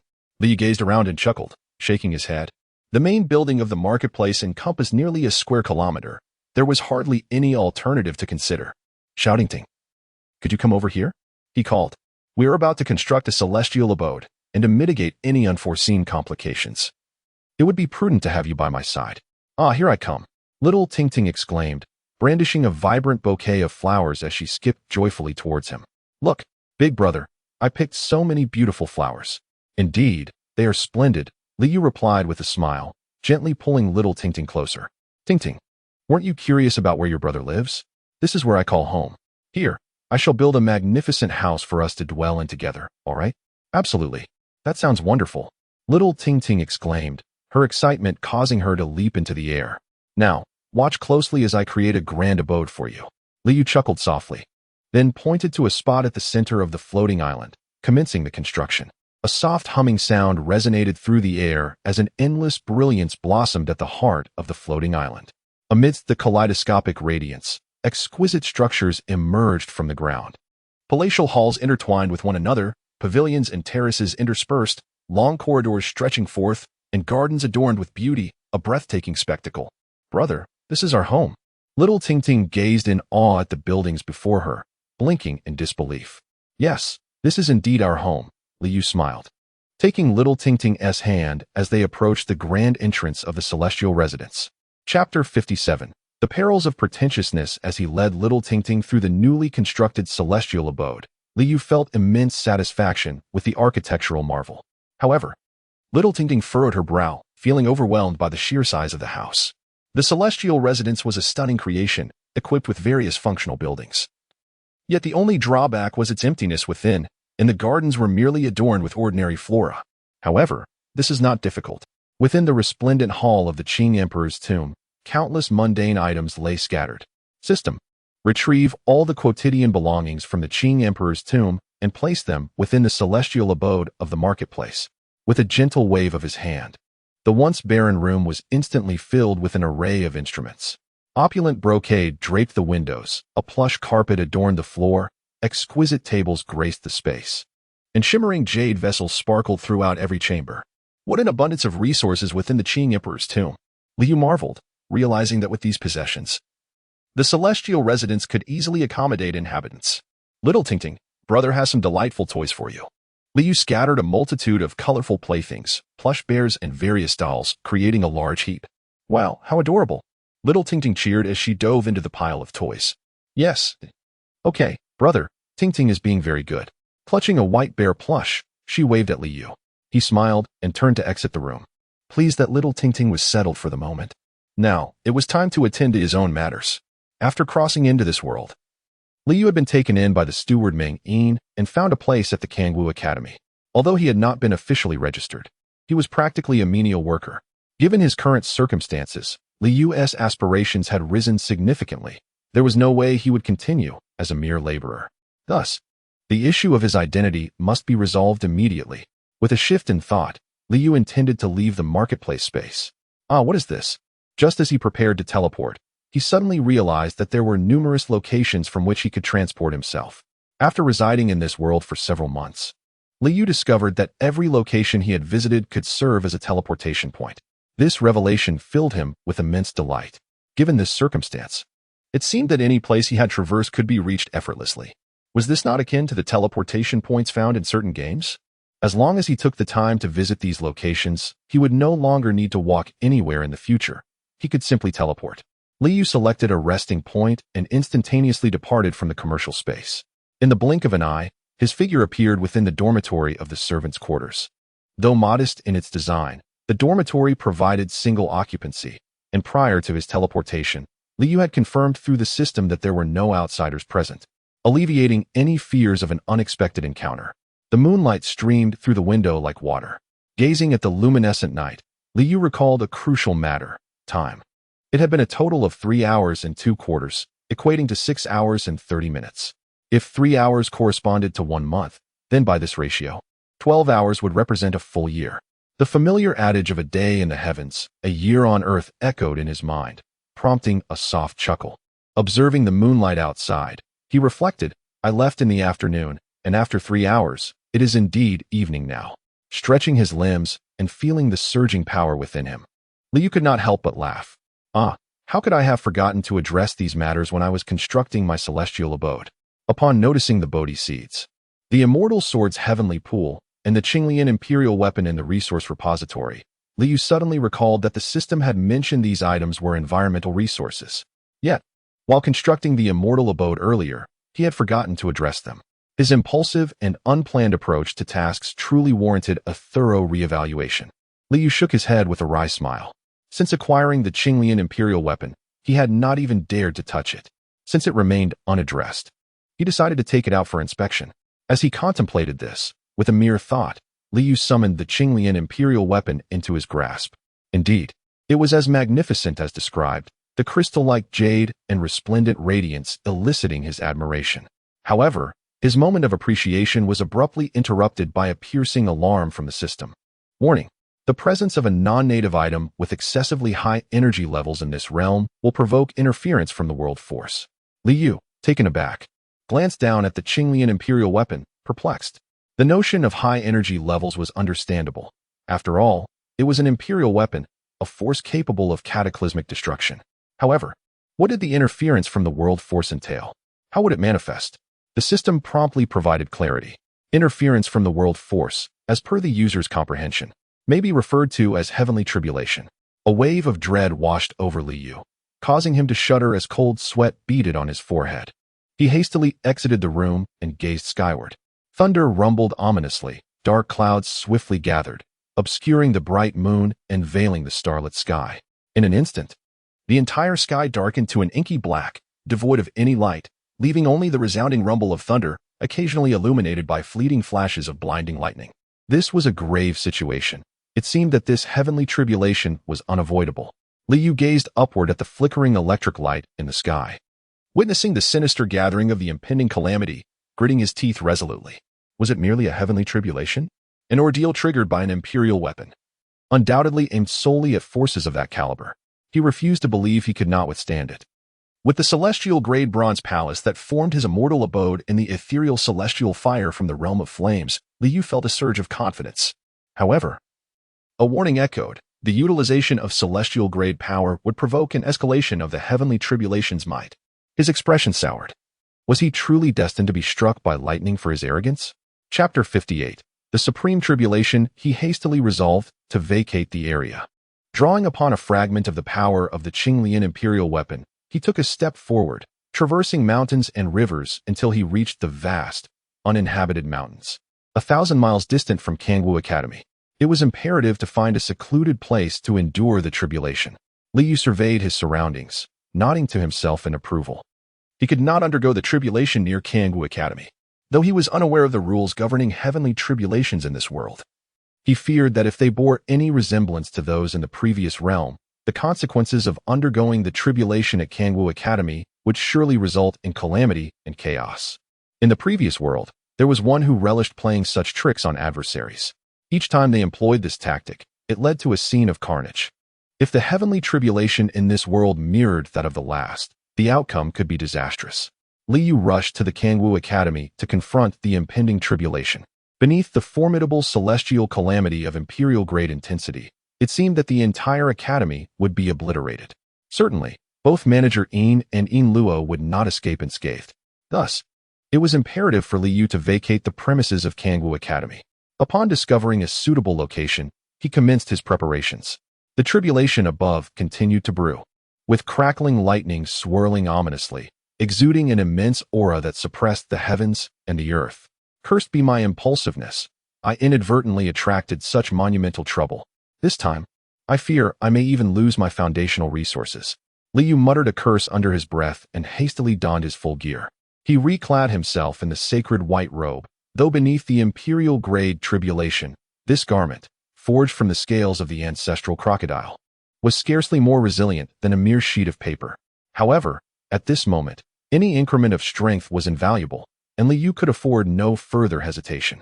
He grasped the soul-vanquishing bell, scrutinizing it for a moment before casting it aside.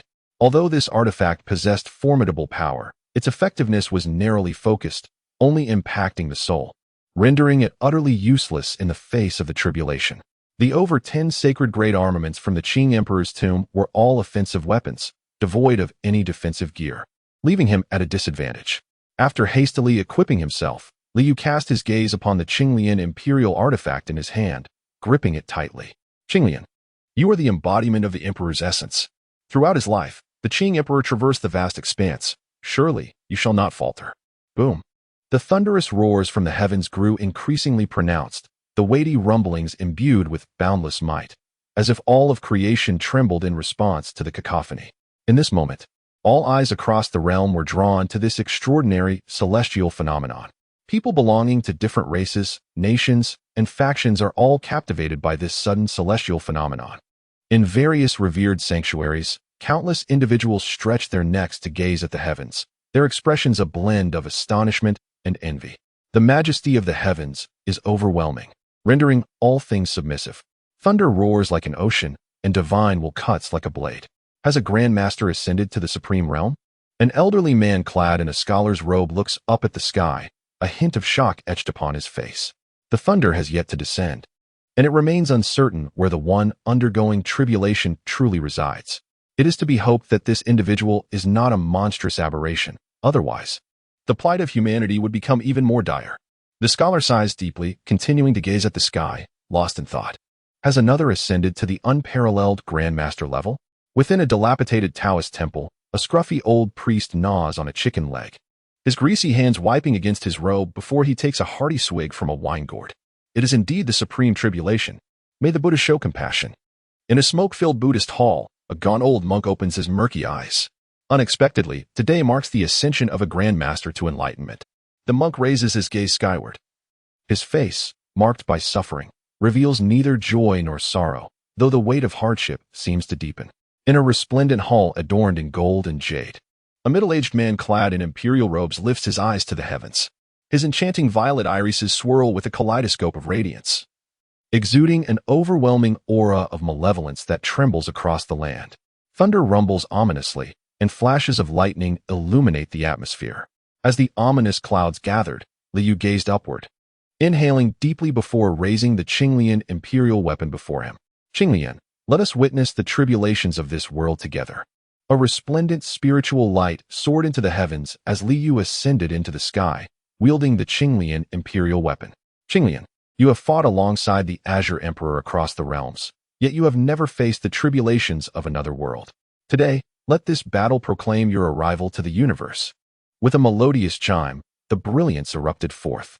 The Qinglian in his grasp levitated, emanating boundless radiance. In the blink of an eye, the Qinglian imperial weapon transformed into a colossal lotus, reaching towards the heavens and the earth. A single lotus amidst the azure sea and sky. In this moment, the extraordinary weapon from another realm revealed its unparalleled majesty, announcing its presence to the world. This is Qinglian. The elderly scholar furrowed his brow tightly, sensing an unfamiliar aura. Who could this person be? From the direction of Kangwu Academy. Could it be that this individual is one of our Confucian brethren? In the realm of Confucianism, who has attained enlightenment through the lotus? The old scholar pondered, yet inwardly sighed in relief. The imagery of the Qinglian is profound, possessing a unique Taoist resonance. Could this be a practitioner of the Tao? But why would they appear in a place as Confucian as Kangwu Academy? The disheveled Taoist took a swig of wine, shaking his head and exhaling a breath of liquor. Forget it, it matters not. As long as they are of the human race, that is sufficient. The emaciated old monk gazed at the vast Qinglian manifesting in the sky, his already bitter countenance seeming even more desolate. The azure lotus seemed to carry a trace of the essence of my celestial demonic clan, yet why had it appeared in the resplendent hall of Kangwu Mountain? The demon emperor furrowed his brow tightly, remaining silent for a prolonged moment. At last, the long-anticipated tribulation descended, with a thunderous roar that reverberated through the heavens. A dazzling bolt of lightning surged forth, aimed directly at Liu. Is it here? Upon hearing the thunder and witnessing the flash of lightning, Liu's heart tightened, and he bellowed with all his might, "Rise!" As his voice echoed, the colossal lotus trembled violently, its petals swiftly closing in, enveloping Liu, who stood amidst the lotus's core, tightly within its embrace, transforming the immense azure lotus into a bud. With a thunderous crash that shook the very heavens, the thunderbolt descended, carrying the might of the universe and the force to annihilate all, crashing down upon the azure lotus with tremendous ferocity. The sound was deafening, shaking the earth as if the very ground were being upheaved. Seated within the lotus's core, Liu felt an intense tremor all around him, as if the world were turning upside down, as if the earth were quaking and mountains were shaking. Damn it, this tribulation is formidable. At this rate, even if the azure lotus can withstand it, the shockwave alone could obliterate me. Fortunately, there remained the elixir of immortality and the divine spring. Liu cast a glance at the elixir and divine spring within the resource repository, secretly relieved. With these treasures, he ought to endure the onslaught. Once more, a colossal roar erupted, akin to the shattering of heaven and earth. The entire world trembled under the weight of this deafening sound, and in that instant, all of nature fell into a profound silence. There is someone undergoing a tribulation near my Kangwu mountain, stirring the entire Kangwu Academy. Numerous students hurriedly exited their chambers, their voices filled with excitement as they gazed skyward at the magnificent azure lotus, a symbol of unparalleled significance, amidst the torrential thunderstorm descending from above. This is the supreme tribulation, they exclaimed in exhilaration. At Kangwu Academy, several venerable scholars stood upon the rooftop, their eyes fixed on the horizon, utterly astonished. Which great master is ascending to the realm of the Supreme Master? That azure lotus appears so unfamiliar. Have any of you heard of someone attaining enlightenment through the azure lotus? Pondered Qianmu Yu, the head of Kangwu Academy, furrowing his brow and turning to his companions for insight. I have not heard of such a thing, they all replied in unison, shaking their heads. Who could this person be? Why are they enduring tribulation so close to Kangwu Mountain? Could it be that one of our academy's reclusive grandmasters is breaking through to the supreme realm? Qianmu stroked his beard, deep in thought, yet found himself at a loss. This individual must have a profound connection with our Kangwu Academy. Alas, it is a pity that we cannot meet this esteemed figure in person, he lamented, a hint of anticipation seeping into his words. As one of the 10 great sanctuaries of Confucianism, Kangwu Academy has produced countless masters and grandmasters, yet none have ever attained the supreme master realm. As the head of the academy, Qianmu Yu had often been subjected to disparaging remarks about Kangwu, hearing countless whispers that questioned the legitimacy of their status as a sanctuary without a supreme master. In response, Qianmu Yu found himself at a loss for words, resorting to silently biting down on his teeth in frustration. However, the scene before him sparked a flicker of hope within him. The individual undergoing tribulation near Kangwu Academy undoubtedly bore a profound connection to the institution. The act of a cultivator confronting the tribulation is of paramount significance. One cannot recklessly choose a location for such a momentous event. The site must be meticulously selected to ensure absolute safety.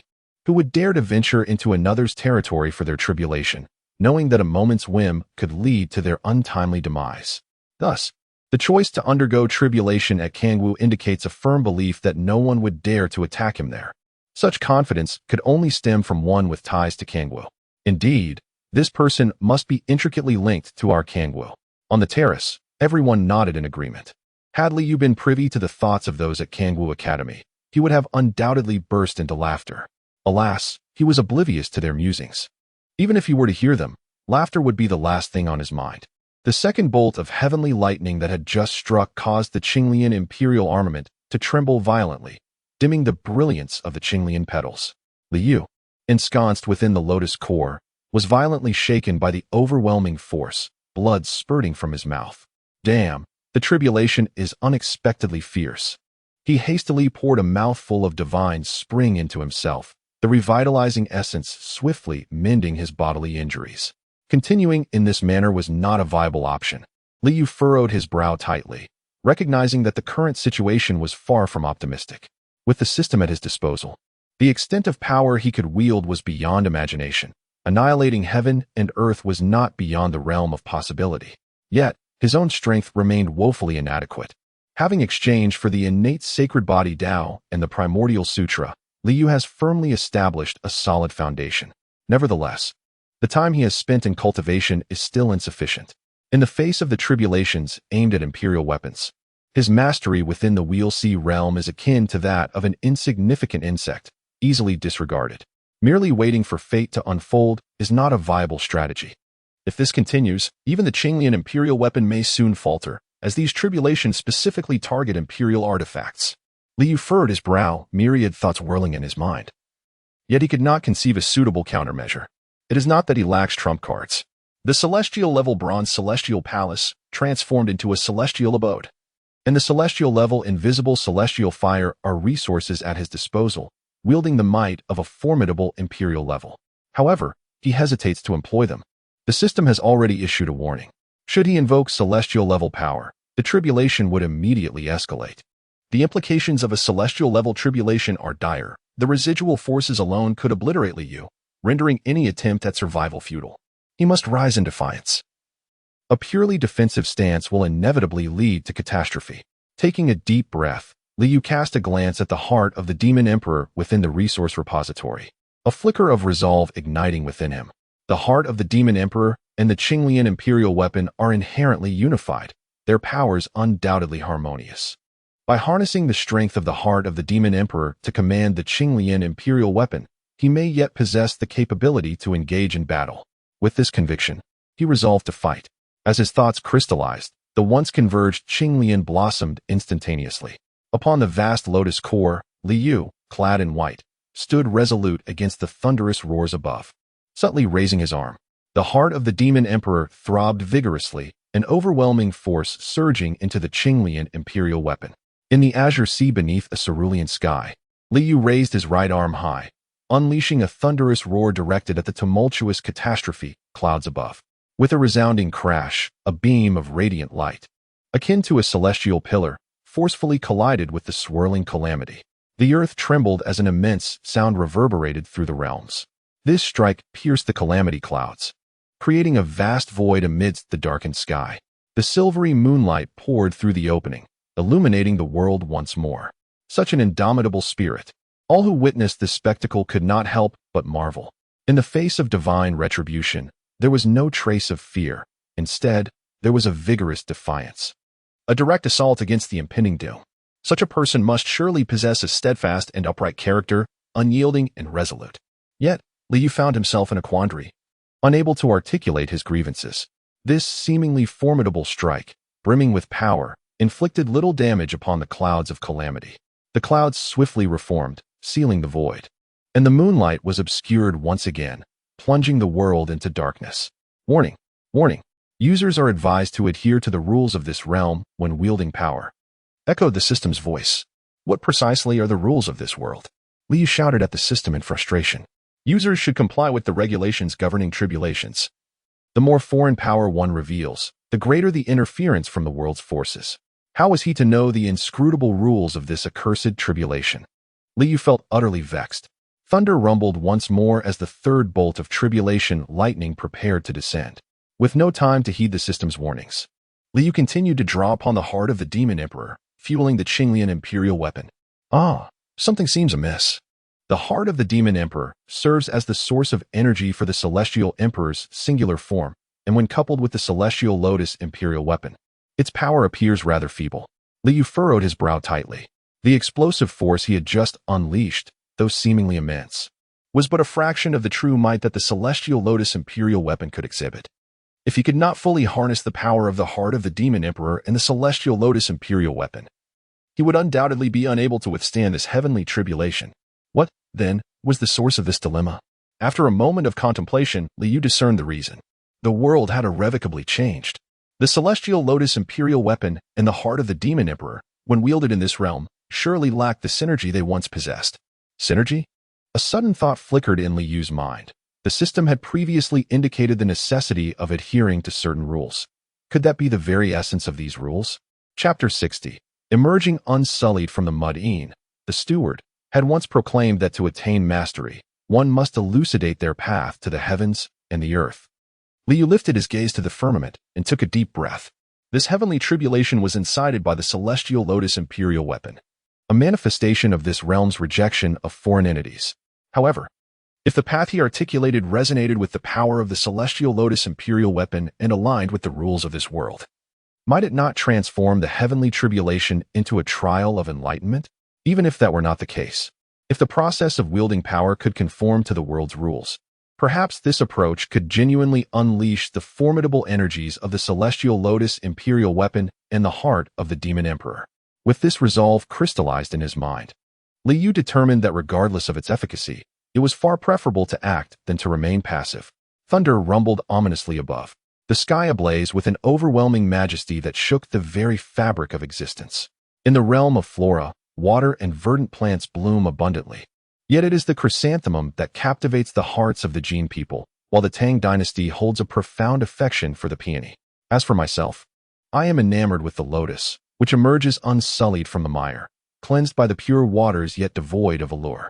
Its structure is upright and unadorned. Free from tendrils or branches, its fragrance wafting far and enhancing its pristine beauty. Tall and pure, it invites admiration from afar, yet demands respect, not frivolity. I assert that the chrysanthemum represents the recluse among flowers, the peony stands for opulence, while the lotus epitomizes the gentlemanly essence.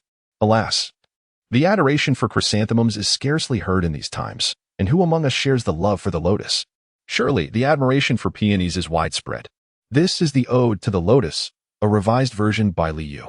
This world mirrors that of the Jin and Tang dynasties, yet Li Yu's abode, the Kangwu Academy, lies within the domain of Chu, a land abundant with waters and dotted with lotus blossoms. This slightly modified ode to the lotus aligns well with the realities of this world. Initially, the melodious recitation of Li Yu was completely drowned out by the thunder, failing to resonate beyond its immediate surroundings. However, upon his second recitation, the Qinglian imperial weapon erupted in a brilliant radiance, and the heart of the demon emperor within the resource repository pulsated with fervor. Stirred by an impulse, Li Yu swiftly retrieved the heart of the demon emperor. Just as he grasped it, it slipped from his fingers and nestled within the lotus stamen of the Qinglian imperial weapon.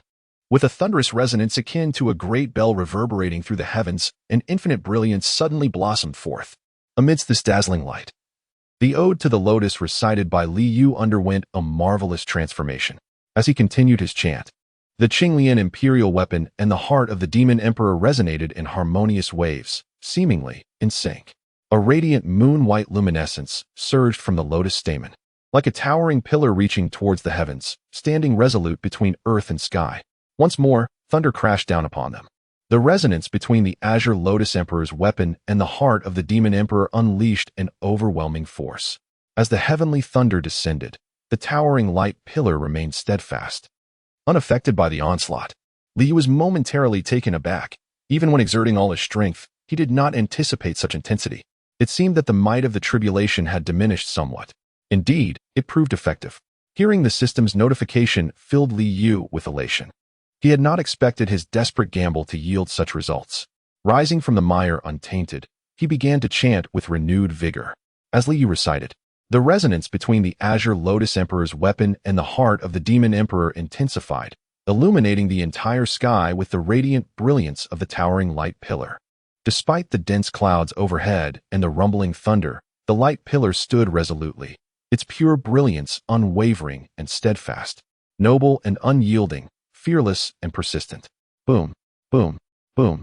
Thunder struck repeatedly, an overwhelming storm of lightning crashing down as if intent on shattering the light pillar and extinguishing its resplendent glow. Yet, amidst the tempest, the pillar remained unyielding, embodying integrity and righteousness. Excellent, excellent. Observing the light pillar standing firm amidst the storm, the sage in scholar's robes nodded in admiration. Moments ago, the brilliance had surged, illuminating the world. It appeared that this individual had indeed made a solemn vow to attain enlightenment. However, it remained uncertain whether his path would gain the acknowledgement of heaven and earth, ultimately achieving the realm of the Supreme Master. Meanwhile, the disheveled Taoist, gnawing on a chicken leg, raised his gaze to the sky, momentarily forgetting the morsel in his hand. In the serene hall, the emaciated old monk gazed unwaveringly at the sky, neglecting even the recitation of scriptures. The demon emperor within the grand temple held a wine goblet in silence, awaiting the final moment's arrival. The Kangwu Academy was enveloped in profound stillness. Not a soul uttered a sound. All eyes turned skyward. The earlier spectacle of resplendent light signified that the one undergoing tribulation was articulating his path to the heavens, pledging his oath of enlightenment. Now, it remained to be seen whether his oath would find favor in the eyes of the cosmos. Should the heavens acknowledge him, the subsequent 3 thunder tribulations would serve as a baptism. Conversely, if he were to be rejected, those same tribulations would spell his demise. At this juncture, the entire world held its breath, collectively awaiting the outcome. The emergence of another unparalleled Grandmaster among humankind would undoubtedly alter the balance of power. With an additional Supreme Master in position, the aberrant demons would be deterred from making rash moves. This heralded immense fortune for humanity, yet posed dire consequences for the demons. Thus, the tribulation faced by Liu stirred the hearts of millions across the realm. In the central lands and the untamed wilderness, be they human or otherworldly, all awaited the ultimate resolution. Time trickled by. As the thunder continued to roll, the force of the tribulation neither increasing nor decreasing, remaining unchanged. A sense of doubt began to permeate the minds of those observing this scene. Typically, upon the fulfillment of the oath of enlightenment, the might of the tribulation would diminish. Should it be unrecognized, the power would surge. Never had there been a case where the tribulation's intensity remained static. Was it possible that this individual's path to enlightenment was destined to fail? The onlookers from the human race clenched their fists tightly, beads of cold sweat forming upon their brows. The diverse fiends, however, felt a flicker of relief within their hearts. The grand resonance of nature's flora and fauna reverberated through the heavens and earth, its sound piercing the skies. It is done, it is done, it is done. Ha ha. Heaven bless the human race. This was the sound of enlightenment, a celestial acknowledgement of his path, illuminating the world. Quickly, record this. It is the Supreme Master's testament. Ha ha. Indeed, he is one of our Confucian brethren. Splendid.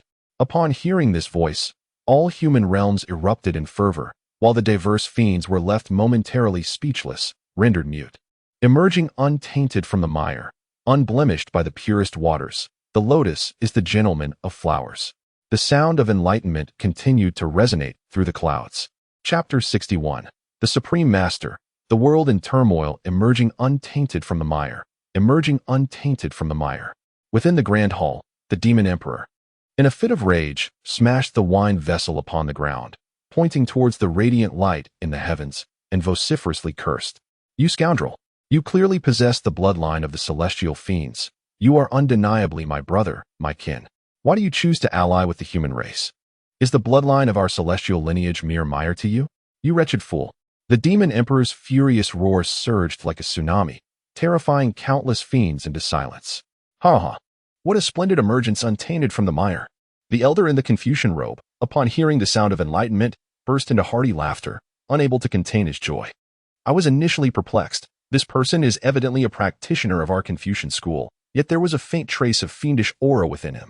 Who would have thought it would be this way? At this juncture, the elder let out a deep sigh, reflecting on the past when the fiends rampaged through the land, plundering and committing unspeakable atrocities to tarnish the bloodline of our kind, resulting in countless infants being born with impure lineage, subjected to disdain and scorn, causing untold tragedies. Little did one expect that this individual possesses such a remarkable origin, bearing the blood of an unusual lineage, enduring endless contempt and persecution, yet still maintaining an unblemished character and unwavering integrity, ultimately achieving the path of the Supreme Master. Truly, this is a rare and commendable feat, rising untainted from the mire. Indeed, this declaration allows all those who suffer from the affliction of impure blood to finally lead their lives with dignity. The venerable scholar in Confucian robes laughed heartily in contentment. The blue lotus, originally a symbol of our Taoism, has unexpectedly found expression through this person, who comprehends the purity of heart and steadfastness of character. Remarkable, indeed. The disheveled Taoist clapped his hands in laughter, proclaiming that the gentleman of the lotus has allowed him to embody the path of the virtuous. What a splendid scene this is. The Taoist reached for his gourd of wine, only to find it empty. His expression faltered, and with a rueful smile, he shook his head, resigning himself to sleep. With this individual, alongside the old scholar, the state of the world is now secure. The old Taoist can finally rest easy. Such a compassionate figure, yet a scholar of Confucianism. What a pity. In the Buddhist hall, the emaciated old monk sighed softly, lowering his eyelids and falling silent. Within the Kangwu Academy, all present erupted in cheers. Upon the high platform, Qin Shan and the elder scholars were unable to contain their joy, their faces flushed with excitement. Upon hearing this melodious proclamation, it is evident that there are no doubts remaining. This individual must undoubtedly be a venerable master from our esteemed Kangwu Academy. The esteemed elder has spoken wisely, and thus it must be so. The crowd collectively nodded in agreement, and we shall attend to this matter forthwith. With spirits lifted, the assembly departed with enthusiasm. As the resonant sound of the Tao reverberated, the world trembled.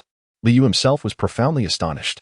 Liu recited the Ode to the Lotus with two primary intentions in mind. One was to align his tribulation with the celestial rules of this realm, and the other was to evoke the powers inherent in the Qinglian imperial weapon and the heart of the demon emperor. In truth, he had never anticipated such a remarkable outcome.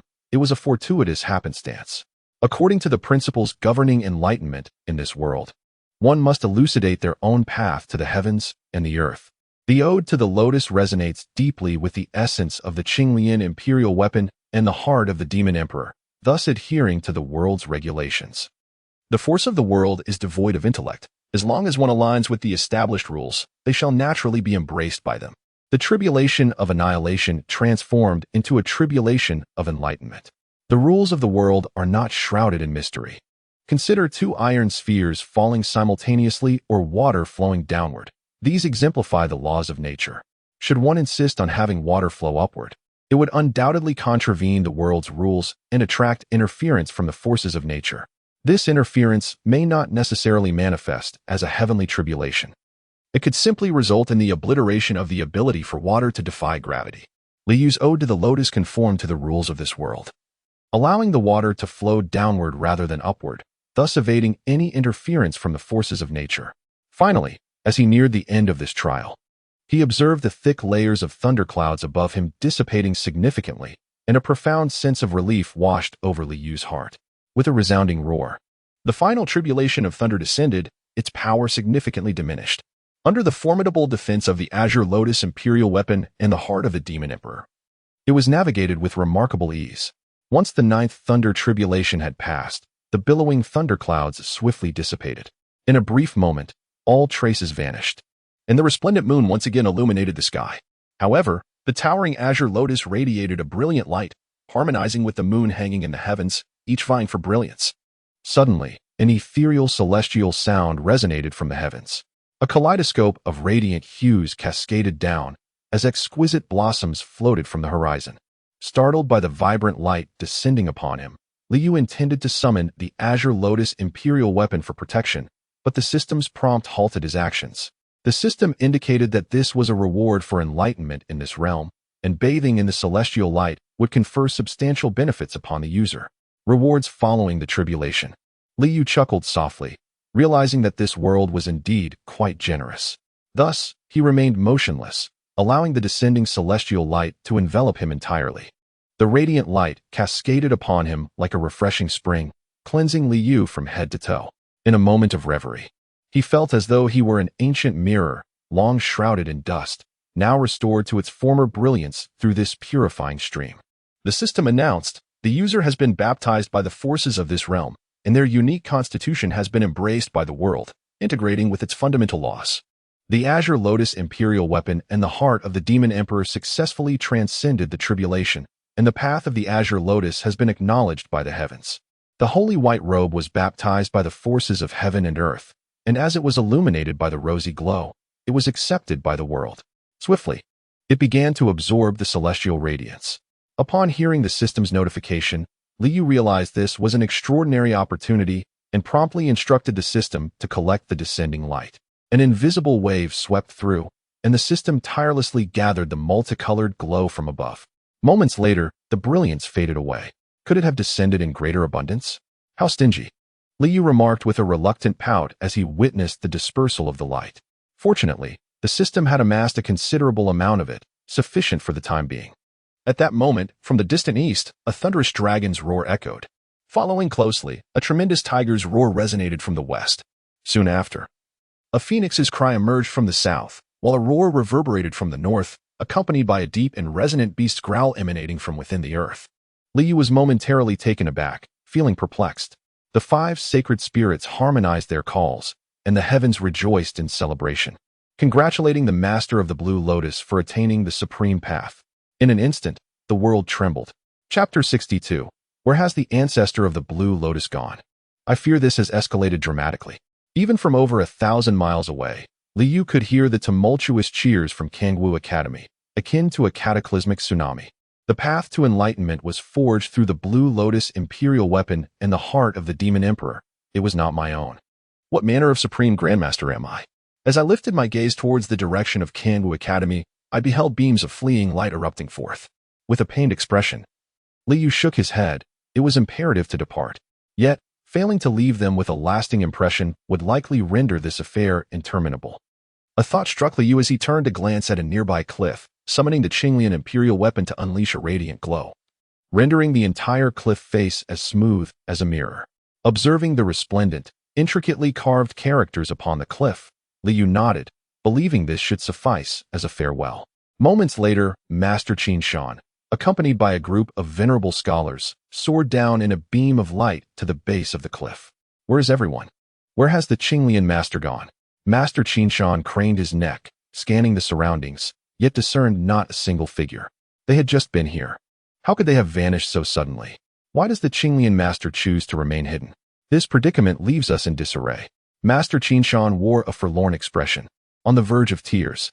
Master, the Qinglian master has only just attained enlightenment.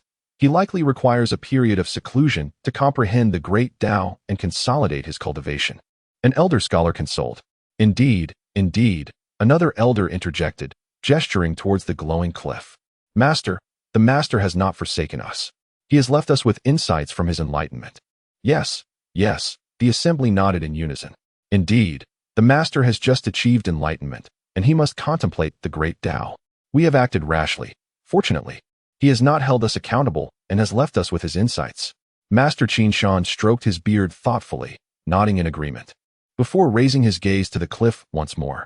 Gazing upon the resplendent words above and listening to the faint echoes of the profound Taoist melodies, Qin Shan was utterly astonished. These were the true words of the Tao, birthed from the moment of enlightenment of the ancestral master, a divine communion between heaven and humanity. How generous the master has been to us, leaving behind such profound truths.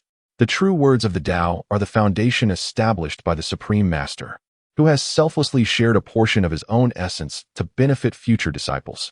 What a monumental grace this is. Indeed, from this moment forth, this place shall become the sacred ground of our Kangwu Academy. Here, disciples shall cultivate their spirits, constantly immersed in the sounds of the Tao, a tremendous boon indeed. Such a grand fortune. Through this act of the Master, the disciples of Kangwu Academy shall reap boundless benefits for generations to come. Witnessing the scene upon the cliff, everyone was filled with excitement and profound emotion.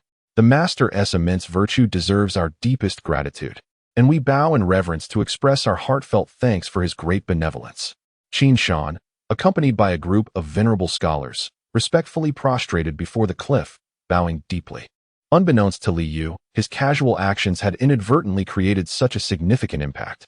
Upon returning to the marketplace space, Liu glanced at the little Ting-Ting rolling playfully among the dolls, smiled gently, and chose not to disturb her. He resolved to continue the construction instead. For the marketplace space was still in its early stages, with many elements yet to be completed.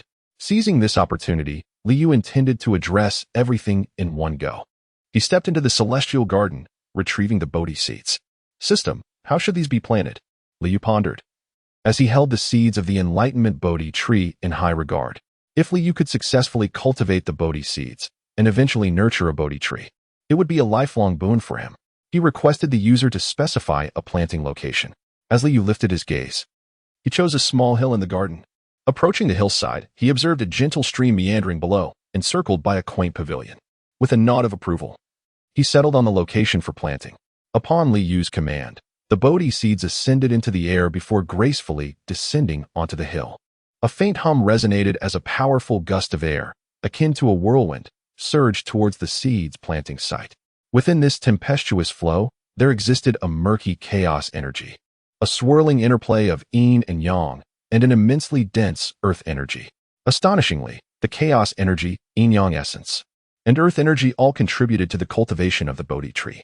Liu blinked in surprise as he witnessed the convergence of these three energies.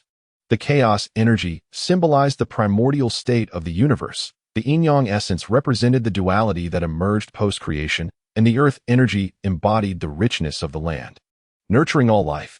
While it was reasonable for the earth energy to play a role, the significance of the other two energies eluded him. Nevertheless, he chose to let it unfold. With a wave of his hand, he dismissed further contemplation. The chaos energy and yin-yang essence. Upon transforming within the bronze immortal palace into celestial structures, seamlessly integrated into the marketplace space, the chaos energy permeated the boundaries of this space, leaving its purpose uncertain. As for the earth energy, aside from a portion allocated to the I Ching for forging the Xianyuan sword, the remainder was absorbed into the depths of 9 floating islands, fostering the vitality of the earth. At this moment, 3 currents of energy converged, giving rise to an immense vitality. In the blink of an eye, a glimmering light, akin to emerald, emerged as verdant leaves and branches burst forth from the soil, stretching and visibly growing. In less than a moment, a Bodhi tree, standing approximately a foot tall and 3 inches thick, radiant and jade-like, appeared before Liu. The tree exuded a mystical aura, enveloped in a profound essence. As the branches swayed gracefully, melodious sounds resonated, reminiscent of the harmonious tones of nature. Liu felt invigorated, as flashes of wisdom illuminated his mind. Truly, it was a tree of enlightenment. Gazing at the wondrous Bodhi tree before him, Liu nodded in admiration. After expending considerable chaos energy from the bronze immortal palace, along with the dual energies of yin and yang and the essence of the mysterious yellow, he had finally facilitated the growth of the Bodhi tree's sprout. Seeing this outcome, Liu deemed the expenditure worthwhile. With the Bodhi tree planted, his remaining focus shifted to the celestial sword pool and the Qinglian imperial weapon. Liu glanced at the Qinglian imperial weapon in his hand, feeling a tinge of reluctance. Transforming the celestial sword pool into a lotus pond seemed inconsequential. Yet the thought of the Qinglian imperial weapon, which had just transcended the heavenly tribulation and achieved enlightenment, becoming merely a lotus flower in the pond, felt like a squandering of resources. Chapter 63, The City Space as the Foundation System. If I were to plant the Qinglian imperial weapon as a lotus flower, would I still be able to harness its power? Having already transcended the heavenly tribulation of this realm, the Qinglian imperial weapon had been accepted by this world, and thus, Liu need not worry about the tribulation when next utilizing its power. This formidable power, Liu was reluctant to squander so carelessly. The space of the marketplace serves as the foundation for its users. Everything within this realm is under the user's dominion, granting them the liberty to wield any force contained within. Upon hearing the system's explanation, Liu sighed in relief. Since cultivating the Qinglian imperial weapon as a lotus would bear no adverse effects, he decided to proceed. He strolled through the ethereal garden of the celestial abode, ultimately selecting a fitting location. This shall suffice, he proclaimed, approaching a hollow nestled among the mountains. With a gesture towards the heavenly sword pool as a foundation, he began to construct the lotus pond. Clang!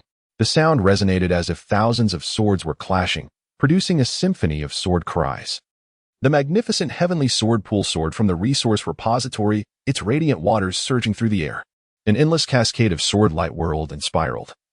A chilling sword intent sweeping across the sky, its sharpness and icy aura instilling terror in the hearts of many.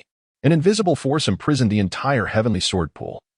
Despite the intensifying clamor of the sword cries, it remained ensnared by this intangible restraint. Gradually, the heavenly sword pool descended, settling upon the earth. From the ground, an ethereal yellow energy spiraled upward, encircling the heavenly sword pool in its embrace. In an instant, a brilliant light erupted. The ground trembled violently, only to return to tranquility moments later. As the luminescence dissipated, a crystal-clear 9-bend lotus pond emerged before Liu. The pond meandered like a slumbering dragon, encircled by an ancient stone railing. Beyond the railing lay a narrow stone path, shrouded in verdant foliage, leading into tranquil depths.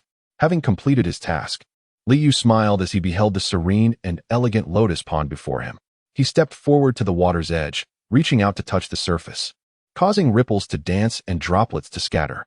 After the celestial sword pool transformed into this lotus pond, the water, infused with boundless sword chi, astonishingly resembled ordinary water. Liu glanced at the moisture on his hand with a hint of surprise. As the master of space, he understood that this was merely an illusion. The inexhaustible sword chi contained within the celestial sword pool remained unaltered.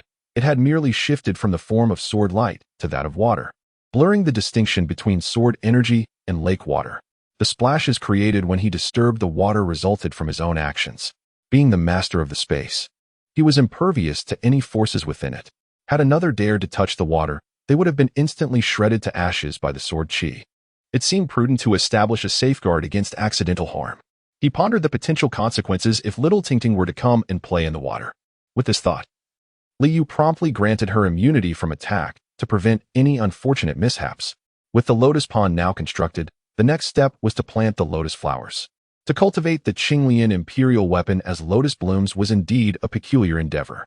Holding the Qinglian imperial weapon before him, Liu gazed at it with reluctance. However, he reassured himself that its power was not beyond reach. Even if the day came when he needed to wield it as a weapon, he could retrieve it at any moment. Taking a deep breath, Liu cast the Qinglian imperial weapon into the pond, initiating the activation of the lotus seeds. As the system's mechanical voice resonated, a surge of chaotic energy swept through the boundaries of the shopping mall, akin to a gray dragon roaring towards the lotus pond. The once motionless azure lotus imperial weapon floating in the pond was instantly transformed by this chaotic force. The emerald lotus leaves unfurled vigorously, while the pink lotus blossoms bloomed. A tremendous vitality awakening all at once. In a fleeting moment, the entire lotus pond was adorned with countless azure lotuses. The chaotic energy revitalized the azure lotus imperial weapon, allowing it to flourish once more. Witnessing this spectacle, Liu pondered in silence. According to legend, the true form of the Azure Emperor is the chaotic azure lotus. This scene seems to affirm the ancient tales. After the azure lotuses had filled the pond, the chaotic energy dissipated, retreating to the edges of the space. Before Liu, only a vast lotus pond brimming with azure lotuses remained. The endless azure lotus leaves touched the sky, while the sunlit lotus flowers appeared resplendently red. Captivated by the scene, Liu involuntarily recited the lines of poetry. Although the lotus flowers before him seemed numerous, in reality, there was but a single entity. Even as the azure lotuses covered the entire pond, they were merely fragments of the azure lotus imperial weapon. The immense power contained within this pool of azure lotuses was staggering. The divine sword of the red pine served as the water of the pond, while the Azure Emperor's imperial weapon represented the lotus flowers. How indulgently extravagant this was.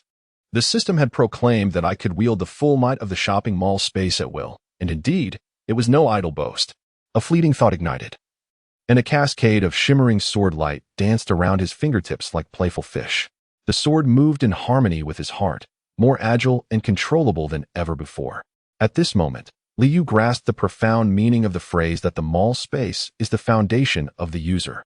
It dawned on him that any power integrated into the mall space could be wielded at will, bypassing the need for system mediation. Previously, all the strength Liu had harnessed was a testament to the system's capabilities. For instance, when he intended to soar with the light of escape, the process unfolded thus. He would first select an energy source, such as the power contained within the body of the ancestral crocodile or the heart of the demon emperor. Then, he would permit the system to extract that energy to fuel the escape skill he had chosen. Consequently, all the strength Liu summoned required the system's intervention to manifest. However, the situation had transformed. Now, if Liu desired to flee, he could do so without the need for system mediation, directly invoking the sword escape technique from the lotus pond. He could also draw power from the imperial weapon, the azure lotus, to traverse vast distances. Upon comprehending this matter, Liu realized that his potential extended far beyond these abilities. He could also call upon the chaotic energy, the dual forces of yin and yang, the primordial energy of black and yellow, and even the powers that awakened the wisdom of the enlightenment Bodhi tree, elevating his understanding. Indeed, this was the foundation itself. Liu marveled with delight. The mall space was merely in its nascent stages of development, with the structures only taking shape. Yet it had already conferred such remarkable benefits. As the system spreads across the myriad realms, accumulating resources from every corner, one cannot help but ponder the extent of power that the marketplace will attain and, consequently, the strength that Liu will achieve as a result. While it is true that the marketplace serves as a formidable foundation, it is ultimately my own cultivation that constitutes the true essence of strength. Liu extended his hand before him, a faint smile gracing his lips. The marketplace, despite its might, remains merely an external entity. True power emanates from within. It appears prudent to linger a while longer at the Kangwu Academy. Chapter 64. Perhaps I shall embark on the path of nurturing a female emperor? My understanding of this world remains woefully insufficient.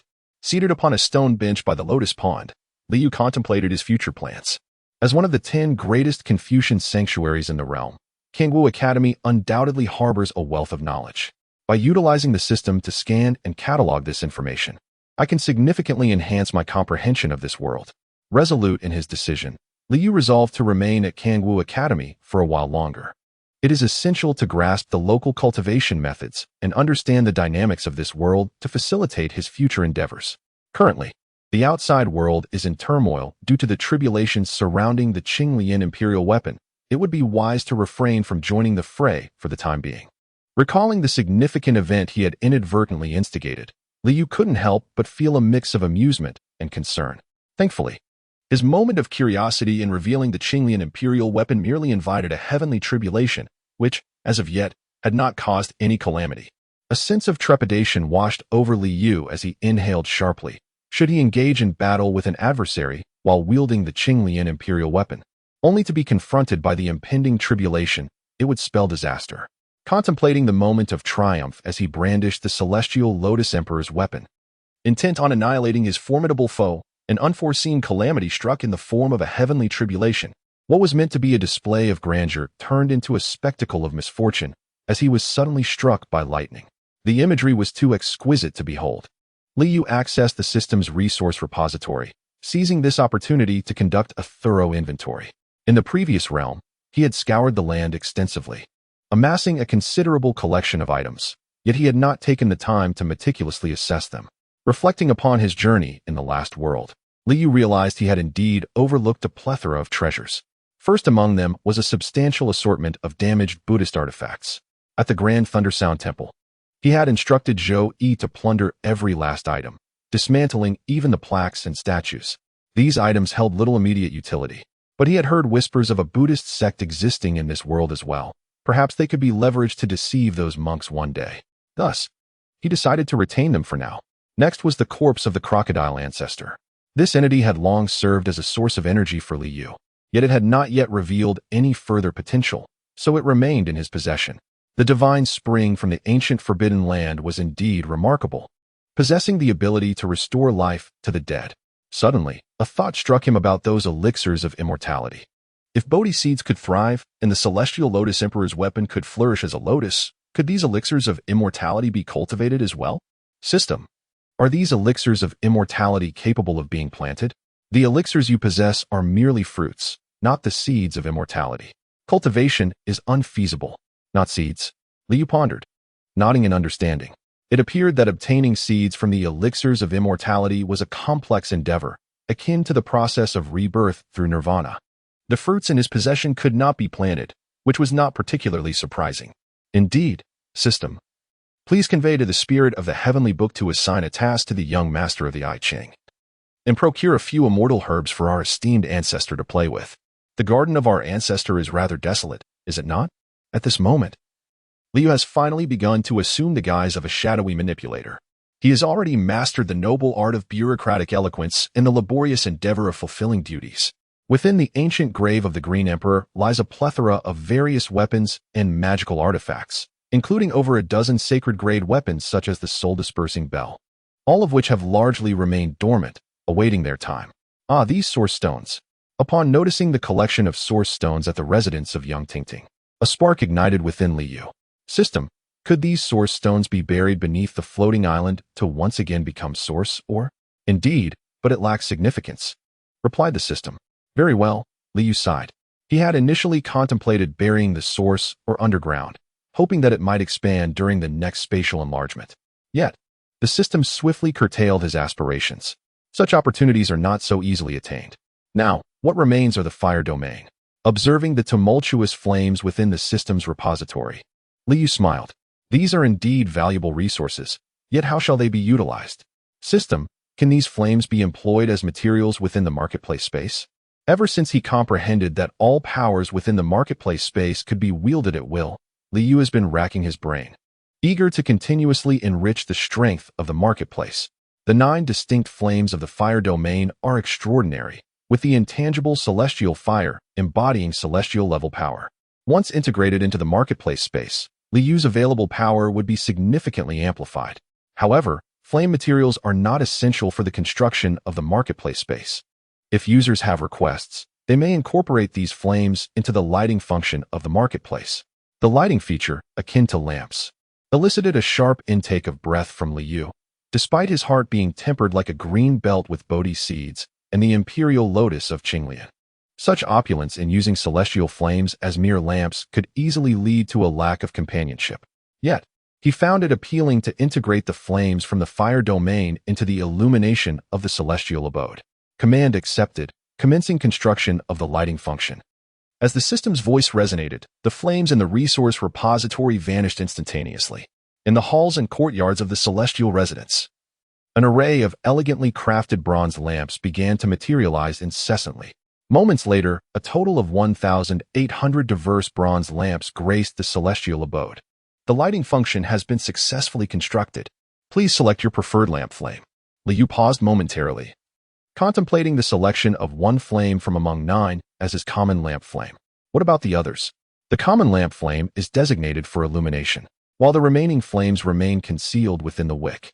Users may alter the lamp flames at will. Ah, I see, Liu nodded. Since he could change the flames freely and the others were merely hidden without any loss, it was of no consequence. For illumination purposes, the pure white light of the moonlight sacred fire seemed most fitting. After a brief reflection, Liu made his selection. As his words fell, all 1,800 bronze lamps within the celestial abode erupted into a radiant white glow. In an instant, the entire celestial residence was enveloped in a sanctified white light. The ethereal aura enveloping the celestial abode suddenly acquired an air of sanctity, reminiscent of a palace nestled within the moon. Suddenly, a startled cry escaped from the lips of the little girl, Tingting. Alarmed, Liu swiftly leapt forward, crossing the threshold in an instant to appear in the room where Tingting played. Upon entering, even he was taken aback by the sight before him. Bathed in the divine light, Tingting stood amidst a sea of plush dolls, her face etched with panic. The radiant moonlight cascaded down upon her, intertwining with the sacred illumination of the room, enveloping her petite figure in a resplendent glow. The interplay of lunar radiance and holy fire suggested a deeper connection between the two. Liu smiled gently, approaching to lift Tingting into his arms. Be good, Tingting. There's nothing to fear, he reassured her. Yet, amidst his comforting words, another thought lingered in his mind. Should he teach her to cultivate? The union of her lunar body with the true scriptures of the moon seemed to hint at an imperial potential. Perhaps it was time to nurture a future empress.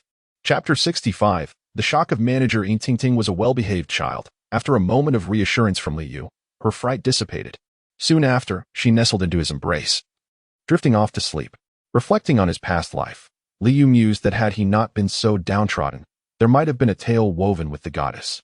Perhaps even a child born from their bond. Regretfully gazing down at the slumbering Tingting, he sighed softly. He gently laid her on the bed, tucking her in with care, before extinguishing the room's lights and stepping out. His earlier endeavor to inventory supplies had been interrupted by Tingting's startled cry, and he intended to resume that task. He still had 3 items left to clear. One was the divine incarnation of the Great Achievement, which, after being disassembled by the system, had its insights, secret techniques, and combat experiences extracted, leaving only the pure spiritual energy untouched. The second was the residual soul of the Azure Emperor's descendant, treated in a similar manner. For the time being, aside from the pure spiritual energy that could enhance Liu's spiritual essence, neither had any other apparent use. The final item was the heart of the Demon Emperor. After successfully transcending tribulation alongside the Azure Lotus Imperial weapon, the heart of the Demon Emperor had become increasingly vibrant. However, it still functioned merely as a source of energy.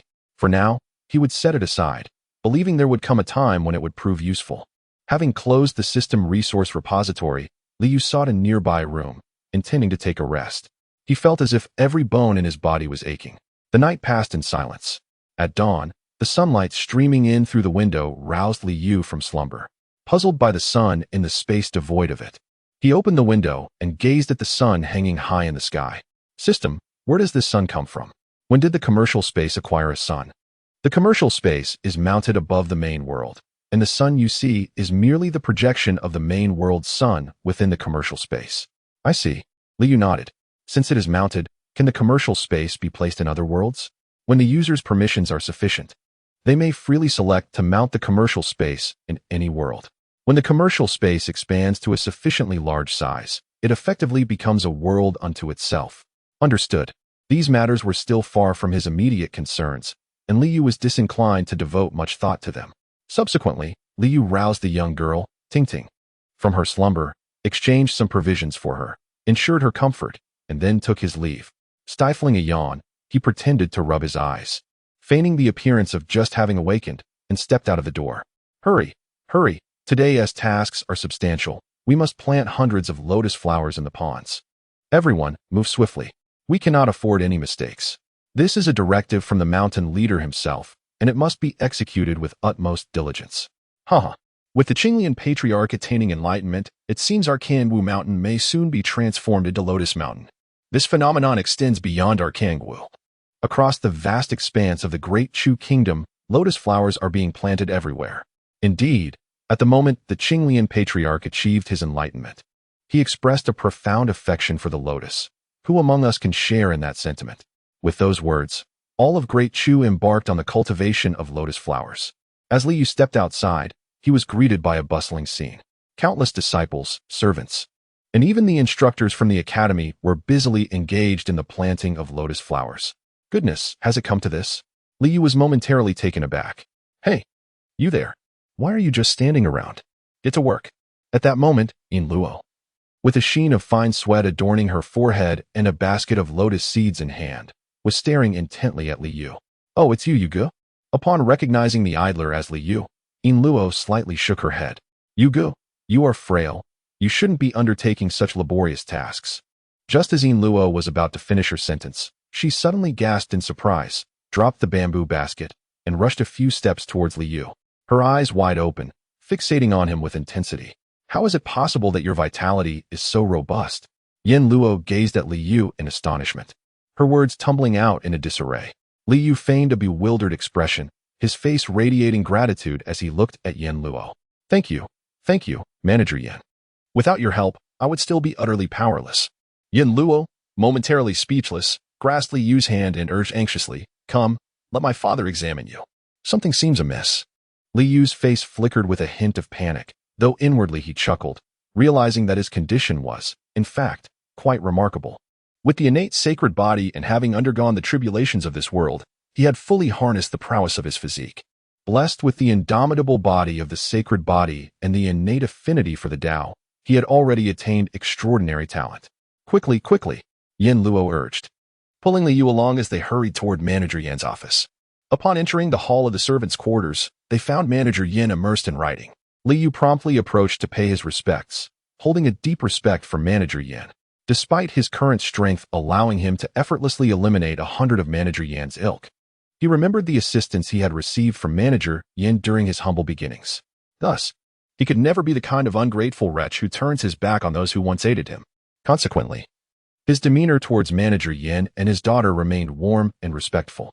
As you arrived, Steward Yin lifted his head from the stack of books and smiled at Liu and his companion. What brings you here? Suddenly, Steward Yin stood up, his gaze fixated on Liu. You, what has happened to you? Your body has transformed so unexpectedly. Is there any cause for concern? Yin Luo anxiously addressed Steward Yin. Concern? There is certainly no issue. His body is in the finest condition imaginable. Steward Yin approached Liu, placing his hand on his wrist. Feeling the vigor of Liu's pulse, Steward Yin's mouth fell agape, unable to close for a considerable time. You merely consumed a P1 blood-nourishing pill, and your body has undergone such a remarkable transformation? Yin Luo inquired with a furrowed brow. Liu, would you be willing to take me as your mentor? Steward Yin gazed at Liu with a face brimming with anticipation. Father, how wonderful it would be if you were to accept him as your disciple. Yin Luo clapped his hands, leaping with joy. I am willing to be your disciple. Liu thought himself above needing a mentor. Yet, upon witnessing Steward Yin's eager expression and Yin Luo's delight, he could not bring himself to utter a refusal. Very well, let this be an act of gratitude. He bowed to Steward Yin. Disciple pays respects to master. It should be noted that upon witnessing the protagonist's acceptance of a mentor, many expressed their discontent. Setting aside matters of gratitude, the general sentiment was that they deemed Steward Yin's status too lowly. However, when did I ever claim that Steward Yin held a lowly position? I shall provide an explanation regarding the cultivation framework of this world. It is not the case that those who toil are of lesser status. A mere sweeping monk can wield great power, Why then cannot a steward? Chapter 66. Li Yu, styled Qinglian. The amiable steward Yin laughed heartily as he helped Li Yu to his feet, declaring, "To gain such an excellent disciple and impart my teachings is indeed my fortune.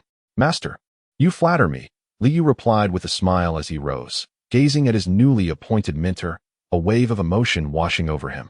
When he first traversed into this realm, he had fallen and lost consciousness in the wilderness. Had it not been for Steward Yin's timely assistance, he might have already succumbed to the jaws of wild beasts. Upon arriving at the academy, he found himself utterly powerless. Without Steward Yin's watchful care, he would likely have struggled even to beg for alms against the street urchins. Even with the advent of a system, without the nourishing and revitalizing elixir, he would still be at a loss as to when he could successfully activate it. Thus, it is evident that Steward Yin's family is truly Li Yu's saviors. Despite Li Yu's broadened horizons and elevated aspirations, he feels no pretense in the presence of Steward Yin's family.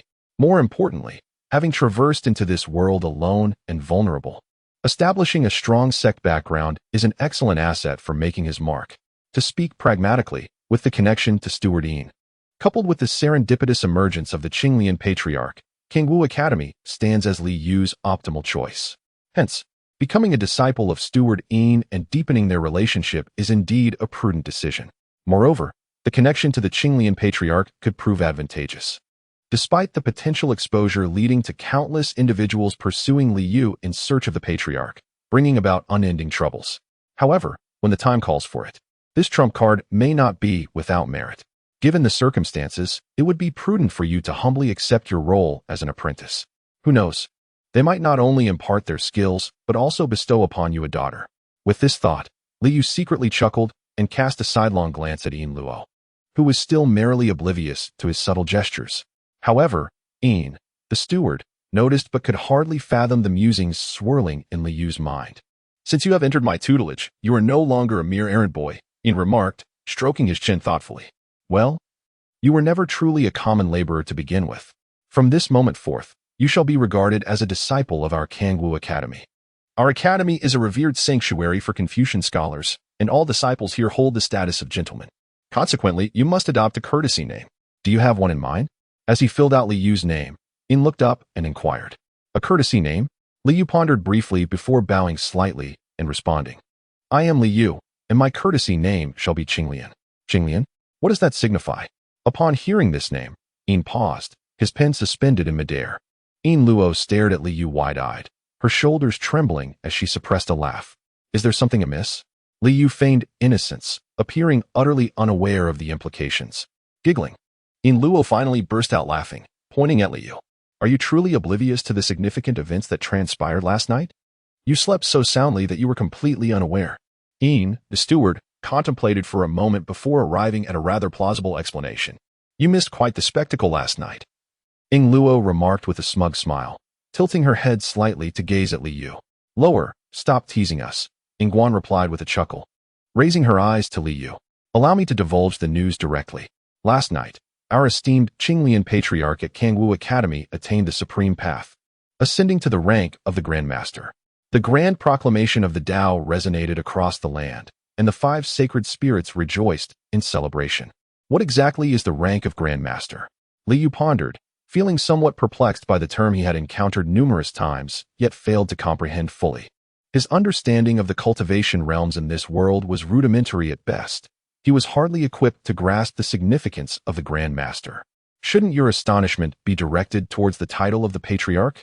"Qinglian Patriarch. How dare you even share the same name?" Yin Luo interjected, realizing that Li Yu had misdirected his focus. "Well, to me, whether it's Qinglian Patriarch or Qinglian Grand Master, neither carries much intimidation," Li Yu mused, unable to suppress a mischievous thought. "Your esteemed Qinglian Patriarch has already been planted in my lotus pond. Master, does my chosen name perhaps tread on any taboos?" Li Yu inquired, feigning a cautious demeanor as he looked towards Yin Guan. "There's no need for such concern," Yin Guan reassured him. "Kangwu Academy is not bound by excessive rules. Upon the Patriarch's enlightenment, countless individuals have altered their names to include Jinglian, Shirlian, or Malian. It is quite rare to find someone who boldly adopts Jinglian as you have," she said, her face adorned with a warm smile, making Li Yu feel somewhat bashful. Li Yu slightly lowered his head. "All right, It's nothing of great consequence. Yin Guanxi smiled and, under Yin Luo's astonished gaze, inscribed the U.S. name along with his courtesy name, Qinglian. With this title, do not bring shame to the ancestor Qinglian. You must diligently cultivate. Do you understand? Yin Luo reminded him from the side. Yes, Liu quickly nodded. At such a moment, there was no room for rebuttal. It would be absurd to directly state that the ancestor Qinglian had been planted in the lotus pond by him, or that the notion of attaining the supreme realm was merely a whimsical fabrication of his own. If Liu dared to utter such words, he would undoubtedly face severe repercussions. Since you have entered under my Kangwu sect, allow me to share with you the circumstances of our Kangwu Academy. Yin Guanxi lifted his head, regarding Liu with a serious expression. Kangwu Academy is one of the 10 sacred sites of the Confucian school, established for over 10,000 years. Throughout the ages, countless talents have emerged from Kangwu Academy, with numerous practitioners ascending to the realms of master and grandmaster. Now, with the ancestor Qinglian attaining enlightenment, Kangwu Academy is fortified by the presence of a supreme grandmaster, making it one of the most formidable sects in the world. Astonished, Liu marveled inwardly at the profound heritage of a sect that has endured for over 10 millennia. The vast repository of knowledge within the Academy's library must be incredibly expansive. It seems that my decision to remain at Kangwu Academy was indeed wise. As long as I approach the library and explore its myriad texts, I shall certainly uncover a wealth of information about this world. Observing Liu's expression of surprise, Yin Guanxi nodded in satisfaction. When a newcomer joins a sect, it is essential to instill a sense of belonging within them. Promoting the glory of the sect and highlighting its esteemed status serve as the most effective means to achieve this. The Confucian 10 saints, the Taoist 9 heavens, and the Buddhist 8 great temples represent the pinnacle of sects in the world. Among them, our Kangwu Academy stands as the 4th sect in contemporary times, guarded by a supreme grandmaster. Kangwu Academy can indeed be deemed a veritable top-tier sect. Manager Yin proudly raised his head, seemingly quite pleased with this prestigious sect.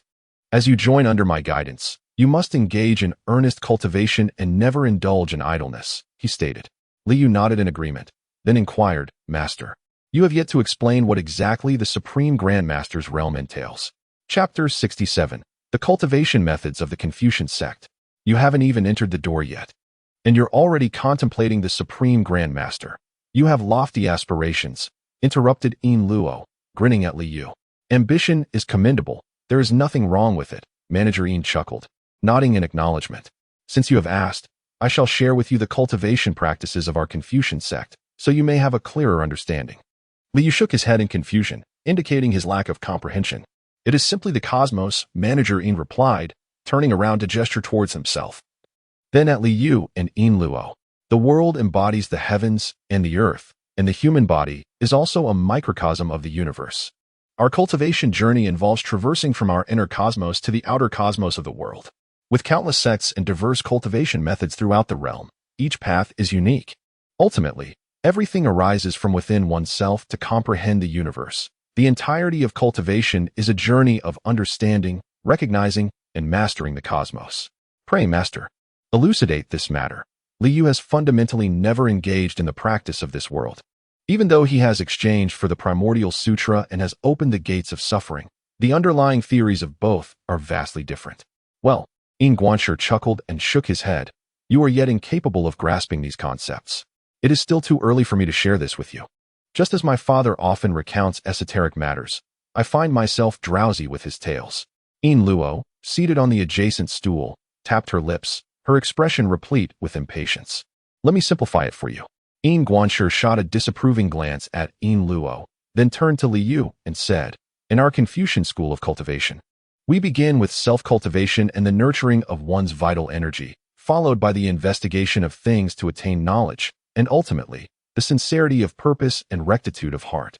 Self-cultivation and the nurturing of vital energy involve absorbing the spirit of heaven and earth, assimilating the essence of the sun and moon, solidifying one's foundation and enhancing one's vitality, thereby cultivating an aura of righteousness. Yin Guanxi extended his palm and gently pressed a finger upon the bronze paperweight on the table, leaving a distinct impression deeply embedded in the bronze. Do you see?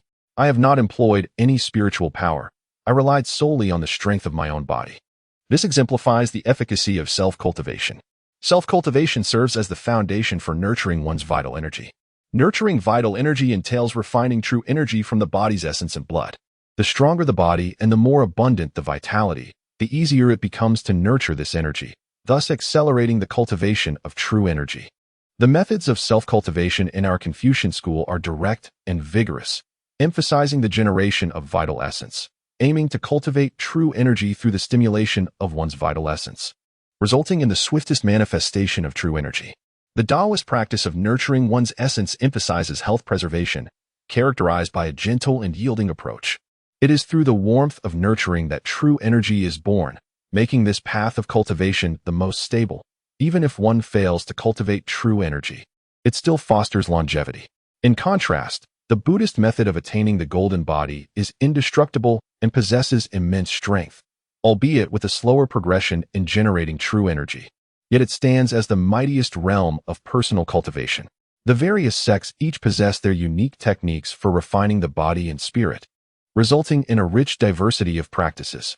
As for the foreign and wild beings that dwell in untamed lands, they are inherently robust, initiating their cultivation by directly refining their demonic energy from their blood and vitality. Through relentless battles and the consumption of others' essence, they condense their true energy. Examples include martial arts that train vitality and refine the body, various elixirs that nourish life force, medicinal baths that assist in cultivation, and foods crafted from the flesh and blood of powerful beasts. Liu diligently noted all of these methods, yet he did not intend to employ them. Setting aside whether he needed to replenish his vitality, even a single drop of blood extracted from the corpse of the crocodile ancestor, rich with life force, would suffice to invigorate countless individuals. After refining oneself, the next step is to nurture energy. Observing Liu silently recording this knowledge, Manager Yin subtly nodded and continued. The human body is an inner universe, while the world is the outer universe. However, these inner and outer realms do not communicate. To bridge this gap, one must rely on the true energy forged through personal refinement to open the acupoints, thereby connecting with the outer universe and allowing spiritual entities to enter the body. Practitioners at this level are referred to as masters, often recognized in the external world as spiritual masters or enlightened sages. At this point, Manager Yin's throat felt somewhat parched, prompting him to lift his cup of tea for a sip. "Master, the tea has gone cold. Allow me to fetch you a fresh pot." Observing this, Liu hastily reached for the teapot on the table. "I shall brew the tea," exclaimed Yin Luo, leaping from her seat to snatch the teapot from Liu's grasp before darting out the door. This girl surely intends to take advantage of the moment to slip away. Manager Yin set down his teacup and chuckled, shaking his head. "My junior sister is quite accustomed to this by now. She naturally wishes to avoid it. Please do not take offense, master." Liu smiled, offering a slight defense for Yin Luo. "She merely seeks to be idle." Manager Yin shook his head, dismissing the matter. "Let us continue our discussion. The pursuit of knowledge through investigation is akin to reaching a realm of enlightenment. This state of enlightenment is a formidable barrier, one that has obstructed countless individuals. Thus, those who ascend to this level of understanding are invariably gifted and extraordinary individuals." As he spoke, Manager Yin's expression turned contemplative. Following the pursuit of knowledge comes the cultivation of sincerity and the rectification of the heart. This is commonly referred to as attaining the Tao, verifying the Tao, and realizing the Tao. Cultivating sincerity and rectifying the heart involves the profound understanding of one's own path, the practice of it, and ultimately, the accomplishment of it. Practitioners at this level are honored as grandmasters. Attaining the Tao earns one the title of grandmaster. Verifying the Tao elevates one to the status of great grandmaster, while realizing the Tao bestows the title of supreme great grandmaster. The patriarch Qinglian achieved the supreme great Tao, his teachings resonating across the heavens and earth, exemplifying the essence of the supreme great grandmaster. It is said that beyond the realization of the Tao lies the path of celestial beings. Yet I am unable to comprehend that. After Manager Yin finished speaking, he stepped forward to Liu and said, "You possess extraordinary talent. You must diligently cultivate your skills. I have great expectations for you." "Yes," Liu nodded, suddenly pondering a question, and quickly inquired of Manager Yin, "Master, what is your current realm?" "I am a grandmaster, practicing my own path." Liu gazed at Manager Yin in astonishment. It was utterly inconceivable. The logistics department, akin to the miscellaneous affairs office, was not a position of great significance, yet it was overseen by a grandmaster. Seemingly perceiving Liu's surprise, Manager Yin elucidated, without taking small steps. One cannot reach 1,000 miles. Even grandmasters in the academy engage in daily tasks like fetching water. Ah, so that is how it is, Li Yu mused, nodding thoughtfully, secretly reminding himself to temper his arrogance here, for one might encounter a gatekeeper who is also a grandmaster practicing their own path. Chapter 68. The librarian disciple. Is the path of cultivation in this world truly like this? After hearing Manager Yin's introduction, Li Yu furrowed his brow in deep contemplation. The so-called cultivation of body and spirit is fundamentally a process of refining essence into qi, the pursuit of knowledge through investigation, or the awakening of spiritual understanding, is evidently the refinement of qi into spirit. Attaining the Tao and achieving enlightenment is the transformation of spirit back into the void. As for the union of heaven and man, it must be the refinement of the void to harmonize with the Tao. Though the methods of cultivation may vary, they fundamentally revolve around the triad of essence, qi, and spirit. The body, true qi, and spiritual awareness are indispensable elements in any realm of cultivation. The cultivation techniques of the previous world, in essence, bear no fundamental difference from those of this realm. They merely diverge in their methods and approaches. It is imperative to seek an opportunity to visit the library at an early stage. Only by fully comprehending the cultivation practices of Kangwu Academy can one attain a precise understanding of their position. Li Yu halted his contemplation and raised his gaze towards Steward Yin. To access the library, he would need to enlist the assistance of Steward Yin. Do you understand? Steward Yin inquired with a smile upon noticing Li Yu's return to the present. Thank you, Master, for your enlightening guidance. I have greatly benefited from it.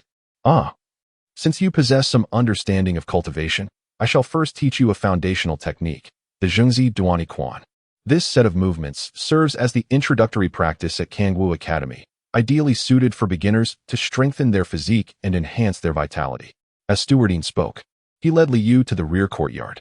Pay close attention. I will now demonstrate it for you, he cautioned, then assumed a stance to perform the Zhengzi Duani Quan in the courtyard. Each movement of the technique was executed with vigor and precision. Yet the overall appearance was rather ungraceful. Li Yu couldn't help but stifle a chuckle, observing Steward Yin's exaggerated motions reminiscent of a calisthenics routine. While my master imparts the art, I cannot neglect my training, he mused. With a shift of focus, Li Yu activated the Bodhi tree within the spatial realm, awakening its wisdom-enhancing powers. Instantly, clarity enveloped his senses, refreshing his mind, as flashes of insight illuminated his thoughts. After a brief interval, Steward Yin concluded the demonstration and stood before Li Yu, inquiring, "Have you retained the technique?" The disciple has indeed memorized it. With the empowerment of the Bodhi tree, how could one possibly forget a mere set of martial arts? Ah, as long as it is remembered, that is sufficient, Li Yu promptly affirmed, fully aware that the fundamentals are of paramount importance. Despite the immense power he possesses, his true cultivation has only just begun. Very well, nodded Manager Yin. As you have entered my tutelage, you are now a disciple of the Kangwu Academy. Shortly, you shall proceed to the storeroom to collect a set of academy attire. Regarding your accommodations, there are several quarters available for the servant disciples. You may choose one at your discretion. A servant disciple? Li Yu inquired, somewhat perplexed by the designation. Oh, I neglected to inform you. Manager Yin chuckled. Disciples at Kangwu Academy are categorized into several types. One category consists of the academy students, who do not have specific masters but are grouped by age and talent, receiving collective instruction in classes, studying, and cultivating within the academy. The other category encompasses the servant disciples. At this point, Manager Yin turned his gaze toward Li Yu. Disciples like you, who study under the academy's instructors and under my guidance, fall into the servant disciple category. These disciples learn directly from their masters and are exempt from attending collective classes. However, they are responsible for certain administrative duties within the academy. Oh, Li Yu nodded in understanding. He now recognized that the collective students were akin to typical university undergraduates, while the servant disciples resembled graduate students assisting professors, albeit with additional responsibilities akin to those of a student council. What sort of mundane tasks must a disciple undertake? Li Yu was quite intrigued by this notion. If he could manage affairs at the library, such as overseeing the borrowing and registration of books, it would be splendid. This would grant him the opportunity to peruse the various classics housed within. Generally speaking, disciples in charge of duties accompany their masters in managing such affairs. My responsibilities are minimal, and Yin Luo is already attending to my errands, so there is no need to assign you here as well. Ian, the steward, glanced at Li Yu with a smile and remarked, "If you have no particular place you wish to go, I shall arrange something for you." Delighted, Li Yu felt as though he had wished for a nap, and someone had provided a pillow. "I have a fondness for reading. Might it be possible for me to undertake some tasks at the library?" He eagerly proposed to Steward Ian. With a bemused expression, Ian regarded Li Yu and said, "You little rascal, wanting to run before you've even learned to walk. Are you hoping to pilfer a few techniques from the library?" Caught off guard by this remark, Li Yu could only manage an awkward expression, realizing he could not admit to his true intention of completely absconding with the library's contents. "You little scamp," Ian chided playfully. "Do not entertain such foolish notions. Each cultivation technique is sealed. Without permission, you cannot even open the books. Moreover, when you learn what is determined by your master, why are you causing such a ruckus?" "Master," Li Yu interjected, "surely I may at least glance at other books? My knowledge is limited. If I can read more and understand the affairs of the world, it must yield some benefits." Li Yu observed that Manager Ian remained unyielding, prompting him to swiftly devise a most plausible excuse.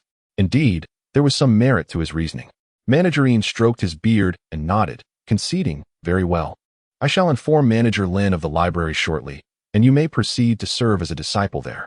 "Thank you, Master," Li Yu expressed his heartfelt gratitude. Having achieved his desire, the library, being a sacred stronghold of the sect, would undoubtedly be heavily guarded. Given his intention to avoid any conflict with the Kangwu Academy, this approach appeared to be the most suitable for comprehensively exploring the tomes within the library. Subsequently, armed with Manager Yin's handwritten decree, Li Yu made his way to the storeroom to collect a set of student robes. The attire was a flowing moon-white scholar's robe, complete with a ceremonial cap, sash, and boots. As he held the garments, he noted their supple texture and comfort, suggesting a certain distinction about them. In addition, Li Yu received a finely crafted badge signifying his status as a disciple. Upon seeing this exquisite little courtyard, he could not help but smile and shake his head, reflecting on his previous quarters among the menial workers. At last, he had shed the identity of a common laborer. From this moment on, this world would undoubtedly become more vibrant with my presence. He eagerly anticipated his visit to the library on the morrow. The ancestral wealth of Kangwu Academy has been thoroughly depleted, and the sensation is quite exhilarating. Chapter 69. Chief Steward Li takes office. You are the newly accepted disciple of Yin Kongming. The manager of the library, Lin Jingji, lifted his gaze from the tome, squinting his narrow eyes at Li Yu. His vitality radiated like the blazing sun, while his spirit shimmered like the luminous moon. That rascal Yin Kongming is indeed fortunate. Setting aside the book, Lin Jingji presented a stiff smile to Li Yu. "Young man, that ruffian Yin Kongming is nothing but a brute. Following him will yield you no good fortune. Why not consider becoming my disciple instead?" Ahem. Li Yu was caught off guard by Lin's words, leading to a fit of coughing.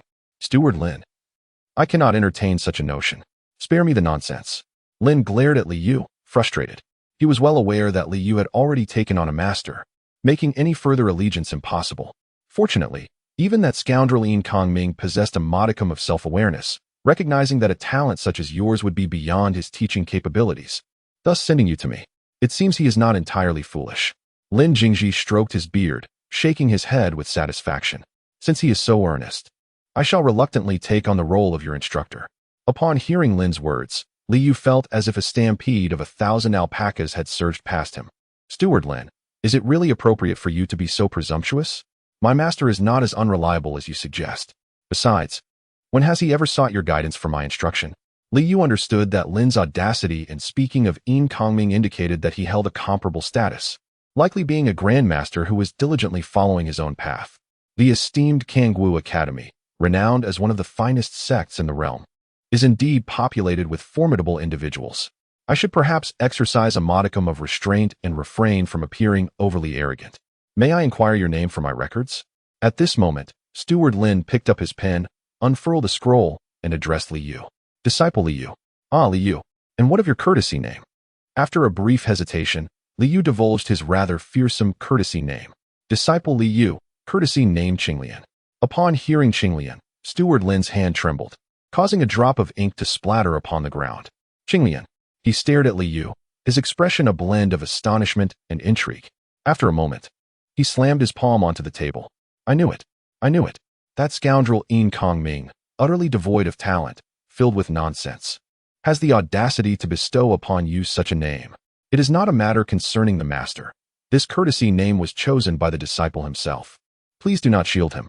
Before Liu could finish his sentence, he was interrupted by Steward Lin, who exclaimed, "Such audacious character, such a chaotic name. Who but he would dare to give you such a moniker? Would others even dare to call you that? If someone were to dare, I would naturally respond. Oh, so you are indeed Yin Kongming's disciple." Subsequently, Steward Lin lost interest in discussing Li Yu's alarming courtesy name. After registering Li Yu, he handed him a jade waist token. "Take this. It signifies your identity as a disciple of the library." Handing the token to Li Yu, the Steward Lin earnestly cautioned, "The library is a sacred place of our sect, fortified with formidable magical formations. Without this token, entry is impossible. Guard it well. It must not be lost." "Understood," Li Yu replied, tucking the token away securely. "Follow me," Lin said, rising to lead Li Yu out of the room. They traversed a path of blue stones. Arriving at a steep gorge, the cliffs on either side were as smooth as polished walls, as if hewn by a single stroke of a sword that cleaved the mountain, creating this narrow pass. Beyond the gorge lay the grand hall of the library. Lin gestured towards the gorge and spoke to Li Yu, then continued forward. Though the gorge appeared steep, it was not constricted. A wide thoroughfare, nearly 100 meters across, spanned the entire width of the gorge. Upon crossing the gorge, they were met with a vast complex of structures, 9 colossal halls, each soaring to a height of approximately 100 meters, accompanied by dozens of slightly smaller edifices. This was the library. Lin smiled at Li Yu as he pointed to the magnificent array of buildings, saying, "This is the culmination of millennia of accumulation at our Kangwu Academy." Even with prior anticipation, Li Yu was taken aback by the sheer scale of the library. So many places dedicated to the storage of books. How vast must their collection be? Though astonished, Li Yu felt a profound joy within.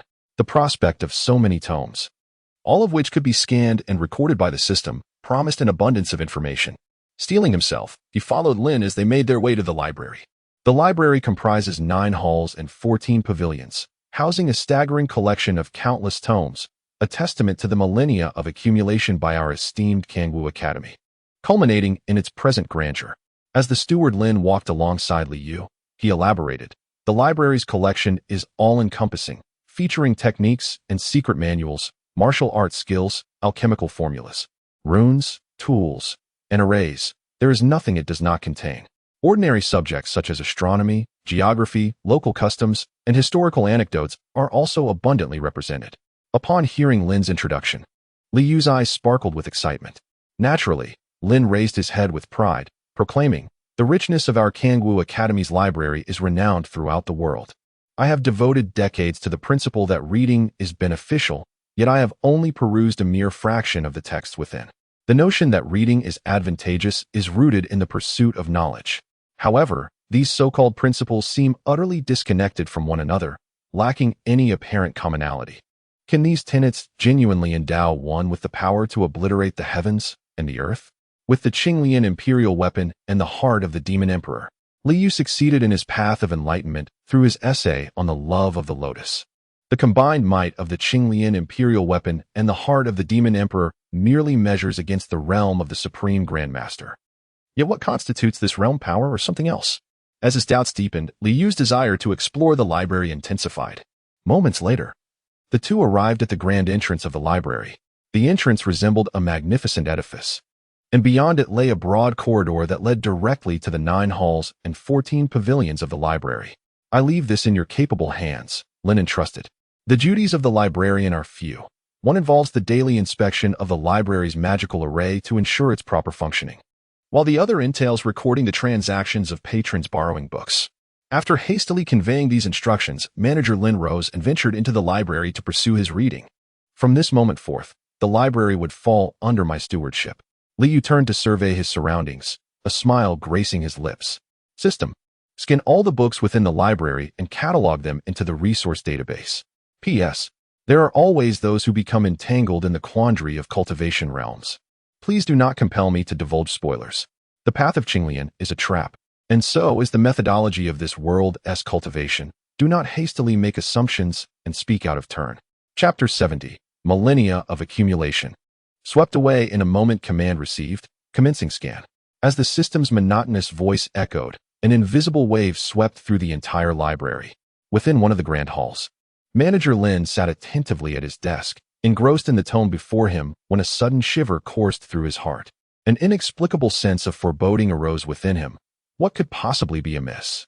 Abruptly, Manager Lin rose, a spectral scroll manifesting above his head. A waft of ink-scented aura rippled outward, traversing the library in its entirety, yet revealing no anomalies. Unbeknownst to Li Yu, Manager Lin was stirred by the scan he initiated. Even if he were aware, it would not perturb him. What does it matter if there is an ominous feeling? The system's scanning goes unnoticed by all, leaving them in a fog of confusion, entirely unaware of any disturbance. Energy consumption, 350 points. Scanning complete. Resource cataloging finalized. Upon hearing the system's notification and feeling the substantial energy depletion, Li Yu furrowed his brow slightly. This recent scanning operation had consumed more energy than he had anticipated. The energy loss was likely associated with the magical array enveloping the library. It was precisely due to the insufficient energy that he had to venture into the library for scanning, only to find that it had still resulted in such significant energy expenditure.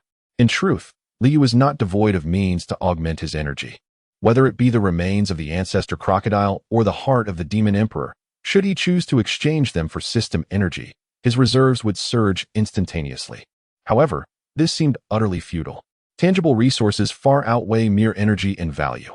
For the time being, there was no pressing need to expend excessive energy. He would let it be for now. Li Yu shifted his focus to the system's resource repository. Upon beholding the countless newly scanned tomes, a smile crept across his face. He had effectively stripped the Kangwu Academy of its age-old treasures.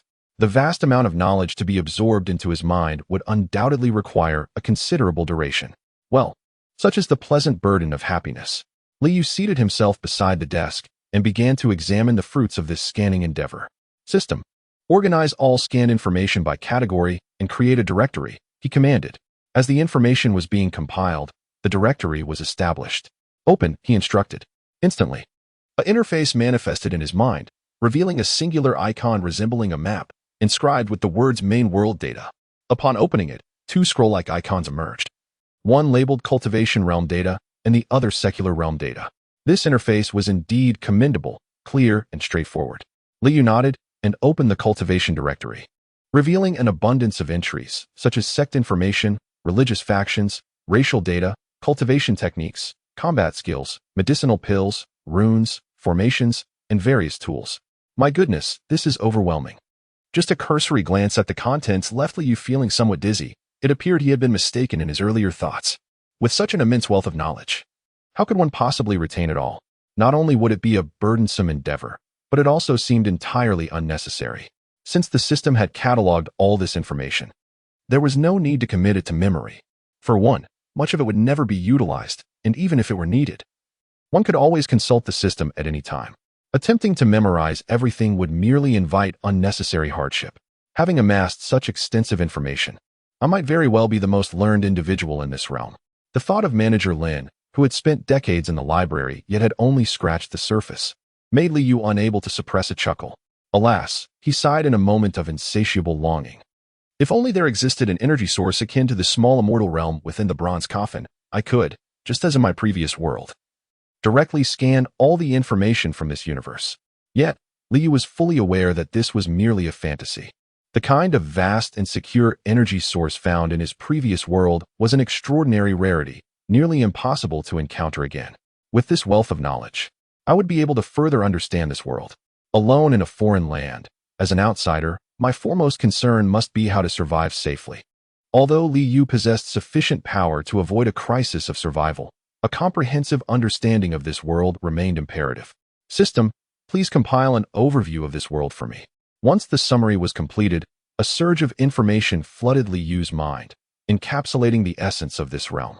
The world measured a mere 115,000 miles in length and 96,000 miles in width, with a spherical heaven and a flat earth, bordered by seas on all sides.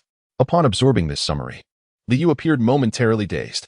Based on his previous experiences with the Qinglian Dao, the combination of the Qinglian imperial weapon and the heart of the demon emperor seemed to equate to that of an unparalleled grandmaster. Despite the elevated levels of power within this diminutive world, One pondered how such formidable individuals could be sustained in a realm of such limited expanse. Could it be that the absence of a sufficiently vast world restricts the emergence of powerful beings? With saint-level entities capable of tearing through the heavens and shattering stars, and quasi-emperors potentially possessing world-ending capabilities, the amalgamation of the Qinglian imperial weapon and the heart of the demon emperor, while not on par with true emperors, might still be comparable to that of quasi-emperors. It appeared that the relationships among the various races in this world were fraught with conflict, often resulting in rivers of blood. After years of strife, the world had yet to be utterly destroyed. Was the reason for this resilience tied to the rules of power governing this realm? What, then, constitutes the Tao of this world? With this thought in mind, Liu hastily instructed the system, please organize the understanding of the Tao within this world. Compilation complete. In an instant, the system presented the organized knowledge of the Tao within Liu's consciousness. I wish to follow my own path. This was the first phrase that Liu encountered. The system placed this statement at the forefront, indicating that it is the most profound insight regarding the Tao. The essence of my wish is my Tao embodies the most steadfast dream in his heart, the grand path he seeks. Liu furrowed his brow, remaining silent for a considerable time. According to this understanding, the Tao represents the deepest convictions, the most profound dreams, and the strongest desires that reside within one's heart. To attain the Tao is to clarify one's greatest aspiration. To realize the Tao is to tirelessly pursue this aspiration, seeking methods to bring it to fruition. To achieve the Tao signifies the actualization of that dream. However, how the Azure Lotus Imperial Weapon and the heart of the Demon Emperor attain the Tao remains a mystery to him. He finds himself unaware of any dreams. For the Azure Lotus Imperial Weapon and the heart of the Demon Emperor possess no consciousness, let alone dreams. The notion that reciting an essay on the love of Lotus could fulfill a dream seems absurd to him. Liu is thoroughly perplexed, increasingly unsure of his understanding. Chapter 71. Comprehending the techniques. Indeed, his knowledge is still woefully insufficient. Is this a reflection of his own realm? Although Liu wields considerable power, he has only just begun his journey in cultivation. Attempting to comprehend the pinnacle of power in this world at this stage feels overly ambitious. Thus, it is prudent to start with specific cultivation techniques. The system meticulously scanned all the tomes within the Kangwu Academy, and Liu thoroughly explored every secret technique passed down through the Academy's lineage. Locating a technique for contemplation proved to be remarkably effortless. For millennia, the Kangwu Academy has seen but a singular individual, the revered Kangwu ancestor, attain the supreme path, leaving no one else to achieve enlightenment. What could be the reason for this? Upon perusing the system's introduction to the Kangwu Academy, Liu was momentarily taken aback. He had initially intended to select a cultivation method that directly pointed towards the ultimate Tao, only to discover that apart from the esteemed Kangwu ancestor, the only other figure acknowledged as a master was the seemingly whimsical Qinglian ancestor he himself had conjured. Thus, he resolved to choose a method that had yielded the most grand masters, reasoning that he was merely seeking insight and had no immediate plans for rigorous practice. Liu's circumstances were particularly unique, as he needed to traverse myriad realms. Hence, the cultivation method he embraced could not be approached lightly. It had to possess the capacity to wield formidable power in the primary world while remaining equally potent across other realms. A method that proved effective solely in one world would render itself utterly futile in another, making it devoid of any significance. The system presented a cultivation technique intriguingly dubbed the rules of scholarly pursuit. The name struck Liu as reminiscent of a middle school code of conduct, eliciting a few involuntary twitches at the corners of his mouth as he couldn't help but critique the title. Nevertheless, he decided to examine it further. Recognizing the necessity to grasp the path of cultivation within this world, he resolved to experience it firsthand. System, please compile this cultivation method along with all associated insights and transmit them to my mind, he commanded. With the enlightening power of the Bodhi tree bestowed upon him, Liu felt a surge of information flood into his consciousness.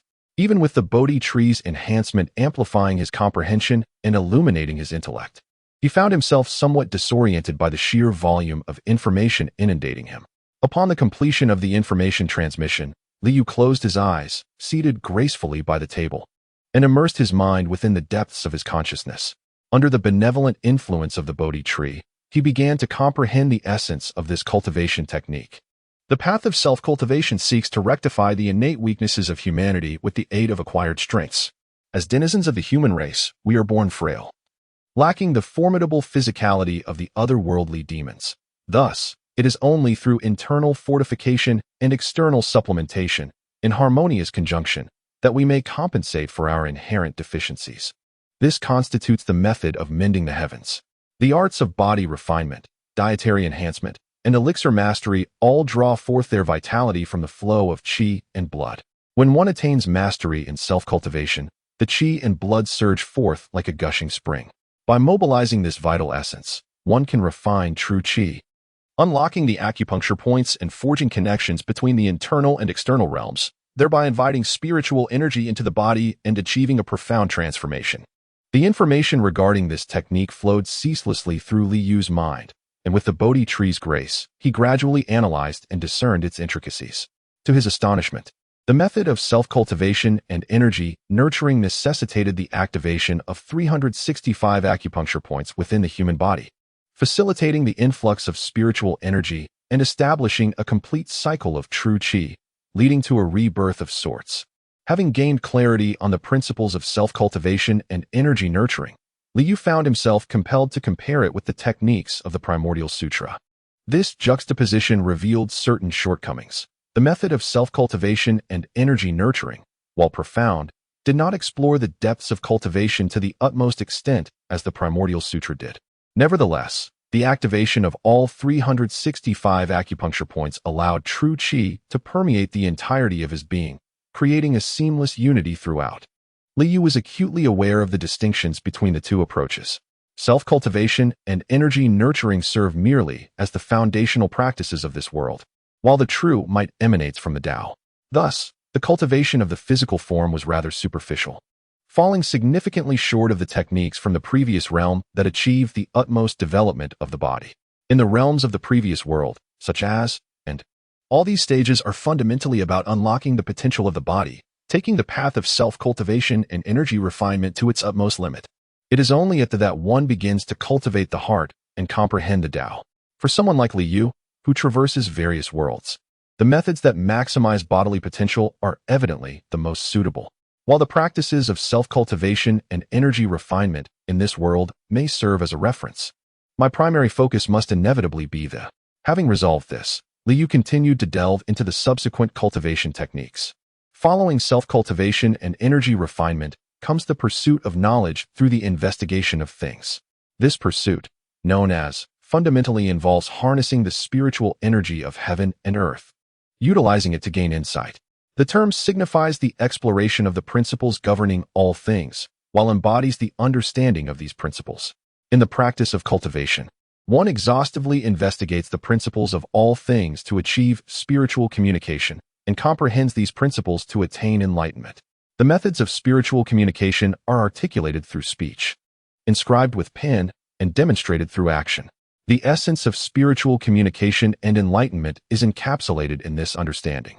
Upon grasping the principles of, Li Yu silently nodded in agreement. With a powerful punch, he summoned a resonance between heaven and earth. Beyond his own strength, the pervasive spiritual energy of the cosmos surged in response, coalescing into the force of his strike. Human strength may be finite, yet the power of heaven and earth is boundless. Thus, for practitioners at the realm of spiritual communication and enlightenment, the ability to mobilize the forces of the universe with every gesture, possessing the might to move mountains and fill seas, is hardly astonishing. However, why does this method of harnessing celestial power feel so familiar? Li Yu furrowed his brow slightly, then broke into a bemused smile. Isn't this akin to his own essence? Once the marketplace space was established, Li Yu could effortlessly summon any force within it. This bears a striking resemblance to the enlightenment attained through connecting with the powers of heaven and earth.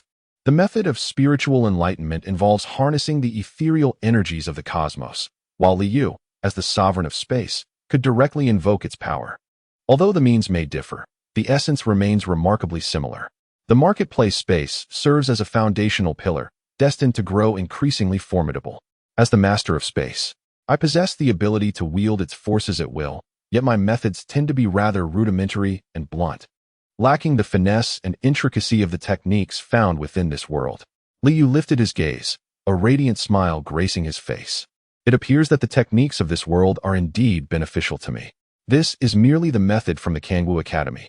If I could gather the techniques from the various sects across this realm, my utilization of spatial power would become far more diverse and sophisticated.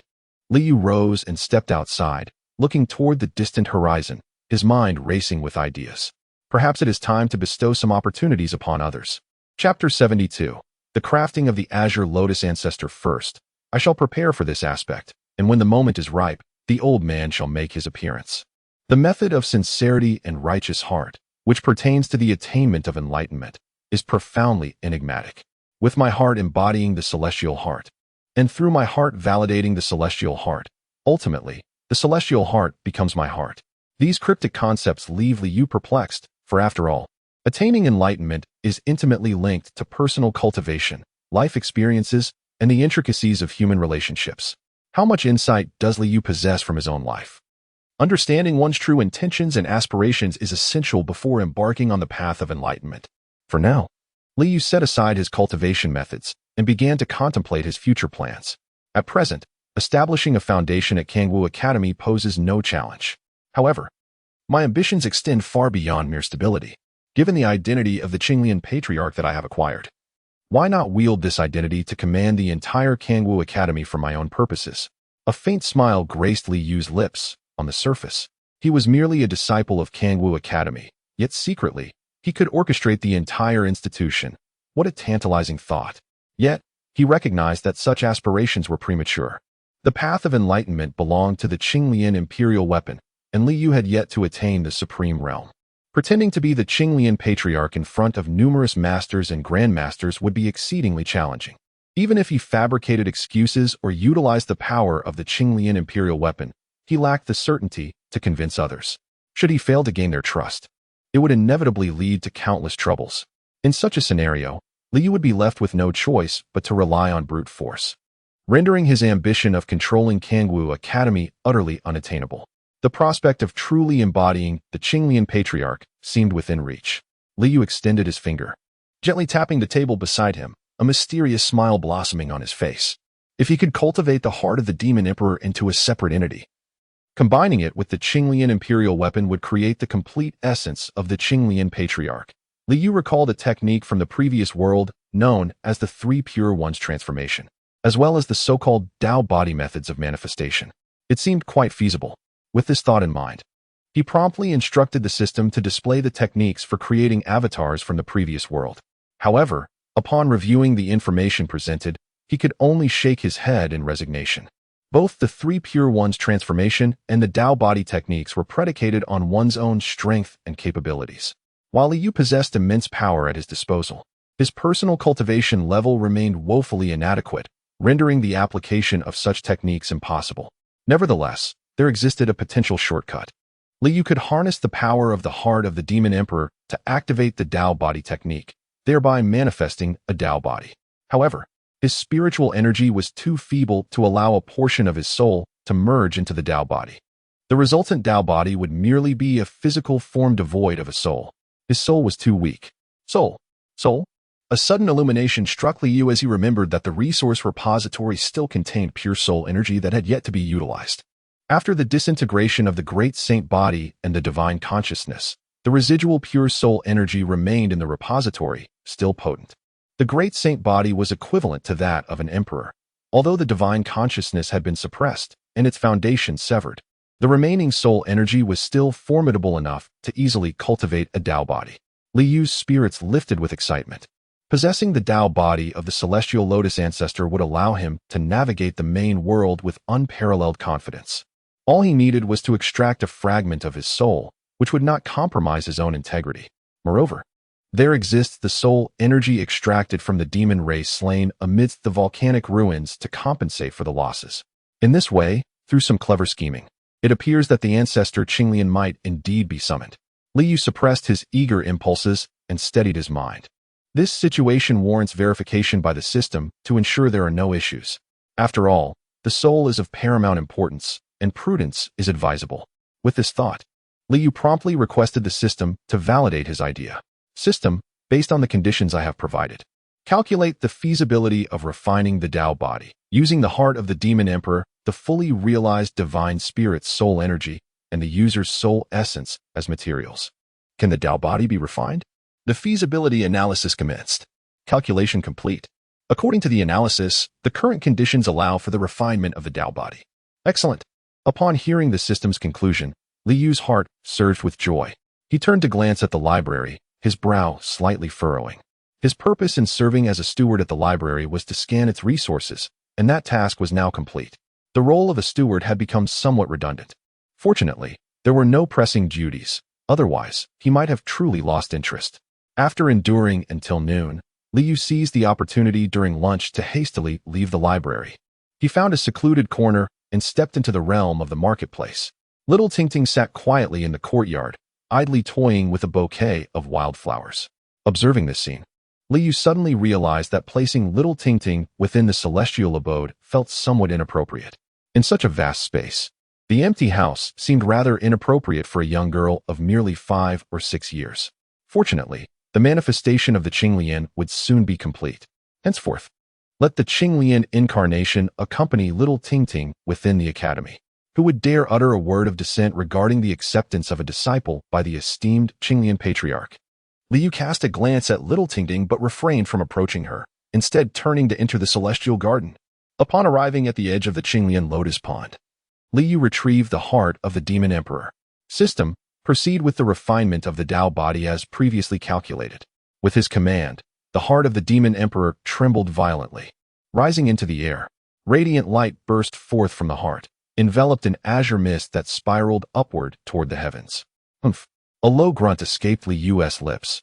As he felt a sudden and intense pain in his head, an invisible force severing a strand of his soul. He hastily summoned pure soul energy from the resource repository to replenish his spiritual depletion, finally regaining his composure. The severed strand of his soul descended into the heart of the demon emperor. To his astonishment, Li Yu sensed his consciousness splitting into 2 entities. One was himself, and the other, the heart of the demon emperor. The pure soul energy of the great sacred body deity from the resource repository instantly merged with the heart. That strand of Li Yu's soul soared and expanded within the vast and pristine power of the deity's soul energy. In the blink of an eye, the pure soul energy seamlessly fused with his strand of soul, coalescing into a singular form. Boom, boom, boom. The heart of the demon emperor throbbed violently, each powerful heartbeat resonating like the ominous sound of war drums. Brilliant light erupted forth, and amidst its luminous dance, a tall and imposing figure began to materialize. Ha! At long last, the revered Master Qinglian has emerged. As his towering figure manifested, he let out a raucous laugh that echoed towards the heavens, embodying the very essence of flamboyance and display. Chapter 73, The Master's Return. To my surprise, he bears no resemblance whatsoever. Li Yu gazed at the Qinglian avatar before him, feeling a twinge of astonishment. I merely harnessed a thread of divine consciousness. This avatar was birthed from the heart of the demon emperor.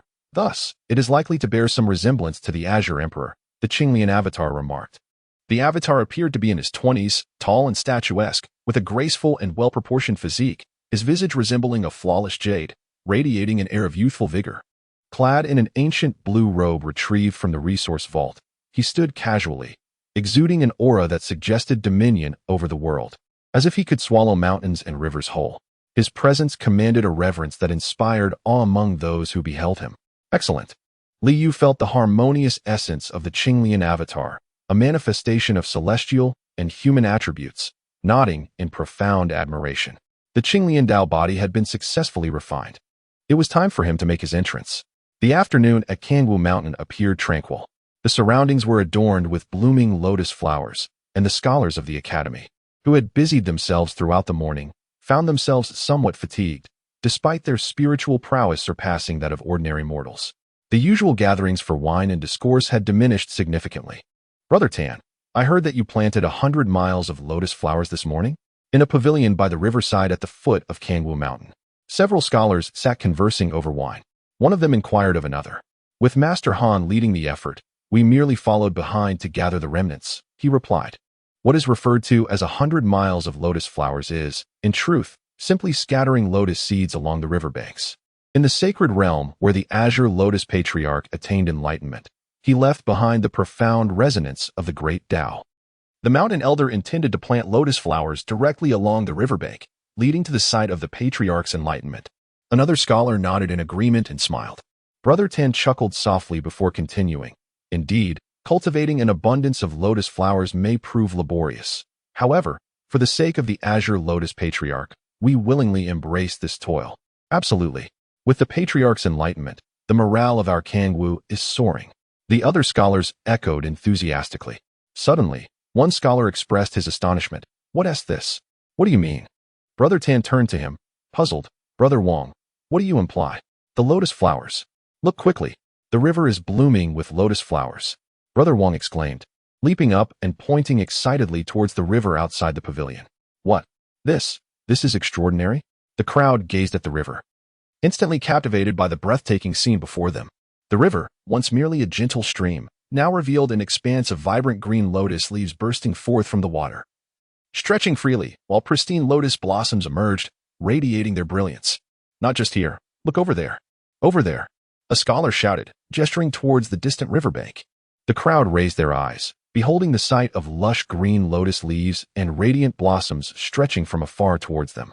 The flowers swayed gently, seemingly celebrating the arrival of a significant presence. Over there. Look quickly. That is where the Patriarch attained enlightenment, the scholars exclaimed, rushing out of the pavilion and gazing towards the distant site of the Patriarch's enlightenment. Just then, a crisp and melodious chime resonated, shaking the heavens and earth.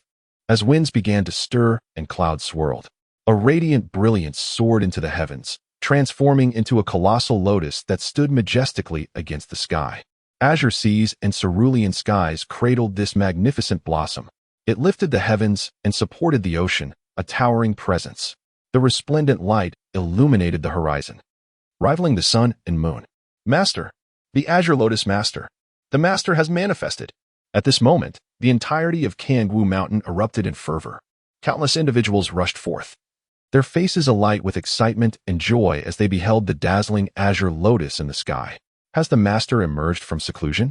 The mountain leader, Qin Muyu, was overwhelmed with elation, shouting in a flurry, urging everyone to prepare for the Master's return. Quickly, quickly, with the leader's command. The instructors and caretakers of Kangwu Academy became busily engaged. Moments later, all members of Kangwu Academy gathered in the vast square before the grand hall atop the mountain.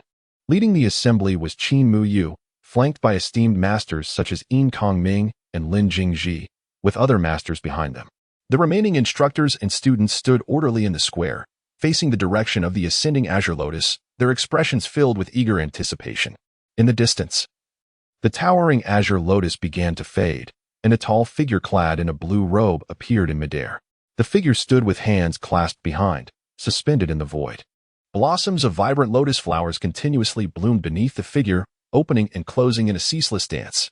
The figure turned slightly towards the direction of Kangwu Mountain, seemingly nodding in acknowledgement, then began to stride towards the mountain. As the countless lotus flowers blossomed beneath the figure's feet, they manifested a path of lotus blossoms in the air with each step taken. Witnessing the approach of the figure in blue robes, another wave of cheers erupted from Kangwu Mountain. Hail to the Master of the Azure Lotus upon his return to enlightenment. Hail to the Master of the Azure Lotus upon his return to enlightenment.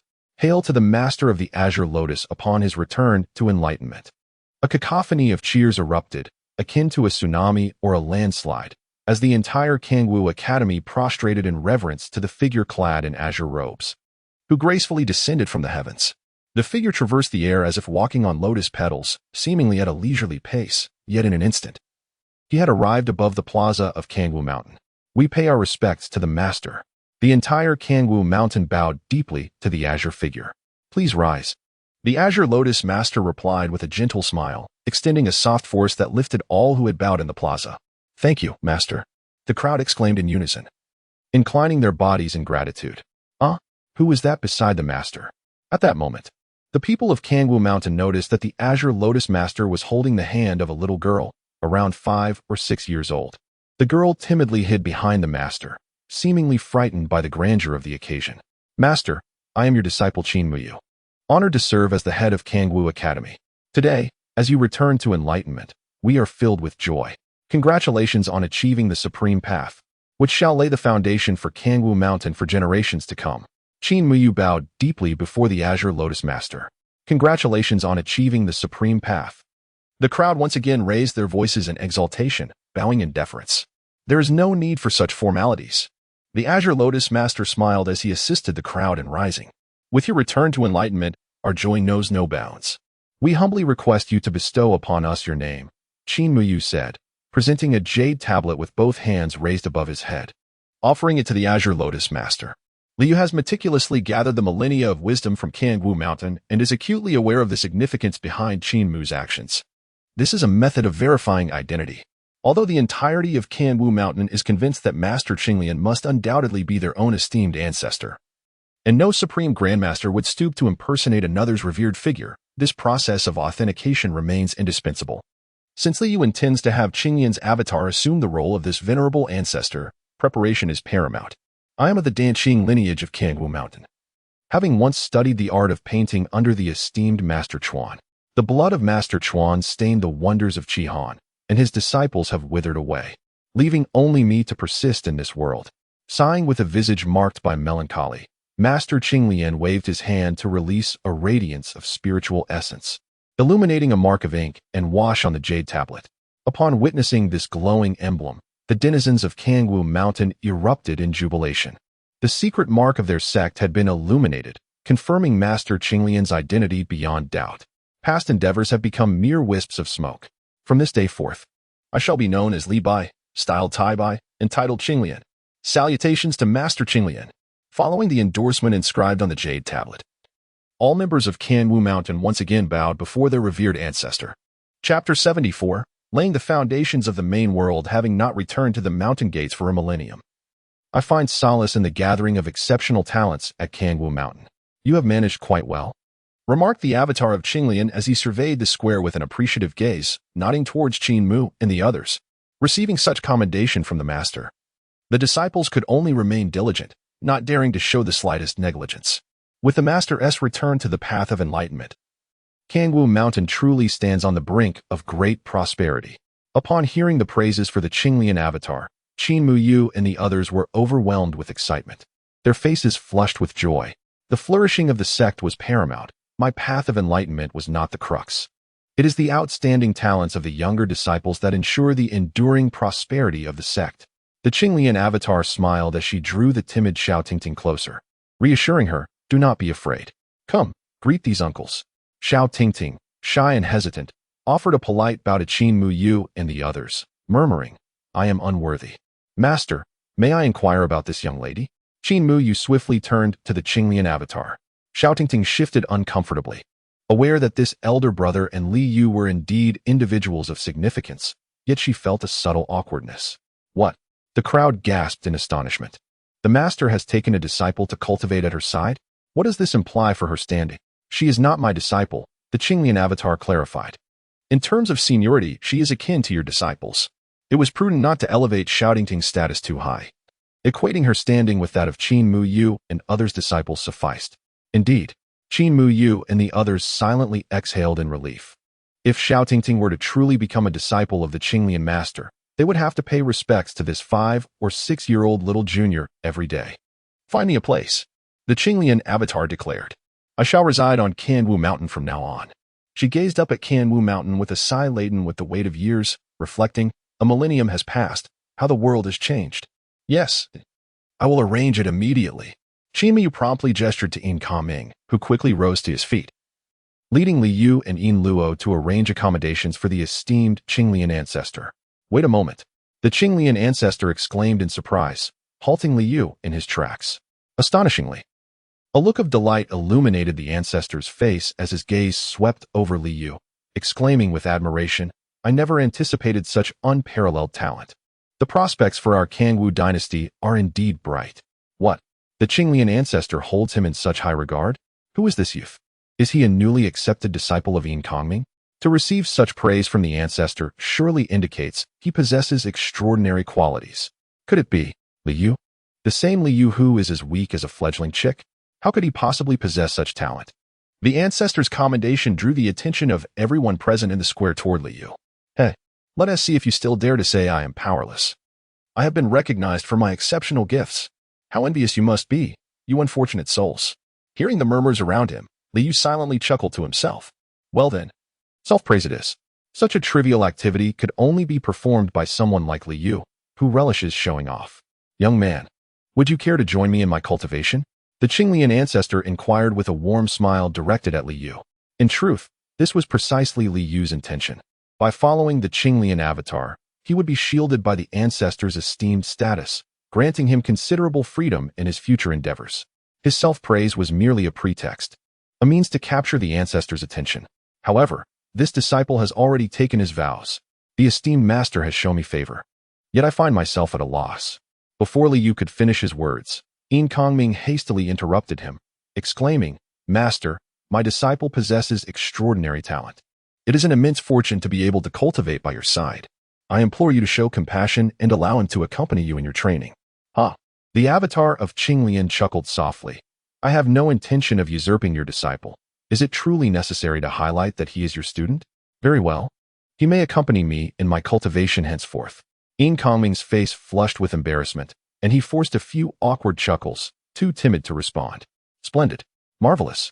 Yin Luo exclaimed, clapping his hands in excitement. Thank you, master. Liu had achieved his objective, secretly reveling in his success. Soon after, the assembly dispersed. Liu, along with the avatar of Qinglian and Little Tingting, proceeded to the residence prepared for them at Kangwu Academy. They arrived at a lofty peak within the Kangwu mountain range, known as Wanchuan Peak. This location was once the serene retreat of Lord Wanchuan, hence its name. Liu had orchestrated for the Qinglian avatar to masquerade as a disciple of Lord Wanchuan of the Danqing lineage. Consequently, when Kangwu Academy arranged their accommodations, this site was the first to come to mind. The so-called Wanchuan lineage was merely a fabrication of Liu's, for the entirety of the Kangwu Mountains had seen nearly the complete extinction of its members, rendering it a most convenient guise. Although this lineage had long ceased to pass down its teachings, the remnants of its dwellings remained pristine, untouched by decay due to the protective formation in place. Very well. We shall reside here for the time being, Liu remarked, casting a glance at the dwellings atop Wanchuan Peak. He nodded in approval and took Little Tingting's hand as they entered. Subsequently, Liu and Little Tingting settled comfortably at Wanchuan Peak, with the esteemed title of the Azure Lotus Patriarch. Neither the inhabitants of Mount Kangwu nor its surroundings would dare to treat Liu and Little Tingting with any semblance of negligence. Liu himself was indifferent. Those who dared to provoke him would certainly face dire consequences. Now that Little Tingting had acquired this esteemed identity, she had effectively become the little princess of Mount Kangwu. It was unlikely that anyone would be foolish enough to challenge her. The mall space had been established, and the primary world was now under his control. After such a lengthy endeavor, Liu finally possessed the means to secure his existence, allowing him to breathe a sigh of relief. However, he could not shake the feeling that something was amiss in this primary world. Whether it was the Azure Lotus Emperor's perplexing path to enlightenment, the unique cultivation techniques that harnessed the forces of heaven and earth, or even the peculiar geographical structure of the world itself, all seemed rather strange. Perhaps the collected data was insufficient. The 10 sacred grounds of Confucianism, the 9 heavens of Taoism, and the grand temples of Buddhism, along with the forces of demons and monsters, undoubtedly housed a plethora of ancient texts. It appeared essential to devise a means to gather all this information. Young man, I shall bestow upon you an opportunity. Liu chuckled to himself in delight. Chapter 75. Insights from the I Ching Air. After a long stretch, Liu rose from his slumber amidst Little Tingting's disdainful gaze, yawning as he got up from the bed. Brother is such a lazy cat. Still sleeping in at this age? Little Tingting teased, playfully scrunching her face and looking at Liu with a mischievous smile.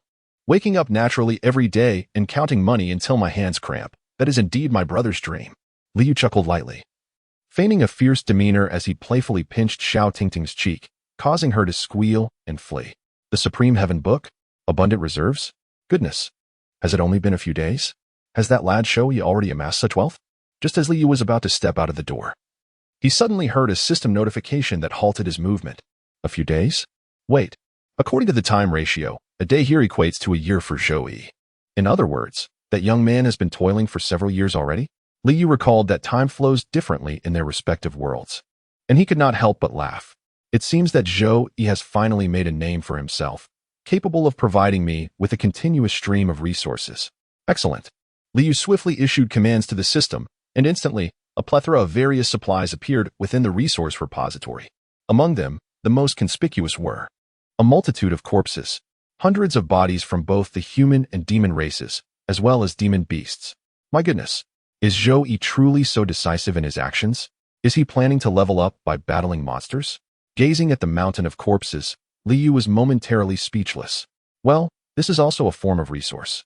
In the blink of an eye, all the corpses in the resource repository vanished, leaving only insights from combat experience and pure soul energy, meticulously categorized and stored by the system. The energy within the system, which had previously hovered just above 2,000, surged to over 6,000 in an instant. It appears that the individuals Zhou Yi eliminated were not too weak, as this has resulted in a substantial increase in energy. For the time being, I need not worry about energy shortages. The remaining items were merely weapons and similar objects. Upon witnessing the spiritual weapons wielded by the practitioners of the Wheel Sea Taoist Palace, Li Yu shook his head. The numerous weapons of sacred rank procured from the Emperor Qing's tomb, aside from the soul-dissipating bell, which Li Yu had previously utilized, remained untouched in the resource repository. The ragged offerings presented by Zhou Yi were of little value. However, as the sect's founding master, it would be remiss to not bestow some gifts upon his disciples. A miserly demeanor would certainly not endear him to his followers. These worn-out items were perfectly suited for such a purpose. Having observed the spiritual weapons of the Wheel Sea Taoist Palace, Li Yu envisioned their potential applications. Weapons of this caliber, when employed in this world, would not provoke the interference of worldly powers, making them ideal for bestowing upon his disciples. Furthermore, the Emperor Qing's tomb contained thousands of weapons and spiritual treasures below the dragon transformation realm, which could be granted when necessary. Contemplating this, Li Yu smiled and nodded. A powerful master, one of substantial wealth, and a generous benefactor would surely be beloved by his disciples, by occasionally bestowing favors. The entire Kangwu Mountain would undoubtedly be filled with gratitude towards the Qinglian master. With sufficient strength to instill awe and ample reputation, Qinglian master could effortlessly govern the entire sect. From then on, his commands would be met with unanimous support. Ha ha ha. Excellent. This shall be the course of action. Li Yu surveyed the spiritual weapons in the resource repository, bursting into laughter. These items could not languish in the repository, they belonged in the marketplace space. Although the Qinglian ancestor is but a manifestation of Li Yu, the system remains bound solely to Li Yu himself. Thus, the Qinglian avatar cannot wield control over it. It would be prudent to grant the Qinglian avatar the authority to traverse the marketplace, placing these items within the storeroom of the celestial abode. When needed, the Qinglian avatar may simply retrieve them. With this thought in mind, Li Yu stepped forward and entered the marketplace space, depositing all weapons and spiritual treasures beneath the sacred level into the storeroom of the celestial residence. Little Tingting, your brother is awake. Come and help me with my hair. Upon returning to the courtyard, Li Yu exchanged some resources from the system for a rattan chair, lazily reclining upon it, and calling out to the little girl. Brother is such a lazybones. Little Tingting approached with a comb, pouting as she made a funny face at Li Yu. Hee hee. Li Yu chuckled softly, gesturing to his disheveled hair as he closed his eyes and relaxed in the rattan chair.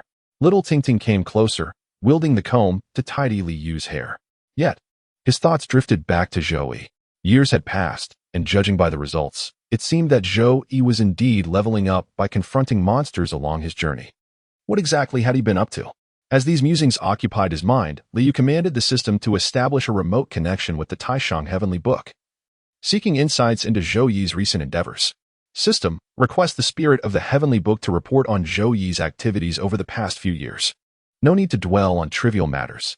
In an instant, the system connected with the Taishang Heavenly Book, and the spirit promptly began to relay Zhou Yi's recent undertakings to Li Yu. Is that so? Upon hearing the report from the spirit, Li Yu found himself both amused and bewildered. Due to Zhou Yi's recent acquisition of the Xinyuan sword, he decided to test its formidable power nearby. Upon cleaving a small hill, he inadvertently attracted the covetous attention of a prominent disciple from the Taishan sect. In a fit of rage, Zhou Yi dispatched the disciple, only to awaken a hornet's nest. The disciple's numerous companions, relatives, and mentors soon came seeking retribution. Zhou Yi fought valiantly, exhausting all his skills, even depleting his energy to exchange for multiple temporary abilities, narrowly escaping their clutches. With his energy drained, the spirit of the Heavenly Book hinted to Zhou Yi that even corpses could be exchanged for energy. Thus, amidst the relentless pursuit by the Taishan sect, Zhou Yi embarked on a path of monster hunting and leveling up. His display of divine form and the void palm caught the attention of the Ji family. Initially, Zhou Yi harbored a modicum of goodwill towards the Ji family due to his bloodline.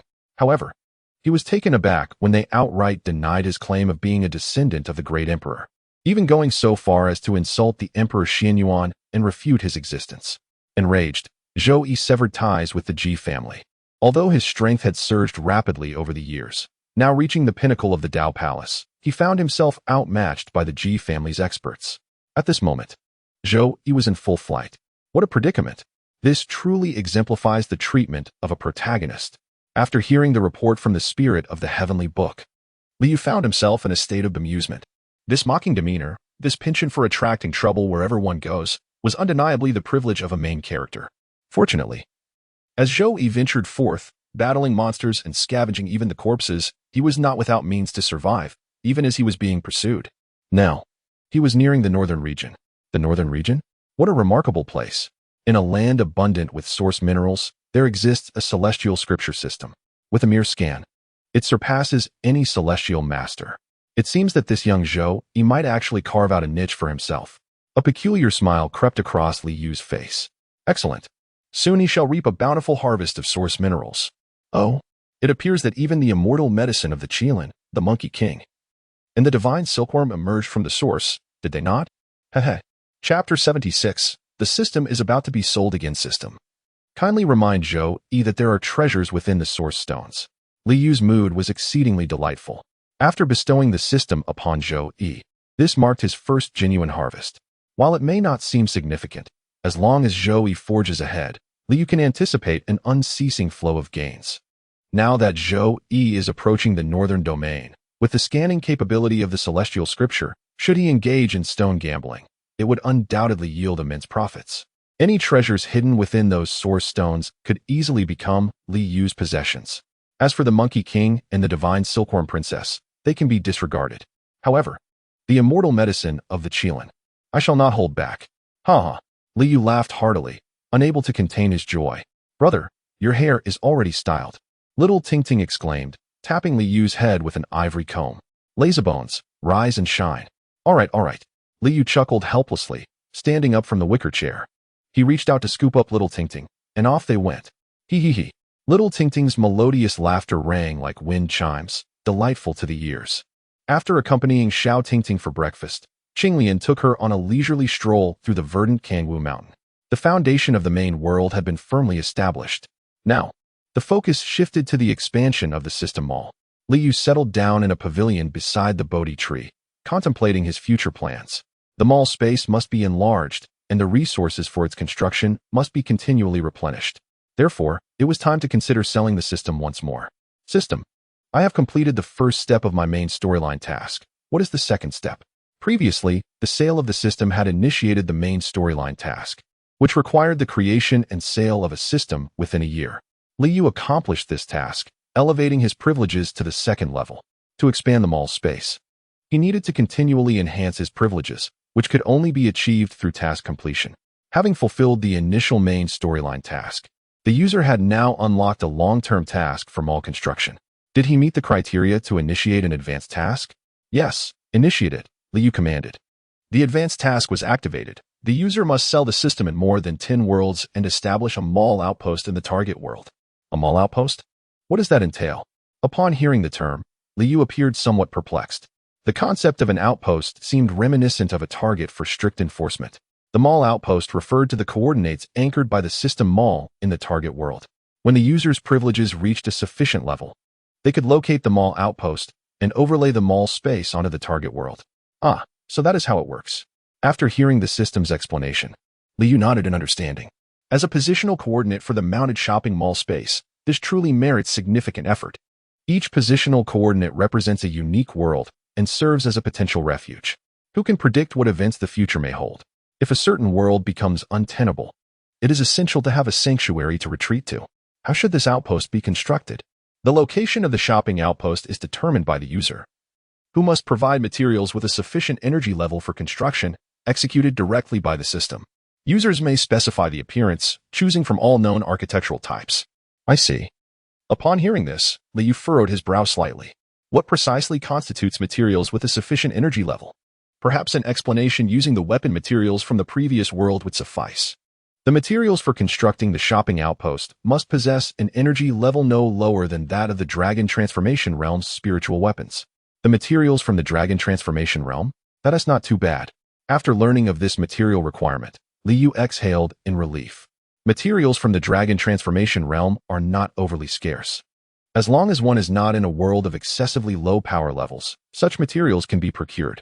What if a world of exceedingly low power levels cannot provide the materials? Liu questioned the utility of such a primitive world. System. When can I enter other worlds to sell? Having grasped the relevant information, Liu began to inquire about the next steps. The advancement task has been activated. Users may initiate the task at any time to enter other worlds. Anytime, he mused, nodding in approval. Oh, by the way, the system. I am now being transported to another world. How is the duration calculated? Is it only measured in years? Liu suddenly recalled the issue of being limited to a year's stay during his last transportation and hurriedly inquired with the system. Is there no time restriction? Excellent. This revelation is immensely advantageous for Liu.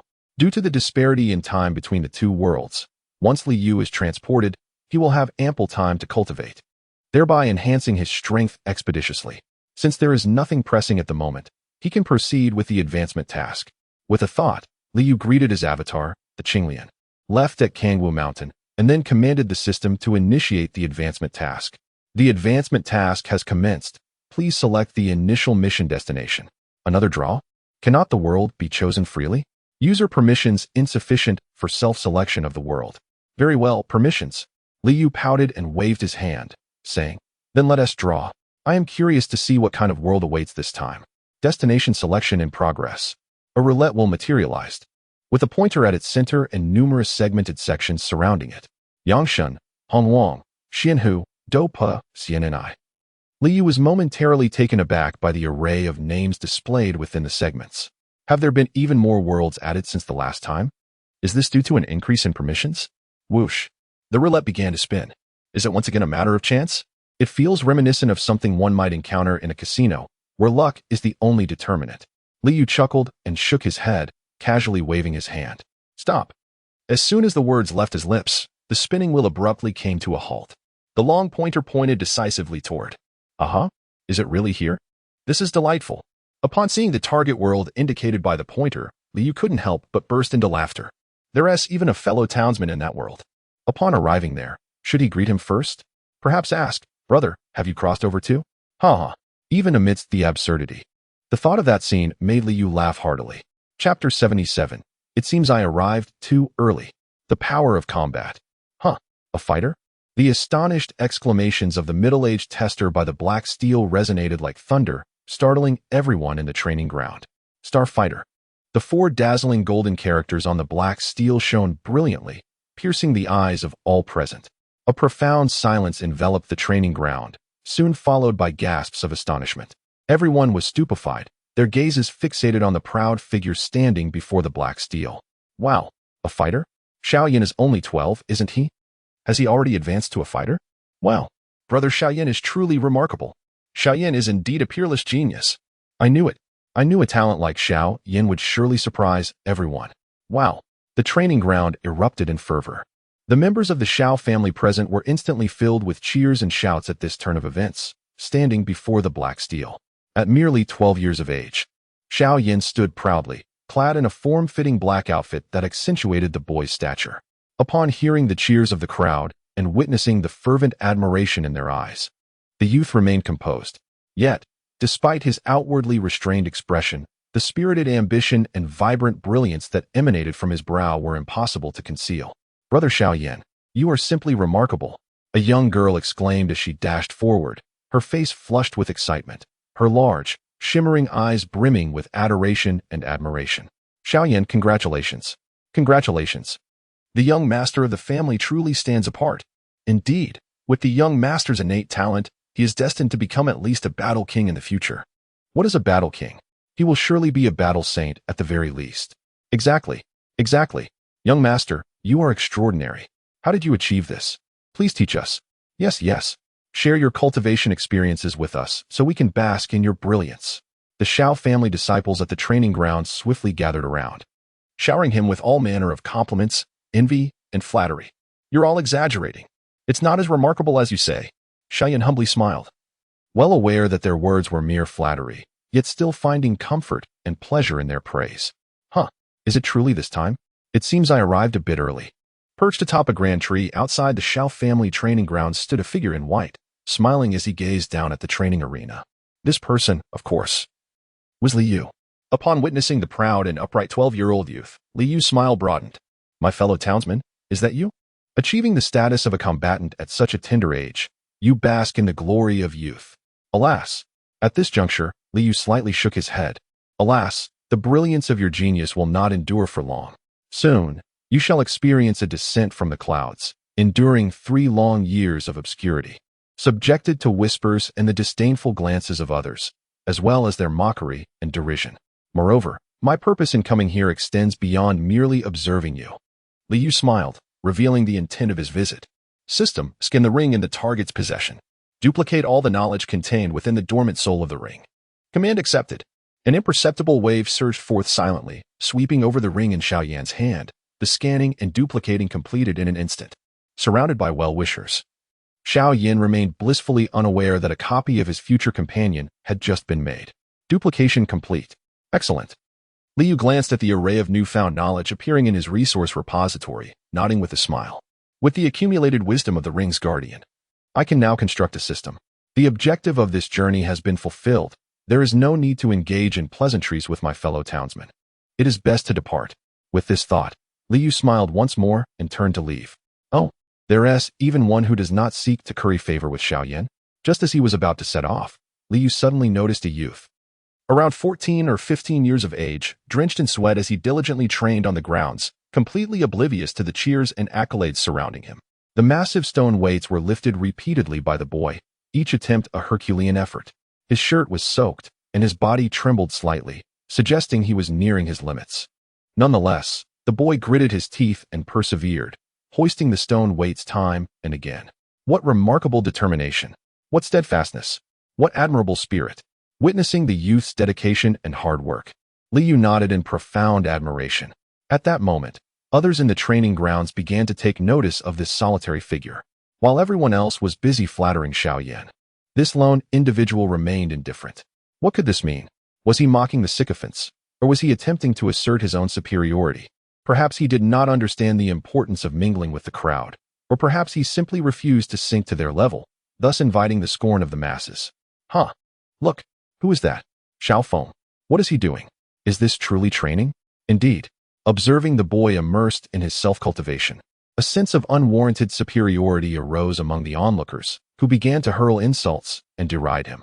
Xiao Feng, the young master has ascended to become a fighter, and we all take great pride in it. Yet you choose to remain deaf to this, ignoring it altogether? What does this signify? How dare you show such disrespect to the young master? A youth stepped forward, pointing an accusatory finger at Xiao Feng, loudly rebuking him. It seemed that not paying homage to Xiaoyan was considered an unforgivable transgression. Huh, has Xiaoyan's cousin truly become a fighter? Upon hearing the reprimand from the youth, Xiao Feng set down the stone lock in his hand, panting heavily. Indeed, his cousin Xiaoyan possessed extraordinary talent. How commendable! Wiping the sweat from his brow, Xiao Feng smiled at Xiaoyan, admitting that he had been so engrossed in his training that he had failed to notice Xiaoyan's ascension to a fighter. My apologies. Why pretend? Didn't you see? With such a commotion, could you possibly have been oblivious? You are clearly discontent with the young master. Exactly. What is the point of your training, you worthless fool? No amount of effort over 100 years will yield your breakthrough. Why squander the family's resources? As the crowd's scornful accusations echoed around him, Xiao Feng felt a profound sense of humiliation and bitterness. Enough, Xiaoyan interjected, putting an end to the ridicule directed at Xiao Feng. Having lived 2 lifetimes, even in his current youth and success, Xiaoyan remained true to his kind-hearted nature. He offered a reassuring smile to Xiao Feng before taking his leave. With Xiaoyan gone, the others quickly lost interest in Xiao Feng and departed as well, leaving him alone on the field. Watching Xiaoyan's retreating figure, Xiao Feng lowered his head in despair. His cousin, who had also trained diligently for 4 years, had already achieved the rank of fighter. Is talent truly that paramount? I refuse to believe it. For a decade, I have toiled without respite, day and night, exerting 10 times the effort of others, yet my gains are but a fraction of theirs. Heaven, how unjust you are. Chapter 78. Creating a new system, what perseverance. What indomitable spirit. Observing the solitary youth in the arena, Liu nodded in admiration. The unwavering persistence over a decade, unyielding day and night, regardless of the changing seasons, exemplifies a resolute spirit, a heart as steadfast as iron. With such fortitude, given but a single opportunity, he is bound to soar to great heights. This lad is indeed a commendable candidate for a host. Witnessing such a promising selection, Liu felt an unexpected sense of fortune. This resilient youth, having endured 10 years of trials, has honed his character to perfection. No matter the obstacles he encounters, he will confront them head-on, never retreating, never yielding. Such a figure, in the original narrative, is merely an unnamed background character, scarcely even a supporting role. As this thought crossed his mind, Liu immediately grasped the implications. It was evident that, according to the script, this young man was destined to fade into obscurity by the following year. Before the plot even commenced, he was set to exit the stage, denied even the role of a mere extra. Young man, do you still lament the injustice of fate? As a mere accompaniment to the genius, a nameless, voiceless, and unseen backdrop, do you feel a sense of discontent? Do you still silently vow? Do not underestimate the youth and their poverty. Come now, purchase a system. I guarantee it will lead you to the pinnacle of your existence. Contemplating this string of promotional phrases, Liu could not help but chuckle. Talent, after all, is but a trifling matter for me. With a mere extraction of vitality from the ancestral crocodile, one could undergo a remarkable transformation. Liu quietly resolved his decision. This youth was indeed remarkable. He would be chosen as the host. Wait a moment, what is his name? Is it Xiaofeng or Xiaopeak? If it is the latter, then there is no hope. That name is too formidable to provoke. Casting a glance at the youth drenched in sweat on the training ground, Liu smiled and thought, as long as you are not burdened with that name, you will soon have the chance to transform your destiny and soar to great heights. With a slight shift, Liu vanished in an instant. In the next moment, his figure materialized within the city of Weiyuan. After casually selecting an inn for lodging, Liu began to ponder the intricacies of his system creation. In this realm, the most esteemed profession undoubtedly belongs to the alchemist. Practitioners cultivate by absorbing the essence of heaven and earth, while alchemists can significantly amplify the rate of energy absorption through elixirs. In this world, where strength reigns supreme, the profession of alchemist is fervently sought after by many. Thus, it is imperative that the system I create is intricately linked to the alchemist. Consequently, I shall develop an alchemist system. To become an alchemist in this world, one must possess the requisite qualifications. Otherwise, one cannot ascend to that role. The qualifications for an alchemist are threefold. The first is a fire attribute, which is hardly a concern. The flames of the fire domain are still kindling. I can easily extract strands to manifest any fire attribute. The second requirement is that one's soul must not only possess the fire attribute, but also contain a trace of wood attribute. Regarding this matter, Liu opened the resource repository and examined the remnants of the Green Emperor's soul stored within, nodding with a smile. The Green Emperor's essence is the Chaos Green Lotus. Even in human form, its innate wood attribute remains unaltered. As a descendant of the Green Emperor, it is certain that the remnant soul possesses the wood attribute. By extracting a thread of pure spiritual power from the remnant soul and infusing it into one's own, one can attain the wood attribute. This issue is easily resolved. The third requirement pertains to soul perception. The capacity for soul perception plays a monumental role in alchemy. Liu is acutely aware of its significance. In this world, no two flowers are identical, even when following the same recipe for alchemy. Two herbs of the same age and species will invariably exhibit subtle differences. Should one's soul perception be insufficient to discern these nuances, errors are inevitable during the alchemical process. Consequently, the success rate of crafting elixirs cannot be assured. Ordinary potions may be foregone, but for those rare elixirs requiring painstaking efforts to gather materials, would you dare to attempt crafting them if the success rate is low? More critically, alchemy in this world relies on fire. Without adequate soul perception, how can one control the ferocious flames? A moment's carelessness could reduce all materials to ashes, rendering the alchemical endeavor futile. The capacity for soul perception is intrinsically linked to the strength of the soul. This matter is also easily addressed. The corpses submitted by Zhou Yi have yielded countless threads of pure spiritual power. These souls belong to cultivators from the Wheel Sea Palace. and even a casual addition will undoubtedly cause a dramatic increase in spiritual potency.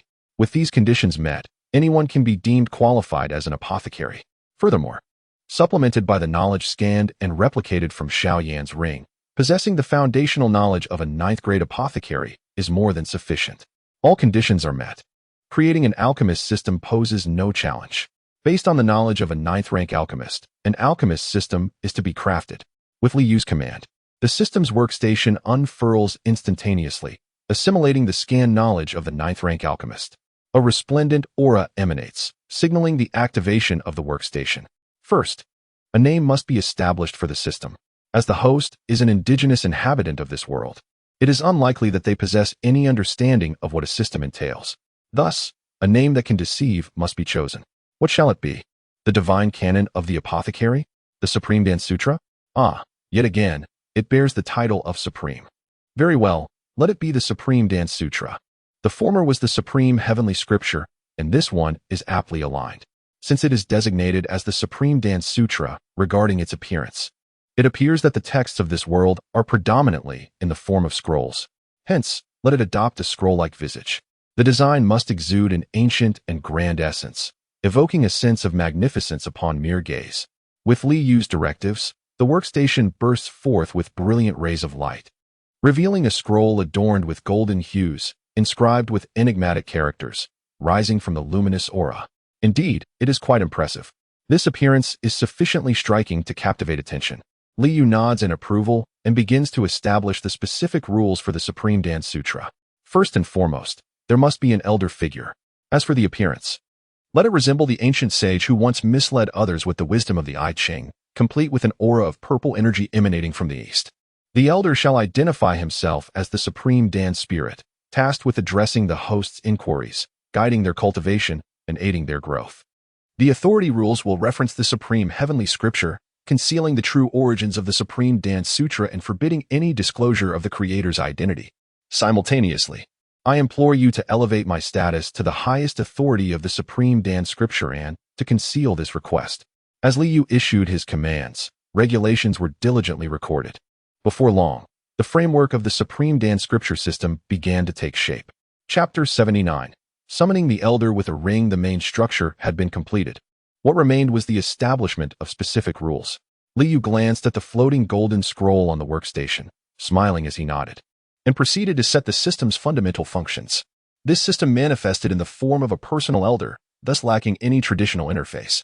All interactions would be elucidated by the elder himself, consolidating the system's functionalities within his purview. Contemplating this, Li Yu chuckled softly. A system devoid of interface, entirely under intelligent control, had indeed undergone a remarkable upgrade. Firstly, the system required real-time monitoring of the host's various data. Seated at the table in his guest room, Li Yu reached for the teapot, poured himself a cup of tea, savored a sip, and then continued to configure the system's functions. Given the absence of an interface, details such as name and age were unnecessary. It sufficed to monitor levels of fighting spirit, cultivation, combat techniques, soul, and alchemist. As Li Yu articulated his configurations, the enigmatic characters on the golden scroll of the Supreme Dance Scripture illuminated one by one, recording the specifications he had established. The foundational settings had been completed. Now, the question arose, what functionalities should be activated next? Li Yu set down his teacup, his brow furrowing slightly. As a personal elder, he could not merely function as a rigid system. A personal elder must possess the ability to impart wisdom, guiding the host in their cultivation and facilitating their advancement. Thus, he decided to endow the Supreme Dance Spirit with all the knowledge he had scanned and copied, granting it intelligence akin to that of a heavenly book spirit, enabling it to fulfill the role of a mentor. With his words, the rules were immediately set into motion. The profound characters from the Supreme Dance Sutra began to illuminate once more. This system was a pharmacist system, designed to empower those without pharmacist qualifications to become pharmacists. Therefore, it was essential to implement a function for granting pharmacist qualifications. Li Yu had already anticipated this feature, and setting it up proved to be quite effortless. However, such qualifications could not be bestowed without cost. The host must pay a price. After finalizing the well-considered plan for granting pharmacist qualifications, Li Yu, a person who only sought advantages without suffering losses, was reluctant to simply give away a qualification. Yet, the host he had chosen was in dire straits, offering little potential for profit. He decided to allow for installment payments, requiring monthly contributions of resources. As for an excuse, he would claim that maintaining the existence of the Supreme Dan's spirit necessitated energy consumption. The words on the golden scroll began to shimmer anew, and this rule was duly recorded. Next came the essential elements of techniques, combat skills, and alchemical formulas. These were indispensable for the hostess' growth. The system resembles a venerable elder, inherently unable to impose clear pricing for exchanges as a conventional system would.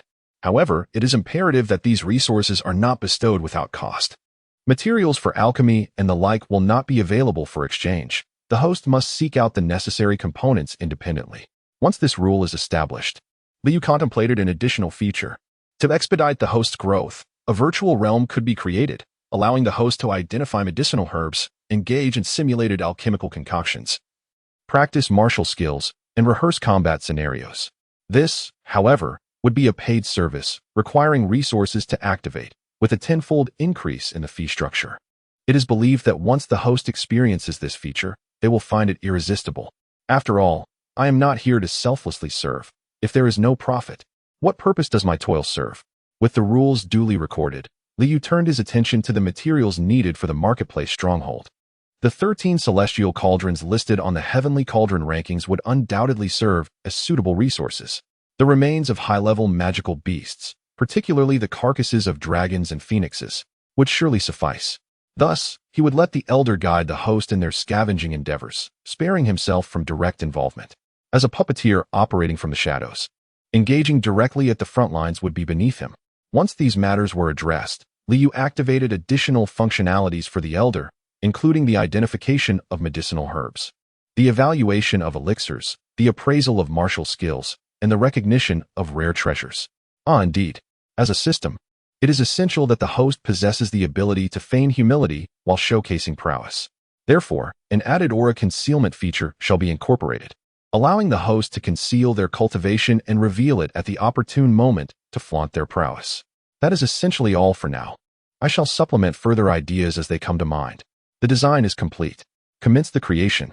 With Li Yu's command, a brilliant radiance erupted from the workbench. As the light danced and intertwined, all the profound inscriptions on the mysterious golden scroll illuminated, endowing the entire scroll with an aura of brilliance and enigma. Excellent. The system has been successfully crafted. Next, it requires an appropriate vessel. At this thought, a flash of inspiration struck Liu. What if a ring were to serve as the hostess vessel? It appears that rings are quite fashionable in this realm. In the previous world, Liu's system vessel was merely a stone picked up from the ground, although it carried a hint of pretentiousness. Utilizing a mere broken stone as a vessel seemed rather unworthy. Since a ring is to be fashioned as the vessel, it cannot be of inferior quality, unlike the stone from the Book of Changes, which could be carelessly discarded after use. Therefore, this ring must possess some value. Otherwise, if the host were to part with it, it would serve no purpose. A virtual image of an elderly man could be created, bound to the ring. Thus, although the system binds to the hostess soul, it would appear as if an old man resides within the ring. Splendid. This shall be the plan. With the scheme determined, Liu scoured the resource repository for materials to craft the ring. After much deliberation, the only suitable material for the ring was the remnants of the shattered Buddhist artifacts acquired from the previous world. He extracted some bronze from a broken bronze symbol and instructed the system to reshape it into the form of a ring. Upon gazing at the ancient bronze ring, Liu nodded slightly. Its design was archaic yet unremarkable. Excellent. By integrating the venerable elder into it, this becomes a complete ring of the elder. He stepped gracefully to the window, casting a glance towards the Shao family's direction, chuckling softly. Young one, the moment to alter your destiny is nigh. Chapter 80. Thus comes the fortuitous encounter. The system is prepared, and now it awaits the opportune moment to bestow this system upon the host. Previously, the opportunity was directly delivered into Zhou Yi's hands. This time, however, such an approach will not suffice. Fortuitous encounters should indeed be discovered and sought after by oneself. This is far more fitting. Liu gently tapped the table with his fingers, a subtle smile gracing his lips. Therefore, I shall craft a serendipitous event for him. Young one, your fortuitous encounter approaches. On the following morning, Liu departed from the inn, stealthily lurking near the Xiao family residence, initiating his observation of Xiao Feng's activities. Had he already ventured out at dawn? Upon arriving at the grand courtyard of the Xiao family, Liu discovered that Xiao Feng was, surprisingly, not within the house. Fortunately, before departing yesterday, the system had marked his location. Otherwise, it would have been quite challenging to locate him. Following the system's guidance, Liu swiftly appeared atop a hill outside the Xiao family estate. Who? Even from a considerable distance, he could hear the fatigued breaths of the young man. It seemed he had long since commenced his training. Indeed, diligent he is. Leaping onto a nearby grand tree, Liu raised his gaze and beheld the diligent youth sweating profusely at the base of the cliff ahead. A spirit of unwavering resilience and an unyielding will truly embody a promising potential. Alas, Liu sighed deeply, lamenting the inherent unfairness of this world. Some individuals endure countless hardships, only to grow old without achieving anything, while others are born with advantages that surpass the efforts of many lifetimes. Observing the young boy before him, Liu was reminded of his former existence as an underdog. He had toiled tirelessly, rising early and working late. Yet his efforts paled in comparison to those blessed with a fortunate lineage. The once steadfast girlfriend he had cherished ultimately chose to ride in another's luxury car. A profound sense of empathy welled up within him, and in that moment, Liu resolved to offer this boy a chance to alter his destiny. In my days as an underdog, no one extended to me the opportunity to change my fate. Now, I shall grant you this chance, a chance to soar. Young one, go forth and prove yourself to the world. Illuminate your brilliance. Even an underdog can rise to greatness. Taking a deep breath, Liu raised his gaze to survey the area surrounding the boy. Soon, a boulder, towering roughly a meter high, came into view. This stone shall be the site of your extraordinary encounter. Holding the bronze ring in his hand, Liu gently waved, and the ring silently traversed the air, embedding itself deep within the stone. The opportunity has been bestowed upon you. To ensure that you seize this chance, I shall take a few more measures. With a faint smile, Liu summoned a thread of exquisite, ethereal emotional fire from the celestial refuge of the marketplace, flicking his fingers to direct this delicate flame onto the boulder. The moment to witness the spectacle had arrived. Liu chuckled softly, his figure swaying and then vanishing from sight. With a long exhale, Xiao Feng released the burdensome lead weights he had been carrying. Having completed his warm-up, he was now poised to seize the moment, eager to absorb the essence of the heavens and earth while his blood surged with vigor. Engaging in cultivation at this juncture would be advantageous for enhancing his combat strength. Finding a flat area nearby, Xiao Feng settled onto the ground, beginning to draw in the vital energy to cultivate his fighting prowess. This method of warm-up followed by cultivation had been gleaned from the mercenaries in the city, who claimed it was tremendously beneficial for practice. However, Xiao Feng felt no tangible effects. He persevered with this warm-up technique, harboring hopes that it might yield miraculous results and restore a glimmer of hope. After all, one must cling to hope. Without it, even the most resolute spirit may falter. This might be the last flicker of hope remaining in his heart. Sitting cross-legged, he attempted to navigate the faint trace of fighting energy within his body along the meridians. This energy was exceedingly feeble, and as it traversed each acupoint and vein, it advanced laboriously, akin to an old ox struggling to pull a cart. After the energy had circulated through all its pathways, Xiao Feng despaired as he realized that not only had his fighting energy not increased, but it seemed to have diminished slightly. Upon concluding his practice, an inexplicable sense of unease enveloped him. A wave of restlessness lingered in his heart, causing an overwhelming discomfort. Was this my fate? Was my life destined for perpetual desolation? Would I forever remain without a chance to rise? After expending such immense effort, have I ultimately arrived at this disheartening conclusion? I am filled with a sense of injustice. Oh heavens, how profoundly unfair you are. The turmoil within me simmers like a volcano, pent up and ready to erupt. In this moment, the long-suppressed anguish, humiliation, and resentment can no longer be contained. I raise my voice to the heavens in a furious roar, my fists clenched tightly, my body trembling with the surge of emotions that have long been repressed. I refuse to accept this. Suddenly, I feel an overwhelming need to release, to vent my frustrations with fervor. Before me stands a towering rock, which now appears exceedingly obstructive. With a wild cry, I charge toward the stone, raising my fist and striking it with all my might. Thud, thud, thud. My relentless punches resound against the massive rock, causing it to tremble. Yet, my hands, clenched in fury, become drenched in blood. A soft sigh escapes my lips, echoing through the air. Startled, I immediately become vigilant. At this moment, I fail to notice that the burdens of my anguish, humiliation, and resentment have vanished without a trace, as if they had never existed. My gaze is drawn to the rock ahead, where a modest yet captivating bronze ring shimmers with ethereal radiance amidst the bloodstains. At this moment, the ancient ring is saturated with my own blood. To my astonishment, it appears to be absorbing my life essence. In mere moments, the blood that once adorned the stone is silently drawn into the bronze ring, leaving no trace behind. What is this thing? Xiao Feng's eyes widened as he fixated intently on the bronze ring. The shimmering, ethereal light emanating from the ring, coupled with its vampiric aura, made him acutely aware that this ring was indeed extraordinary. The luminescence on the bronze ring grew increasingly radiant. Moments later, a flash of brilliance was accompanied by a voice that emanated from within the ring. Have you awakened me, descendant of the Xiao clan?